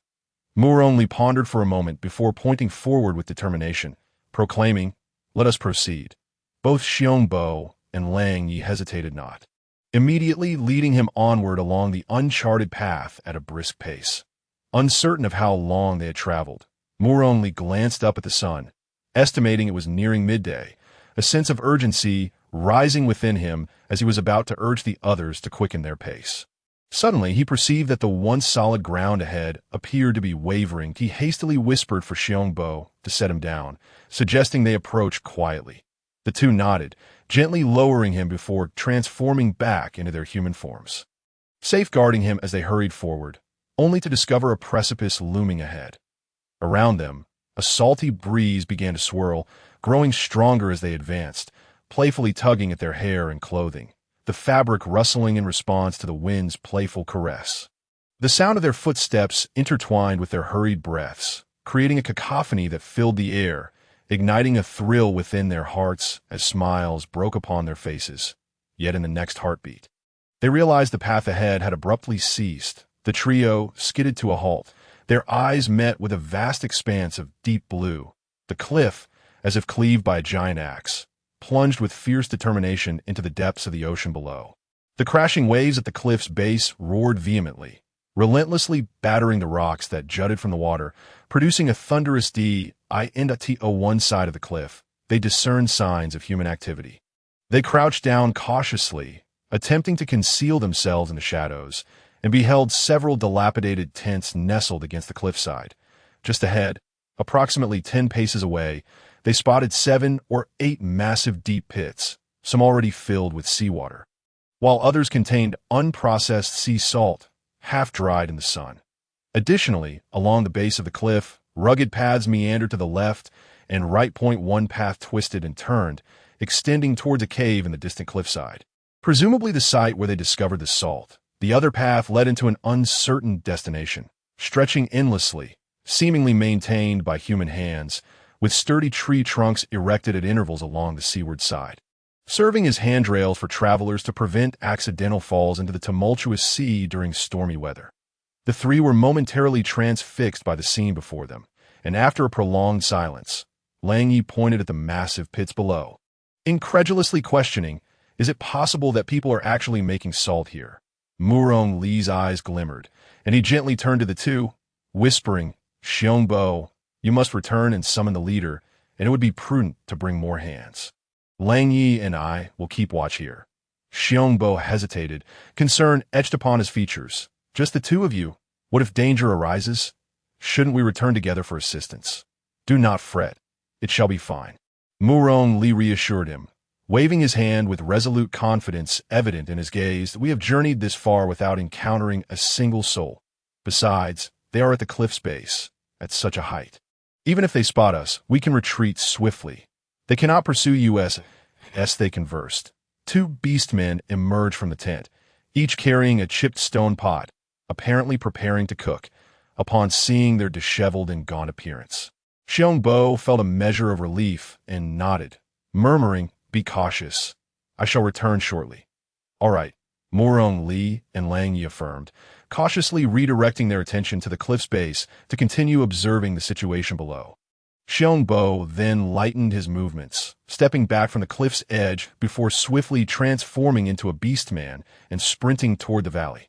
Meanwhile, Qin Lang, concerned about the absence of his companions at the camp, hurriedly made his way to the valley with Baijan in tow. He soon learned that Li, Xiongbo, and Lang Yi had ventured deep into the salt forest and had yet to return, prompting the others to prepare to search for them.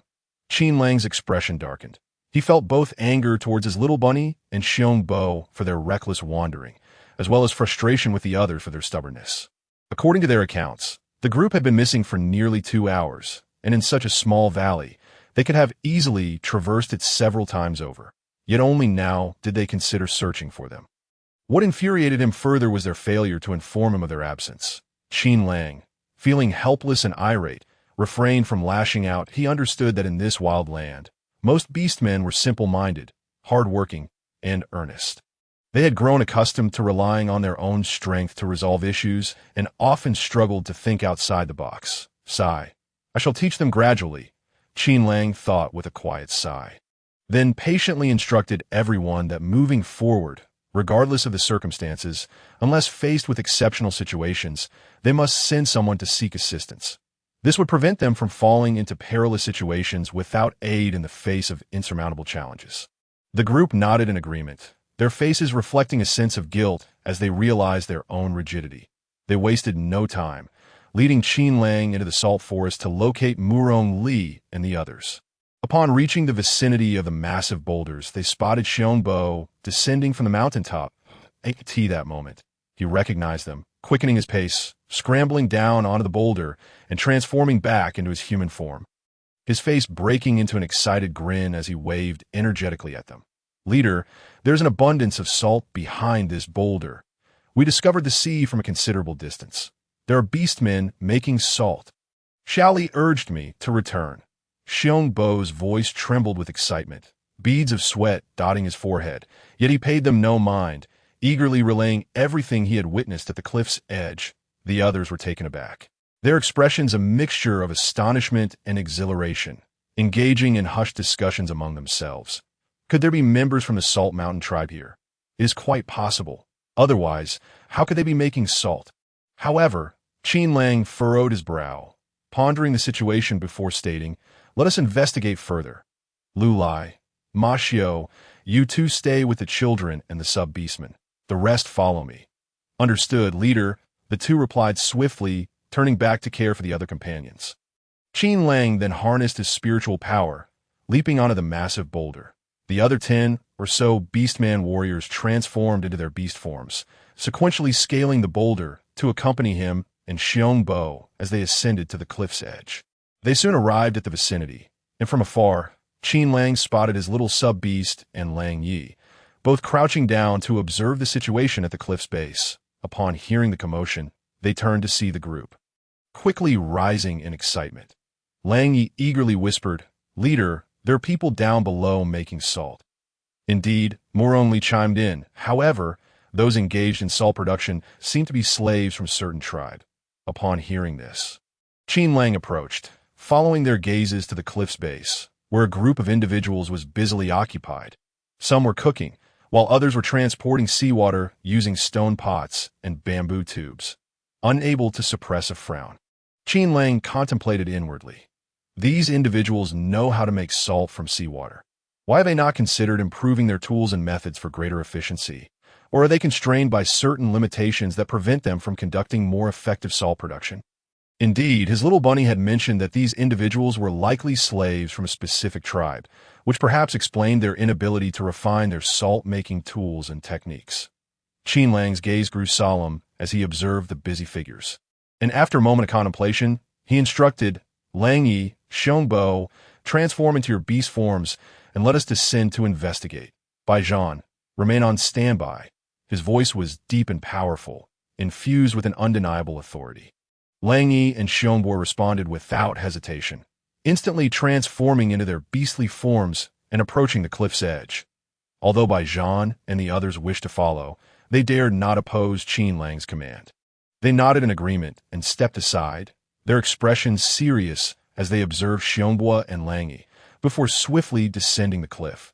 The two moved with agility and expertise, their sharp claws gripping the crevices of the rocks, quickly descending to a considerable distance. However, Qin Lang did not act immediately. Instead, he stood at the cliff's edge, his gaze fixed intently on their figures, and only when they had ascended halfway did he unleash his fiery spiritual power. Enveloping himself in flames, he then soared into the air, resembling a burning meteor, hurtling downward with tremendous speed, the fierce flames trailing behind him, creating a dazzling crimson It was as if a celestial being had descended, radiating boundless majesty and strength, instantly alarming the beastmen at the cliff's base. They all halted their tasks, gazing up in terror at the approaching red figure in the sky, as well as at Xiongbo and Lang Yi, who had just reached the bottom and swiftly reverted to their human forms. Qin Lang landed with a thunderous crash, the flames surrounding him dissipating to reveal his tall and imposing stature. The beastmen stared, their eyes wide with shock and disbelief as they beheld this godlike figure before them. On their weathered, lifeless faces, shock and fear were etched, leaving them momentarily at a loss for how to respond. A few timid beastmen even trembled uncontrollably as Qin Lang's gaze swept over them. dropping their tools to the ground and too frightened to retrieve them, standing frozen in place, exuding helplessness and panic.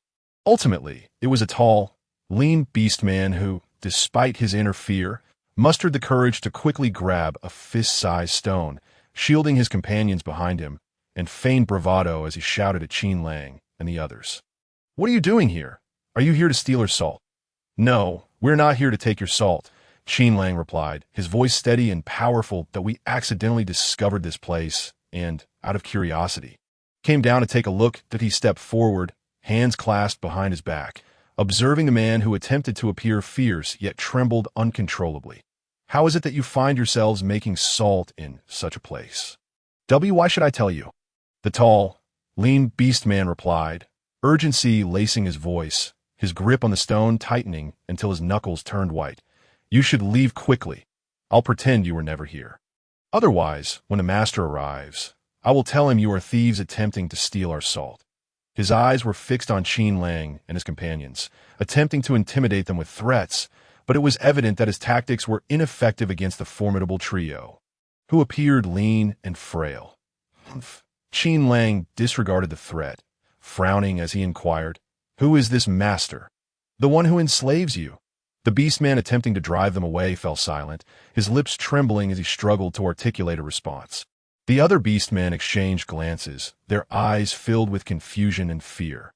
Observing their expressions, Qin Lang understood their plight. He scanned the group and, sensing an opportunity, softened his tone to speak gently. "If you are indeed oppressed by that master, and not because of any wrongdoing on your part, I can help you break free from his control." "What?" the tall, lean beastman exclaimed in shock, his once dull eyes now glimmering with a flicker of hope. He had never anticipated such words from Qin Lang. The other beastmen, too, were filled with excitement, yet remained wary. That a middle-aged beastman, filled with suspicion, could not help but ask, "Why would you want to help us?" Then, shifting his gaze sharply back to Qin Lang, he added, "Do you intend to deceive us like those before, gaining our trust only to capture our families and force us to produce salt for you?" "Ah!" Qin Lang chuckled softly. Shaking his head, he then lifted his gaze to meet the man's, disdain evident in his tone. "With my strength, if I truly wish to do so, would I waste my breath here? I could simply break one of your legs and station some of my men here to guard you. You think, with your frail bodies, you could possibly escape?" Upon hearing this, a hint of color flushed the beastman's sun-weathered, rough skin, making him appear somewhat disconcerted. He awkwardly turned his face away, and an oppressive silence enveloped the atmosphere.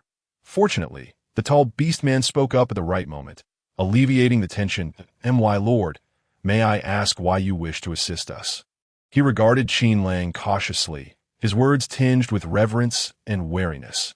After a moment, glancing at his companions, he continued, "We are all weak beast warriors, unskilled in hunting, and lacking resources. We cannot fight for you." "I do not require that," Qin Lang interrupted calmly, raising a hand. "My willingness to assist does not stem from a desire to make you and your companions my slaves. Rather, I wish for you to join my ranks and help forge a new tribe, one where all can eat, be warm, and are free from oppression by any foreign entities." Pausing slightly, he gestured toward Xiongbo and Langy beside him. "You may inquire with these two beast warriors," or he pointed toward the top of the cliff. "You can ask those above. They, too, endured suffering and, like you, were filled with uncertainty and fear for the future. However, since joining my group, they have discovered their worth and direction in life. Your inclusion would bolster our strength, allowing our shared vision to materialize sooner. In time, you would find a secure home and live a happy, peaceful life. What do you think?" Hearing this, desire flickered in the eyes of the crowd, and they trembled, nodding fervently at Qin Lang. Yet, the tall beastman's face clouded with concern once more. "But my lord, our families are held captive by the Salt Mountain tribe's leader. If she discovers our betrayal, he will undoubtedly kill all our families. Then we shall eliminate him first and rescue them." Xiongbo interjected, already growing impatient with their hesitance and indecisiveness. He had always believed that it was better to shatter than to remain whole. Struggling to understand their cautiousness, "We have no choice," the middle-aged beastman replied, lowering his head. "There are families that I understand." Qin Lang nodded empathetically, then asked, "Could you tell me what exactly happened between you and the Salt Mountain tribe?" Sigh. The middle-aged beast-man waved his hand dismissively. "There's nothing to hide," that he slowly lifted his head, his gaze distant as his thoughts drifted to the past. The middle-aged beast-man Ming, along with the tall beast-man Han and the others, were from the Turtle Island tribe. Though their resources were not abundant, their proximity to the sea allowed them to assist the coastal tribe in salt production and trade, leading a relatively decent life.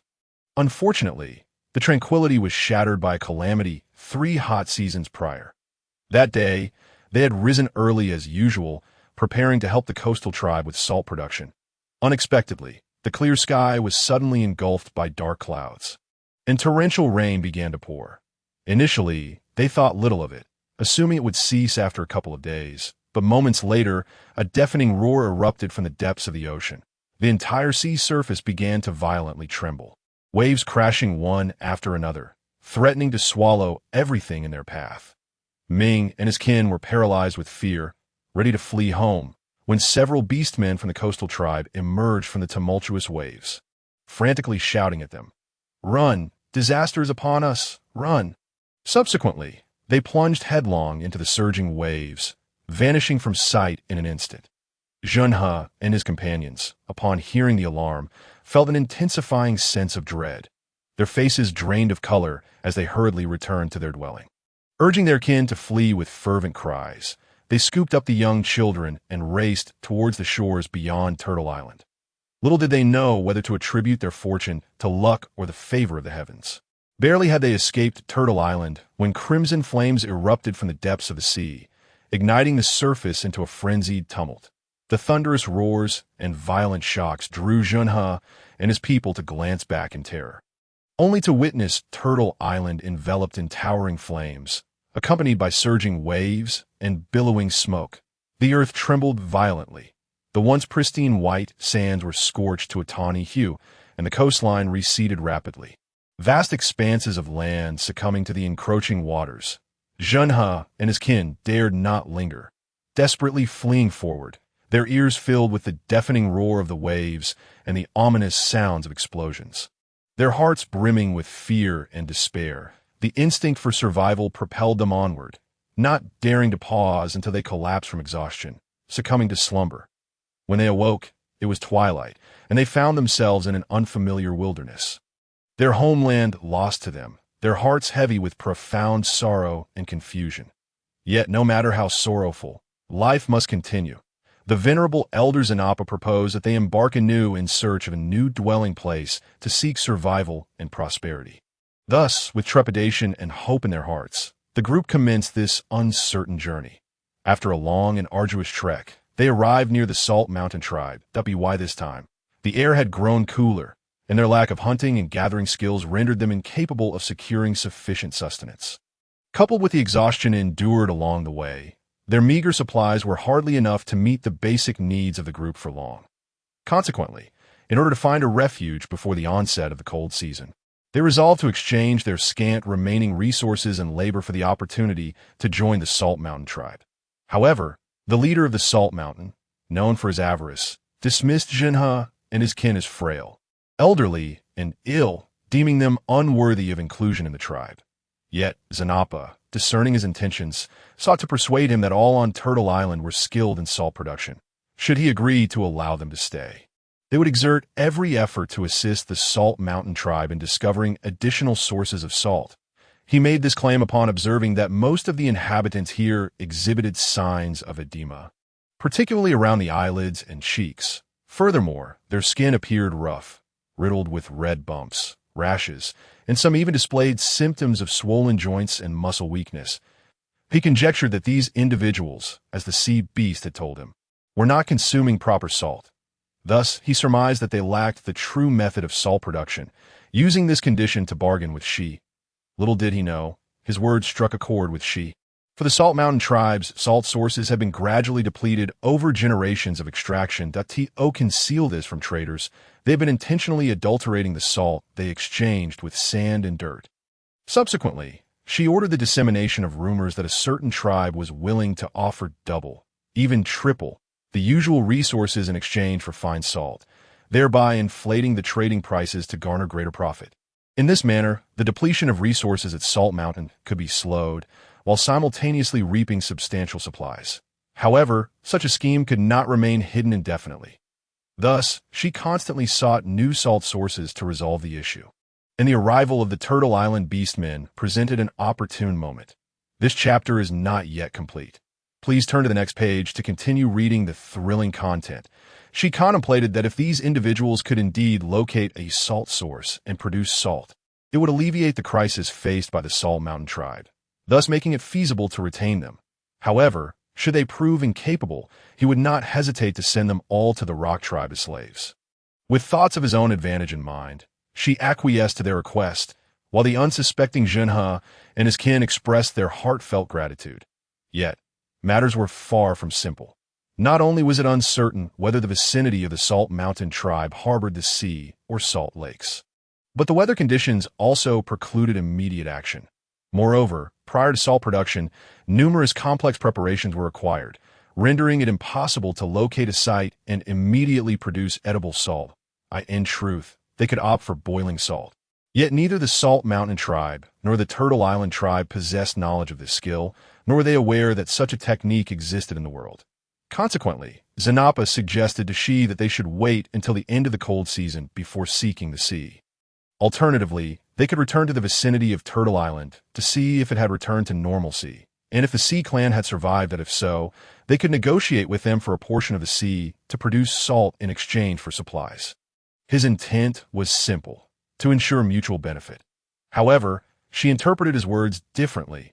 Perceiving Zanapa's remarks as mere excuses, he believed the Turtle Island Beastmen were either wholly ignorant of salt production, or that Zanapa harbored ulterior motives, attempting to negotiate for greater gains.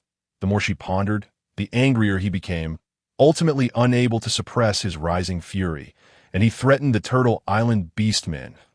If you do not promptly accompany the warriors of the Salt Mountain tribe to seek the sea and produce salt, I shall send you all to the Rock tribe as slaves. His tone brimmed with intimidation, as though he intended to crush every Turtle Island Beastman present. Yet, Zanapa was a man of principles, resolute in his nature and actions. Seeing Shi's obstinacy, he too felt a surge of anger and stood tall, proclaiming, "If that is the case, then we have no reason to remain here. I shall lead my kin away. After all, we possess the skill of salt production, and we would be welcomed in any tribe." Upon hearing this, Shi's rage intensified. He perceived Zanapa's words as a profound affront to his authority. He commanded that Zanapa and the other Turtle Island Beastmen be seized to coerce Junha and his companions into setting out to find the salt source, vowing that once located, they would immediately produce salt for the Salt Mountain tribe. Junha and the others were undoubtedly reluctant, yet they recognized the futility of resistance against such overwhelming might. They acquiesced, stipulating that all their kin must go together. Otherwise, none would agree. Little did they know, this statement provoked Shi's fury to unprecedented heights, and before their very eyes, he transformed into his beast form and tore Zanapa to shreds. The onlookers, witnessing the gruesome sight of blood and dismemberment, were paralyzed with horror, their eyes wide with disbelief, trembling in silence. Meanwhile, Shi, with an expression of cold indifference, surveyed the Turtle Island Beastmen, declaring with a chilling sneer, "Should anyone dare utter another word, I shall slaughter the children and lesser beasts of your tribe." Having spoken, he summoned the warriors of his tribe to escort the Turtle Island kin away from the tribe to search for the sea and produce salt. After enduring tremendous hardships, they finally located this coastal expanse. As the cold season drew to a close, she instructed that a temporary encampment be established at the end of a well-maintained path and dispatched a contingent of warrior beasts to guard the site. Meanwhile, Junha and his companions were left to toil daily for the Salt Mountain tribe in the production of salt. Junha, with tear-filled eyes, choked on his words, his face etched with sorrow and indignation. "We did not lack the will to escape. Rather, I understand," Qin Lang interjected, his two simple words imbued with deep empathy and comprehension. "I grasp the suffering you have endured. Therefore, regardless of your willingness to join my ranks, I shall lead my people to the Salt Mountain tribe to rescue your kin." "Really?" The expression on Zhen's face revealed his excitement, and he found it hard to believe the words spoken by Qin Lang. The other orcs shared his disbelief, and Han, standing beside him, directly inquired, "My lord, do you not wish for us to produce salt for you?" "Ha, that's unnecessary." Qin Lang chuckled lightly, then adopted a serious tone, to speak frankly. "I have no regard for your salt production techniques, as I possess the knowledge myself, and my salt is superior to yours. Our leader is, after all, the divine beast's envoy." Before he could finish, Xiongbo could no longer contain his pride and exclaimed, "Chin held high. Our leader is far more formidable than many tribal chiefs and high priests. He can construct carriages, allowing us to travel without walking, transporting numerous goods and supplies effortlessly. Did I see truly that remarkable?" The orcs gazed at Xiongbo in disbelief. Indeed, before a response could be given, Lang Yi chimed in, "The leader and Xiao Li can craft exquisite and practical leather garments." As he spoke, he gestured at the three of them, indicating the attire adorned by himself and the leader. Moreover, before he could complete his thought, Xiongbo eagerly interjected, "The leader and Xiao Li can also prepare many dishes we've never encountered before. Not only pleasing to the eye, but also delectable. The bows and arrows we use were also crafted under the leader's guidance. When we encountered a group of Black Hawk orcs during our journey, we easily defeated them with our arrows. And furthermore, the leader can heal ailments." "What?" Xiongbo's revelation sparked a wave of astonishment. "That my lord can heal. Is that truly the case? Does this mean that my lord is not only a great leader, but also a shaman?" "Indeed." Xiongbo raised an eyebrow, his admiration for Qin Lang evident in his tone. "The leader is capable of everything. Well, except for transformation, and in that regard he is somewhat less endowed, though I dare not speak of it. For I was thoroughly chastised after mentioning it to Lang Yi last time. What are you thinking about?" Lang Yi, noticing his future partner's distraction, pushed him in annoyance and continued to extol Qin Lang's numerous accomplishments to Zhen and Han. He understood well that the leader desired to recruit these individuals, so he spared no effort in praising Qin Lang's exceptional qualities, hoping to ignite their yearning to follow the leader willingly. Upon regaining his composure, Xiongbo also recognized Qin Lang's intentions and eagerly joined in the praise as desired. The expressions of the others transitioned from initial hesitation to resolute determination, their gazes darting between the three of Qin Lang, deep in contemplation as if weighing their options internally. Throughout this exchange, Qin Lang stood calmly, arms crossed over his chest, with a faint smile playing on his lips as he listened quietly to the enthusiastic endorsements from his two prominent subordinates. Once they concluded their speeches, he lowered his arms and approached Zhen and Han, asking in a calm demeanor, "So, have you made your decision?" His face bore an air of tranquility, yet his heart brimmed with certainty. Knowing that these individuals would join their ranks, as anticipated, the moment he finished speaking, the orcs nodded in agreement. "My lord, if you can help us rescue our families, we are willing to follow you forever." Zhen, filled with emotion, knelt on one knee, his right fist placed over his left chest, then bowed his head, unhesitatingly biting through his right index finger, allowing crimson blood to mark his brow, his actions solemn and sincere as he trembled with devotion. "By the divine beast above, I, Zhen of the Turtle Island Orcs, vow to follow our leader for a lifetime, never to betray." As his words fell, a mysterious and resplendent light immediately radiated from his body, swiftly dissipating into the ether. Qin Lang and the others were momentarily taken aback, and before they could react, Han and the other orcs had knelt in unison, mimicking Zhen's gesture. Lang Yi and Xiongbo exchanged glances and promptly knelt as well. In an instant, around 20 beams of light, varying in strength, flickered at the cliff's edge, intertwining like a fantastical tapestry. Each beam carried the orc's unwavering resolve and loyal oaths, rendering the bustling cliffside particularly sacred and solemn. At that moment, the wind stilled, and the sound of the waves seemed to diminish, as if the world paused to honor this solemn occasion. Amongst the heavens and earth, only the orcs' vows echoed, their voices piercing the clouds and reaching the sky, as if declaring their unwavering loyalty to the world. Qin Lang observed these sincere and passionate individuals before him, his eyes glistening with emotion as he raised his hand to signal them to rise.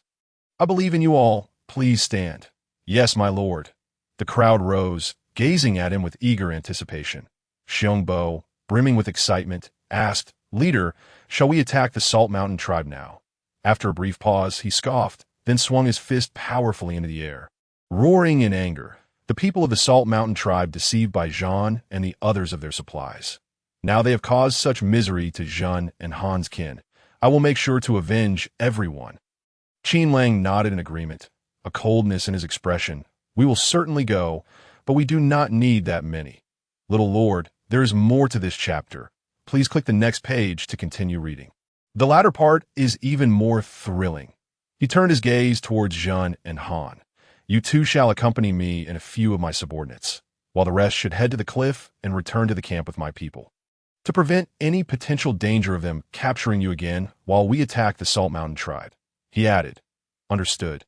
The crowd responded in unison. "We will follow the leader's command." Han then pointed towards the cave and asked Qin Lang, "Leader, what about the salt? Shall we abandon it?" "Yes," Qin Lang replied with a smile, shaking his head. "The salt inside is too impure. Consuming it would lead to illness." Upon hearing this, the crowd's faces flushed. Han quickly clarified, "Actually, we deliberately made it that way." He glanced at the slightly surprised Qin Lang, feeling somewhat embarrassed as he scratched his head. "We wanted to run but couldn't, and we couldn't rescue our families either. So we intentionally tainted the salt, knowing that the Xie and Salt Mountain tribe wouldn't comprehend it. The salt they traded was of far better quality than what was in the cave." "I understand."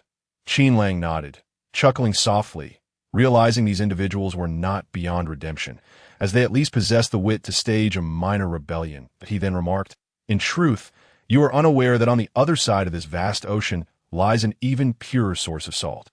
However, it seems that fate has a hand in all of this. Even the heavens do not wish for the Salt Mountain tribe to discover such a treasure to know. What is it?" Han and the others expressed their curiosity. It was no wonder they asked, for the Turtle Island tribe had never ventured beyond their coastal waters, consuming only sea salt for generations. During their wanderings, they had not encountered anyone else and were unaware of the existence of salt fruits on the savage mainland. Even upon reaching the Salt Mountain tribe, this was because the salt consumed by the tribe also came from salt mines, and since they had only recently entered the tribe, they lacked any means of learning about the existence and uses of salt fruits. From Zhan and Han's words and reactions, Qin Lang discerned this reality, yet he was not ready to reveal the existence of the salt grove just yet. Everything would wait until he had made the necessary arrangements. Thus, he teased, "You'll find out once you reach the camp." All right. The crowd accepted his words and ceased their inquiries. Since they had already pledged allegiance to him, they would dutifully comply with his decisions. "Very well." Qin Lang gestured to Xiongbo and Lang Yi. "You two wait below while I escort these individuals up. Leader, we will assist you to no need." Qin Lang smiled at the eager duo. "I can manage a few trips quickly. You need not exert yourselves climbing up and down." With arms outstretched, he first unleashed the fiery essence within him, swiftly followed by a release of healing energy that meticulously enveloped the flames. The two forces intertwined and, in an instant, transformed into several ethereal flame whips, ensconced in a pale blue glow, which surged towards the nearest orcs, ensnaring their waist with precision. At a flicker of joy illuminated Qin Lang's face as he took a leap, propelling himself and the others into the air like birds. Soaring up the cliff in mere moments, to the astonishment of Murong Li and the others, they landed gracefully. "Brother Qin?" Alalai exclaimed. Qin Lang waved his hand to dissipate the energy, then reached out to embrace his beloved, who had rushed to his side. Without delay, he recounted the events that had transpired at the cliff's base and the plight of the Turtle Island orcs. Upon hearing this, Murong Li pondered briefly before grasping Qin Lang's intent and leaving a portion of the Turtle Island orcs behind. Although these individuals had pledged their allegiance to him, it did not guarantee the veracity of their claims. There was a possibility they were trapped here for other reasons. Recognizing Qin Lang's formidable strength, they might attempt to sway him with a blood pact, a symbol of submission and loyalty in the savage continent, hoping to seize this lifeline. Thus, Qin Lang resolved to investigate further. If their words held true, it would be mutually beneficial. The Turtle Island orcs would secure a safe haven while their own ranks would swell. Conversely, should they dare deceive him, none would escape his wrath. Moroni arched an eyebrow, tilting her head to regard the man before her. I understand your intention. Go and retrieve them. I will make the necessary arrangements. Qin Lang was taken aback, then chuckled softly. Indeed, my little rabbit is quite astute. She knew my thoughts without me uttering a word. Then I shall descend to gather them, while you and the others return to the camp. When we are reunited, we shall depart together. Very well. Moroni nodded, reaching up to wipe the sweat from his brow. Be careful. Indeed, Qin Lang replied, bending down to plant a gentle kiss upon her forehead. With a smile, he released her and turned, soaring down the cliff. Moroni, blushing in annoyance, threw a fist in the direction he had vanished, then turned her attention back to the Turtle Island orcs. We shall depart once everyone is gathered. Just as she spoke, Qin Lang returned with several others. But this time, he did not pause. He simply released them into the air before plunging back down the cliff. After several trips, he had successfully brought everyone up. Bidding Moroni farewell with a promise to return swiftly, he then descended once more, accompanied by Baijan and Yuan Lang, heading toward the Salt Mountain tribe alongside Lang Yi, Xiongbo, and Zhen and Han. While Moroni and the others retraced their steps on the journey, he exchanged quiet greetings with a few orc warriors, urging them to keep a vigilant eye on the Turtle Island orcs. Should they show any signs of treachery, they were to be dealt with swiftly and without mercy. Understood, Xiaoli, they murmured in hushed tones, assuring him, rest assured, we shall keep a close watch. Indeed, Moroni nodded in agreement, then smiled as they walked, engaging the Turtle Island orcs in conversation. I am Moroni. Since we shall be part of the same tribe from now on, let's introduce ourselves. The path that Qin Lang and his companions traversed was rugged and uneven, with a steep cliff on one side and the tumultuous sea on the other. The stones underfoot had been worn smooth by the relentless waves, making them treacherously slippery. The narrowness of the trail made it difficult for the orcs to navigate in their beastly forms, forcing them to proceed on foot. The waves crashed violently against the rocks, sending sprays of water that drenched everyone. Under the scorching sun, their bodies became sticky and uncomfortable as Qin Lang wiped the salty seawater from his face. He couldn't help but lament the resilience and docility of the Turtle Island orcs. Had he been in their position, he would have surely sought an escape. Yet reflecting further, he realized that had they been different, they would not have fallen into the servitude of the Salt Mountain tribe. Regardless, if such individuals were indeed sincere, their presence in the group could prove beneficial. The group followed the narrow path for about 2 hours, gradually finding it widening until it veered towards solid ground, with vegetation suddenly flourishing around them. Zhen and Han informed Qin Lang that they had passed this way before and that the temporary encampment established by the Salt Mountain tribe was not far off. Upon hearing this, Qin Lang immediately cautioned everyone to tread lightly, lest they alert the Salt Mountain tribe to their presence and risk complications. Understood, Chief. The group nodded in unison, following his lead as they cautiously approached the land. Navigating a path overgrown with wild grass, as they progressed, the greenery thickened, tall trees flourished, and robust vines intertwined, nearly obscuring the sky. The terrain grew increasingly treacherous, but they finally neared the encampment of the Salt Mountain tribe. They could faintly hear snippets of conversation and quickly crouched, peering through the dense foliage. Before them stood several rudimentary tents constructed from rough timber and animal hides, from which wisps of smoke rose as a few orcs gathered around a campfire to prepare their evening meal. Qin Lang narrowed his eyes, meticulously surveying the layout and defense of the encampment, formulating a plan. Xiongbo, Lang Yi, Baijan, Yuan Lang, you will circle around and take positions at the four corners, keeping a distance from the encampment. Unless you spot fleeing Salt Mountain orcs requiring your assistance, do not stray from your posts. We cannot afford any stragglers to return with news.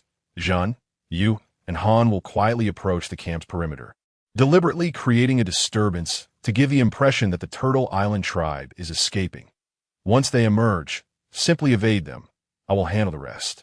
Understood, the six responded earnestly, quickly dispersing as Xiongbo and the others adhered to his instructions, cautiously navigating through the tall grass to their designated spots. Mimicking various insect and bird calls, they signaled him, prompting Qin Lang to raise an eyebrow in satisfaction. His teachings had not been in vain. He gestured to Zhun and Han. Go on. As long as 4 or 5 emerge, run in my direction. Yes, the pair crouched low, carefully parting the underbrush as they advanced. As they neared the camp, the scene within became increasingly clear. Several burly orcs from the Salt Mountain tribe were preparing dinner by the campfire, and the flaps of their tents were lifted, hanging from wooden poles at the entrance. The dim light filtering through the trees obscured the interior, but they could just make out shadowy figures moving within. Without further hesitation, they exchanged determined glances, sprang to their feet, and bolted toward the encampment, their voices rising in frantic shouts. Run! We must not let the Salt Mountain tribe capture us. If we can escape, we can save our kin. Run! Their cries caught the attention of the orcs in the encampment, who turned to see Zhun and Han racing through the grass, momentarily stunned before rushing forward. Shouting angrily, "Stop! You slaves dare to flee?" As they charged toward the direction of the fleeing duo, they shouted back into the tents, "Everyone, come out and capture them. The slaves are escaping." What? The moment the words fell, several orcs burst from the tents, their faces contorted in fury as they pursued the two. Zhun and Han's hearts raced with fear as they quickly turned and fled. Run! Someone has discovered us. Quickly hide! As the two ran, they shouted back at the pursuing Salt Mountain orcs. The lead orc immediately panicked, believing that the two had companions who escaped into the forest, and hastily instructed everyone to scatter and search for them. At the same time, he felt a sense of relief knowing that others were nearby hunting and gathering firewood, surely able to hear his command to capture the fleeing slaves. With these thoughts, he felt a bit steadier and quickened his pace towards Zhun and Han ahead. Hurry, spread out, and encircle them. Yes, the other orcs responded promptly. Unfortunately, before they could disperse, Qin Lang emerged from the underbrush like a long-hidden beast. Suddenly springing forth in an instant, a pale blue wave of boundless spiritual energy surged from his palm, enveloped in flaming intensity, sweeping towards them with overwhelming force. The Salt Mountain orcs barely had time to react before the searing crimson fire snakes pierced through them one by one, leaving only charred corpses with shriveled flesh and bones. They could only emit short, bewildered gasps before collapsing abruptly. Qin Lang looked disdainfully at the carnage strewn about, a cold sneer escaping his lips. He then waved his hand, retracting his power, and gracefully descended to stand before the dazed Zhun and Han, his expression indifferent as he gestured with his chin. Go in. The two snapped back to reality, nodding eagerly in excitement and admiration as they followed him into the camp, heading towards a tent straight ahead. However, as they reached the entrance, Qin Lang abruptly halted, a surge of hostility swelling around him, causing the two to tense up. They lifted their eyes to see a young boy inside the tent, gagged and bound with grass ropes, tied to a frame. The sight was utterly tragic. He was covered in wounds, and a large chunk of flesh was missing from his right thigh. The deep wound exposed bone, blood oozing from the gash and flowing down his leg, staining the ground shocking red. The boy looked at them with eyes full of pain and fear, tears welling up but unable to escape due to the gag. Qin Lang's eyes burned with fury as he regarded the boy, his hands clenching into fists at his sides, knuckles turning white from strain. Behind him, Zhun and Han were equally enraged, their eyes wide with disbelief, and they rushed into the tent, crying out, "You!" The two raced to the boy's side, frantically untying the ropes, tears streaming down their faces. Qin Lang approached step by step, each movement imbued with immense weight, his breath growing heavier as rage threatened to consume his reason. "These beasts," he ground out through clenched teeth, his voice low and terrifying.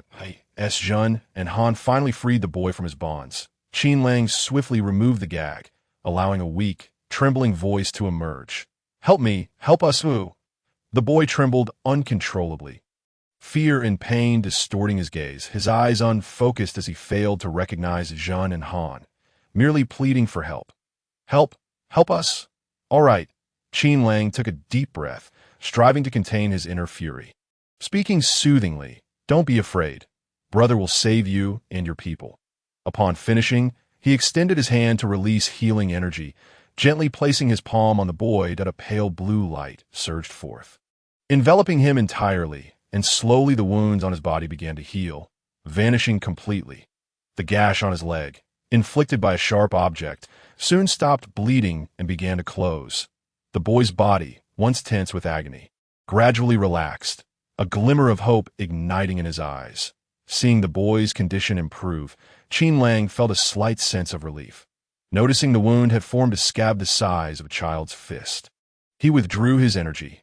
The boy's previously unfocused pupils began to sharpen, and he looked at the three with a mix of panic and excitement, bursting into tears again. "Uncle Jean, Brother Han, many of our people have been killed." "Woo, what?" The two slumped to the ground in disbelief, hardly able to fathom Yu's words. Though Qin Lang had already suspected the Salt Mountain tribe's treachery towards the Turtle Island people, hearing it confirmed by Yu ignited his fury anew. Who are you? How dare you strike me? Be careful. The Salt Mountain tribe won't exchange salt with you. Help! The sudden chorus of screams pierced the air, causing Qin Lang's gaze to sharpen. "Jean, quickly go outside and instruct Xiongbo and the others to leave a few alive and bring them here." Jean, puzzled but compliant, wiped his tears hastily, casting a worried glance at the boy before turning and rushing from the tent, calling out into the outside. "Xiongbo, Lang Yi, the chief orders you to leave a few alive and bring them here." Understood. Upon hearing the command, Xiongbo and his companions immediately ceased their assault, dragging the fallen Salt Mountain orcs closer. Meanwhile, Qin Lang turned to Yu and Han, saying, "Stop crying. I will take you to exact vengeance. Let us go."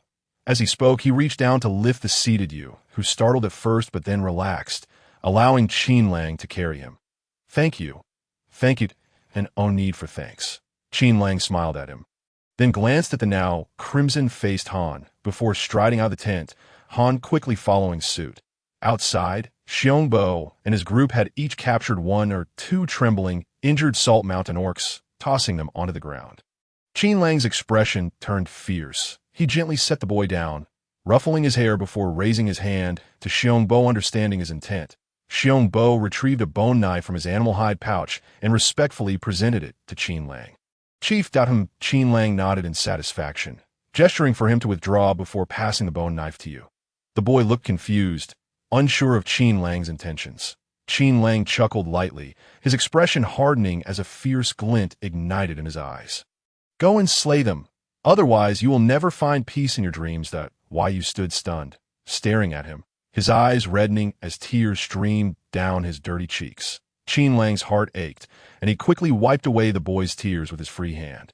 "Do not fear. Just seek your revenge, that I will support you and your people." The boy nodded earnestly, wiping his swollen eyes with the back of his hand. Grasping the knife tightly, he charged towards the trembling Salt Mountain orcs who had overheard their conversation. Seeing him approach, the orcs tried to flee in terror, but were swiftly brought down by Xiongbo and the others that you meanwhile had already reached the nearest one, gritting his teeth and shouting, "You will die."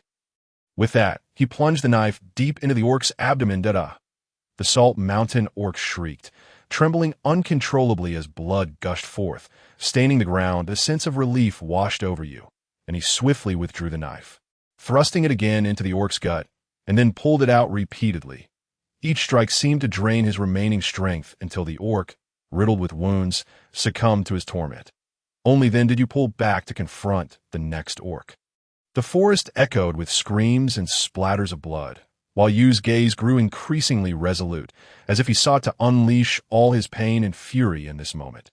Throughout it all, Qin Lang and the four others observed silently, ready to intervene should you require assistance. Jean and Han stood by his side, forming his unwavering support, wishing they could also join in the fight. Young master, there is more to this chapter. Please click the next page to continue reading.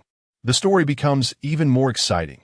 However, though Qin Lang's recent words to you were not entirely comprehensible to them, it seemed they grasped a modicum of meaning. Thus they remained standing, adhering to their thoughts.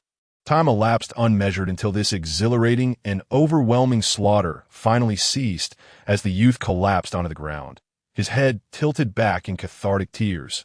With a satisfied smirk, Qin Lang approached the boy, kneeling on one knee, and declared, "Henceforth, you shall be called Qin Yu. I shall teach you martial arts and train you to become a formidable orc warrior, ensuring that none dare to oppress you." The boy was momentarily stunned, then, filled with excitement, nodded vigorously, saying, "Yes, thank you, master. I will call myself Axion." Qin Lang frowned, interrupting his words. "I save you not to make you a slave, but out of a sense of justice and compassion. Do you understand?" The boy shook his head in confusion, then thought for a moment before nodding, his swollen eyes glistening with moisture. "Does Axion mean that you do not like those wicked people bullying me?" "Huh." Qin Lang chuckled softly. "That interpretation is also valid." He then inquired, "Were you the only one brought here? What are the others?" They all perished." Qin wept bitterly once more. "Some were devoured shortly after the Salt Mountain Orcs established their base here. The first valiant warrior from Ming, Jiao, led the Turtle Island Orcs to find the sea and waited until they had harvested their first batch of salt, at which point he rewarded the Turtle Island tribe members in batches to the Orc warriors stationed here. Qin Yu, along with several others from his tribe, was sent here, and before long, he was the only one left, tormented while the others had long since succumbed to inhumane suffering. "These beasts," Qin Lang gritted his teeth and hissed, a fierce glint in his eyes. "Qin Yu, rise. Axion will lead you to avenge your kin." Upon hearing this, the boy eagerly nodded. "Yes." He quickly wiped his tears and stood up. "Axion, don't cry." Qin Lang patted his shoulder, softening his tone. "Trust me, everything will be all right." He then turned to Xiongbo. "Xiongbo, please put in some effort and shift into beast form to carry Qin Yu a short distance.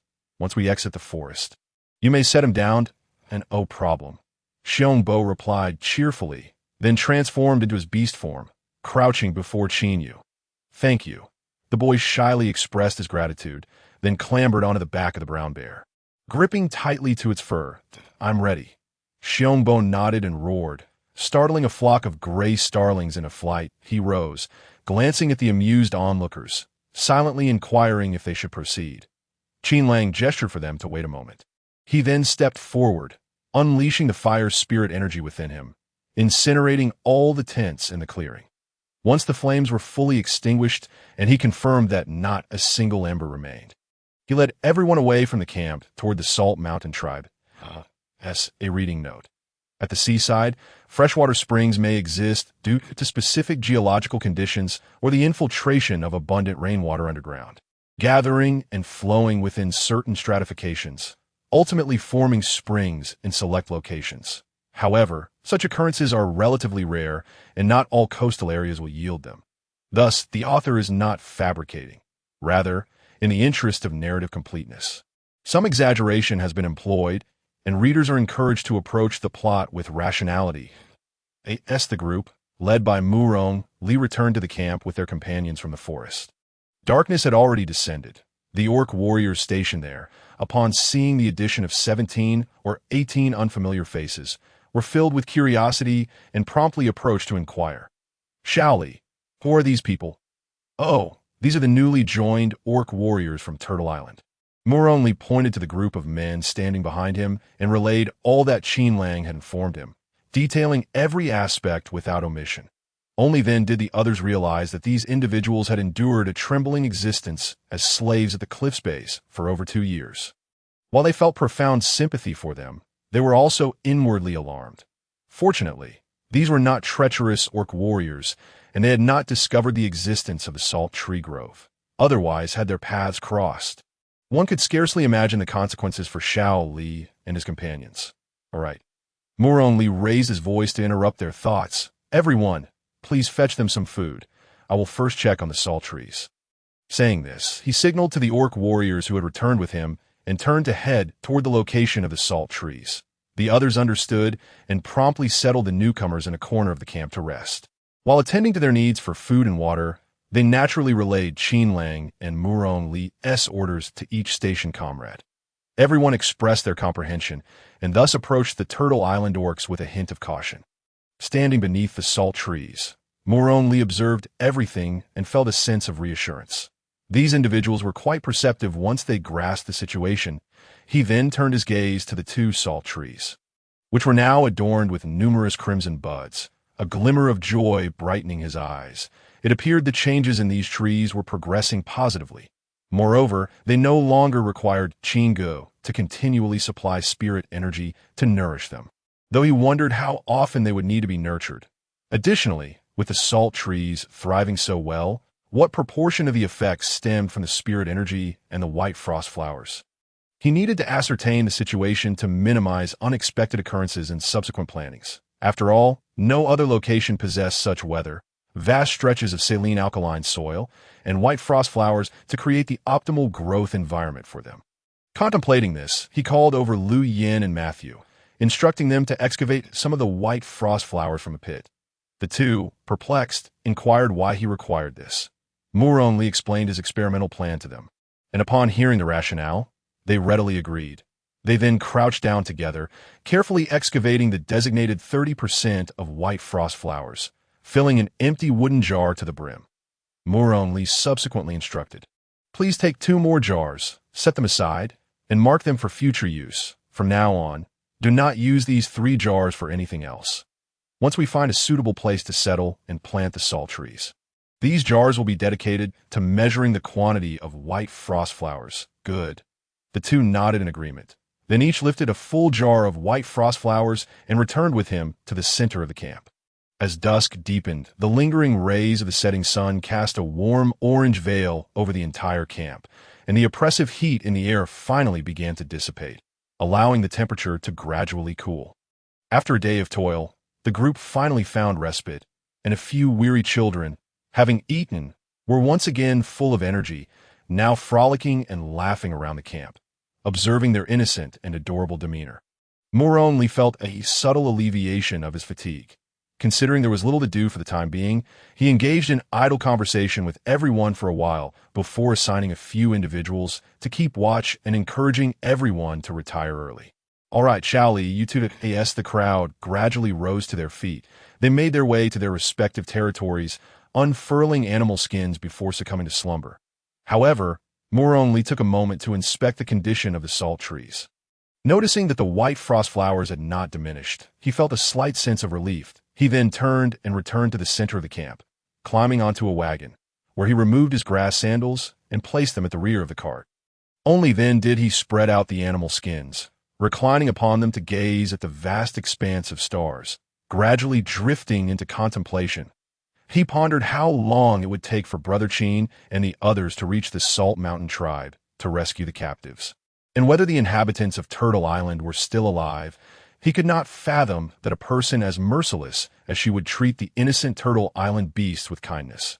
Otherwise, they would not have been so relentless in their pursuit of Zhun and Han. As various complex thoughts flooded his mind, fatigue washed over him like a tide.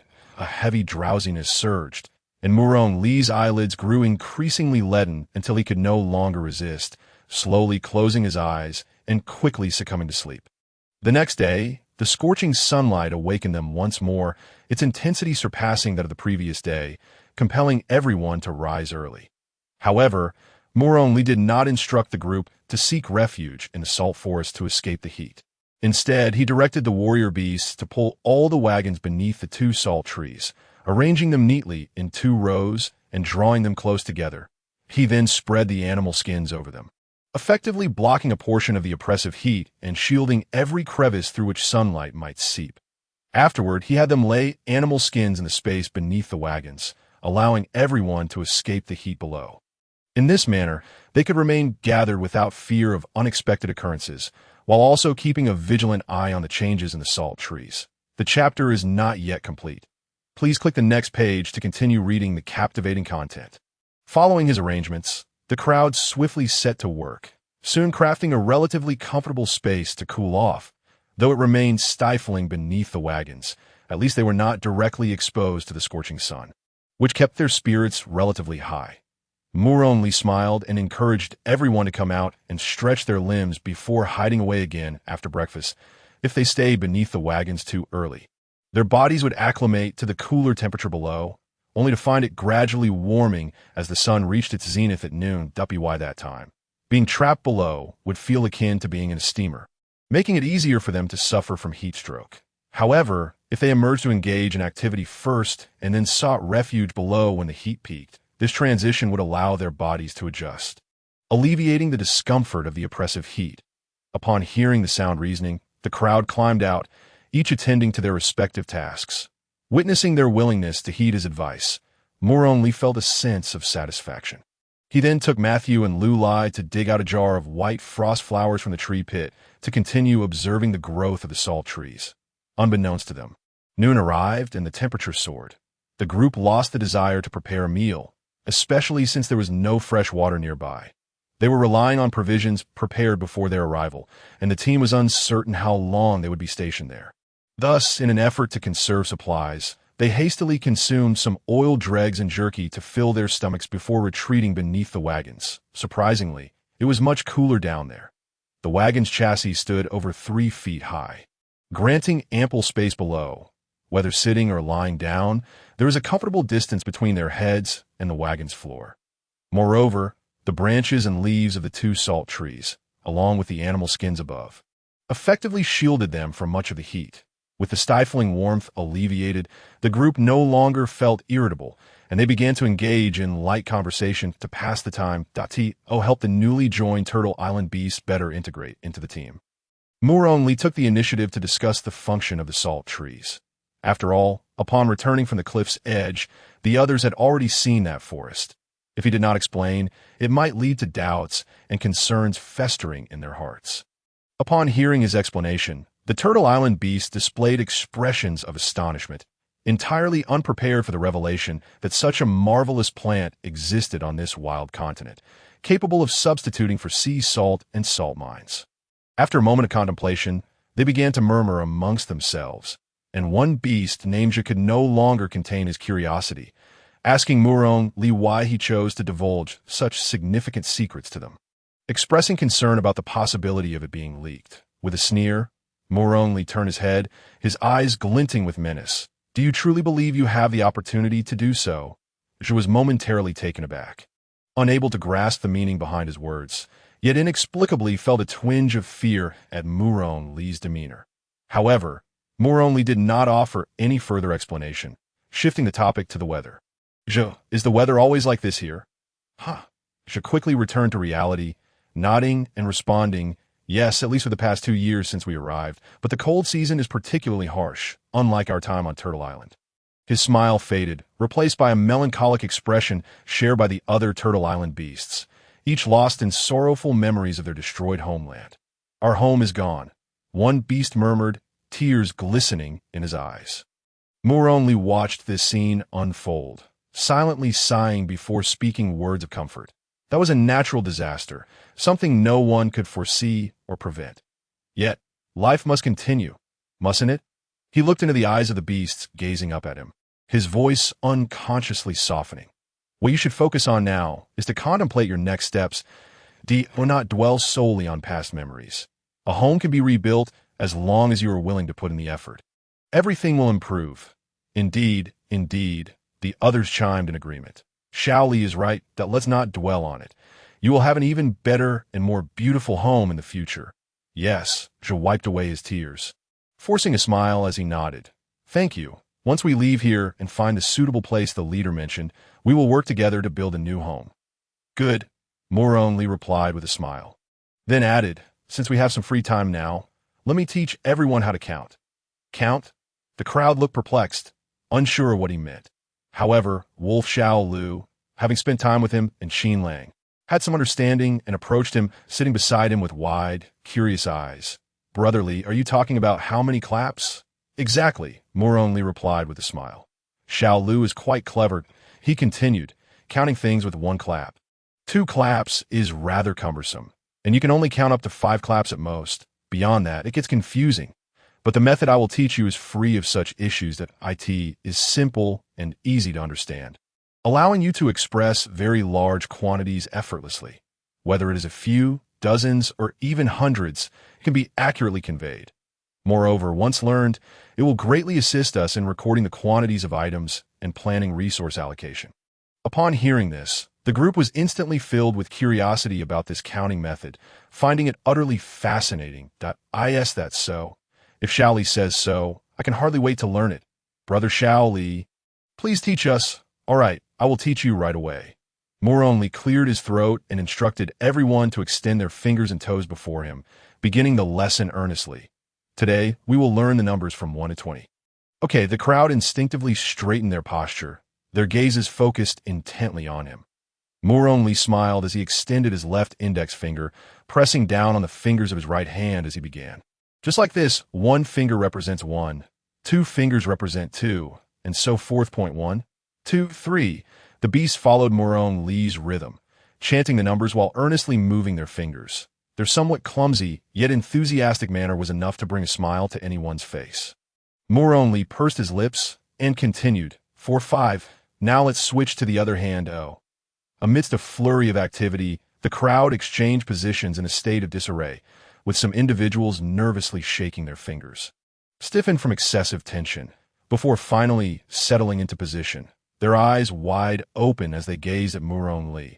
Unable to contain himself, the latter shook his head with a chuckle, urging everyone to relax. If you cannot grasp it today, you can attempt again tomorrow, or the day after.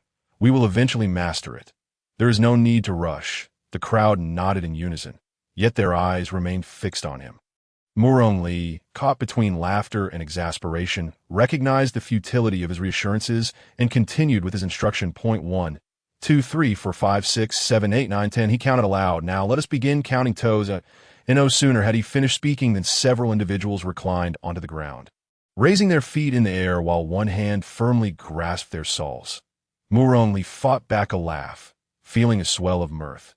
Yet he restrained himself, turning his head away to stifle his amusement before returning to the task at hand with a gentle smile.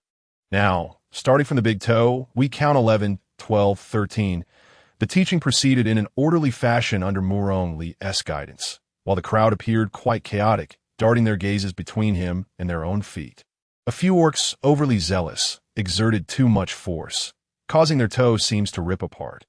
Muronli, at a loss and feeling helpless, contemplated saying something to avoid dampening their spirits, ultimately settling on a simple caution. Be gentle. If a toe comes off, you won't have enough to count. The group nodded solemnly, promptly adjusting their actions. Muronli, stifling a laugh, praised their efforts and resumed the lesson. As they followed his rhythm, the participants gradually became more adept.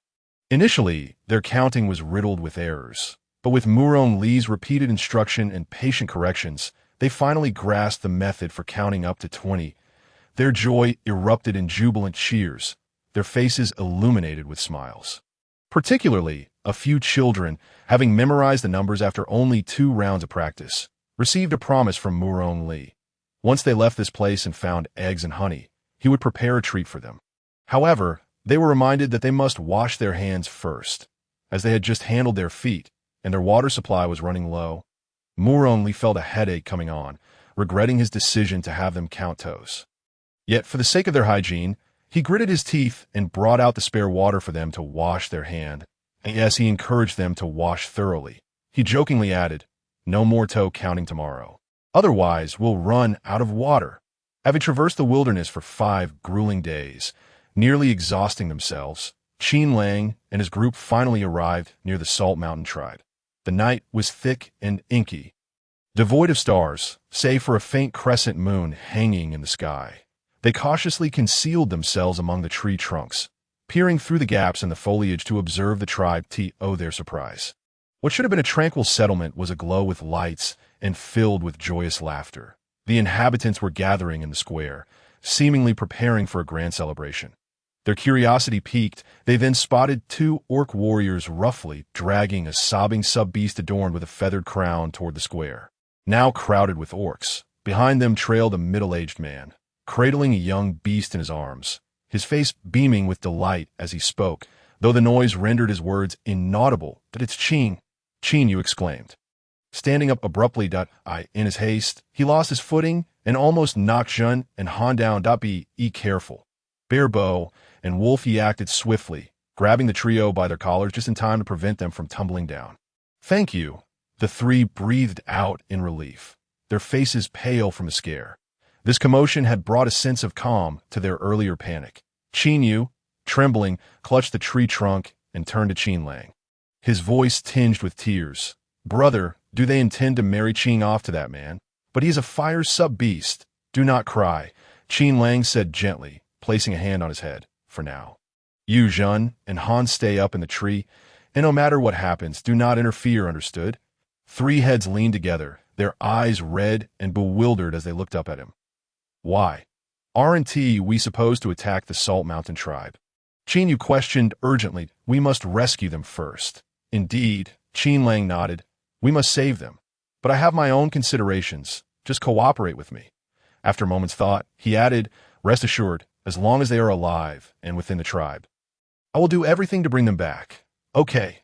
The youths nodded, wiping their tears. Brother, you and the others must be careful. Rest assured, Qin Lang replied with a smile, gracefully leaping down from the tree. One spare bow and the others followed suit. He swiftly unleashed 4 beams of spiritual energy. The soft blue glow surged into their bodies, instantly revitalizing them, filling them with a powerful yet gentle force that coursed through their limbs. The 4 stared in awe, their eyes wide with disbelief. Leader, what is this? They asked in unison. Nothing much, just a few healing energies, Qin Lang replied nonchalantly, glancing toward the tribe square, and I came to this realization during our intense travel these past few days. If healing can restore health, does it not also imply that it can awaken latent potential and enhance one's strength?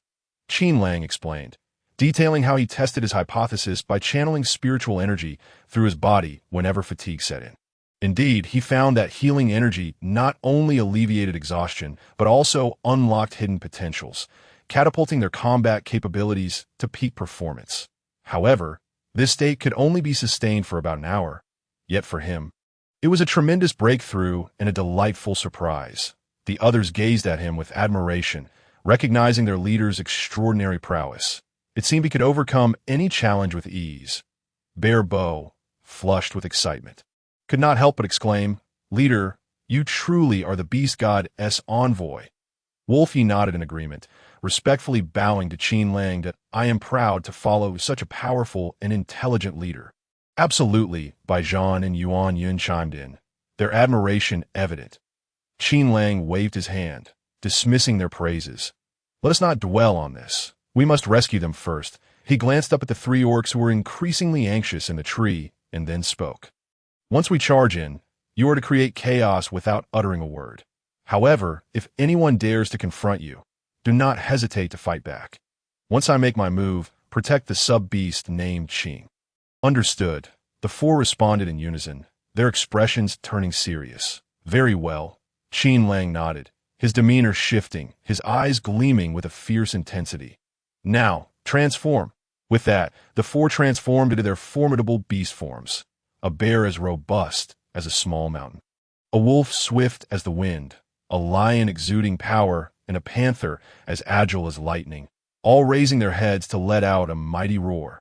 The deafening roar echoed through the night sky, and the 4 charged toward the tribe with unstoppable force. The orcs in the Salt Mountain tribe square, initially immersed in joy and tranquility, were suddenly startled by the thunderous, beastly roar. They froze momentarily before turning to face the source of the commotion. Panic engulfed them as fear washed over their bodies. Chaos erupted in the square. The beast horde is here! Run! Amidst the chaos, some individuals were screaming and fleeing in all directions, while others stood frozen in shock, their eyes wide with confusion. There were those who, in their panic, pushed and shoved one another, tumbling to the ground in a desperate scramble. Dear, there is more to this chapter. Please click to the next page to continue reading, as the story becomes even more thrilling.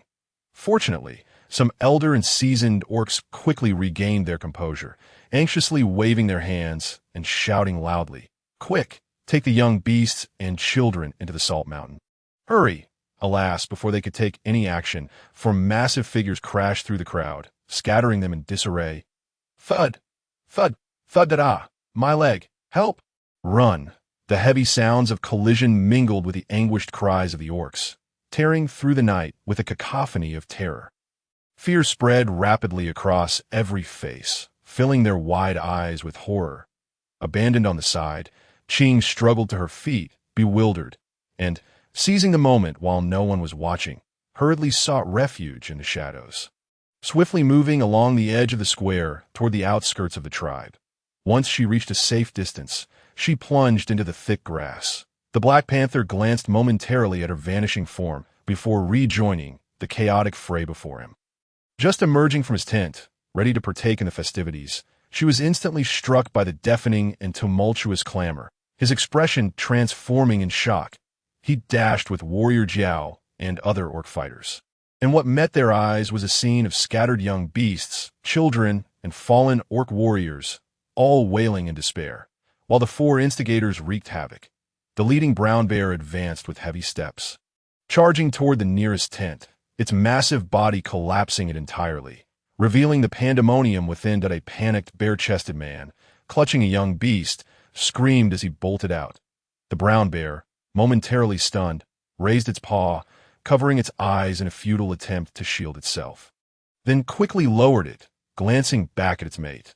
The gray wolf, baring its fangs, roared in fury, a hint of warning and jealousy in its voice, as it turned and knocked aside a hulking man, its sharp claws piercing the shoulder of the orc who had raised a stone knife against it. The orc cried out in agony, bright red blood gushing forth, streaming down his arm and staining half of his body crimson in an instant. The white lion unleashed a thunderous roar, causing everyone in its path to scatter in fear, while the black panther darted with agility through the crowd, the two contrasting figures weaving effortlessly amidst the chaos. She, consumed with rage, tore off his animal hide, transforming into his beastly form, and charged furiously toward the nearest gray wolf.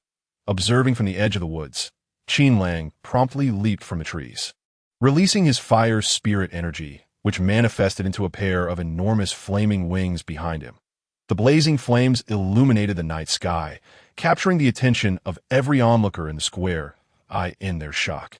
Qin Lang soared to the center of the square, hovering in midair like a messenger from the underworld, suddenly descending upon them.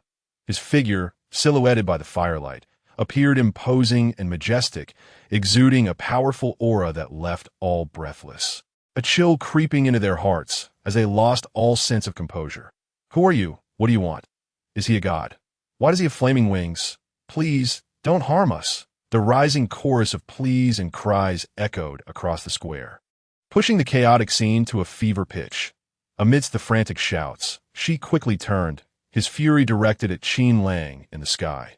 Transforming back into his humanoid form, he shouted out in rage, "Who are you to disrupt the Salt Mountain tribe?" "Humph." Qin Lang gazed down at She, his eyes ablaze with a fierce killing intent, his voice as cold as ice. "What are you, to dare speak to me?"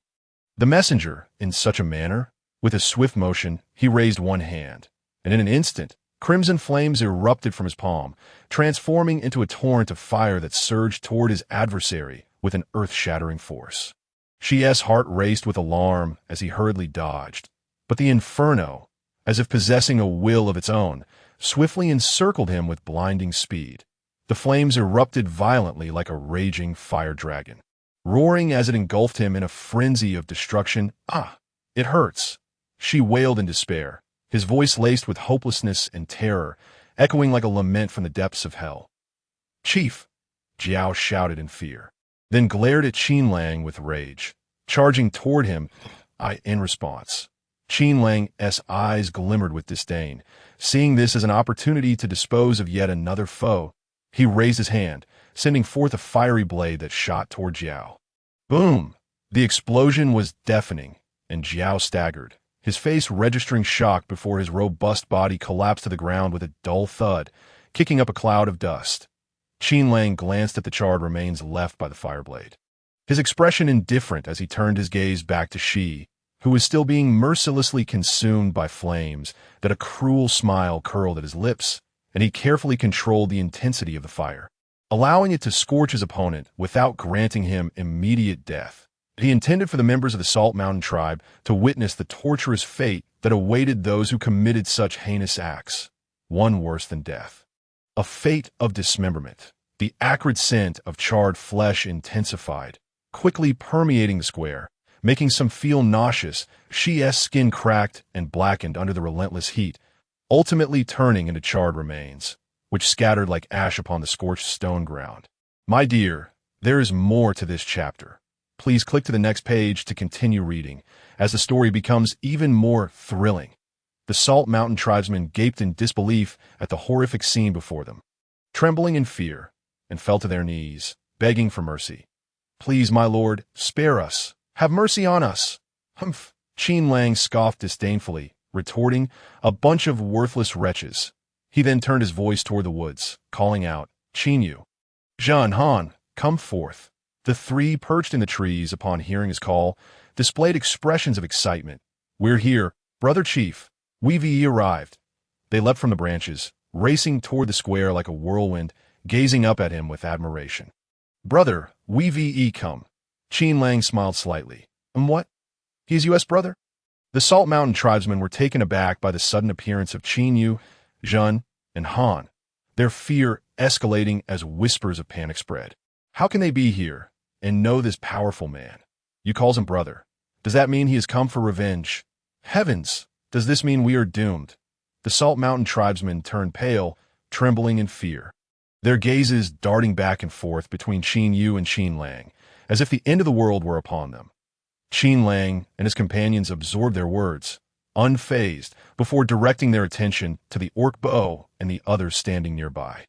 "You all go with Qin Yu to the Salt Mountain behind the tribe and bring all the members of the Turtle Island tribe here. I will hold the fort," roaring in affirmation. The four nodded vigorously, then hastily set off toward the back mountain of the Salt Mountain tribe with Qin Yu and the others. The Salt Mountain tribesmen, shaken by the appearance of Qin Yu and his companions, desired to intervene but dared not approach in that moment. Their hearts were filled with anxiety, for that was indeed the sacred ground of the Salt Mountain tribe. Not everyone can come and go as they please. Yet, when they cast their gazes upon Qin Lang, who stood like a hellish judge, their words hung on the tip of their tongues, only to be swallowed back down time and again. Ultimately, they could only stand there dejected, too afraid to act recklessly. Qin Lang observed their reactions with a cold smirk in his heart, but chose to remain silent, occasionally glancing in the direction where Qin Yu and the others had departed. After about half an hour, a cacophony of footsteps and cries echoed from the shadows ahead. Soon, Qin Yu, Zhan, and Han emerged, leading a group of the elderly, weak and sick, their faces streaked with tears in just a few breaths. Xiongbo and his companions also appeared, though one of them was carrying another on his back, all of them battered and bruised. With Xiongbo's burden even missing a leg, a surge of anger welled up within Qin Lang as he bellowed at the Salt Mountain tribesmen. "You brutes! How dare you inflict such misery upon them?" His voice thundered, reverberating through the square, causing the beastmen of the Salt Mountain tribe to change color in fear, hastily kneeling and begging for mercy. "My lord, it was the Turtle Island people who were imprisoned here by Shi and Jiao. It has nothing to do with us. They cried that we were wrong. Please spare us." Silence. Qin Lang's voice was cold and commanding. "If you dare utter another word, I will immediately send you to meet the king of hell." His words. The sounds of pleading and weeping abruptly ceased. The square fell into a profound silence. All the Salt Mountain tribesmen shrank back in terror, their eyes filled with dread and despair as they beheld him. Not a soul dared to make a sound. Even their breaths became cautious, fearful that a misstep would incite the wrath of this man, who seemed godlike. Qin Lang's expression was stern as he surveyed the hushed crowd before turning to Xiongbo and the others. He parted his lips to speak, put him down. Then he inquired, "Where is Qin?" "Roar!" Yuan Yin let out a beastly roar, extending his leopard-like claw towards the direction where Qin had just vanished, then gently set the person on his back down before swiftly transforming back into his human form. "Chief, I just saw him hide in the bushes." Upon hearing this, Qin Lang raised an eyebrow. It seemed Qin was not as foolish as he appeared. He instructed, "You, Zhan, and Han, go retrieve Qin." "Understood." Yuan Yin nodded in response, then gestured for Zhan and Han to follow as he took the lead, the two quickly expressing their gratitude and hastily wiping away their tears as they rushed out of the square. Qin Lang glanced in the direction the three had departed, then withdrew his spiritual energy, gracefully descending to the ground. Qin Yu immediately approached him, looking aggrieved. "Brother, Sai's leg was broken by them." "Oh." He clutched the boy, who had been set down by Xiongbo, trembling with sorrow, for this was his dearest friend. How free and joyful they had once been, frolicking on the beaches of Turtle Island, helping the sea people harvest salt, collecting shells, and lying on the pristine sands, dreaming of the world beyond. Back then, They had been so happy, but now, Sai's leg was woohoo Sai. The boy cried out more fiercely, tears falling like pearls from a broken string onto the pale face of the unconscious youth in his embrace. The boy, lying in a stupor, was stirred by this heart-wrenching wail, slowly regaining consciousness. As he opened his eyes, slightly dazed, he caught sight of a familiar face, disbelief widening his eyes before he gently shook his head. His voice quivering as he forced a bitter smile. "You. How could you be here? I must be dreaming." Yet, to his astonishment, the familiar voice rang out again. "Sai, you're awake? That's wonderful, wonderful." "Whoa." Qin Yu unconsciously tightened his grip around him, choking on his tears and laughter as he exclaimed, "Sai, it's really me, you're not dreaming. We've been saved." Saved? Sai's eyes reflected confusion, clearly not fully awake, instinctively responding, "Is that possible? So many of our kin have perished. Who would come to rescue us? Of course there is." Qin Yu buried his head against Sai's hair, sadness enveloping him. "Brother has saved us." Then he suddenly jolted, looking up at Qin Lang, who was approaching, pleading earnestly. "Brother, please help save Sai, will you? Please?" His voice rose in urgency, each plea more desperate than the last. Qin Lang, feeling a pang of compassion, saw in the shadow of a young boy named Wei Yun, who once cried in the fields of Mongshan village.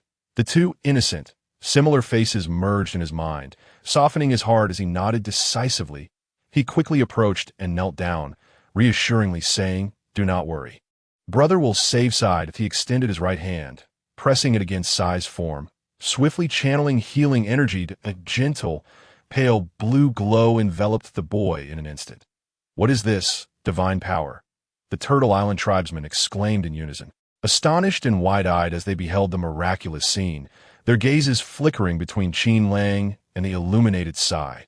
Hope and reverence sparkled in their eyes, igniting a longing for a brighter future. Indeed, Zhan and Han had not deceived them. The new leader was a powerful and benevolent being. Conversely, the Salt Mountain beastmen appeared terrified, unease gnawing at their hearts. They knew they had committed a grave error. With Qin Lang's immense strength and his connection to you, they would surely face harsh retribution. As they contemplated their impending fate, they could not help but weep softly. Qin Lang cast a sidelong glance at them, his expression indifferent as he returned his focus to healing Sai. The gentle blue light wove like gossamer within the boy's body, mending wounds and revitalizing damaged meridians and muscles. The injuries on Sai's body began to visibly heal under the influence of the healing energy. And he gradually sensed the changes within himself. He clearly realized he was lying in the embrace of his dear friend. They had truly been saved. Overwhelmed with emotion, he reached out to grasp the arms encircling him.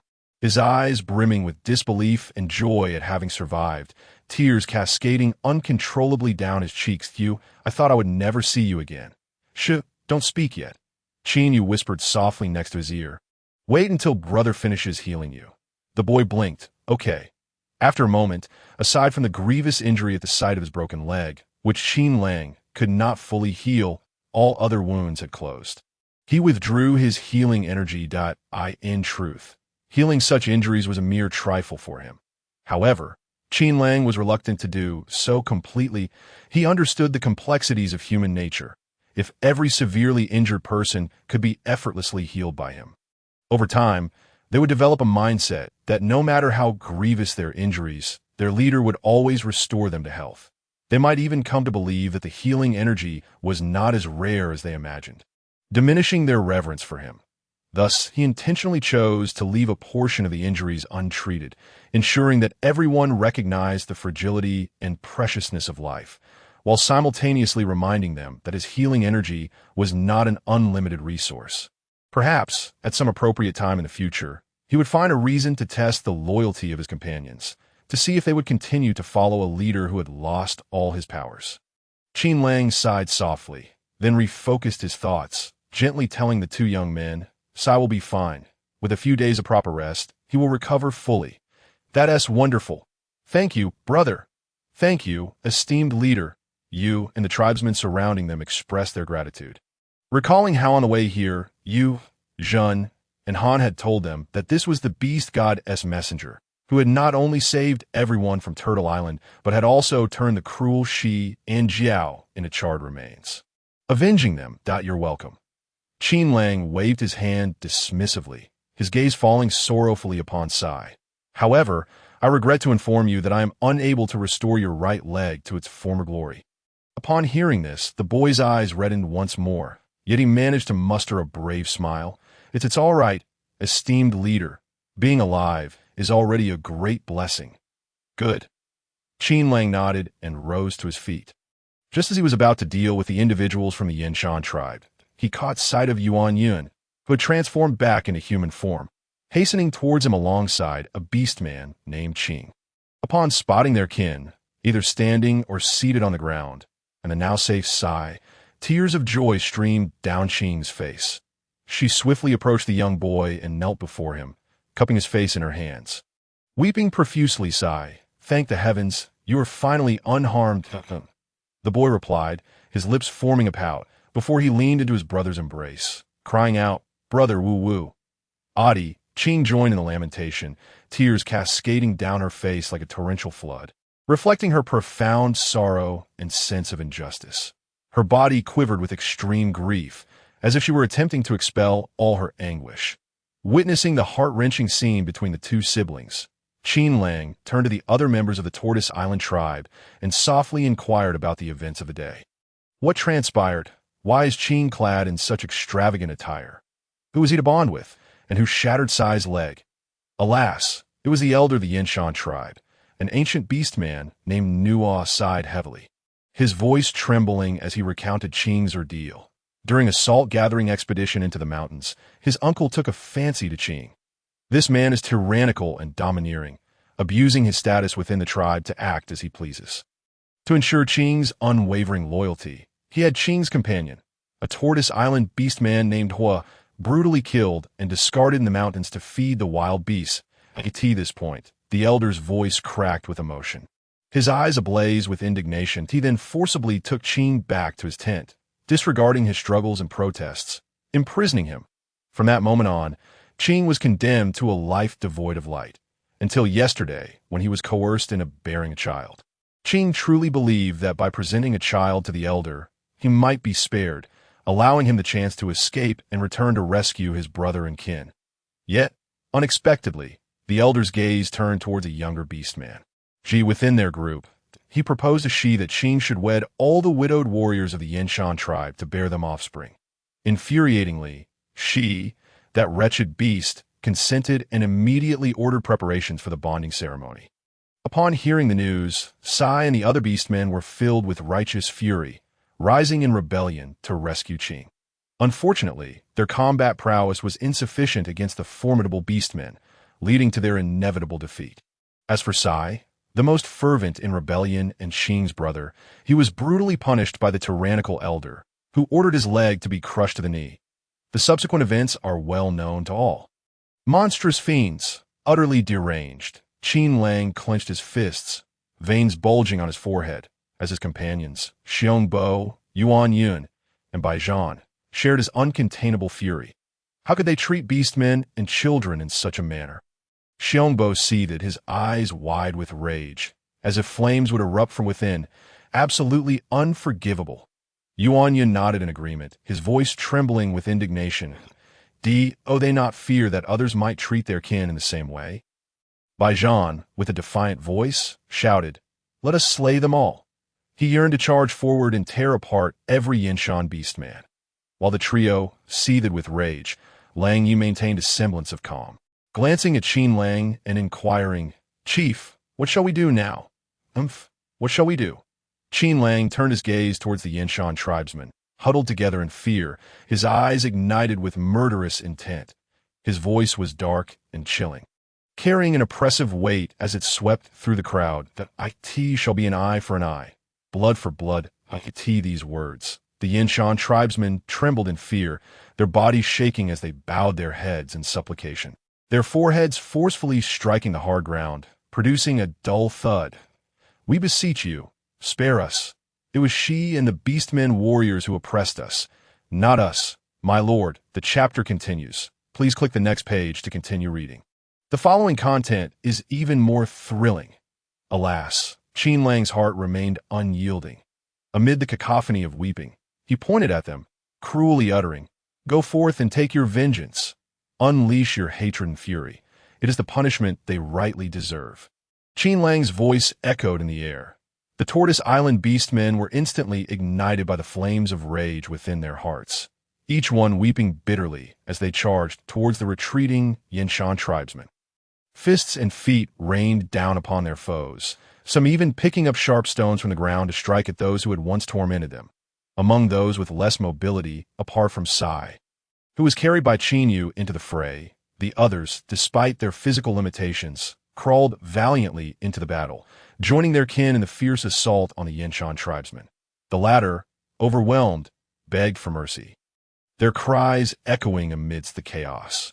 Meanwhile, having just vented his rage, Qin swiftly withdrew from the melee, scanning the area anxiously, his eyes filled with desperation and anger that threatened to consume him. His swollen red eyes searched the crowd until, suddenly, he spotted a larger and smaller figure among the heap of corpses. He froze, his body trembling uncontrollably, then tilted his head back and laughed, tears streaming down his cheeks. "Ha, dead? They were crushed to death. Finally dead! Finally dead! Ha ha!" His laughter, laced with endless pain and sorrow, was tinged with a sense of relief. Moments later, he knelt on the ground, grief-stricken, calling out the names of his deceased loved ones towards the Yuan direction. Hua! Huh! Each call seemed to pierce the heavens, reaching the skies. Qin Lang watched this scene unfold, a tumult of emotions swirling within him. He quickly turned to command Xiongbo and the others to search the mountains. Having noticed that many had seized the opportunity to escape into the wilderness, should you encounter any beastmen warriors, eliminate them all as for the beastmen and children. Qin Lang's gaze flickered with a moment of struggle. Let them fend for themselves. However, should anyone dare to intervene, they shall be dealt with directly. According to the survival laws of the savage continent, beastmen and children, as spoils of war, were to be taken back to the tribe for the victor's use and enjoyment. Yet he held steadfast to his principles and limits, unwilling to commit an act of genocide. Not out of kindness, but to avoid appearing excessively ruthless from the outset, which could tarnish the perception others held of him. This was the most prudent course of action. Understood. The four nodded in unison, turning to enter the tribe, their figures gradually disappearing into the dense forest. Moments later, the mountains resonated with the roars of beasts. Intermingled with the sounds of anguished cries and curses, the cacophony deafening and relentless. Even after the vengeance on the square concluded, the tumultuous sounds lingered. Qin Lang observed the Tortoise Island tribesmen, bloodied yet elated. Striding purposefully towards him, a slight smile graced his lips. "Go cleanse yourselves, don fresh hides, and rest well for the night. At dawn, we shall return to our camp." The crowd nodded vigorously, their movements synchronized. "Yes, Chief." They dispersed swiftly, their silhouettes vanishing into the night. Only then did Qin Lang retract his smile, gazing at the crimson-stained ground, his thoughts drifting until Xiongbo and the others returned, bloodied, to the square, prompting him to collect his thoughts. "How many are left in Yuan?" "Perhaps only 5 handfuls," Lang Yi replied. "All beastmen and children who fled into the salt-mining caves." They continued reflecting, Xiongbo by Zhan, Yuan, and I took a glance at that sacred site. The refined salt within is indeed superior to what the hungry tribe traded, but there isn't much left. If it were to supply the entire former wasteland tribe, it might last for about 2 handfuls, 10 years of the cold season. As for the salt deposits in Yuan, they have nearly been exhausted. Qin Lang nodded, contemplating the situation. That it made sense. She and the Tortoise Island tribesmen viewed each other as lifelines, yet fate had twisted their paths, leaving both parties powerless to aid one another. The weaker faction inevitably fell victim to exploitation and oppression. He shook his head, a scornful smile gracing his lips. Let them be. Their lives and deaths are dictated by fate. With a casual wave of his hand, he suggested they take a rest. Tomorrow at dawn, bring those from the Turtle Island tribe, and find a way to transport all the refined salt down the mountain. In the meantime, thoroughly search the tribe and gather the more practical supplies here for safekeeping. Then, you can assign a group of people to chop wood and construct vehicles nearby. Bear and I will return to the camp to dig up some salt trees. And we will also bring Ali and the others over to that point. We can set off from here to search for a suitable place to reside. Wolf Wild nodded in agreement and promptly led a few individuals to find an undamaged tent to rest in. Meanwhile, Qin Lang chose to climb a tree alone, leaning against the trunk as he gazed at Salt Mountain. Lost in thought, if this evening's events had been witnessed by Yuan Lang, how would he have responded? Would he calmly analyze the situation, retaining the individuals as manpower for tribal development, or would he employ his usual decisive methods to swiftly deal with them? Amidst this chaotic torrent of thoughts, weariness washed over him like a tide, and he gradually closed his eyes, succumbing to slumber. The following day, before dawn had fully arrived, Qin Lang and the others were awakened by a rustling sound. They quickly rose to investigate and discovered that the 20 or so sub-beasts and children from Salt Mountain were present. Each one clutched some animal hides and jerky in their arms, seemingly hoping to sneak back to the tribe to retrieve supplies while the others were still asleep. Observing these Salt Mountain individuals, who were trembling with fear yet tightly grasping their belongings, Qin Lang pressed his thin lips together, as if pondering something. After a moment, he appeared to have made a decision that he cast a fleeting glance at them, turned to Wolf Wild, and instructed him to ensure they did not cause trouble. He then entered the tent, tending to several severely injured Turtle Island tribespeople, healing most of their wounds before departing the tribe alongside Bear. After their departure, Wolf Wild similarly ignored the actions of the Salt Mountain people, silently leading everyone to transport the refined salt and search for supplies. Throughout the process, he treated the Salt Mountain individuals as if they were invisible, leaving them in a state of confusion and fear. Why had the formidable man who had devastated their tribe, along with his companions, not killed them or imprisoned them as slaves? Did they intend to treat them in an even more cruel manner? Such thoughts only deepened the terror among the Salt Mountain tribe, causing them to stand frozen in place, as if under a spell, too afraid to move, as the sun rose high and began its slow descent. Two younger children, exposed to the scorching sun, turned beet red, their lips chapped.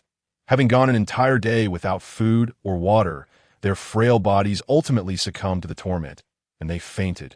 Only then did the remaining Salt Mountain individuals, trembling with fear, hastily carry the unconscious children away from the tribal square under the indifferent gaze of Wolf Wild and the others.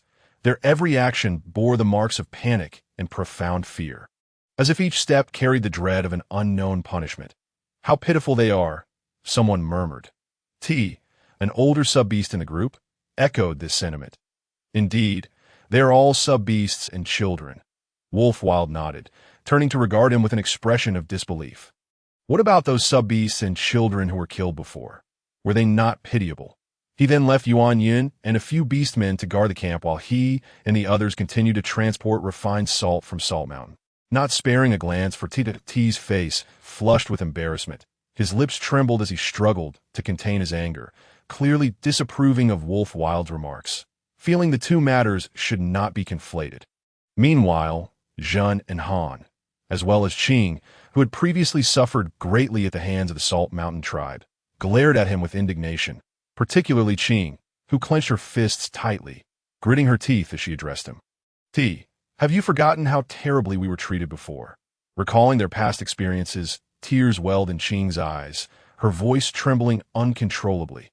"Did they ever show us any pity?" T stammered. "I only—" Sai interrupted coldly, his gaze dark and filled with resentment. "Did you not see that my leg is broken?" In the midst of T's stunned silence, he turned to his friends, Qin Yu and Han, seeking assistance. "Qin Yu, Han, could you take me aside to help you sort the animal hides?" "I want to contribute." Of course, they both replied, nodding in agreement. Han quickly crouched down before him, and Qing, and Zhen helped lift him onto Han's back.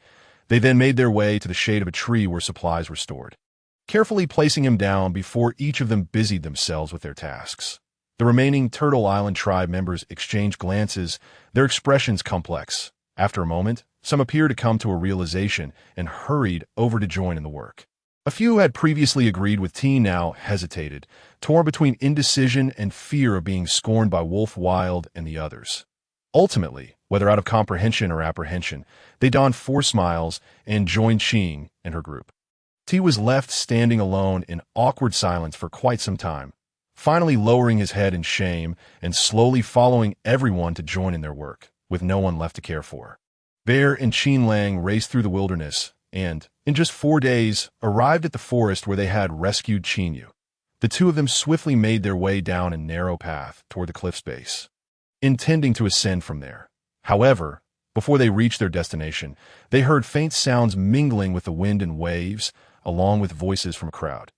Immediately, they grew cautious, carefully edging closer against the cliff wall.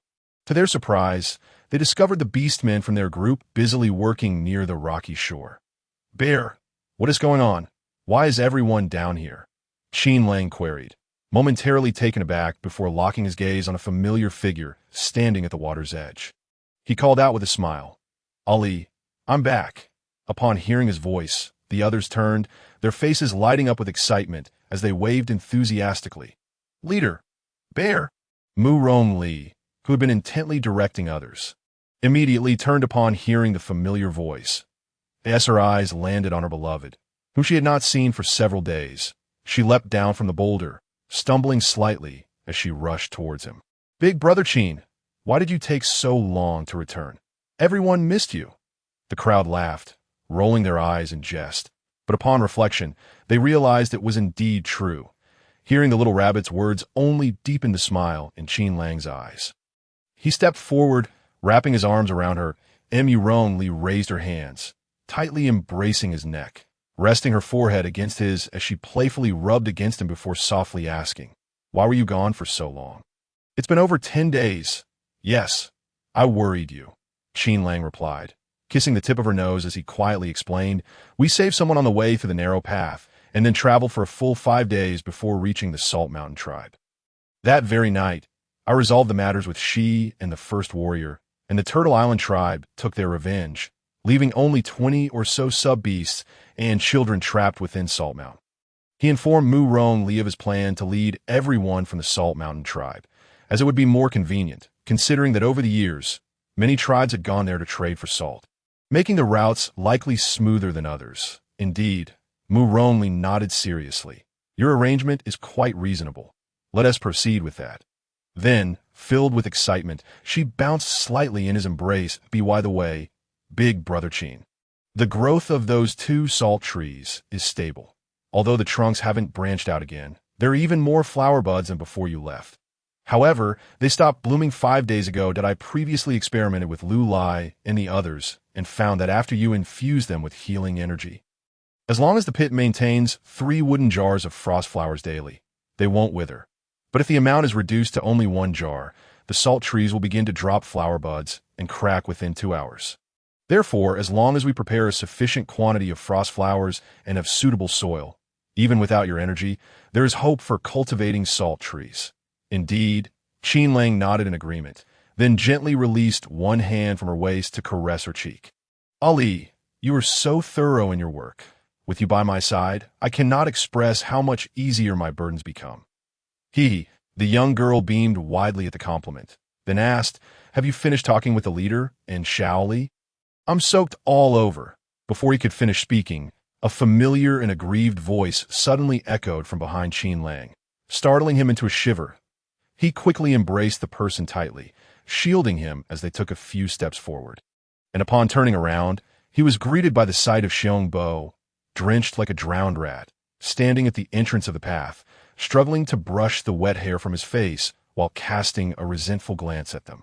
Both of them were momentarily taken aback, and then it dawned on them that Xiong Bo was standing precisely where the waves could sweep over him.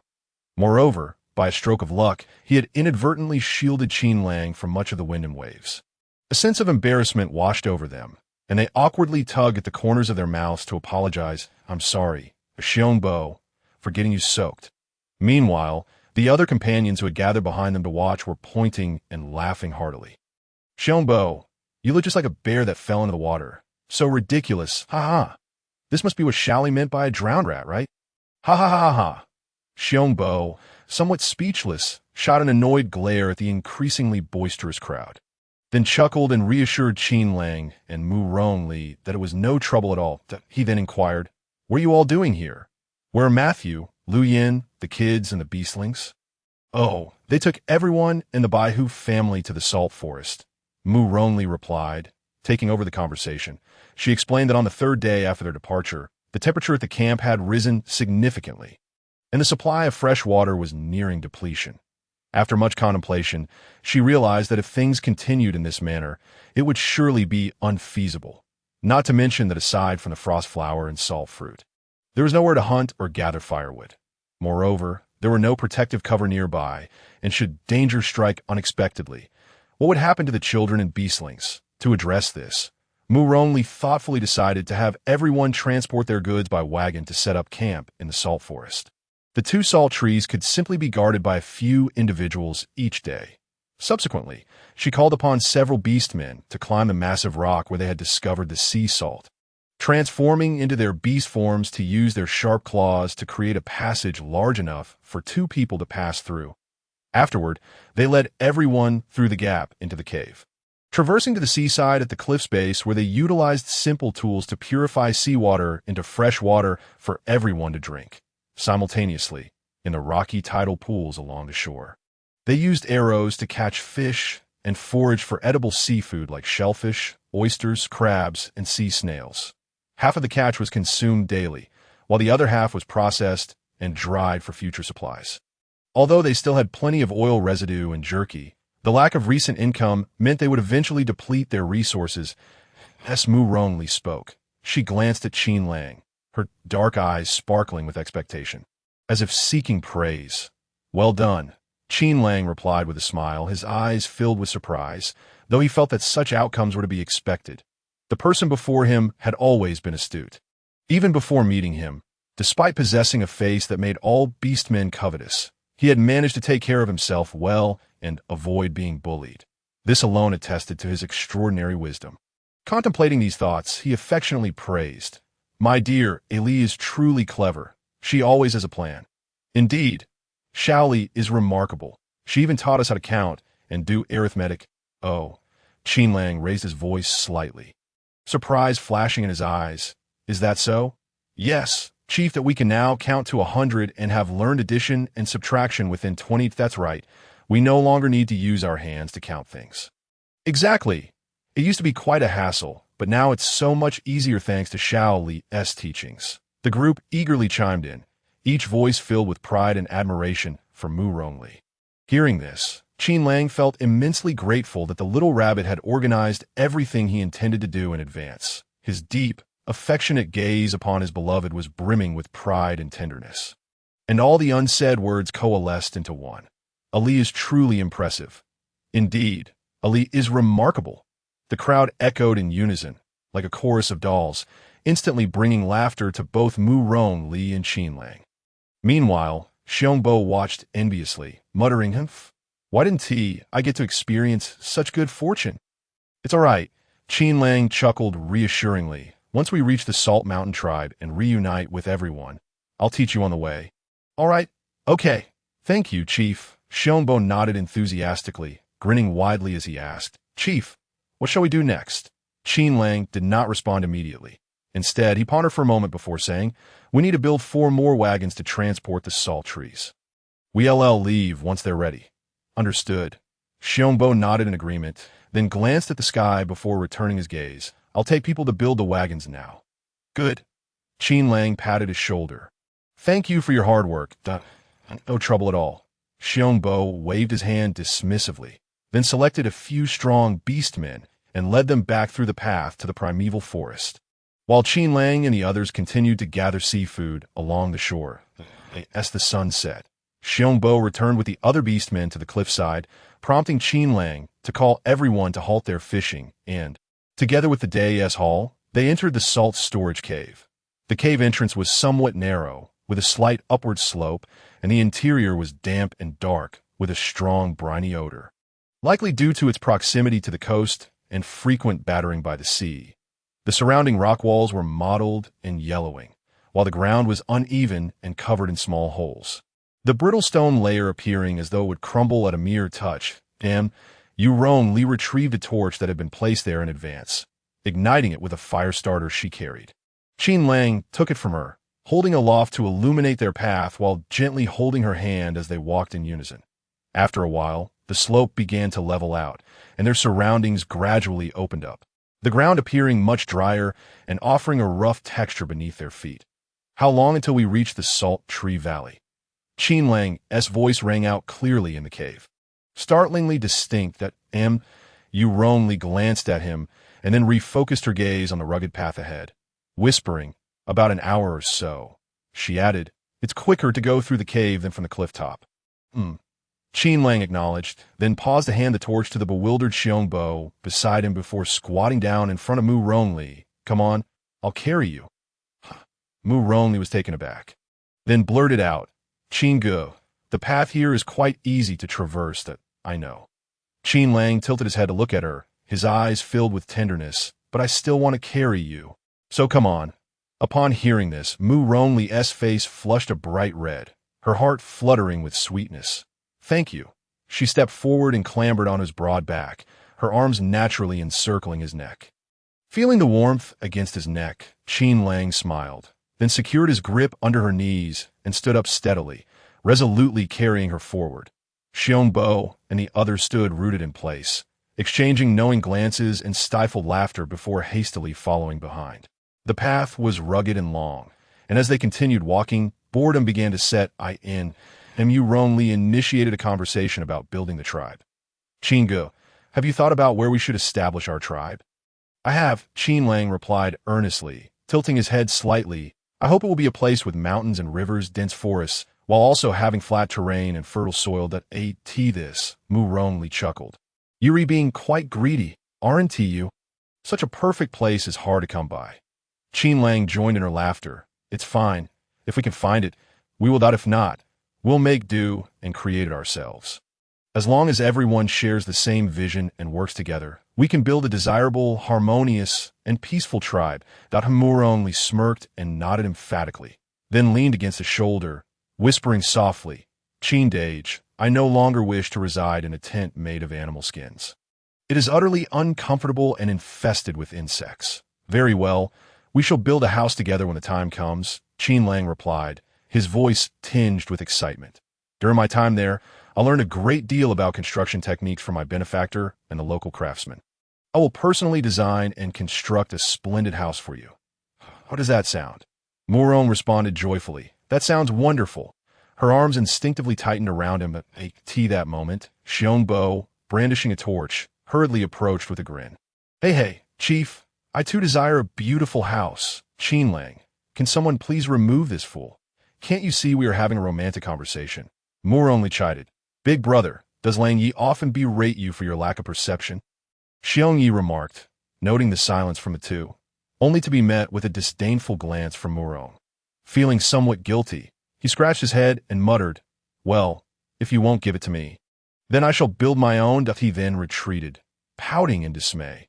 The other orcs observed him, their mouths twitching uncontrollably as they fought back laughter, nearly causing themselves internal injuries. Xiongbo, witnessing their amusement, gritted his teeth and muttered, "What are you all laughing at? A bunch of annoying rascals." Huffed. The antelope orc Li Su chuckled as he patted Xiongbo's shoulder. "Xiongbo, didn't you notice that the chief and Shaoli were sharing tender moments? By interrupting, aren't you just inviting trouble?" Xiongbo was momentarily speechless, his face turning crimson as he finally grasped why the chief and Shaoli had been so disdainful of him. The group, seeing him finally come to this realization, erupted into hearty laughter. Silly bear." Xiongbo glared at them. "You're the foolish ones.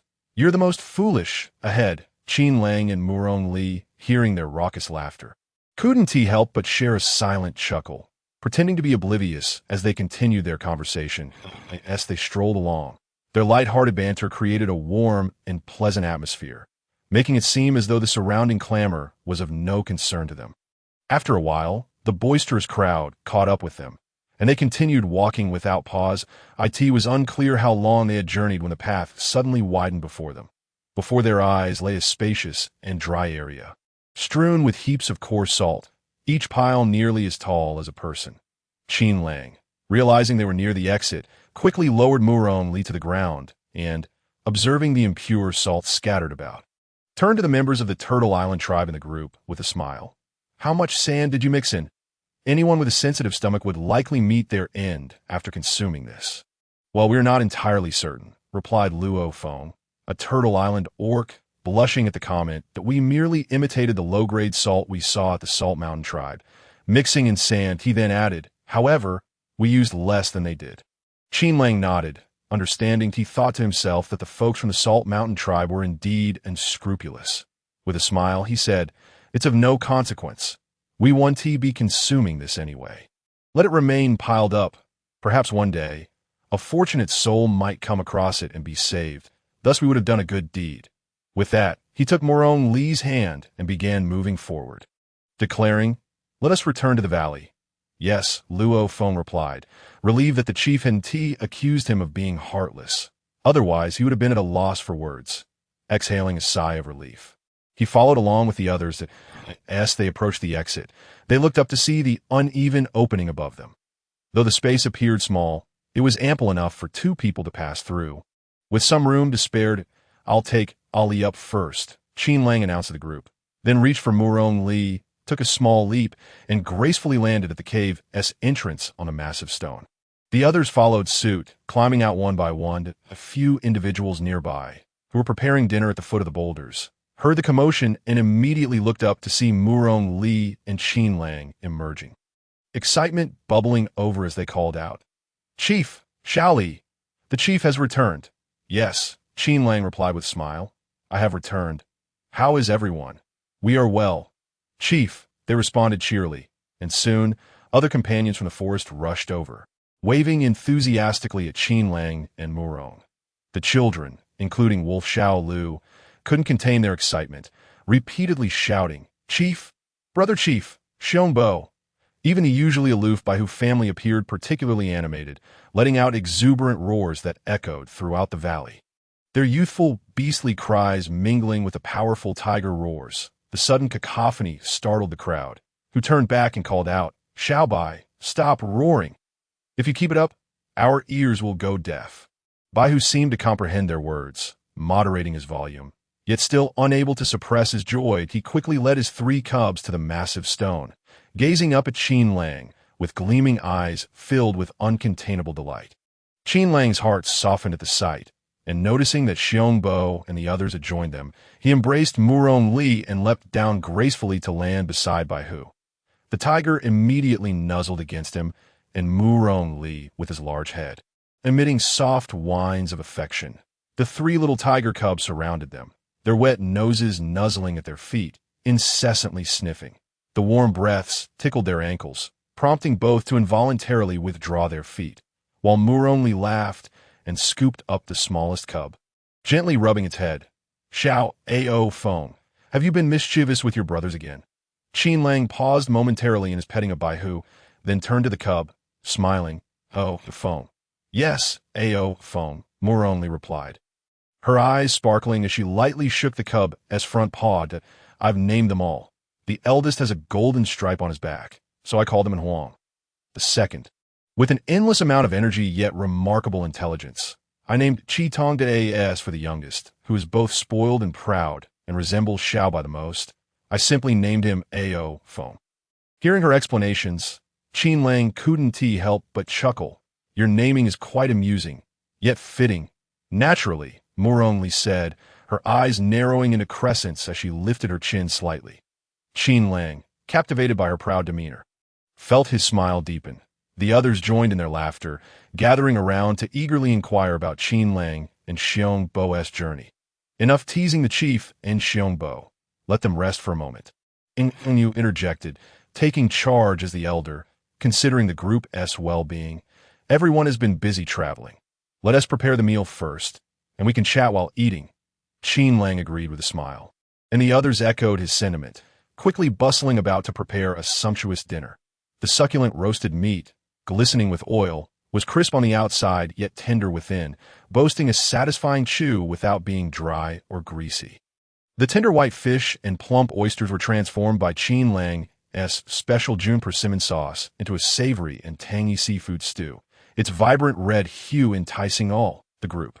Salivating at the sight, eagerly picked up their utensils and dug in without a care for decorum.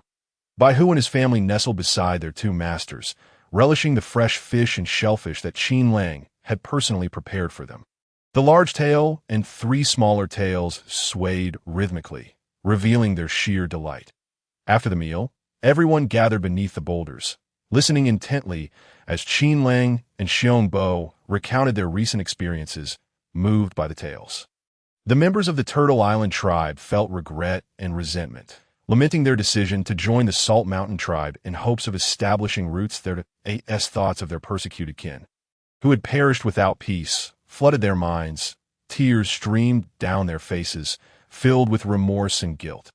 Alas, Qin Lang observed their sorrowful expressions and felt a pang of sympathy. He spoke out to console them. Enough with the tears. What has happened. An amount of regret will bring back those who have fallen. However, I urge you to be wiser in the future. Do not easily trust anyone.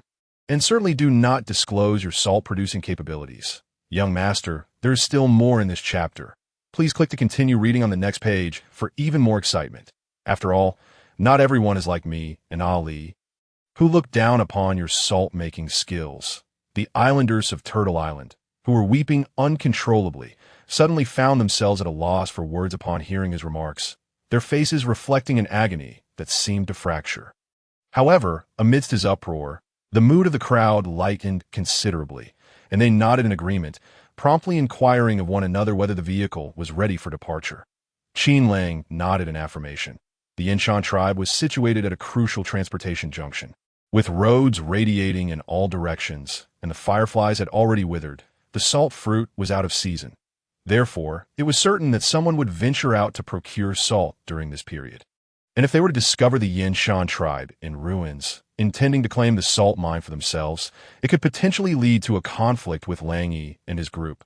Upon hearing this, the expressions of the crowd instantly turned grave, and Xiong Bo, in particular, was nearly frantic, shouting that they needed to construct the vehicle immediately, eager to finish it as soon as possible so they could meet up with everyone at the Yinshan tribe. He was genuinely concerned for Lang Yi. Qin Lang felt somewhat helpless, yet he understood the sentiment. After all, Lang Yi was his future partner, and if Muronli were in peril, he too would be consumed by anxiety. Previously, ignorance had spared them, but now that they were aware of the potential danger, it was only right to stand by their partner's side for protection. After pondering for a moment, he remarked, "This matter is indeed partly my oversight." He raised his gaze to the anxious Xiong Bo, suggesting, "There is no need to construct the vehicle at this late hour. However, if you're truly worried about Lang Yi, you should seek him out tomorrow. I will keep watch here. Once we are organized, we can head to the Yinshan tribe to reunite with you." Upon hearing this, Xiong Bo did not immediately acquiesce. Instead, he fell silent. After a moment, he shook his head, rejecting Qin Lang's suggestion. "No, I will stay with you." "Why? Are you not worried about Lang Yi?" Qin Lang was taken aback by his refusal. Xiong Bo offered a wry smile before speaking. "I am indeed concerned for Lang Yi, for he is my future mate. Yet, as you, the chief, have stated, we are the leaders of the tribe, and we must shoulder the responsibility of safeguarding our tribe and kin. The narrow path at the cliff's base is treacherous. Carrying the salt trees would pose great danger. There is no one stronger than I among the beast men. Should I leave, you would be left to bear the burden alone. If anything were to happen, I would blame myself, and Lang Yi would too." Listening to his words, Qin Lang felt a swell of admiration and then placed a reassuring hand on his shoulder, praising, "Truly, you are the leader of our tribe." Displaying such responsibility, he continued, "Then let us expedite our arrangements, and then proceed to the Yinshan tribe." "Very well." Xiong Bo nodded solemnly, a smile blooming on his face. After a night of rest, the group rejuvenated, rising at dawn to prepare for their departure.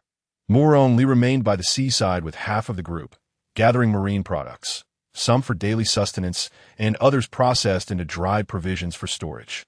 Meanwhile, he and Xiong Bo ventured into the forest to gather wood for the vehicle, leaving Li Su and Kong Lin to watch over the young and the children and manage the daily meals. Once the tasks were assigned, Qin Lang and Muronli's team set off, each carrying a basket, leaving the valley as the others watched them depart. The two teams swiftly reached the seaside, where Qin Lang embraced his beloved, reluctantly reminding him to stay safe amidst the winds and waves, lest he be swept away by the sea. "Rest assured, we will be cautious," Yuan Lang replied, nestled against him. Smiling up at him, "You too, the forest is fraught with peril. Take care." Indeed, Qin Lang's hand, which was draped over his shoulder, unconsciously glided down to caress the delicate, fair cheek of the little rabbit, his thumb gently grazing it, filled with affection and reluctance. "I must be off." He then pressed a kiss on the smooth expanse of Yuan Lang's forehead, releasing him, and turned away with composure, leaving behind a group of knowing smiles. Xiongbo followed suit. "Oh, here we come," he called out. Xiongbo and the others exchanged understanding glances with Yuan Lang's group before hastily pursuing after Qin Lang, soon disappearing from sight. "Let us get to work and try to gather as many resources as we can before we leave," Yuan Lang called from atop a rock, prompting the others to respond eagerly, quickly taking up their tools and heading into the water. Meanwhile, after Qin Lang's group successfully reached the forest, he directed Xiongbo and the others to build the vehicle while he ventured deeper into the woods to hunt. As time progressed, the chilly season drew ever closer, and their party could not afford to linger indefinitely in pursuit of game. Thus, he aimed to gather ample supplies now to save time later. And despite his high combat prowess, he could not transform like the beastmen warriors to utilize their sharp claws for labor. Once there, aside from offering suggestions and assisting with minor adjustments, he would be of little use. Whereas Xiongbo was more than capable of handling those tasks, making it most suitable for him to focus on hunting. Parting ways with the group, he shouldered his basket and bow, venturing alone into the depths of the thicket. Sunlight filtered through the dense foliage, casting mottled shadows upon the ground as Qin Lang treaded cautiously along the forest trail, the leaves beneath his feet crunching softly. The surroundings were tranquil, only occasionally disturbed by the calls of birds. And as he delved deeper, the vegetation grew increasingly lush. The path more arduous, he remained vigilant, his hands deftly clearing away the obstructing branches and vines. Suddenly, a rustling sound reached his ears, causing him to tense instinctively. Slowing his approach as he crept closer, the plump wild rabbit darted from the underbrush, and with a swift motion, Qin Lang drew his bow, releasing an arrow that flew true, striking the rabbit that a smile danced on his lips as he hurried over, bent to retrieve the wild rabbit, and tossed it into the basket before continuing onward. Perhaps due to the remoteness of this thicket, the abundance of game was astonishing. Within just a couple of hours, he had amassed a considerable variety of small prey. With a collection of both familiar and unfamiliar creatures, he filled a basket to the brim. For those that could not fit, he bound them together with vines, hoisting them upon a sturdy branch. After proceeding a short distance, he unexpectedly stumbled upon a patch of red vines previously used by the team to craft bowstrings. Observing their limited quantity, he realized it would yield only a few strings. Thinking of the frayed shoes on his little rabbit's feet, he carefully harvested the vines, securing them atop his basket, intending to craft a couple of pairs of shoes and a small backpack for him. Back when he was in Mongshan village, he had seen the younger fellows following Song Zian carry such items, finding them both beautiful and practical. Now, he wished to make something similar for his beloved little rabbit. After gathering the red vines, Qin Lang pressed forward, only to soon discover a wild boar. Delight surged within him, and rather than waste time with arrows, he harnessed his fiery spirit power, conjuring a blade of flames as he charged at the boar. The crimson blade sliced through the air with a thunderous whoosh, piercing the boar's thick hide and plunging directly to its heart. A piercing, anguished scream erupted in the forest, startling birds into a frenzied flight. The hefty body of the wild boar quivered violently before collapsing heavily to the ground, lifeless. Qin Lang rushed over to crouch beside it, inspecting the carcass for any signs of dehydration or charring, and was instantly elated. It appeared that as long as he controlled the output of his spirit power, the fiery energy would not inflict excessive damage on various materials. With this thought, he enveloped the boar with his spirit power, lifting it into the air as he soared towards the location where Xiongbo and the others were constructing the vehicle. To the astonishment of the onlookers, he methodically deposited all the gathered resources before switching to an empty basket. Taking up his bow again and setting off to delve deeper into the forest in search of more valuable supplies, As Qin Lang traversed through the thicket, he lost track of time until he noticed a glimmer of light ahead. Raising his gaze to the sky, he saw that the canopy above was less dense than the areas he had previously traversed. Moreover, his line of sight revealed a relatively spacious clearing where the trees were not overly crowded, allowing sunlight to pour in abundantly. This chapter is not yet complete. Please click to the next page to continue enjoying the thrilling content. Qin Lang, filled with curiosity, hastened towards the clearing, only to inadvertently stumble upon a scattering of remarkably familiar plants growing amidst the soil. His heart raced, and he quickly ran closer, crouching down to scrutinize the leaves and stems of the vegetation, noticing the elongated, lanceolate leaves adorned with sparse, soft hairs on their undersides, tapering to a point at the tip, and the stems speckled with faint purplish-red dots. A sudden spark of realization flickered in his mind. Could this be wild ginger? Qin Lang's voice betrayed a mix of excitement and hesitation. His uncertainty stemmed from the plant's robust stature, towering over 7 feet tall.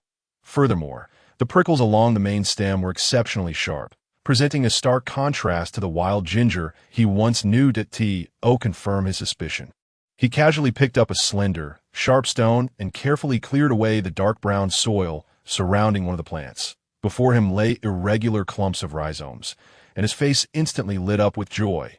It truly was wild ginger. Overjoyed, Qin Lang hurriedly unearthed all the buried rhizomes, placing them into his backpack. He continued to dig up another plant, not daring to waste a moment, fearful of missing out on this rare treasure. Before long, every wild ginger in the clearing was excavated, piled high like a small mountain, and in consequence, he had no choice but to return to the camp where the vehicles were being constructed, causing yet another commotion. Xiongbo and others gathered around the backpack, pointing at the clumps of rhizomes inside, questioning him about the purpose of bringing back this pungent plant, which they deemed unpalatable and insubstantial. When we go hunting, we would never consume such a thing, unless there is absolutely nothing else to eat. Xiongbo cast a disdainful glance at the wild ginger, his eyes reflecting aversion and resistance. He could never forget the time he was forced to leave his native tribe and wander aimlessly. At that time, he was not as formidable as he was now, often returning empty-handed from hunts and frequently sustaining injuries. Once he had been chased by a wild boar into a desolate area, too frightened to emerge. Driven by hunger, he scoured the land for food. Yet in the wilderness, resources were scarce. Just as he was on the brink of fainting from starvation, he unexpectedly spotted a portion of the rhizome exposed by the rain. Without the luxury of discernment, he hastily dug it up, only to be met with a fiery burn in his mouth, leaving him with blisters and a burning sensation. Thus, he vowed never to consume that unappetizing plant again. Qin Lang chuckled softly, picking up a tender yellow wild ginger root smeared with dirt, weighing it in front of the group. This is not merely a pungent plant. It is wild ginger. Although it may not suffice to fill your bellies, it can enhance the flavor of your dishes, making them more delectable. Moreover, wild ginger possesses anti-inflammatory and analgesic properties, aiding in the treatment of common colds and alleviating discomfort caused by cold weather. It plays a significant role in the recovery of postnatal bodies and in dispelling cold and warming the uterus. Truly a valuable resource. Is that so? Xiongbo and the others exchanged glances, then turned to Qin Lang, expressing their amazement at his vast knowledge. Indeed, without you, we would have missed out on countless treasures and delicacies, from the previous eggs to the June persimmons. And now, this wild ginger. Yes, that's true. Qin Lang smiled. It's understandable that you were unaware of its significance before, as no one taught you to discern. However, now that you are part of my team, I shall gradually instruct you. He then added, all right, let us not waste more time. You continue with the vehicle construction. I shall transport the wild ginger. He glanced at the sky, noting that the sun would soon set, and urged, we must hurry. Understood. Everyone nodded promptly, expressing their gratitude. Thank you for your hard work, Chief. Qin Lang smiled and waved his hand. You all are the ones working harder. He picked up another empty backpack and ventured back into the dense forest. After making 7 or 8 trips back and forth, he finally transported all the wild ginger to the camp, but why this time? Dusk was gradually settling in, the afterglow of the sunset casting a soft orange hue across the surroundings. Qin Lang wiped the sweat from his forehead, set down the backpack, and let out a long sigh of relief, noticing that Xiongbo and the others had completed their tasks. Together, they stowed the finished cart components in the grass near the seaside, then returned to the vehicle construction site. He instructed the orc warriors, excluding Xiongbo, to each carry a basket of wild ginger while ensuring they gathered their share of the game as for Xiongbo. He was tasked with carrying the large wild boar, as he was the strongest in the group and could bear the heaviest load. All right, let's head home. Qin Lang raised his hand, stepping aside to allow Xiongbo to lead the way.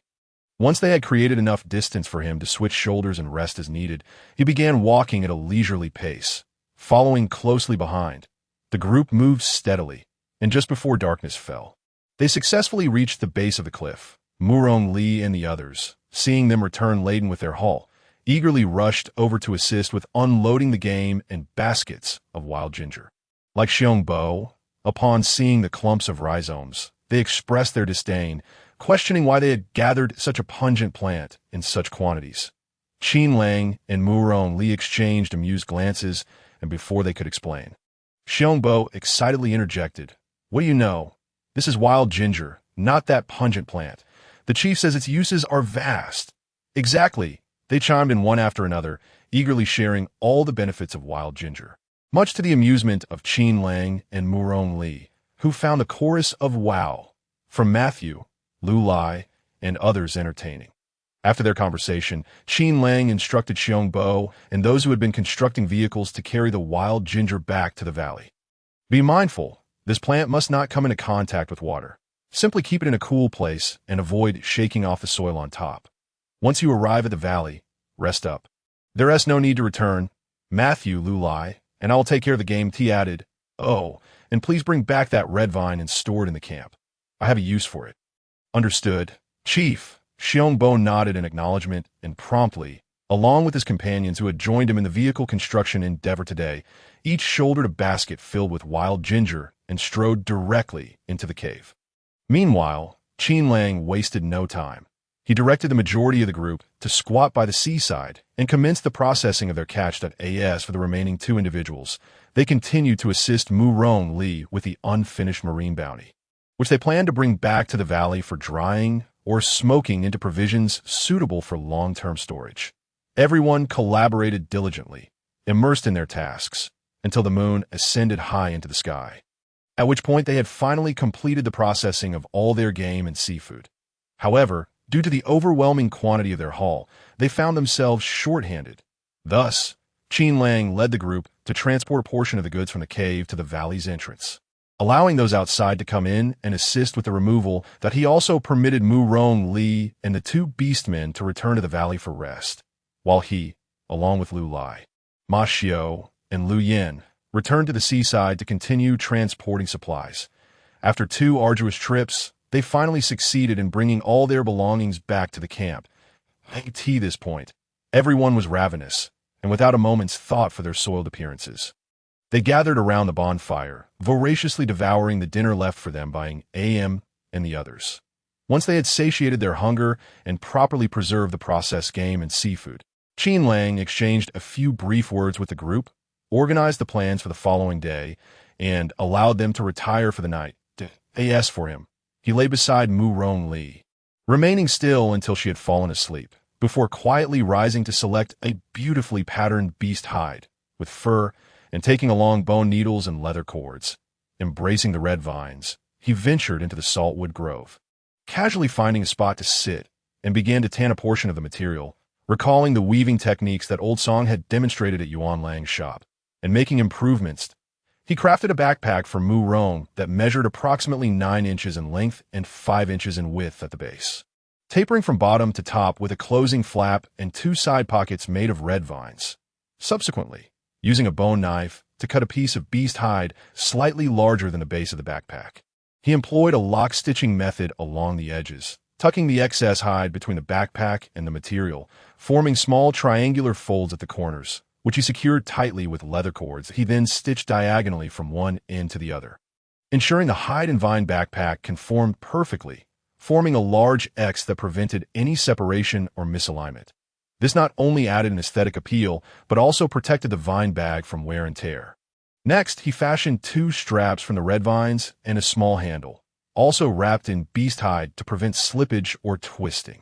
Finally, securing them firmly to the backpack at appropriate distances, he completed a stunning woven leather and vine backpack.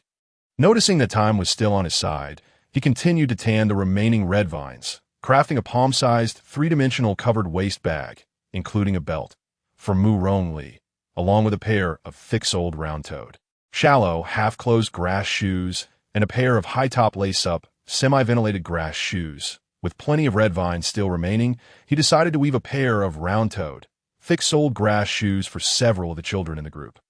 Ultimately, with 3 vines left, Qin Lang thought of his beloved little rabbit and used them, along with a few leather cords, to create a twisted necklace and a flat knot bracelet, each adorned with a small rabbit charm the size of half a thumb. Gazing at his creations, Qin Lang felt a profound sense of accomplishment and chuckled to himself, wondering how Ali would react upon seeing the gifts. He quickly gathered his belongings and returned to the camp, finding everyone still deep in slumber. With a gentle smile, he quietly placed the gifts beside the respective recipients before lying down himself and closing his eyes in sleep. The following morning, the scorching sun hung high in the sky, its searing rays filtering through the silver-white leaves, cascading into the valley and gradually awakening the slumbering inhabitants. Mu Rongli rubbed her sleepy eyes and then stretched her arms languidly, only to inadvertently brush against something. The youth furrowed his brow, recalling that he had not placed anything by his pillow the previous night, prompting a sense of curiosity as he looked up. What met his gaze was a meticulously crafted vine backpack, a waist bag, 2 pairs of grass shoes, and 2 pieces of jewelry woven from red vines, causing his eyes to widen in astonishment, filled with delight. Simultaneously, the valley echoed with the jubilant voices of children. "Ah, what is this? Such beautiful grass shoes. Are they a gift from a chief? Surely they are. These are woven from red vines. Yesterday the chief gathered red vines and mentioned they would be useful, instructing us not to touch them." Wah! The chief is so wonderful. Awakened by the commotion, Qin Lang's lips curled into a smile as he rose to sit on his knees, his hands resting naturally on his legs. He looked affectionately at the already awake Mu Rongli, who was excitedly clutching her gifts, and gently inquired, "Do you like them? I made them just for you. That I love them. I really do," Mu Rongli replied, her eyes sparkling as she met his gaze. Her expression filled with gratitude. "Thank you, Brother Qin, my chief." Before she could finish her sentence, a group of children, like cheerful little sparrows, rushed over, surrounding Qin Lang and looking up with eager faces, chattering away. "Chief brother, did you make these for us? Chief brother, these grass shoes are for us, right?" Although they had already guessed the answer, they sought confirmation, just in case the chief had made a mistake, observing the anticipation and eagerness in the children's eyes. Qin Lang's heart softened, and he promptly nodded with a smile. "Yes, they're gifts for you," he added. "Now try them on and see if they fit." "Yes."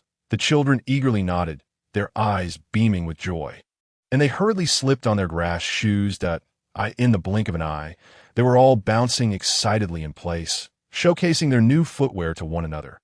"Look, mine fits perfectly," Awa exclaimed, propping herself against a nearby salt tree and lifting her tiny foot for everyone to see. While Xiao Guli nodded in agreement. "Yes, it fits well.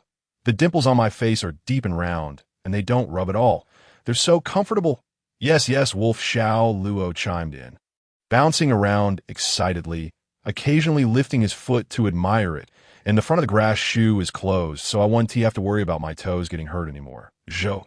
Imo nodded in agreement. "I absolutely adore these shoes." Being several years older than the others, he was pleasantly surprised that the chief had prepared new shoes for him as well. The chief is truly amazing. He could do anything. "Me too." Little Beastman Tang Su raised his tiny hand, dabbing at his tears in excitement. "I'm 4 years old and have never seen such beautiful grass shoes before." "No, none of us have." "The chief is incredible." Young Beastman Su Xiao Ning, eyes gleaming with joy, gazed at his shoes and in a mature tone remarked, "These woven grass shoes are so beautiful, even better than what my father made." Right.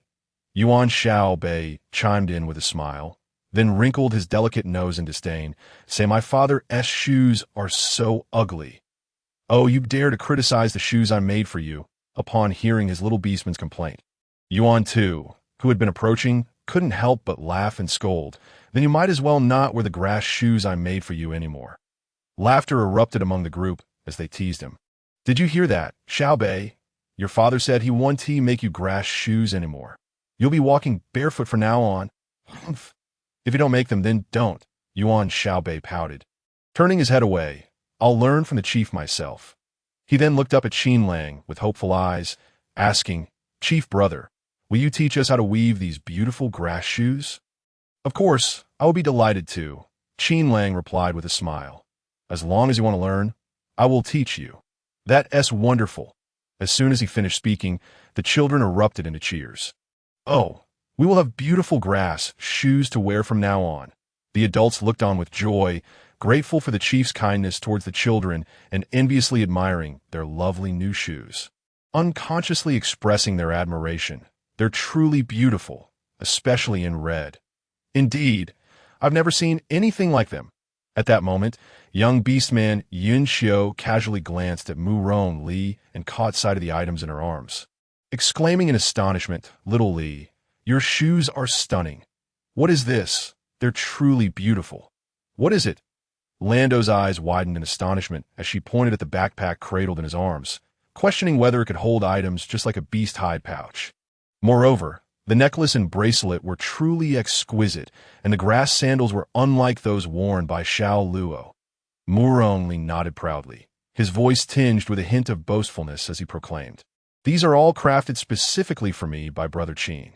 His striking, dark eyes inadvertently drifted towards Qin Lang, who gazed at him with gentle affection, a smile brightening his face. The crowd was filled with envy, urging him to try on the items for everyone to see. Without hesitation, he donned a rabbit bracelet and necklace, secured the waist pouch, slipped into the shallow, round-toed grass sandals, and, with a joyful arch of his brow, spun around to showcase himself before the onlookers. How do I look? He inquired, his voice brimming with affection and shyness as he stole glances at the gifts adorning him, fingers absent-mindedly fiddling with the dark red bracelet on his wrist. The bracelet fit perfectly, allowing for a half-inch movement, while the rabbit's design appeared so lifelike it seemed ready to leap at any moment. The necklace was styled in a twisted knot, featuring a delicate, thumb-sized rabbit pendant that seemed particularly playful against his fair neck. The waist pouch, woven from red vines and 2 fingers wide, had ties at both ends for adjustable length according to one's waist size. Once secured, the lengthy tassels swayed gracefully to mid-thigh, adding an alluring charm to his stride. The backpack, designed to contour to his shape, displayed an intricate dark red polygonal pattern, while the 2 side pockets added a touch of whimsy. Moreover, Qin Lang had thoughtfully sewn twisted flat cords in the middle of the shoulder straps, now fashioned into dainty bows. Should the contents become heavy, or if he needed to run, he could simply pull to tie the straps together, ensuring they wouldn't slip off. The shallow, round-toed grass sandals were adorned with tiny, 3-dimensional vine flowers, their dark red hue accentuating the fair skin of his little beast. Oh, I look good? Murong Li inquired again, his heart full of joy, yet waiting in vain for a response. Confused, he lifted his gaze to find everyone staring at him in awe, their eyes wide and mouths agape. He couldn't help but laugh, waving his hand before them. What are you all staring at?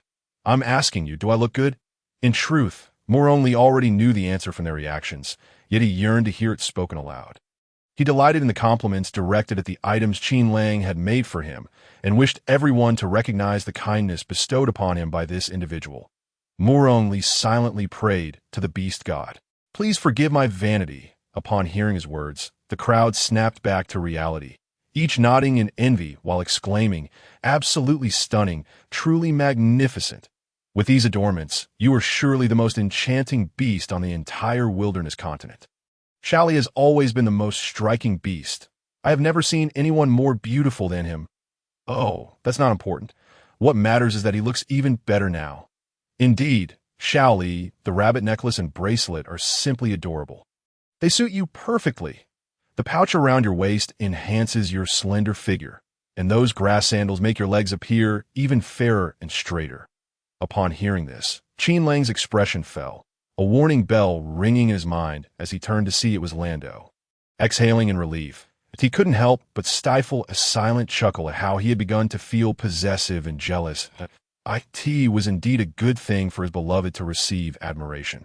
He should feel joy in that, rather than emulate those narrow-minded men who were quick to jealousy. With a smile, he approached Murong Li, adjusting the shoulder straps and retrieving the bamboo water cup that had been set beside the bedding. Placing it neatly into the side pocket of the backpack, in a gentle tone, he said, "From now on, you can keep your personal items in the bag, so you won't have to rummage through the cart every time you need something. When the opportunity arises, I will craft you more accessories and bags of different styles, ensuring my little rabbit is adorned beautifully." Yes, Murong Li nodded earnestly, touched to the core, his eyes glistening with unshed tears as he suddenly threw himself into Qin Lang's embrace, exclaiming, "Thank you, Brother Qin." Qin Lang quickly enveloped him in a warm hug, stating, "There is no need for thanks between us. As long as you are happy, I will make things for you for a lifetime." Murong Li gently nodded, subconsciously rubbing his forehead against Qin Lang's chest. Embarrassed, he finally withdrew from the embrace, only to find everyone watching him with teasing expressions. Flushing deeply, he lowered his head, his ears tinged with a faint pink hue. As the crowd noticed his bashful demeanor, they couldn't help but tease him further. "Oh, look at you all shy. Did you hear that, Shaoli? The chief said he will make you things for a lifetime." Seeing his beloved being playfully teased, Qin Lang immediately wrapped an arm around Murong Li, lifting his chin defiantly towards the others. "What of it? I willingly choose to make things for all Li for a lifetime. Are you all jealous?" The crowd paused momentarily, then erupted into hearty laughter, shaking their heads in denial. "Chief, we wouldn't dare, haha." In that moment, the valley was filled with joyous laughter, and the white tiger family, resting in the shade of the trees, seemed to be affected by the merriment, their four tails swaying in unison. After a brief interlude of joy, everyone hastily consumed a quick breakfast before plunging into the day's tasks. Qin Lang instructed Xiongbo and Murong Li to proceed ahead, assuring them he would catch up after inspecting the salt trees. "All right," they agreed, gathering their tools and departing. Qin Lang walked directly to the two salt trees, noting that, as Murong Li had mentioned, there were still no signs of wilting. Furthermore, some flower buds had grown even more plump than the previous day, providing him with a sense of reassurance. Just as he was about to turn away, he spotted the white tiger approaching with its 3 cubs. Qin Lang contemplated that it wouldn't be long before they needed to set off on their journey. However, generally speaking, tiger cubs only gain stability in their running after 5 to 7 months of age. While they could be transported by cart, animals naturally cherish their freedom, and confining a few cubs was not conducive to their growth. With these thoughts in mind, he crouched down, smiling as he picked up the nearest cub. The Dark Emperor, placing his palm against its back and releasing his spiritual energy, gently assisting in the alignment of its bones. The little creature responded with contented sounds, its tail wagging vigorously from side to side. Observing Qin Lang's actions, the white tiger's large eyes sparkled with gratitude as it settled beside him, watching attentively. Noticing the other 2 cubs bustling around his feet, the white tiger's expression shifted to one of annoyance. It raised a paw and firmly pressed down on the 2 playful cubs who whimpered and struggled to escape. The white tiger, feeling helpless, lowered its head and extended its tongue, giving each cub a gentle lick on the head. Emitting a low growl that seemed to offer comfort, Jitong and Ao Feng immediately quieted down, obediently extending their chubby paws to playfully bat at the white tiger's paw, until Qin Lang withdrew his spiritual energy and released the Dark Emperor. The 2 cubs remained blissfully unaware, happily engaging in their antics. Qin Lang chuckled softly, then lifted Jitong, repeating the process of realigning its bones before moving on to Ao Feng. Throughout, the white tiger remained steadfastly at his side, only standing up once Qin Lang had finished tending to its cubs, gently nudging the man's knee with its massive head. Qin Lang reached out to stroke its head, speaking softly, "You need to help them grow quickly. Otherwise, it will be quite tough for them." The white tiger, whimpering softly, raised its head to gaze at him, and then let out a long, mournful howl to the heavens before dashing out of the valley. Accompanied by its 3 cubs, Qin Lang watched as the white tiger sprinted down the narrow mountain path, While the three little ones stumbled and tumbled after just a few steps, a smile gradually spread across his face. And he turned to hasten towards the cave's exit to catch up with Xiongbo, Murong Li, and the others. After 2 days of diligent labor, they had successfully constructed 6 wagons, more spacious than the previous ones. The design had been modified, with long wooden boxes around the periphery of the wagon bed, each standing about 7 feet tall, effectively enclosing the entire wagon bed in a long rectangular container.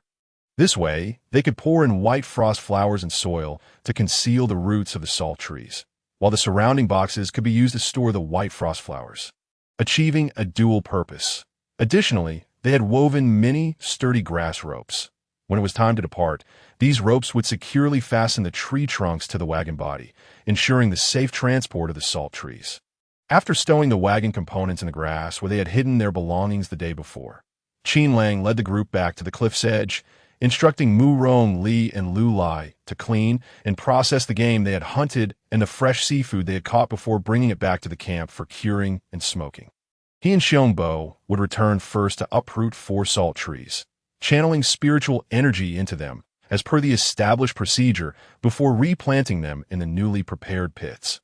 Once these salt trees adapted over the course of a day, they would immediately set off for the Salt Mountain tribe. Go ahead, Murong Li said briskly as she pried open the oysters, glancing up at him. We've got this covered. No worries. All right, Qin Lang replied with a nod, a smile gracing his lips. Thank you for your hard work. He then hurried back to the valley with Xiongbo, where the latter and a few beastmen began digging pits in a spacious area to plant the white frost flowers and trees. Utilizing his healing spiritual energy, Qin Lang uprooted the 4 relatively smaller salt trees and placed them into the prepared pits, assisting them in planting the trees. Feeling reassured, he returned to the vicinity of the boulder, lighting several more fires to begin smoking the previously cured game and fish. As they smoked the marinated meat and laid out the remaining seafood to dry, Murong Li and the others returned from the sea with the process supplies. The group worked tirelessly to continue curing the meat and drying the seafood. By the time they completed their tasks, night had fallen. They gathered around the fire for dinner and retired early to rest. The next morning, they resumed their labors, repeating the same tasks for 3 busy days. At last, the growth of the 4 salt trees stabilized, and they began to blossom. Meanwhile, their supplies were fully dried and processed, and the 3 little tiger cubs, nourished by the healing energy, could finally run steadily. With everything prepared, Qin Lang instructed the beastmen warriors to assist him in harvesting the white frost flowers. Once they filled the storage boxes of the newly crafted 6 wagons, they also managed to pack an additional 8 jars that he then uprooted all 6 salt trees, placing them securely atop the wagons while Xiongbo and the other beastmen quickly covered the roots with earth. They harvested 6 jars of white frost flowers, evenly dispersing them over the soil surface. Using the grass ropes they had prepared in advance, they securely bound the salt trees to the wagons, allowing the lesser beasts to begin packing their belongings. He, along with Lu Lai, Ma Xiao, Lu Yin, and 5 other beastmen warriors, transformed into their beast forms and carried a portion of the supplies, setting off from the base of the cliff through the forest to find a safe location. After depositing the supplies and leaving 2 to guard them, Qin Lang and Lu Lai returned to the camp to assist the others in transporting the remaining items. After several trips back and forth, they finally completed the transport of their belongings, leaving only the wagons and the 6 salt trees behind. Qin Lang and the beastmen warriors dismantled the empty wagons, instructing them to escort the white tiger family, Murong Li, and the lesser beasts and children to guard the wagon parts outside the forest. He took on the responsibility of transporting the salt trees, ensuring their safe passage. Xiongbo intended to stay and help him, but Qin Lang declined, saying, "You've had the toughest time these past few days. After delivering the items, you should rest." It was a perfect opportunity for him to test the limits of carrying weight with his 2 types of spiritual energy. Hearing Qin Lang's words, Xiongbo said nothing further and turned to lead the team swiftly out of the valley. Qin Lang did not linger either. After giving a few instructions to the 2 guarding beastmen to ensure their safety, he stepped forward to stand before the wagon carrying the bound salt trees. With a swift motion, he extended one hand and released the fire element of his spiritual energy. A torrent of searing flames erupted from his palm.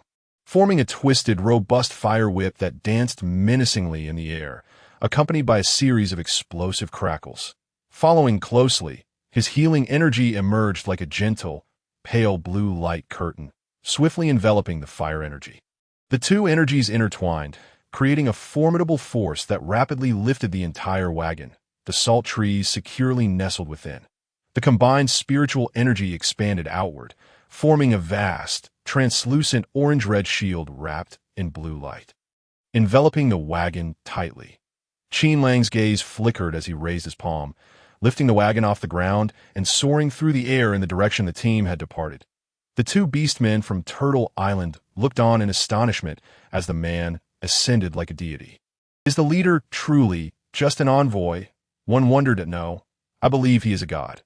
Unbeknownst to Qin Lang that his status in the hearts of his companions had shifted, he flew over the valley. Filled with salt trees, bypassed the tumultuous sea, and soared above the vast expanse of the forest. The sight startled the birds into flight and halted the beasts in their tracks, all gazing up in wonder at the miraculous scene unfolding in the sky. Calmly observing the chaos below, Qin Lang continued to accelerate his flight. Soon, familiar figures came into view at the edge of the forest. The group, having waited long, finally spotted him, their excitement bubbling over into shouts. "Look, the leader has returned. He truly brought the wagon and the salt trees. Oh my goodness, the leader can really use his spiritual energy to fly with the wagon. It's simply unbelievable. How strong is our leader? I don't know, but I do know he is our leader, the most powerful beastman warrior I have ever seen." As Qin Lang approached, hearing their exclamations, a gentle smile spread across his face. Amidst the awe and admiration of the crowd, he gracefully descended with the wagon, retracting the enveloping spiritual energy. The ground trembled slightly beneath him, stirring up a cloud of dust. The crowd immediately surrounded him, eagerly inspecting the wagon and the salt trees. And upon seeing them unharmed, they erupted in praise. "Leader, you are incredible. The salt trees and the wagon are intact." "Thank goodness," Qin Lang replied with a serene smile. As he turned, he noticed his little rabbit had come close. Her eyes filled with tenderness. Just as he was about to speak, she pulled out her beast skin handkerchief from her bag and, with a heart full of concern, wiped the sweat from his brow. "Are you tired? Do you want to rest for a moment?" Qin Lang's heart melted at her care. Not at all. He gently touched the little rabbit's face, speaking softly, "I'll go move the wagon and salt trees. You stay here with everyone. I'll be back shortly." "Okay." Mu only nodded obediently. Be careful." Stepping aside, she waved him off. Qin Lang smiled at her, not lingering longer, and took to the skies once more, returning to the valley to continue transporting the wagons and salt trees. However, with each round trip, Qin Lang's spiritual energy waned, gradually becoming weaker and thinner. By the time he undertook the fourth journey, his body began to feel the strain. Yet considering the limited number of salt trees, he resolved to finish the transportation in one go, lest it drag on indefinitely. Fueled by sheer determination, he successfully delivered all the wagons and salt trees to their destination. He placed the last wagon down gently on the ground. His legs buckled beneath him, and he collapsed onto the earth. Mu Rong Li and the others gasped in alarm. "Leader, Qin de Ge!" They rushed forward to support him, their eyes filled with concern and urgency. Mu Rong Li, in particular, clung to him tightly, tears streaming down her face. "Qin de Ge, are you all right? Do you feel unwell?" "I'm fine." Qin Lang panted heavily, his face ashen as he shook his head. "I'll be fine after a short rest." Mu Rong Li, embracing him, gracefully settled onto the ground, drawing him close in her arms. "Lean on me and take a nap. We shall depart once you awaken." The tea that moment. Qin Lang was unwilling to feign strength. Following this arduous challenge, he had gained a deeper understanding and mastery over his spiritual energy, and thus he leaned against his beloved, peacefully closing his eyes. Mu only looked on with concern, gently reaching out to caress his inky locks. Under her tender ministrations, Qin Lang's breathing gradually steadied, and soon he drifted into slumber. A gentle breeze wafted through the air, enveloping the surroundings in tranquil silence, with only Qin Lang's faint breaths audible. Mu only quietly kept vigil over him, as if time itself had come to a standstill in that moment. Sunlight filtered through the gaps in the leaves, casting patches of golden light upon the two, which gradually shifted and transformed into a splendid sunset adorning the western sky. It was only when the rich aroma of roasted meat wafted through the air that they were roused. Noticing that evening had descended, Qin Lang suggested they postpone their departure until the morrow, to avoid the peril of traveling at night. The others readily concurred, promptly bringing the divided roasted meat to his and Muron Li's side before retreating. The two sat closely together, sharing the delectable meal while relishing in this fleeting moment of tranquility and warmth. Meanwhile, on another path, a large group of orc warriors from various tribes, laden with supplies, marched anxiously toward the Yinshan tribe, their expressions betraying their concerns. The following day, as sunlight bathed the land, Lang Yi and the others awoke from slumber, quickly rising to commence their busy day during Qin Lang's absence. Lang Yi, alongside the others, had constructed a cart and tirelessly engaged in hunting and gathering supplies. Simultaneously, he collaborated with Baijian, Yuan Yun, Jiaozhen, Han, Qinyu, and the two brothers Qing to craft numerous bows and arrows. He was always calculating, aware that many tribes would come to the Yinshan tribe to trade for salt, preparing for the long, harsh winter with essential supplies. If they discovered any unusual happenings, he feared that greed might stir in their hearts, leading to ill intentions against them. Thus, he felt it imperative to prepare in advance, lest they find themselves defenseless against an unprovoked attack. For this reason, Lang Yi began to make preparations on the third day of Qin Lang's departure.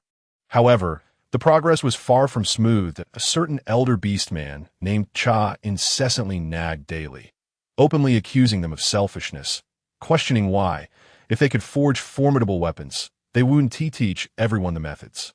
This stirred discontent among a few already indecisive orcs and beastmen, inciting them to join in Cha's commotion. "The beast god has decreed that we must unite and foster camaraderie," he shouted, his face flushed with anger and dissatisfaction. By hoarding the methods for crafting weapons, you are disregarding your kin and contravening the will of the beast god. His incessant tirade vexed Lang Yi, causing him to struggle in tying the bowstring, and in a fit of rage he hurled the longbow aside, turning his cold gaze upon Cha with disdain. "The beast god, you say? Have you ever seen the beast god? What does he look like? Do you think someone as troublesome as you would ever converse with him?" "Why you?" Cha stammered, his face flushed with embarrassment, unable to retort as Lang Yi pressed on, standing with a fierce glint in his eyes. "If you are so noble, then don't follow us anymore, nor partake in our provisions. Stay here with your pitiful Yinshan kin." Upon hearing his words, Cha panicked. I don't. It is settled then. Since you are so magnanimous and love helping others, I assent this arrangement to your liking." He then seized the opportunity to address the wavering individuals, raising his voice. "From now on, anyone who dares utter another word I find displeasing shall be cast out of the group. I speak with conviction." His words echoed. He turned to face the mortified Cha, who, under the weight of Lang Yi's imposing presence, silently rose and retreated to a nearby boulder, burying his head in thought. Meanwhile, those who had previously stirred trouble sat uneasily, unsure of how to proceed. Ultimately, pressured by the situation, they begrudgingly followed Yuan Yun's group to the forest's edge to gather wild vegetables, refraining from speaking further. Observing this turn of events, Cha clenched his teeth and followed suit. Lang Yi watched their departing figures, his expression still grim. Baijian approached him, inquiring, "Lang Yi, do you think they will harbor any ulterior motives?" "Humph, whatever." Lang Yi scoffed. "If they remain compliant, even if I despise them, I shall not take action. However, should they choose to disrupt our peace," he paused, turning his gaze to the busy Tortoise Island beastmen, and spoke with a low growl, "even if the leader is absent, I shall personally deal with them." His words fell. An assisting beastman named Ji trembled at the harshness of Lang Yi's declaration, his fingers inadvertently cutting into the bowstring, drawing blood. He looked up at Lang Yi with wide eyes, trembling and terrified, frozen in place. Quick to react, Qing rushed over to grasp his wrist, lifting his arm to staunch the bleeding amid a flurry of activity. Lang Yi and the others observed silently, not uttering a word. As they resumed crafting bows and arrows, the atmosphere growing heavy with tension. Meanwhile, those gathering at the forest's edge, upon discovering a lush expanse of edible wild vegetables, found their spirits lifted, and the mood lightened considerably. They began discussing which vegetables had the best flavor and which ones to gather more of when, unexpectedly, a band of orc warriors appeared in the distance. Yuan Yun's expression shifted dramatically as he swiftly unstrapped his bow, nocking an arrow, and raised the alarm, positioning the beastmen protectively behind them, before barking, "What are your intentions?" The opposing group halted upon hearing his voice, momentarily taken aback by the unfamiliar faces, yet they maintained a respectful demeanor. Greeting the assembled individuals. "Greetings. I am Tion from the Juzhe tribe. We have come today to trade for salt with my companions." After a moment of contemplation, Yuan Yun scrutinized their belongings, noting that most consisted of animal skins and dried meat, mentally assessing their value. Following an inquiry regarding the quantity they wished to exchange, finding it reasonable, he acquiesced to their request.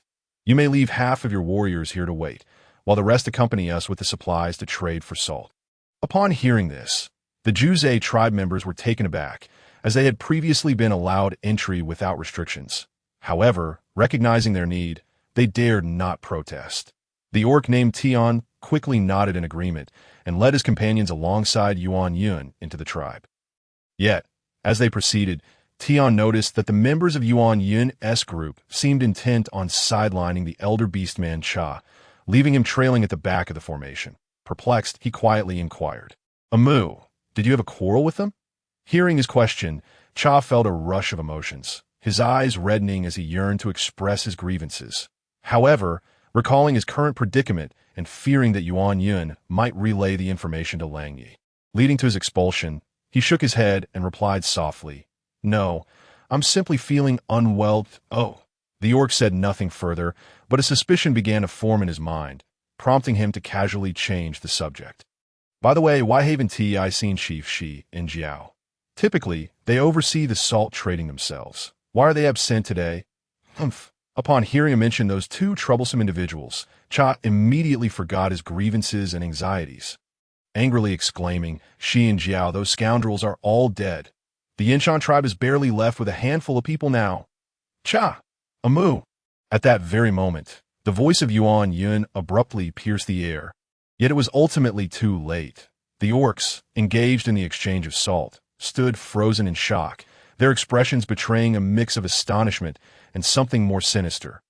Tion, who had just been conversing with Cha, swiftly lowered his head, concealing the schemes flickering in his eyes. Cha, startled by Yuan Yun's furious shout, found himself momentarily paralyzed, stuttering as he inquired, "Who is with the shouting?" Yuan Yun, incensed by the idiocy displayed before him, felt his face flush with anger, the veins on his forehead bulging ominously. His piercing gaze seemed capable of igniting flames, directed squarely at those present, and he forced out through clenched teeth, "Seize him and take him back to see the commander." His voice was deep and oppressive, akin to thunder rumbling from the depths of his chest, causing the hearts of those nearby to tremble. The members of the Turtle Island tribe finally grasped the foolishness of Cha Mu's recent actions, hastily nodding in agreement. Panic and fury coursed through them, erasing any semblance of kinship. Such a person, allowed to remain among them, threatened the very existence of the Turtle Island tribe, and he would not regard it as his own doing. It was terrifying. They finally understood why Lord Lang Yi despised Cha Mu so fervently. As these thoughts crossed their minds, several orcs and sub-beasts surrounding him swiftly turned to apprehend him, while Cha Mu, taken aback by their sudden actions, staggered backward in fright. "What are you doing? What are you doing?" In his struggle, he collided with a nearby Juzhe orc, who hastily stepped aside, fearing the repercussions. Consequently, Cha Mu lost his balance and fell backward. Yet no one present showed him any sympathy. "Seize him!" The Turtle Island tribe members, fearing further chaos from his resistance, approached with rough hands to restrain him. Cha Mu flailed and kicked in a panic, hurling shrill curses. "Let go of me! You wretches, how dare you heed the words of an outsider? Have you forgotten that we are the same kin?" "Silence!" A resounding roar accompanied the sharp crack of a slap. Mingling with Cha Mu's piercing scream, leaving everyone stunned, their gazes fixated on the furious, panting figure of the Turtle Island youth, shown that no one anticipated his sudden aggression. Even the frenzied Mu was momentarily stunned into silence, unable to comprehend that a younger member of his tribe would dare to strike him. Yet, the youth paid no heed to such thoughts, merely signaling to those beside him, "Quickly, pull him away." The others snapped back to reality, casting admiring glances towards him, while those few quickly exerted their strength, dragging the struggling and incessantly cursing elder away. Yuan Yun, with a darkened expression, turned his gaze upon the trembling Juzei orcs, the malice in his eyes seeming to pierce through them. Tian and his companions felt a chill creep over them, eager to utter something, but before they could, Yuan Yun abruptly unslung the weapon from his back, aiming it with lightning speed. With a whoosh, an arrow soared toward Tian, who stood at the front, prompting the others to crouch down in fright, covering their heads in panic.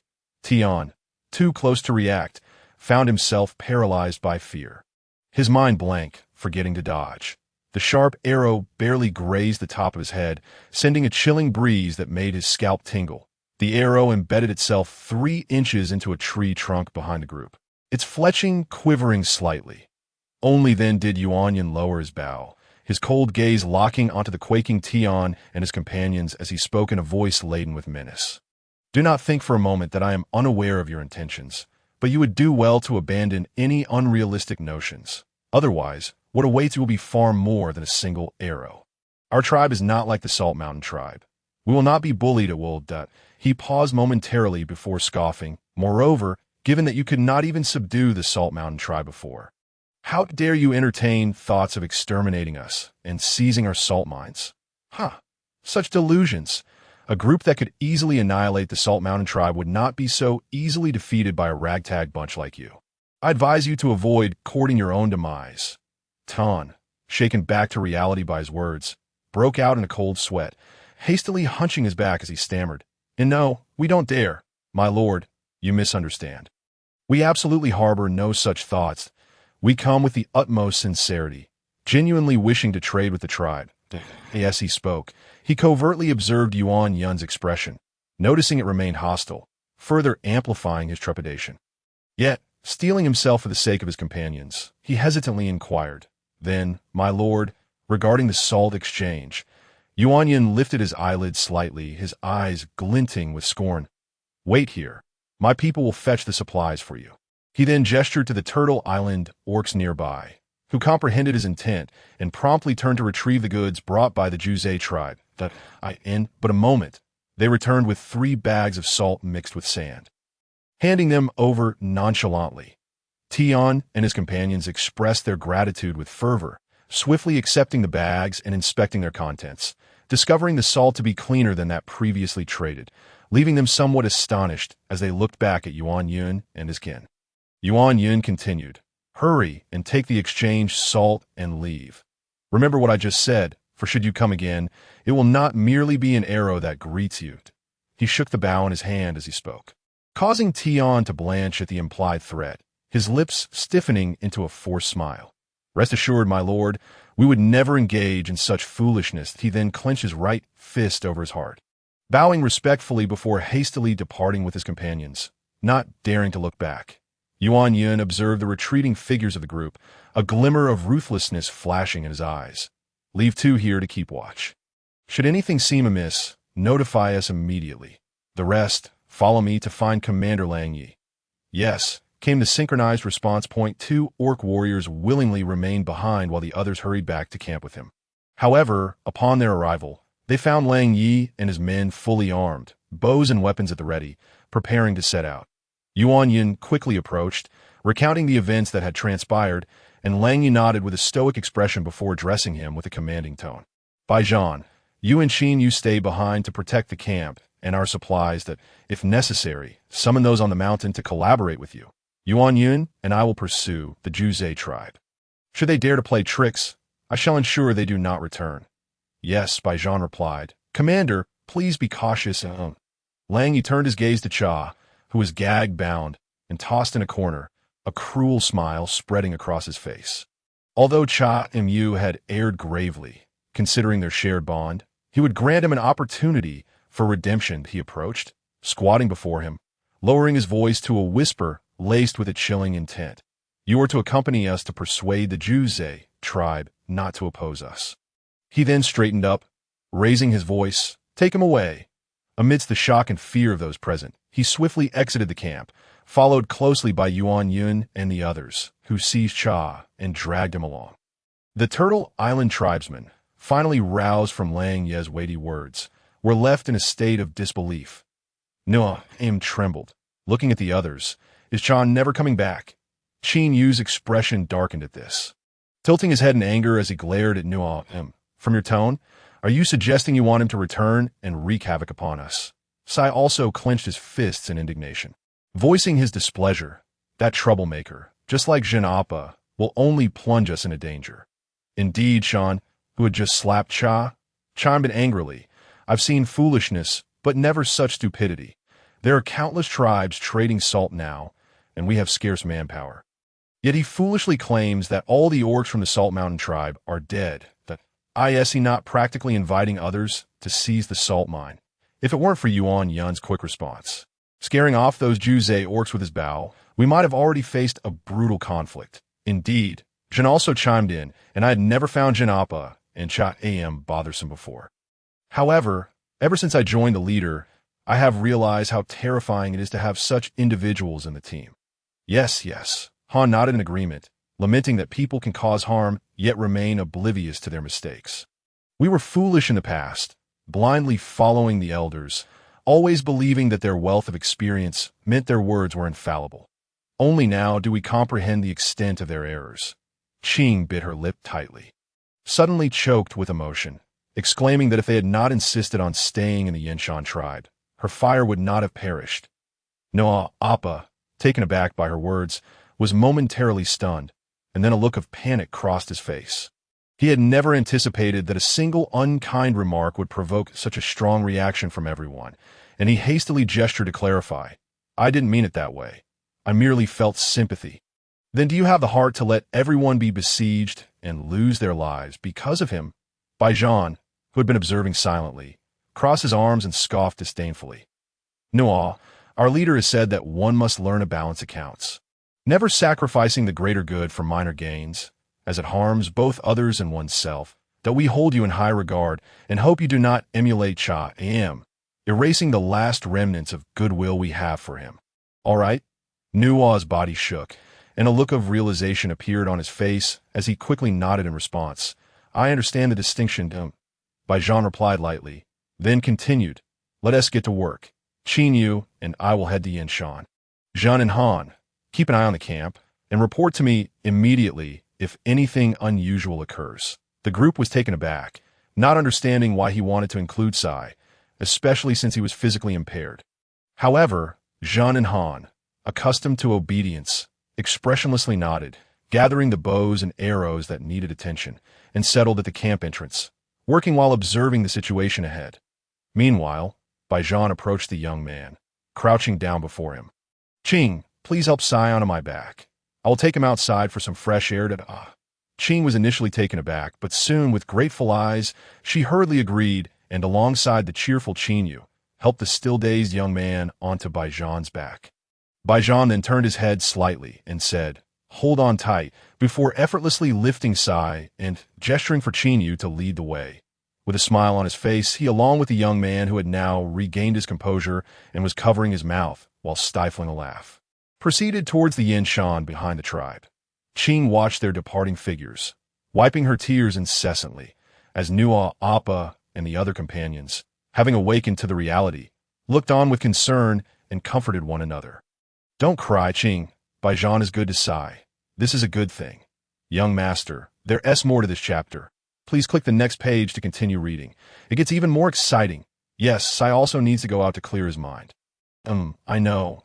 Qing stifled her sobs, tears streaming down as she thought of Sai, who once could run joyfully, and now she felt a deep ache in her heart. We all understand.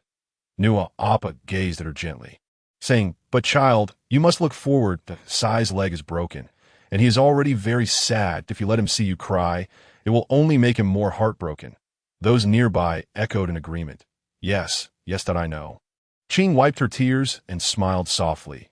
That's why I am very grateful to Lord Baijan for taking him out. Upon hearing this, everyone sighed in relief, recognizing that this was the right attitude. Let us get to work. Zhen, having regained his composure, raised his hand and called out, "All right, stop dawdling. Let us get busy." "All right." Everyone responded promptly, taking their seats in turn to continue their unfinished tasks on the other side. Baijan and the others had already caught up with the people from the Juzhe tribe, currently concealed within the dense underbrush, silently observing their every move. Meanwhile, Cha Am, gagged and bound like a dumpling, wore a look of despair as he was tossed to the ground by Lang Yi, who kept a firm foot on his back to prevent any foolish actions when the others were unprepared. At the edge of the forest, Tian and his companions sat in a circle, excitedly discussing their plans for plunder. Those people are clearly not numerous. Even if they have weapons, we need not fear. We can wait here for other salt exchange teams to arrive and join forces to seize the salt mine. Tian's voice was kept low, but still reached the ears of Lang Yi and the others. At that time, we will split the salt mine evenly. Will they agree? A nearby beastman asked with a frown, hesitantly voicing his concerns. What if they have more people and want a larger share or intend to monopolize the salt mine? Monopolize? Tian's eyes narrowed, a gleam of greed flashing within. Then when we seize the salt mine, we will take the opportunity to eliminate them all.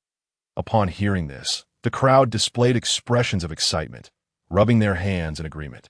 Their residing Juzhe tribe often suffered from floods that if they could truly capture the salt mine and territory of the Yinshan tribe, their future would be much more secure. Hidden in the grass. Lang Ye's already somber face grew darker with their words, his hands resting on his knees clenched into fists, knuckles whitening from the intensity of his grip. Everyone, listen up, as soon as I give the command. Release the arrows. Leave none alive. Yes. The crowd responded in low voices, swiftly knocking their arrows. Baijan's gaze shifted slightly as he reached out to pat Yuan Yun, signaling him to release Cha Am. Then drew his bone knife, raising his voice sharply. Release the arrows. Release the arrows. In an instant, a rain of arrows shot towards the people of the Juzhe tribe like a swarm of locusts. Tian and his companions, startled by the sudden commotion, turned to see their expressions of calculation and excitement instantly replaced by terror. Quick, hide! Tian's eyes widened in panic, finally not frozen in place, and immediately turned to flee into the nearby woods. Some of the quicker Juzhe beastmen promptly followed, while those who reacted slower were mercilessly pierced by the arrows, collapsing to the ground in agony. Blood splattered everywhere, and the cries of anguish echoed across the sky. "Ah, it hurts! Tian, save us!" Lang Yi knelt in the grass, peering through the tall undergrowth at the fleeing and fallen Juzhe beastmen, a fierce killing intent igniting in his eyes, and then he shouted sternly. Everyone split into two teams. Yuan Yun, shift to beast form and eliminate them all. Leave not a single one. The rest continue firing arrows. Yes, the group responded with a roar. Yuan Yun and the other 6 immediately transformed into their beast forms, leaping from the brush like caged beasts set free, charging towards the Juzhe beastmen. Upon seeing this, the opponents turned pale with fear, hastily shouting to grab their weapons and prepare for battle. "Don't be afraid. They are outnumbered. We have the advantage." The Juzhe beastmen shouted as they used their weapons to deflect the incoming arrows, rallying themselves. Tian, feeling ambitious, roared, "Kill them all. The Yinshan tribe and the salt mine will be ours." Upon hearing this, the companions instantly understood his intention to seize the Yinshan tribe beforehand, their morale soaring and combat power surging. For a moment, they managed to deflect quite a few arrows, yet they did not realize that Lang Yi desired precisely this kind of resistance. Now, a glint of ruthlessness flashed in his eyes as he smirked, swiftly cutting the ropes binding Cha Am and tearing away the hide that muffled his mouth, then leaned down to whisper in his ear, "I will send you to meet your beloved beast god." Before the words left his mouth, he firmly grasped the arm of the old beast man, pulling him up while wearing a cold smile and shouting in a panic. "Cha, what are you doing?" Cha Am, terrified, displayed a look of horror, trembling uncontrollably. I1T. As the wolf Lang Yi seized his arm and hurled him forcefully, Cha Am felt his body suddenly soar into the air, only to plummet sharply moments later. Lang's frantic voice echoed behind him. Cha Am, come back. They will harm you. The already panicked members of the Jews tribe, upon hearing his call, looked up in a moment of dread and caught sight of the descending shadow, which only intensified their fear. They instinctively believed that what was spiraling toward them was some formidable weapon. In a desperate attempt at self-preservation, they brandished their weapons, swinging and stabbing at the ominous figure that loomed near. Crack, splat, bang. With piercing screams and the sickening sounds of sharp instruments tearing through flesh, the shadow fell from the sky and crashed heavily to the ground. Cha Am's entire body ached, compelling him to widen his eyes in agony. His pupils bulged from sheer terror, filled with resentment and despair as blood gushed from deep within his throat, saturating his head and face, while his body convulsed uncontrollably. The blood flowing from his wounds spread recklessly, cascading down and instantly staining both his body and the earth beneath him a vivid crimson. The warriors of Yuan Lang, who were racing forward, the orc archers hidden among the grass, and the bloody Jews orcs, all stood frozen, transfixed by the horrific scene of bloodshed. A brief silence engulfed the area, but soon after, it erupted again with Lang's anguished roar. Cha Am. He stretched his neck in pain, pointing an accusatory finger at the Jews orcs, bellowing in fury, "You bastards have harmed him." His voice was laden with sorrow, his eyes aflame with rage. "Everyone, charge, avenge Cha Am. Let these vile creatures pay in blood for their debts." With that, he discarded his bow and dagger and swiftly transformed into a formidable gray wolf, charging out of the underbrush with lightning speed, baring his sharp fangs as he lunged at the Jews tribe. The remaining orcs snapped back to their senses, joining in a chorus of furious roars. Shifting into their beast forms, their immense power surging forth in that moment. Roar! Yuan Lang, now a Black Panther, struck with blinding speed, his sharp claws ripping into an enemy who had not yet transformed, tearing through flesh and eliciting a scream, before pouncing upon another foe. The Jews tribe, witnessing such chaos, succumbed to despair as the stench of blood filled the air, one after another collapsing lifelessly. Tian, observing his kin perish relentlessly, was consumed by fear and regret. Yet it was too late for repentance. He narrowly evaded an orc's horned attack and turned to flee. A massive gray figure flashed before him. With a sickening thud, something pierced through flesh, and he felt a sharp pain in his chest, his eyes widening in shock as his body trembled uncontrollably. Struggling to lower his gaze, he finally beheld the robust gray wolf claw embedded in his chest. Before he could utter a sound, his body crumpled to the ground with a heavy thud. This chapter has yet to conclude. Please click to the next page to continue the thrilling narrative. Ultimately, after an intense battle, all members of the Jews tribe were slain, leaving behind a scene of devastation and bloodshed.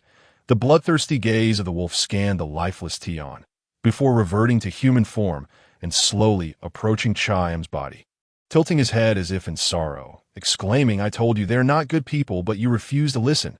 And now look what has happened." Sigh. As others transformed back into human form, one remarked, "Why do I feel like you are somewhat gloating?" "All right, drag all the bodies to a concealed place and burn them," Lang instructed, turning to Yuan Lang. "You take charge of this. I will return with the other brothers. The Yinshan tribe is located at a crossroads, and we cannot be certain that no one has arrived to trade salt." Yuan Lang nodded. Understood. He, along with a few weaker orc warriors, stepped forward to begin moving the bodies, while Lang and several others hastily retraced their steps. Meanwhile, on the road, Qin Lang and his companions suddenly heard a thunderous sound of hooves approaching from the road's end. The ground began to tremble lightly, and soon a thick cloud of dust enveloped the area. The white tiger, sensing danger, let out a low growl from deep within its throat, leaping down from the cart to position itself in an offensive stance in the middle of the road. The group instantly tensed, and Qin Lang's eyes sharpened as he ordered the orc warriors pulling the cart to retreat to the forest's edge. "Quickly, back away. Take all the young and children into the woods to hide. The warriors with me will face them."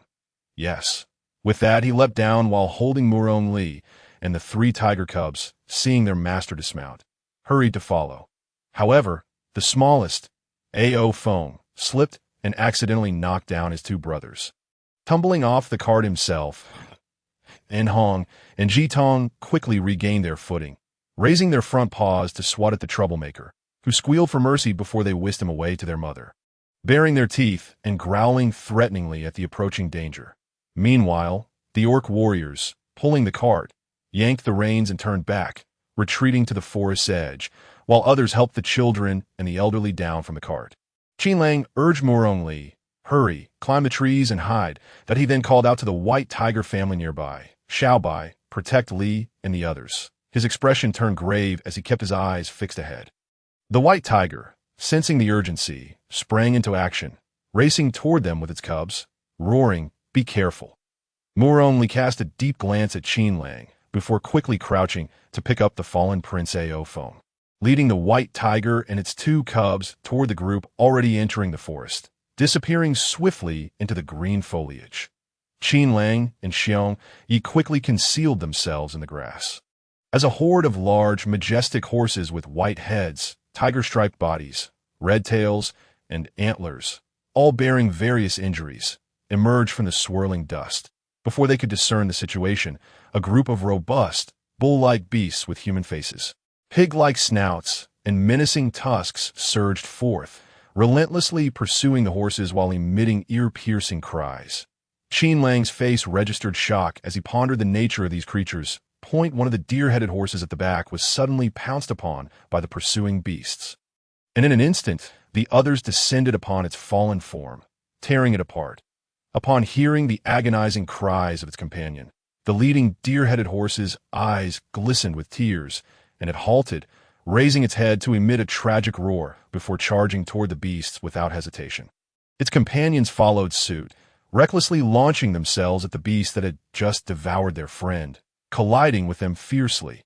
With a powerful shake of their heads, they sent the beasts flying several feet away, crashing into a nearby tree before falling heavily to the ground, lifeless. The other beasts, witnessing this, let out furious howls and rushed toward the now stationary deer-headed horses. The scene erupted into a bloody massacre, with screams echoing throughout the area, and soon, the already beleaguered deer-headed horse herd began to falter. The pitiful wails resonated across the fields, tugging at Qin Lang's heartstrings, compelling him to grimace as he suddenly leapt into the air, soaring toward the center of the battle, commanding Xiong Bo and the others. "No one come closer."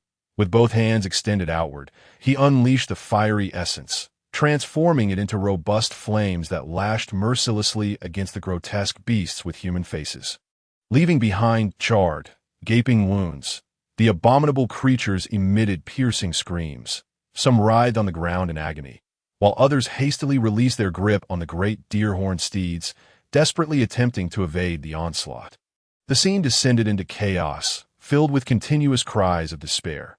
Yet, Qin Lang did not relent. The fiery power emanating from his palms surged with increasing ferocity, rendering the beasts utterly defenseless. The deer-horned steeds seized the opportunity to catch their breath, and those still able to stand stumbled forward, instinctively gathering around their fallen companions. In unison, they raised their heads to regard the divine man, their eyes brimming with sorrow and reverence. It was only when every last one of the grotesque beasts lay lifeless on the ground, emitting acrid black smoke, that the leading deer-horned steed emerged from the tension of battle, letting out a call filled with boundless gratitude and joy. The others responded in kind, their harmonious voices resonating like a melodious chant, as if celebrating their narrow escape from death. Following their leader, they lined up neatly, lowering their front hooves and bowing their heads in a gesture of submission towards Qin Lang. Surprised, he raised an eyebrow, gracefully descended to their level, and softly spoke, "My rescue of you is not driven by any ulterior motives. I simply could not bear to see you harmed by those vile creatures." Though Qin Lang's words bore a hint of embellishment, they were not entirely false. He had indeed felt a familiar and compassionate urge that compelled him to act without hesitation. Leader, Xiong Bo and the other beastmen, witnessing the cessation of battle, abandoned their previous orders and rushed to his side. Their eyes widened in awe as they observed the interaction between Qin Lang and the deer-horned steeds. Admiration etched across their faces. Xiongbo could not contain his exclamation. "Leader, you are truly remarkable." "Indeed, indeed. They're actually kneeling before you." The other beastmen chimed in, their gazes fixed on Qin Lang and the deer-horned steeds. Qin Lang remained silent, merely tilting his head to share a wordless smile before crouching down and placing his hand atop the head of the leading deer-horned steed. He then channeled his healing energy, a soft blue glow emanating from his palm, enveloping the steed in a gentle radiance. The astonished eyes of the surrounding deer-horned steeds, the wounds on their leader began to clot at a visible pace, gradually healing until the ghastly gashes vanished completely. Only then did Qin Lang withdraw his hand, moving it to another injured steed. He tirelessly continued this cycle, focused on healing each wounded deer-horned steed without pause. As the number of healed steeds increased, beads of sweat began to form on his forehead, rolling down as his complexion grew increasingly pale. Fortunately, he managed to successfully heal all 36 of the deer-horned steeds before swiftly retracting his nearly depleted energy. However, the excessive exertion caused him to faintly pale and stumble backward, alarming Xiong Yi and the others behind him. "Leader, are you all right?" they exclaimed, rushing to support him, while the deer-horned steeds emitted melodious sounds, seemingly expressing their concern for Qin Lang's weakness. "That I'm fine. Just need a moment to rest." Qin Lang weakly gestured, simultaneously channeling energy within himself to mend his fatigued body as a gentle force flowed through him, nurturing every sinew. Gradually, his lost strength began to return, color returning to his face, at which point, Murong Li and the others, sensing the end of the battle, sprinted towards him from the forest, closely following the white tiger family. Upon seeing him slumped before Xiong Yi and the others, they became frantic, surrounding him with concern. "Brother Qin, what happened to you?" The white tiger family huddled close, cautiously licking his hands while growling softly in worry. Murong Li cradled him in her arms, gazing down at him with deep concern, her eyes misting over. "Have you exhausted your energy again?" Her tone was laden with care and a hint of reproach, echoed by the anxious inquiries of the others. "Leader, are you all right?" "I am fine, truly." Qin Lang took a deep breath, smiling as he shook his head. "A short rest will suffice. Please help me up." Hearing this, the group sighed in relief, quickly assisting him to stand. Qin Lang gently disentangled himself from their grasp and stepped forward to face the deer-horned steeds. "You are safe now, with no beasts or hunting warriors nearby. You should depart quickly to avoid further danger." Upon hearing this, the deer-horned steeds lowered their heads, gently nudging Qin Lang's body with their antlers, emitting a series of melodic calls. Qin Lang was nudged back slightly, smiling as he reached out to touch the antlers of the leading steed. "Farewell." He then turned to lead the group onward, preparing to continue their journey. To his surprise, however, the white tiger remained motionless, while the deer-horned steeds followed closely, incessantly calling out to the white tiger. Astonishingly, the usually aloof white tiger displayed an expression of impatience, growling at them several times. Glancing back at Qin Lang, its gaze seemed to convey a hint of pleading. Qin Lang chuckled softly, his tongue pressing against the roof of his mouth, marveling at the bizarre nature of the world. If he was not mistaken, the leading deer-horned steed was imploring the white tiger to intercede on their behalf, allowing them to remain. After a moment of contemplation, Qin Lang decided to validate his thoughts. He jumped down from the cart and approached the deer-horned steeds, speaking earnestly. "Do you wish to accompany me? If you choose to follow, you will forfeit your freedom and become my and my companions' dedicated mounts. Is this something you are willing to accept?" As his words lingered in the air, silence enveloped the surroundings. Qin Lang observed the proud steeds, expecting them to hesitate. Yet in the next moment, the leading deer-horned steed nodded eagerly, calling out to him without reservation, followed swiftly by its companions. Qin Lang chuckled, once more reaching out to stroke the leading steed's head. "If you have made up your minds, then let us journey together." Thus, these highly intelligent beings became an integral part of the group, replacing all the beastmen warriors. Qin Lang instructed everyone to secure the reins of 20 carts to an equal number of deer-horned steeds, while the remaining few trotted steadily at the front and sides of the procession. Murong Li leaned her head against Qin Lang's shoulder, a playful smile gracing her lips as she murmured, "Congratulations, you have acquired a fine group of spirited companions." Spirited companions? Qin Lang glanced down at the little rabbit nestled in his arms, chuckling. "Do you know?" More only raised an eyebrow, her clear voice chiming in. Ancient texts speak of a mountain called Luyang, where there exists a beast resembling a horse with a white mane, its markings akin to a tiger with a red tail, its call melodious. Known as the Lu Shu, as mentioned in the classic of Mountains and Seas. Upon their return to the Yinshan tribe, as anticipated, a group had gathered at the entrance, seeking to trade for salt. However, they appeared quite disheveled, gaunt and battered, their ranks comprising beastmen, sub-beasts, and children alike. Furthermore, their supplies were woefully inadequate. Wolfie lowered his gaze, contemplating briefly before calling out, "Baijan." Baijan, engaged in conversation, looked up upon hearing his name, a smile instantly brightening his face upon recognizing Wolf Yi and the others. "Wolf Yi, you have returned. How did the task go?" "It has been resolved," Wolf Yi replied, stepping closer and gesturing toward the crowd a few paces away. Quietly inquiring, "What transpired?" "Oh, they are from the mixed tribe," Baijan glanced over, sympathy crossing his features as he empathized with their plight. The entire tribe pooled their resources over the summer to trade for salt. Unfortunately, they were ambushed multiple times along the way. The final encounter was particularly devastating, as they fell victim to the Black Hawk Beastmen. Most of their group either perished or were captured. When it comes to the Black Eagle orcs, a deep-seated hatred gnaws at him, causing him to clench his teeth. The members of the Black Eagle tribe, for reasons unknown, seem to persist in their existence, refusing to perish. Observing his expression, Langy realizes that this individual has once again recalled the fate of the Red Sun tribe. He promptly reaches out to pat the man's shoulder in a gesture of comfort, then steps back, hands clasped behind him, and gazes at the anxious faces before him, inquiring, "Are there truly no companions left in your tribe?" The other party, unsure of his intent, answers honestly, "Yes, my lord, they're all gone." The speaker, a goat-like orc named Yang, who is of similar age, looks at Langy with teary eyes and pleads, "My lord, could we perhaps exchange some salt?" Any amount would suffice.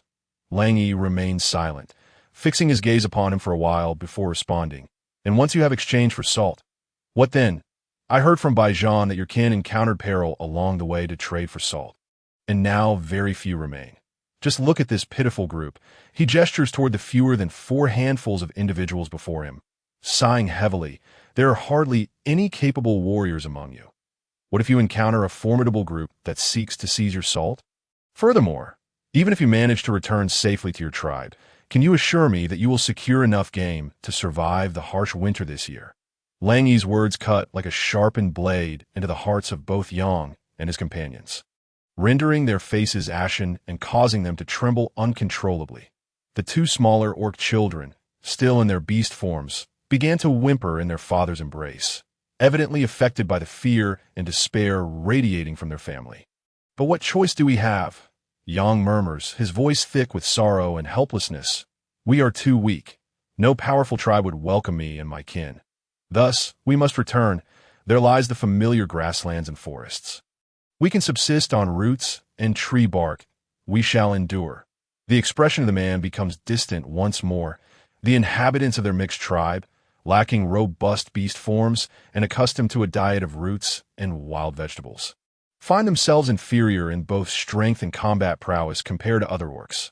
Consequently, they face bullying and oppression wherever they go, yet they harbor no grievances against the heavens. After joining the mixed tribe, they worked together to build their home, gather resources, and even learn to cultivate some crops from seeds.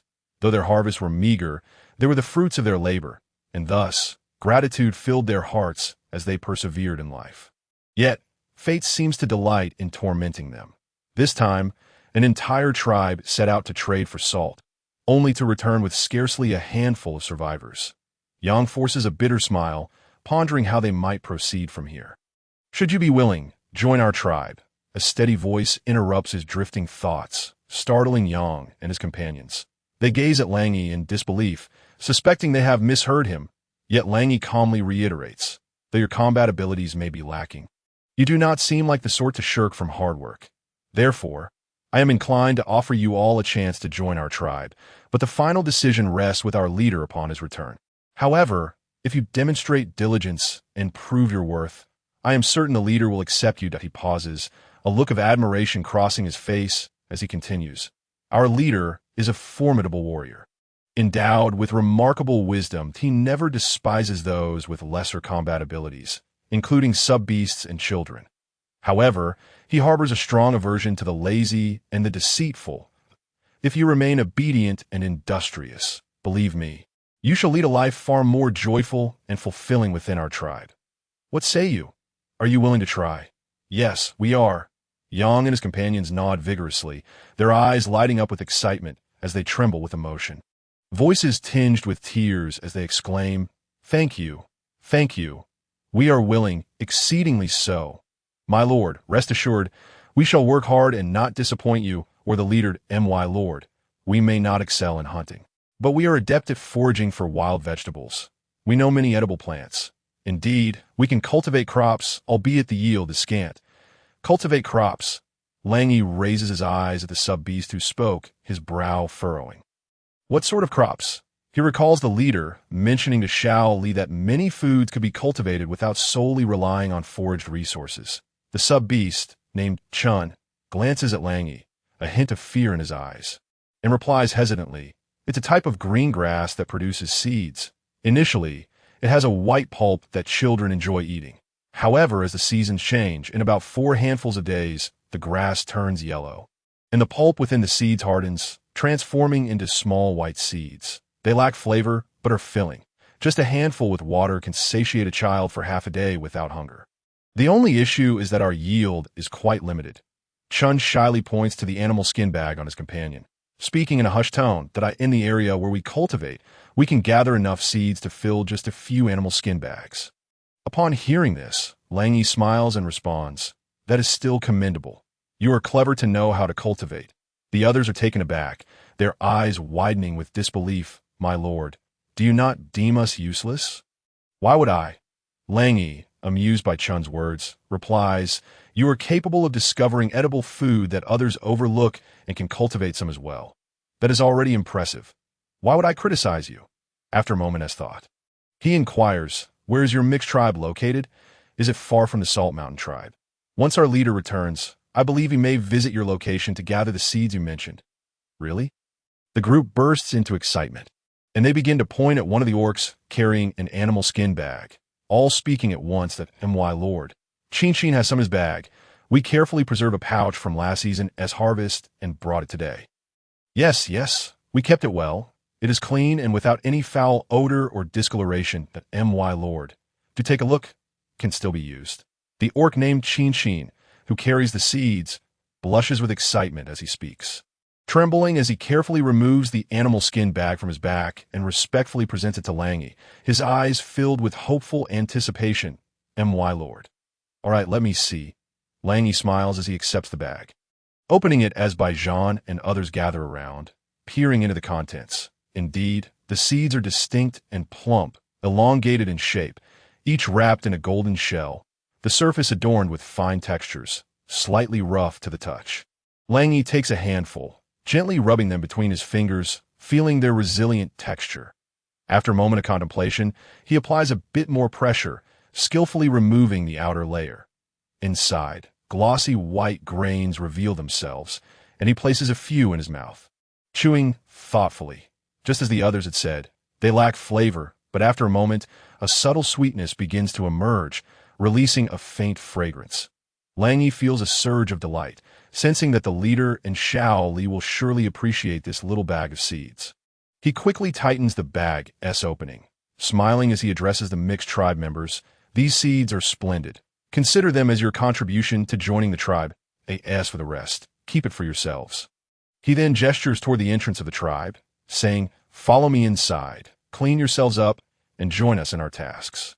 Our leader will return in a few days, and at that time, we shall set off together from the Salt Mountain tribe." Leave. The crowd is bewildered, and Yang, as the leader, inquires with confusion, "Isn't this the leader's tribe? My lord, are you not from the Salt Mountain tribe?" It is understandable that they would inquire in such a manner. The inhabitants of the mixed tribe are exceedingly impoverished and weak. Consequently, each year they come to barter for salt, yet the orc warriors stationed at the gates deny them entry to the tribe. Instead, they simply accept the goods offered and provide them with a meager supply of salt, tainted with mud and sand, extracted from the mountains. Thus, these individuals have yet to lay eyes upon the likes of Xi and Jiao. They are also fortunate to have evaded the cruel exploitation of their counterparts. Had it not been for their current state of weakness, they would likely have been captured and enslaved within the tribe long ago. No, Lang Yi replied calmly, then smiled as he gestured towards the entrance. Let us converse while we walk. With that, he did not grant the other party a chance to refuse, instead carrying the bag of grass seeds inside. Baijan and the others understood the leader's intent to bolster the tribe's manpower and resources, and they followed suit with stoic expressions. The mixed tribe, witnessing their demeanor, realized they were inextricably committed to this course of action and had no choice but to follow. Yang mustered the courage to approach Lang Yi, addressing him as Sir. Indeed, Lang Yi acknowledged, and as they walked, he recounted how they had encountered Qin Lang, who had rescued them, leading them unexpectedly into the Salt Tree Valley, where they saved the Turtle Island tribesmen, and how the Turtle Island orcs had suffered persecution, with their leader seeking vengeance and guiding them to find a suitable place to reside. Upon hearing this, the group marveled at the leader's strength and kindness, expressing their fervent loyalty and commitment to work together in building the tribe. Lang Yi chuckled at their sentiments, exchanged a knowing glance with Baijan and the others, and nodded, saying, I believe in all of you. You are good-hearted individuals. As they neared the camp, he instructed that they should not enter just yet, but rather have Baijan lead the others to seek out some usable animal skin skirts, wash up at the water source, and tend to their lice-infested hair. The leader and Shaoli valued cleanliness, and they themselves were no different. They disliked the sight of their kin in a state of filth. Understood, Baijan directed them to place their belongings down, and then he departed with the group. Only then did Lang Yi and a few orcs carry the supplies into the camp. Qin Yu and the others, who had long been aware of the commotion, hurried over to assist. Their curiosity piqued as they inquired about the identity of those newcomers.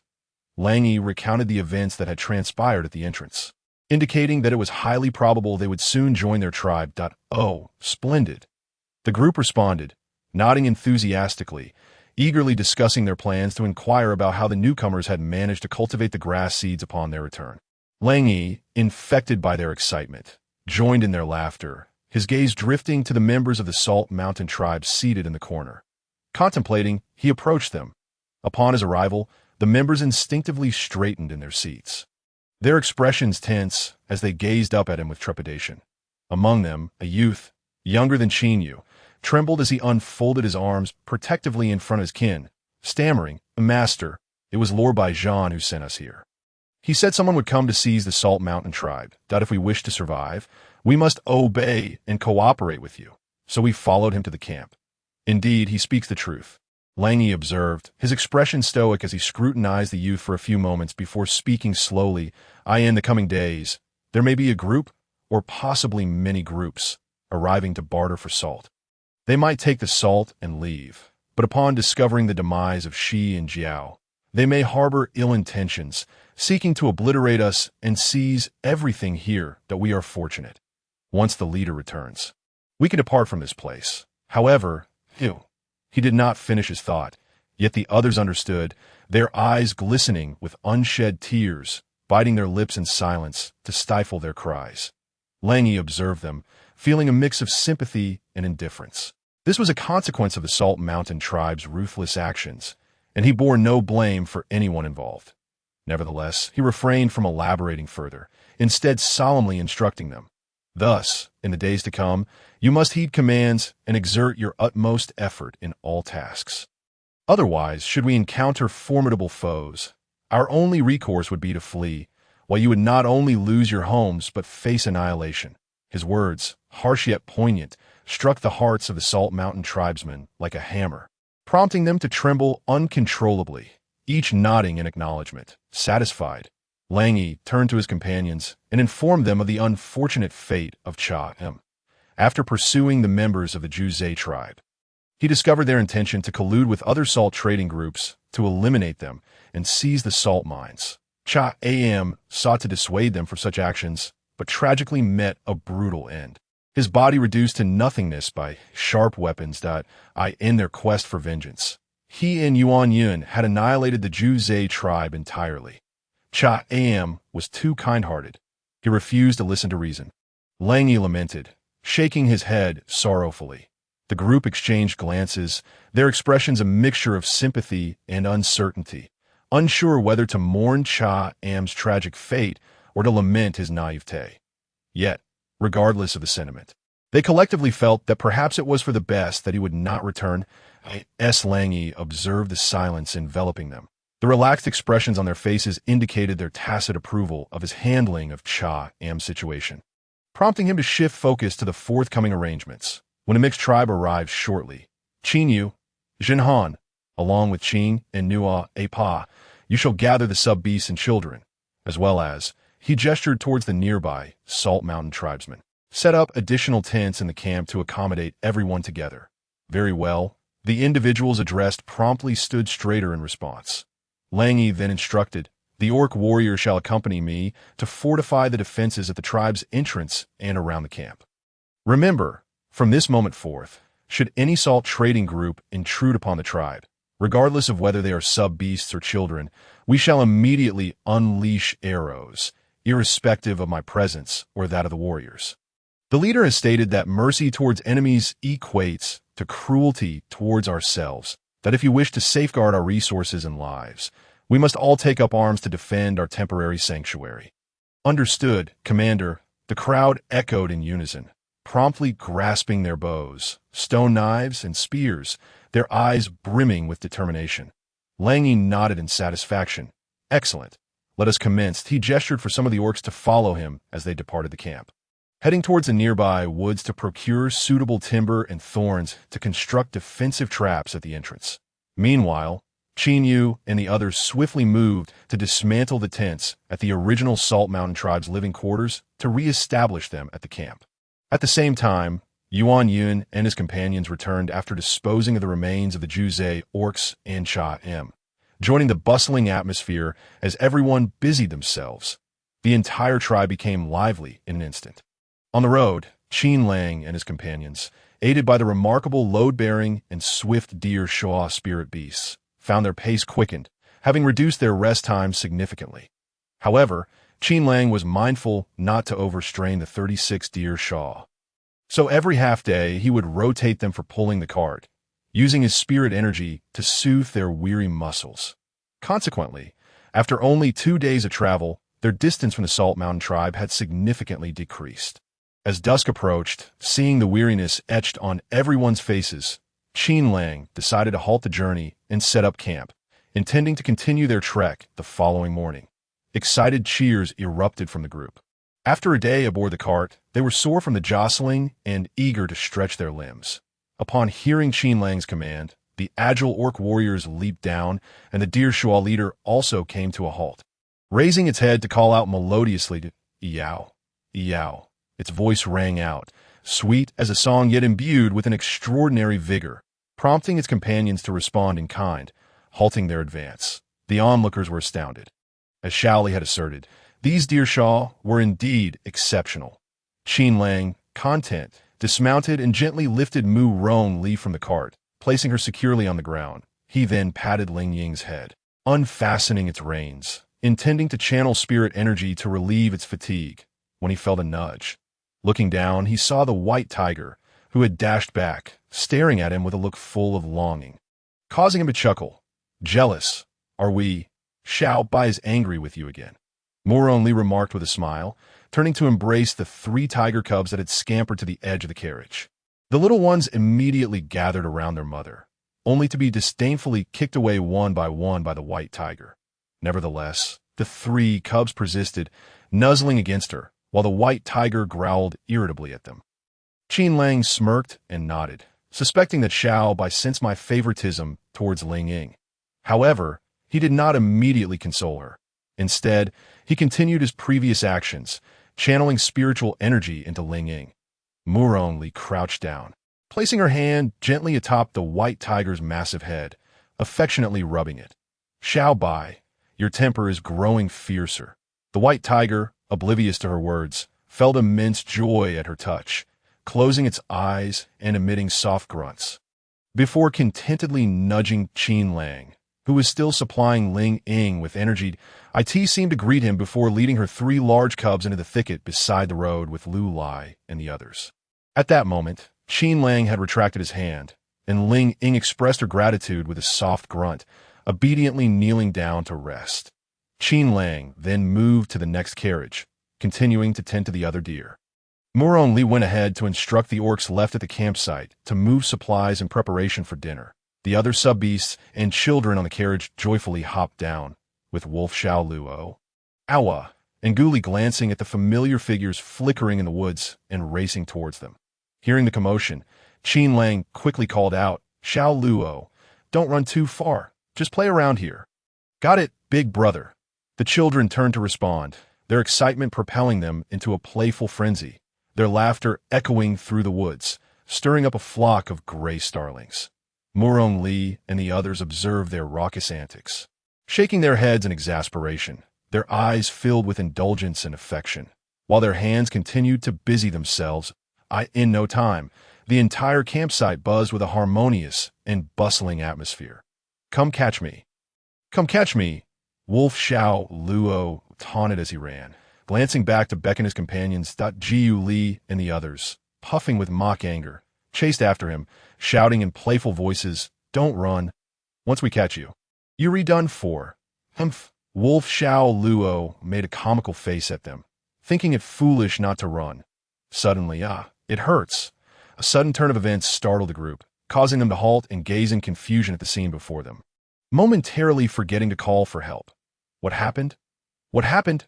Qin Lang, hearing the commotion, was the first to dash into the woods, with Murong Li and the others quickly following.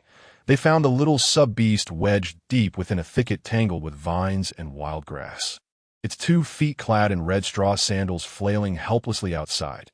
"Help! It hurts so much! Woo-woo!" Big brother leader, Xiao Luo, fell in.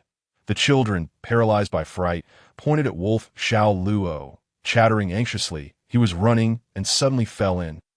There were too many weeds in front. We didn't see the thorny trees. Upon hearing this, everyone understood the situation. The 2 trees were exceptionally short and sturdy, their sharp thorns heavily concealed by weeds and vines. Additionally, the dim light in the woods made it difficult to notice, causing Wolf Xiao Luo to crash directly into them. Qin Lang and the others felt a mix of sympathy and amusement, quickly offering soft reassurances before approaching. However, the moment they drew near, Qin Lang and Murong Li's gazes fell upon the 2 trees, noticing their vividly green leaves and the distinctly sharp, serrated edges. Both felt a pang of alarm and hurried closer. They soon discovered clusters of plump, deep red-brown fruits growing on the trees, and their eyes lit up in unison as they exclaimed, "Flower pepper! What?" The others, hearing their exclamations, became excited, knowing that their leader and Xiao Li had stumbled upon something marvelous. "This is flower pepper," Qin Lang explained with a smile.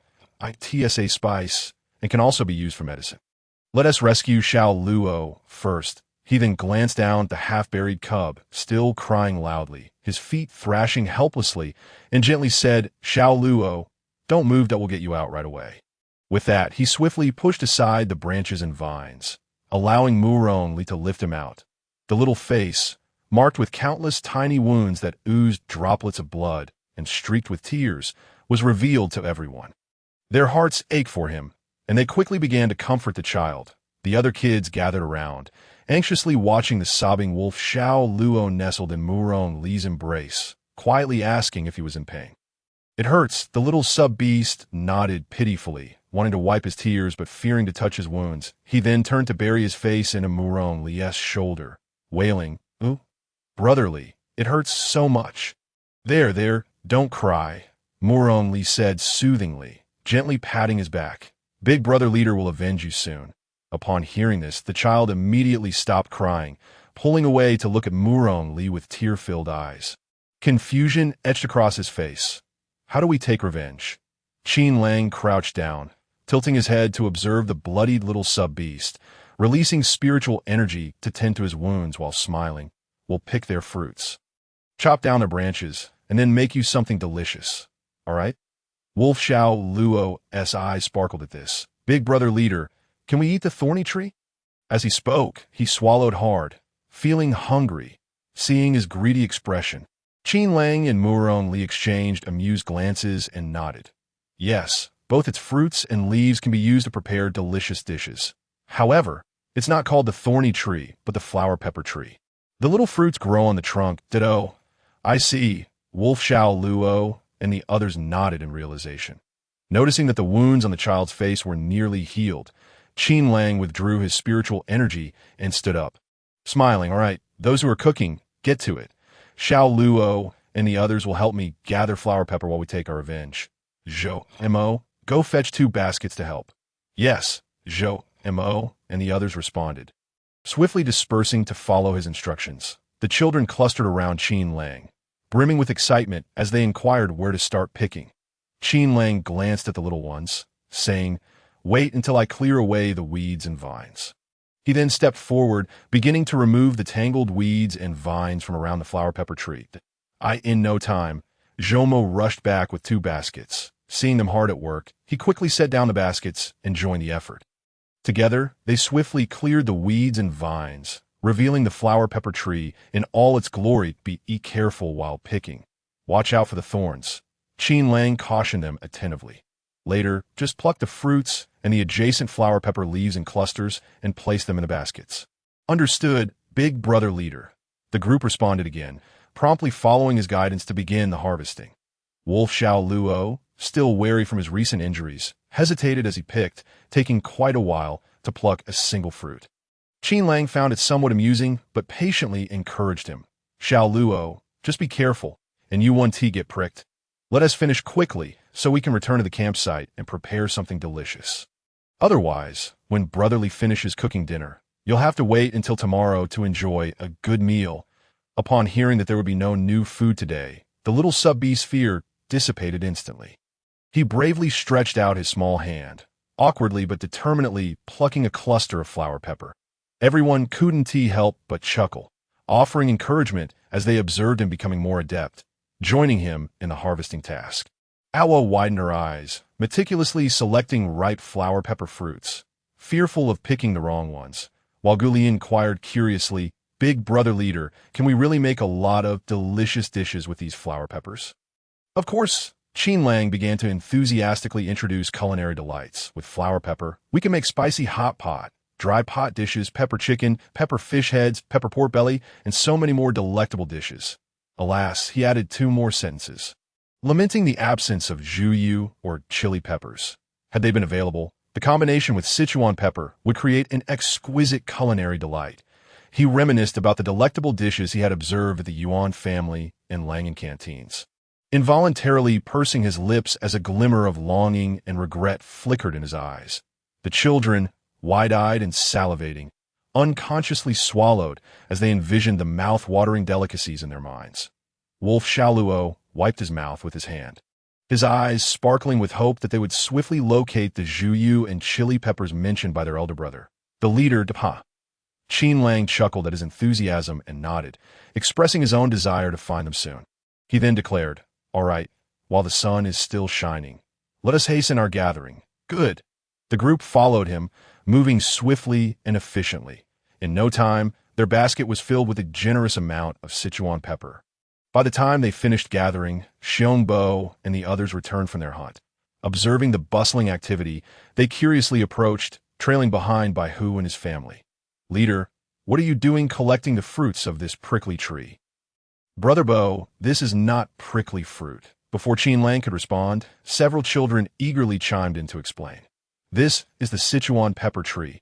The leader brother said we can make many delicious dishes with it."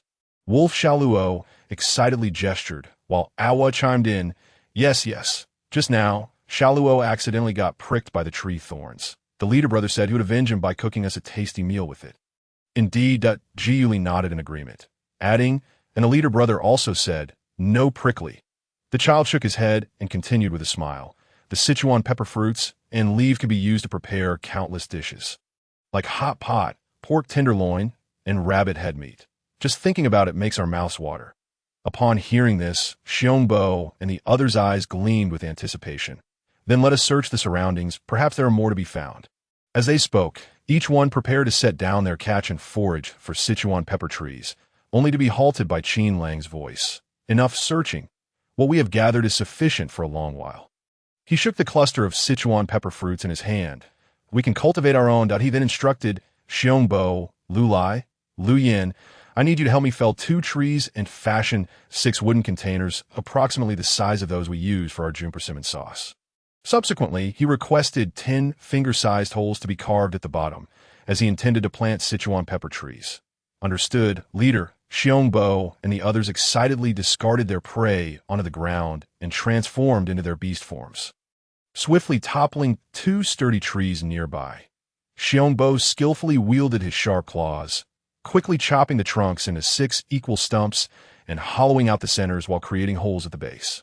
The trio then thoughtfully added some soil into the hollows and brought them to Qin Lang, who carefully took several branches from the Sichuan pepper tree and planted them in the earth.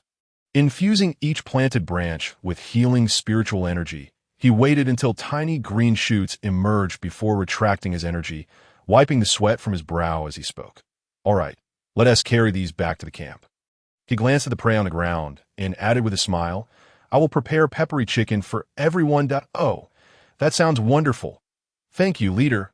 The crowd erupted in cheers, some carrying or cradling the gathered items, following by Hu's family as they chatted and laughed on their way back to the camp. Upon returning to the camp, Qin Lang noticed hot water boiling over the fire and cheerfully announced, Perfect timing. Since it's still early, I'll prepare peppery chicken for everyone. With a chuckle, he remarked, without chili peppers, this hardly qualifies as peppery chicken. It's more of a humble version of sesame oil chicken. Nevertheless, the group showed their appreciation. The children, upon hearing his words, excitedly surrounded him, bouncing with joy. Oh, wonderful. The leader brother is going to make us something delicious. Others chimed in. We're in for a treat. Thank you. Leader, Morong Li approached with a gluttonous expression, his eyes sparkling as he exclaimed, Langu, I've been craving this for so long. Just wait, Qin Lang said affectionately, gently touching his cheek with a smile. In a moment, I will prepare you an extra dish of chicken blood stew with juniper persimmon sauce. Okay. Morong Li nodded enthusiastically, then picked up a stone knife, eager to assist, and oh need, Qin Lang replied with a smile. Shaking his head, I've been cooking for half the day. You should relax. Delighted by the consideration of his beloved, Morong Li's smile widened. Then I'll watch from the side. All right. Qin Lang glanced at him, then took a small pot, adding a little salt and cool water. He proceeded to select 2 plump wild chickens from their haul. He instructed Zhou Mo to hold the salt water while he took the stone knife from Morong Li's hand, leading both him and Morong Li to a spot slightly farther from the camp. Curious, the others followed closely, watching as Qin Lang placed the wild chickens on the ground, gripping their wings tightly.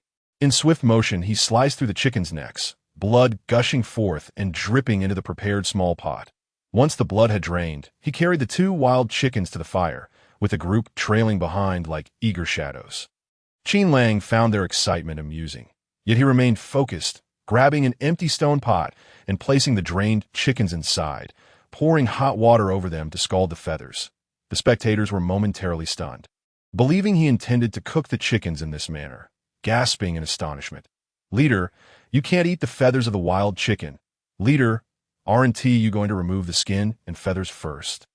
Leader, Xiongbo crouched beside him, his brow furrowed with concern, attempting to dissuade him. Cooking them like this will yield an unpleasant taste. I've tried it before. Qin Lang burst into laughter, amused by their concern. And upon seeing Morong Li shaking his head in amusement, he continued to meticulously scald the chickens while explaining to Xiongbo and the others that I know you can't eat chicken feathers. The purpose of this method is to facilitate easier feather removal for the chicken skin. Unless absolutely necessary, I want to discard it. It's a valuable ingredient when prepared correctly. He spoke. He deftly plucked all the feathers and opened the wild chicken's abdomens. Removing the entrails, he kept only the cleaned gizzards, rinsing the wild chickens once more and discarding the remaining entrails before placing them in cold water with ginger slices for boiling. The onlookers, though astonished by his words, were even more impressed and curious about his actions, choosing not to interrupt, but rather observing his methodical work, silently learning the process of preparing chicken. Before long, the water in the pot began to boil, releasing a frothy layer, prompting Qin Lang to skim off the foam and replace it with fresh hot water and ginger slices to continue boiling the chicken. The chicken meat for peppery chicken shouldn't be overcooked, so he kept a close watch, lowering himself beside the pot, glancing at Yuan Lang and patting the space beside him. Understanding the cue, Yuan Lang smiled and sat next to him, while the others settled around them. Bai Hu and his 3 cubs found their way into the gaps, lying comfortably before the two, their tails gently swaying back and forth in contentment.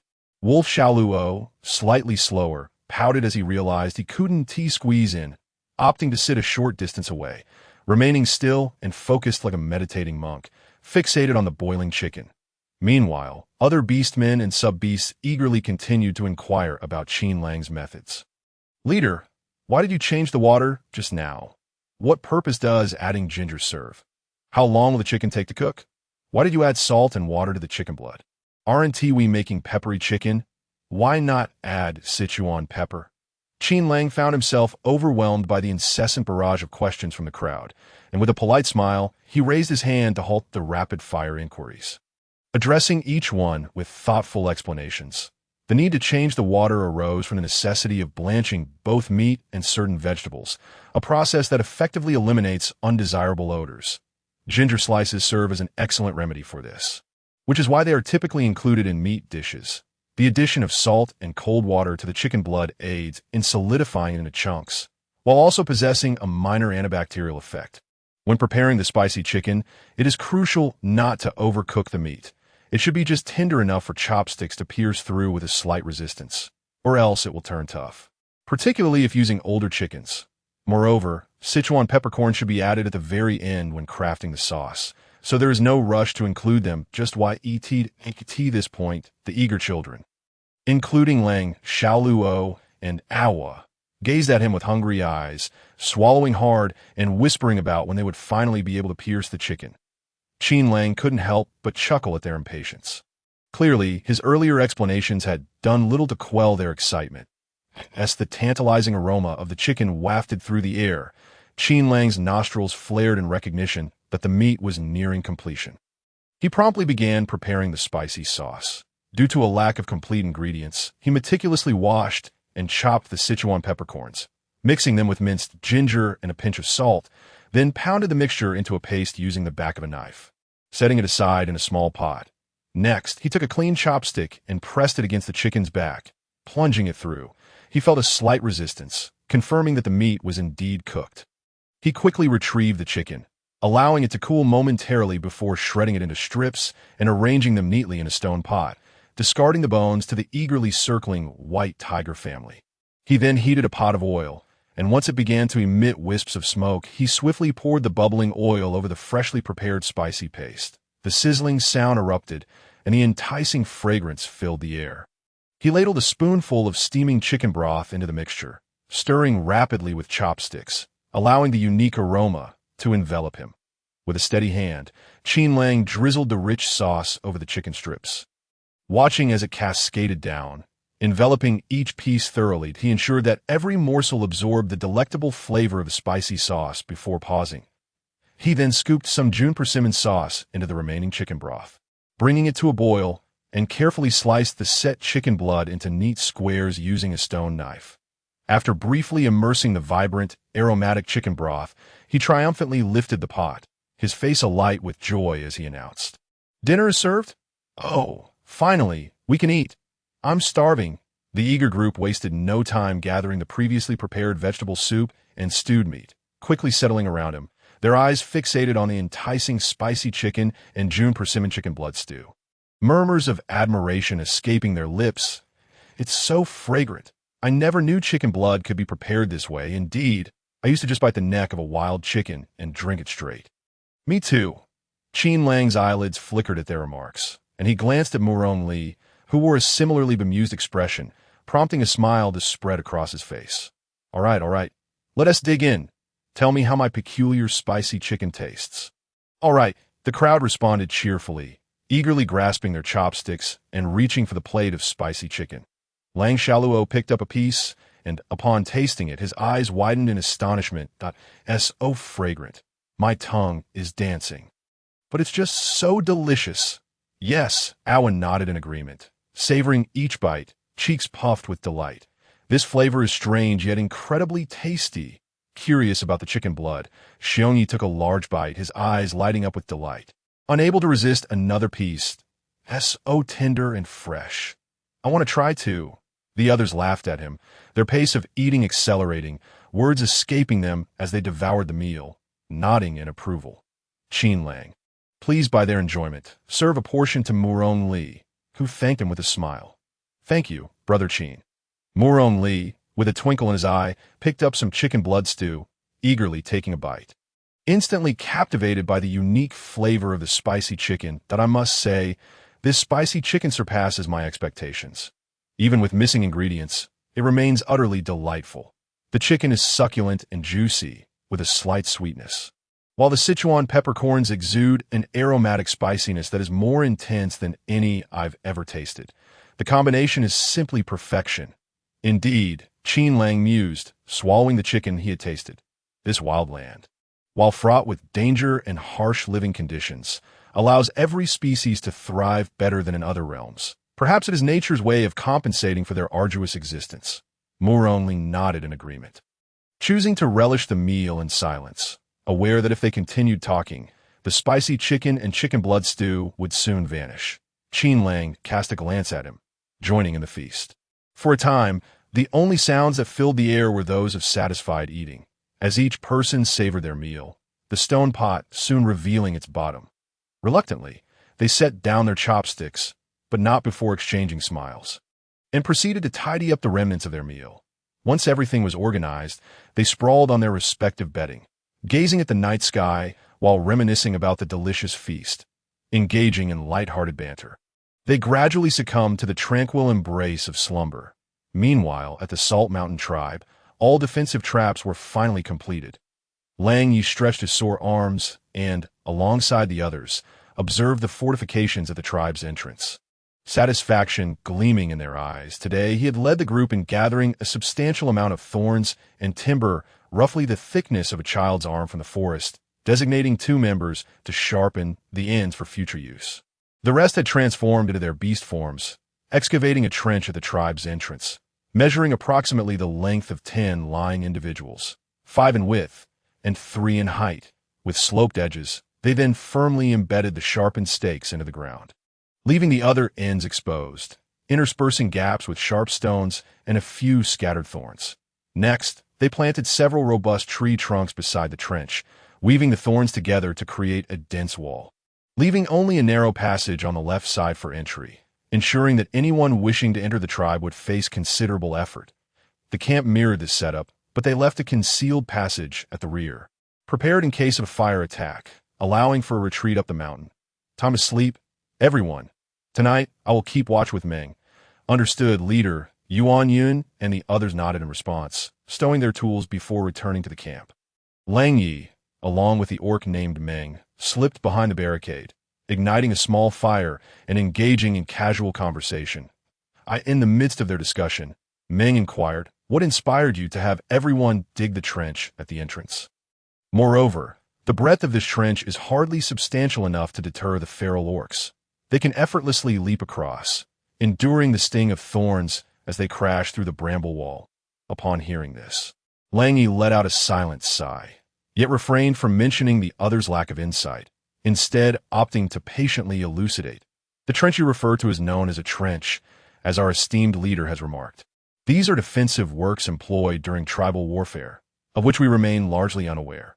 Although the trench appears narrow, you should have observed that I instructed you to deliberately excavate both edges into a sloped form. Should anyone attempt a forceful incursion into the tribe, a moment's inattention could lead to slipping and falling into the trench, resulting in considerable injury. Furthermore, the area adjacent to the tribe's entrance is already filled with thorns. If those seeking salt truly wish to breach our defenses, we can stand behind the thorny wall and, as they leap over, swiftly thrust our spears through the thorns, impaling them and pushing them back. In doing so, they would have no foothold and would plummet into the trench below, which is strewn with sharp stakes and jagged stones. Like the tea that moment, their companions will surely be alarmed, allowing us to take advantage of the situation and rain arrows upon them. Do you understand? I see, Meng replied, his expression shifting to one of admiration as he gave a thumbs up. Langy, you are truly astute. No wonder you are our tribe's leader. Just as he finished speaking, a cacophony of footsteps echoed through the night, causing both to stiffen and rise to their feet. Langy gripped his bow tightly and whispered urgently to Meng, quickly, inform Yuan Yun and the others to be on guard. Yes, Meng replied, turning to move swiftly into the tribe. Langy then turned to see a swarm of shadows approaching the tribe, and as they drew nearer, he discerned that they were a group of formidable orc warriors that a surge of wariness coursed through him. And he hurried to the exit, stealthily positioning himself beside the thorny wall, aiming his bow at the advancing figures. With a swift motion, he released an arrow.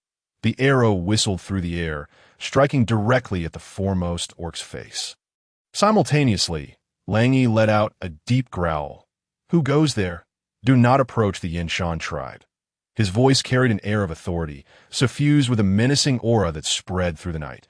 The unexpected onslaught of the arrow and the forceful roar startled the intruders, causing them to retreat just in time to evade the arrow's deadly trajectory. Had Langy not tempered his strength, this orc would have met his demise with a single shot. The leading orc, glancing at the arrow that had landed just a step away from him, displayed a flicker of fear in his eyes.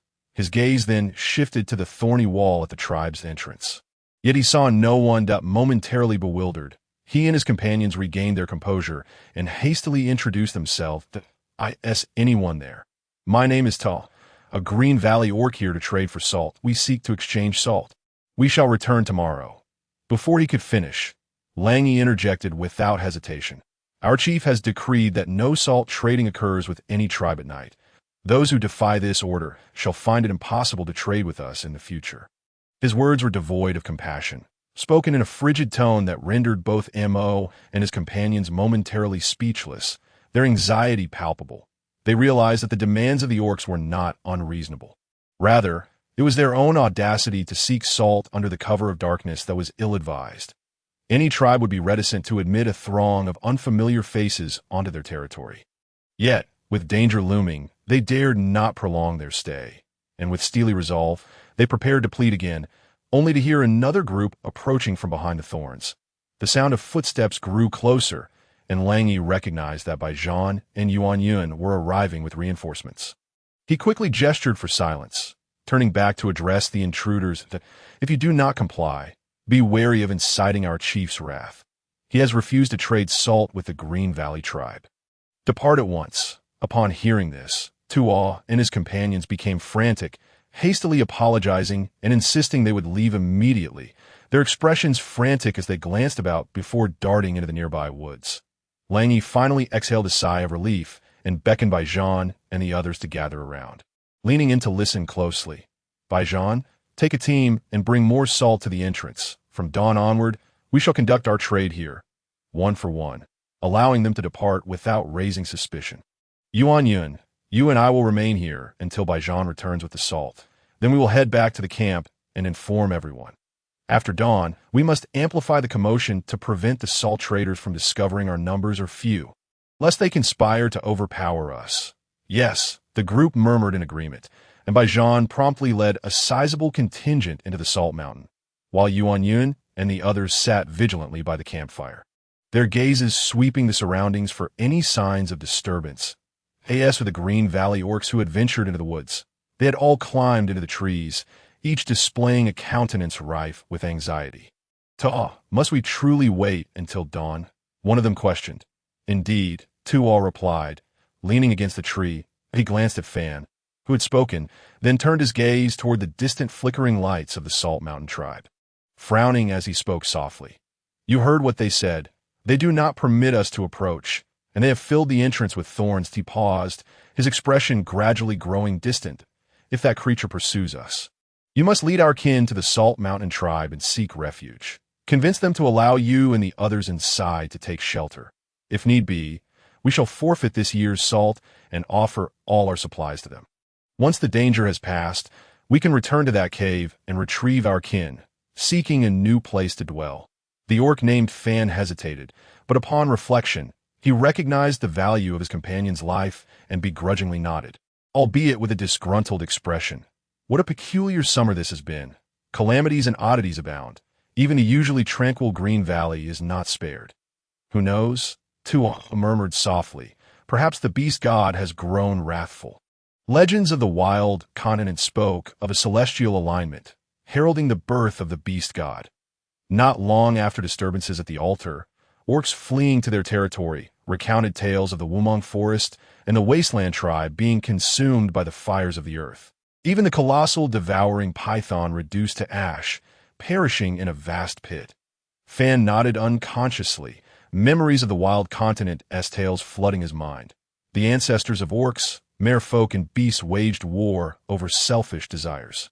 A river of blood flowed, and countless lives were lost. The beast god, repeatedly ignored, exhausted his spiritual power in a bid to save the world's denizens, ultimately dissipating into dust, vanishing from existence in despair. Perhaps you were right, Ta. The beast god has indeed returned to punish his children, he thought, feeling a weight settle in his heart, his brow furrowing in contemplation. The expressions of his companions mirrored his own, filled with trepidation and uncertainty about the future. Suddenly, a series of unsettling noises erupted from ahead, reminiscent of something scuttling across the ground, sending chills down their spines. The group tensed, gripping their weapons tightly. And Tuo, braving the danger, leapt from the tree and shouted toward the direction of the Salt Mountain tribe. "Be cautious, my lords, the monster approaches," having long detected the unusual movements in the wolf wilderness. Yuan Yun and his companions were taken aback upon hearing the distant call. They responded with an emotionless thank you before concealing themselves behind the thorns, their expressions stern as they focused intently on the front, prepared for battle. Meanwhile, Tuo swiftly climbed back to the treetop and hid himself. Moments later, a swirling mass of green shadows swept over and abruptly halted on the main path leading to the tribe. In an instant, it expanded dramatically, unfurling with a swift ferocity, spreading wildly like a surging green tide. Both factions were struck with terror. Before they could utter a sound, they were ensnared by the sudden, overwhelming onslaught of verdant vines, which cocooned them into a chrysalis-like form. All that remained before their eyes was an expanse of deep green, and they lost consciousness in an instant, while the robust tendrils continued to writhe and spread ominously. It was only after enveloping the entire Yinshan tribe and the surrounding forests and mountains that the vines gradually tightened their embrace, constricting every inch of land and intertwining to form a thick barrier, effectively isolating all external sounds and light. The wind, too, seemed subdued by this formidable force, hesitant to stir, and the surroundings fell into an eerie silence, as if time itself had frozen. Only the endless green continued to spread, growing and consuming everything in its path, until dawn broke, marking the cessation of its frenzied expansion. At that moment, numerous groups were still approaching along the paths leading to the Yinshan tribe, blissfully unaware that they were heading towards a realm shrouded in vines. Concealing boundless dangers, after a restful night, Qin Lang and his companions awoke, invigorated and ready. Following breakfast, they boarded their carts and swiftly set off.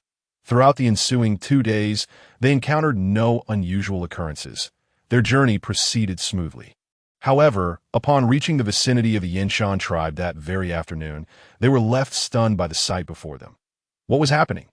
Qin Lang and Xiongbo were the first to react, their expressions shifting dramatically with anger and urgency as they leapt from their cart to behold the writhing, tightening vines in the distance. A singular thought consumed their minds. Had something befallen the wolf wilderness? The others soon followed suit, jumping from their carts to inquire about the bizarre scene. How could the Yinshan tribe have transformed so drastically? Unsure, Qin Lang surveyed the scene, his eyes glinting coldly. Lu Lai. Lu Yan Matthew, take all the sub-beasts, children, and the 3 tiger cubs and retreat to another path. If anything seems amiss, drive away immediately. Suddenly, an unsettling rustling sound emanated from ahead, cutting him off mid-sentence. Countless vines surged towards them like a tempest of serpents. Qin Lang's eyes widened in shock as he shouted, "Run! Everyone go!" Panic ensued. The crowd turned to flee, and chaos erupted. Qin Lang, however, had no time to spare for others. He quickly channeled his spiritual energy and soared into the air. A torrent of flames erupted from his palms, forming a wall of fire that fiercely blocked the advancing vines, the searing heat twisting them into grotesque shapes as they emitted chilling, wretched cries. The onlookers were horrified, bewildered by the fact that the vines, like animals or humans, could produce such sounds. "Everyone move! Don't dawdle!" Moore only swiftly climbed onto the cart, urging the others onward while casting a glance at the man battling in midair. "Chingu, I await your safe return." With her eyes reddened, she grasped the reins and cracked the whip, commanding, "Go, everyone leave. Don't complicate matters." The deer steeds promptly sprang into action, swiftly changing direction, the others not daring to hesitate. Quickly complied, boarding their carts and racing away from the battlefield. Meanwhile, Qin Lang's defenses began to falter. The relentless vines seemed to possess boundless strength and resilience, crashing against the wall of fire he had conjured with wave after wave. Beads of sweat formed on his brow, and his complexion gradually paled as he gasped for breath, refusing to let his output of spiritual energy wane. Yet a single fist could not contend against countless foes, especially not against the tenacious vines. Just as he was on the brink of exhaustion, one of the vines darted through a weak point in the flames, piercing his left shoulder. "Ah!" Qin Lang gasped in pain.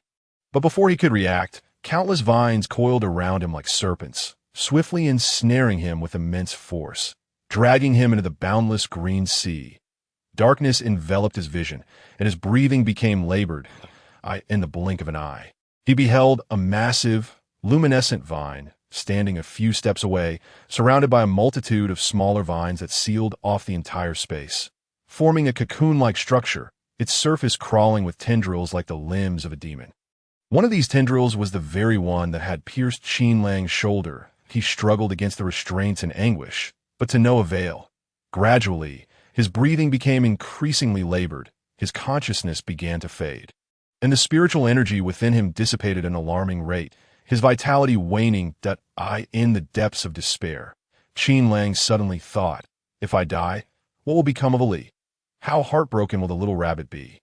Would his companions, Xiongbo, Wolf Wilderness, Xiao Luo, and Qinyu, suffer a similar fate?"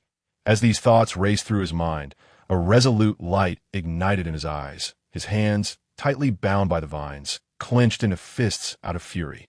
As he desperately resisted the suffocating grip of death, that moment, the pendant adorning his chest began to tremble violently, manifesting countless blades of flame. With a thunderous force, they radiated outward, instantly severing the vines that ensnared him, and without pause, surged towards the thick, robust vine that loomed nearby. Crack! Crack! The verdant vines emitted an incessant glow, which amidst its chilling, ghastly wails akin to the lamentations of a tormented spirit, suddenly dissipated in a flash. It converged with astonishing speed towards Qin Lang, penetrating his very being. His body swelled dramatically, as if inflated, with his features and skin contorting into unfamiliar shapes. The once nearly depleted essence within him now surged back to formidable vitality. Qin Lang, in agony, threw his head back and cried out. Yet internally, he was enveloped in ecstatic anticipation. He understood that this newfound power would merge with him, much like the spirit of fire had before. Becoming an indomitable ally, he gritted his teeth against the pain, ceasing his resistance, and allowed the torrent of spiritual energy to wash over every sinew and bone until his swollen form gradually returned to normalcy. The turbulent energy within him settling into a tranquil flow throughout his limbs and core. Suddenly, Qin Lang's eyes flew open, and he thrust his palms outward. Crimson and orange flames erupted, entwining with strands of vibrant green luminescence. Like a surging tide, they burst forth from within him, crashing violently against the robust core of the vines. In an instant, the vines ignited, their protective barrier shattered, leaving them powerless against his fierce assault. And they were swiftly consumed by the inferno. Ultimately, amidst the crackling flames and their anguished cries, they collapsed into a compact mass, which then erupted into countless fragments, cascading to the ground. Surrounding vines, once thriving, began to wither and break apart at a visible pace, as the vast expanse of vines collapsed, revealing the unconscious forms of Lang Yi and others, along with numerous unfamiliar beastmen and scattered skeletal remains. The raging red flames and flickering green luminescence converged and compressed, transforming into two softly glowing orbs, one red and one green, which swiftly penetrated Qin Lang's chest, vanishing without a trace. Yet he had no time to ponder this peculiar phenomenon. Instead, he gracefully descended to the ground and hurried to Lang Ye's side. He reached out to check for his breath, and, upon detecting the faintest sign of life, a weight lifted from his heart. Exhausted, he sank to the ground, panting heavily, grasping the pendant that had shifted from a fiery red to a translucent emerald green, seemingly vibrant with life and inscribed with ancient Sanskrit, his gaze lost amidst the chaotic aftermath surrounding him. After a moment of dazed contemplation, Qin Lang slowly released his grip on the pendant and instinctively lowered his eyes to his recently injured left shoulder, observing that the wound had healed. He appeared somewhat dazed, his gaze unfocused, yet instinctively he shifted his feet, turning to face Lang Yi and the nearby Yuan Lang. He placed his hands upon them, swiftly releasing healing energy to mend their wounds and restore their vitality, withdrawing only when their eyelids fluttered, indicating signs of awakening, before moving on to assist others in a brief span. The 10 or so individuals who had been unconscious began to regain consciousness, their bewildered eyes alighting upon Qin Lang, who was tending to them, causing them to snap to attention in shock. Just as they were about to rise to express their gratitude, they heard the jubilant exclamations from Lang Yi and Yuan Lang. "Chief, you've returned. Is it you who saved us?" They exclaimed, their voices laced with excitement. "Chief, are you injured?" They pressed, their words brimming with disbelief and eager anticipation. "Did you defeat that green monstrosity?" "Yes," Qin Lang responded, glancing at the astonished faces of the crowd as he continued to heal those before him. "What of Baijian, Qin Yu, and the others? Why aren't they with you?" Concern etched their features as Lang Yi replied, "Before the incident, I instructed Baijian to transport the salt. They should be at the salt mountain, while Qin Yu and the others are near the camp." Lang Yi scanned the area, noting the absence of his brother, lover, and former companions, his brow furrowing in worry. "Chief, did everyone not come with you? Where could they have gone?" "Oh," Qin Lang replied, continuing his ministrations, "it was far too perilous. I instructed them to retreat." As they exchanged words, a series of urgent shouts, accompanied by the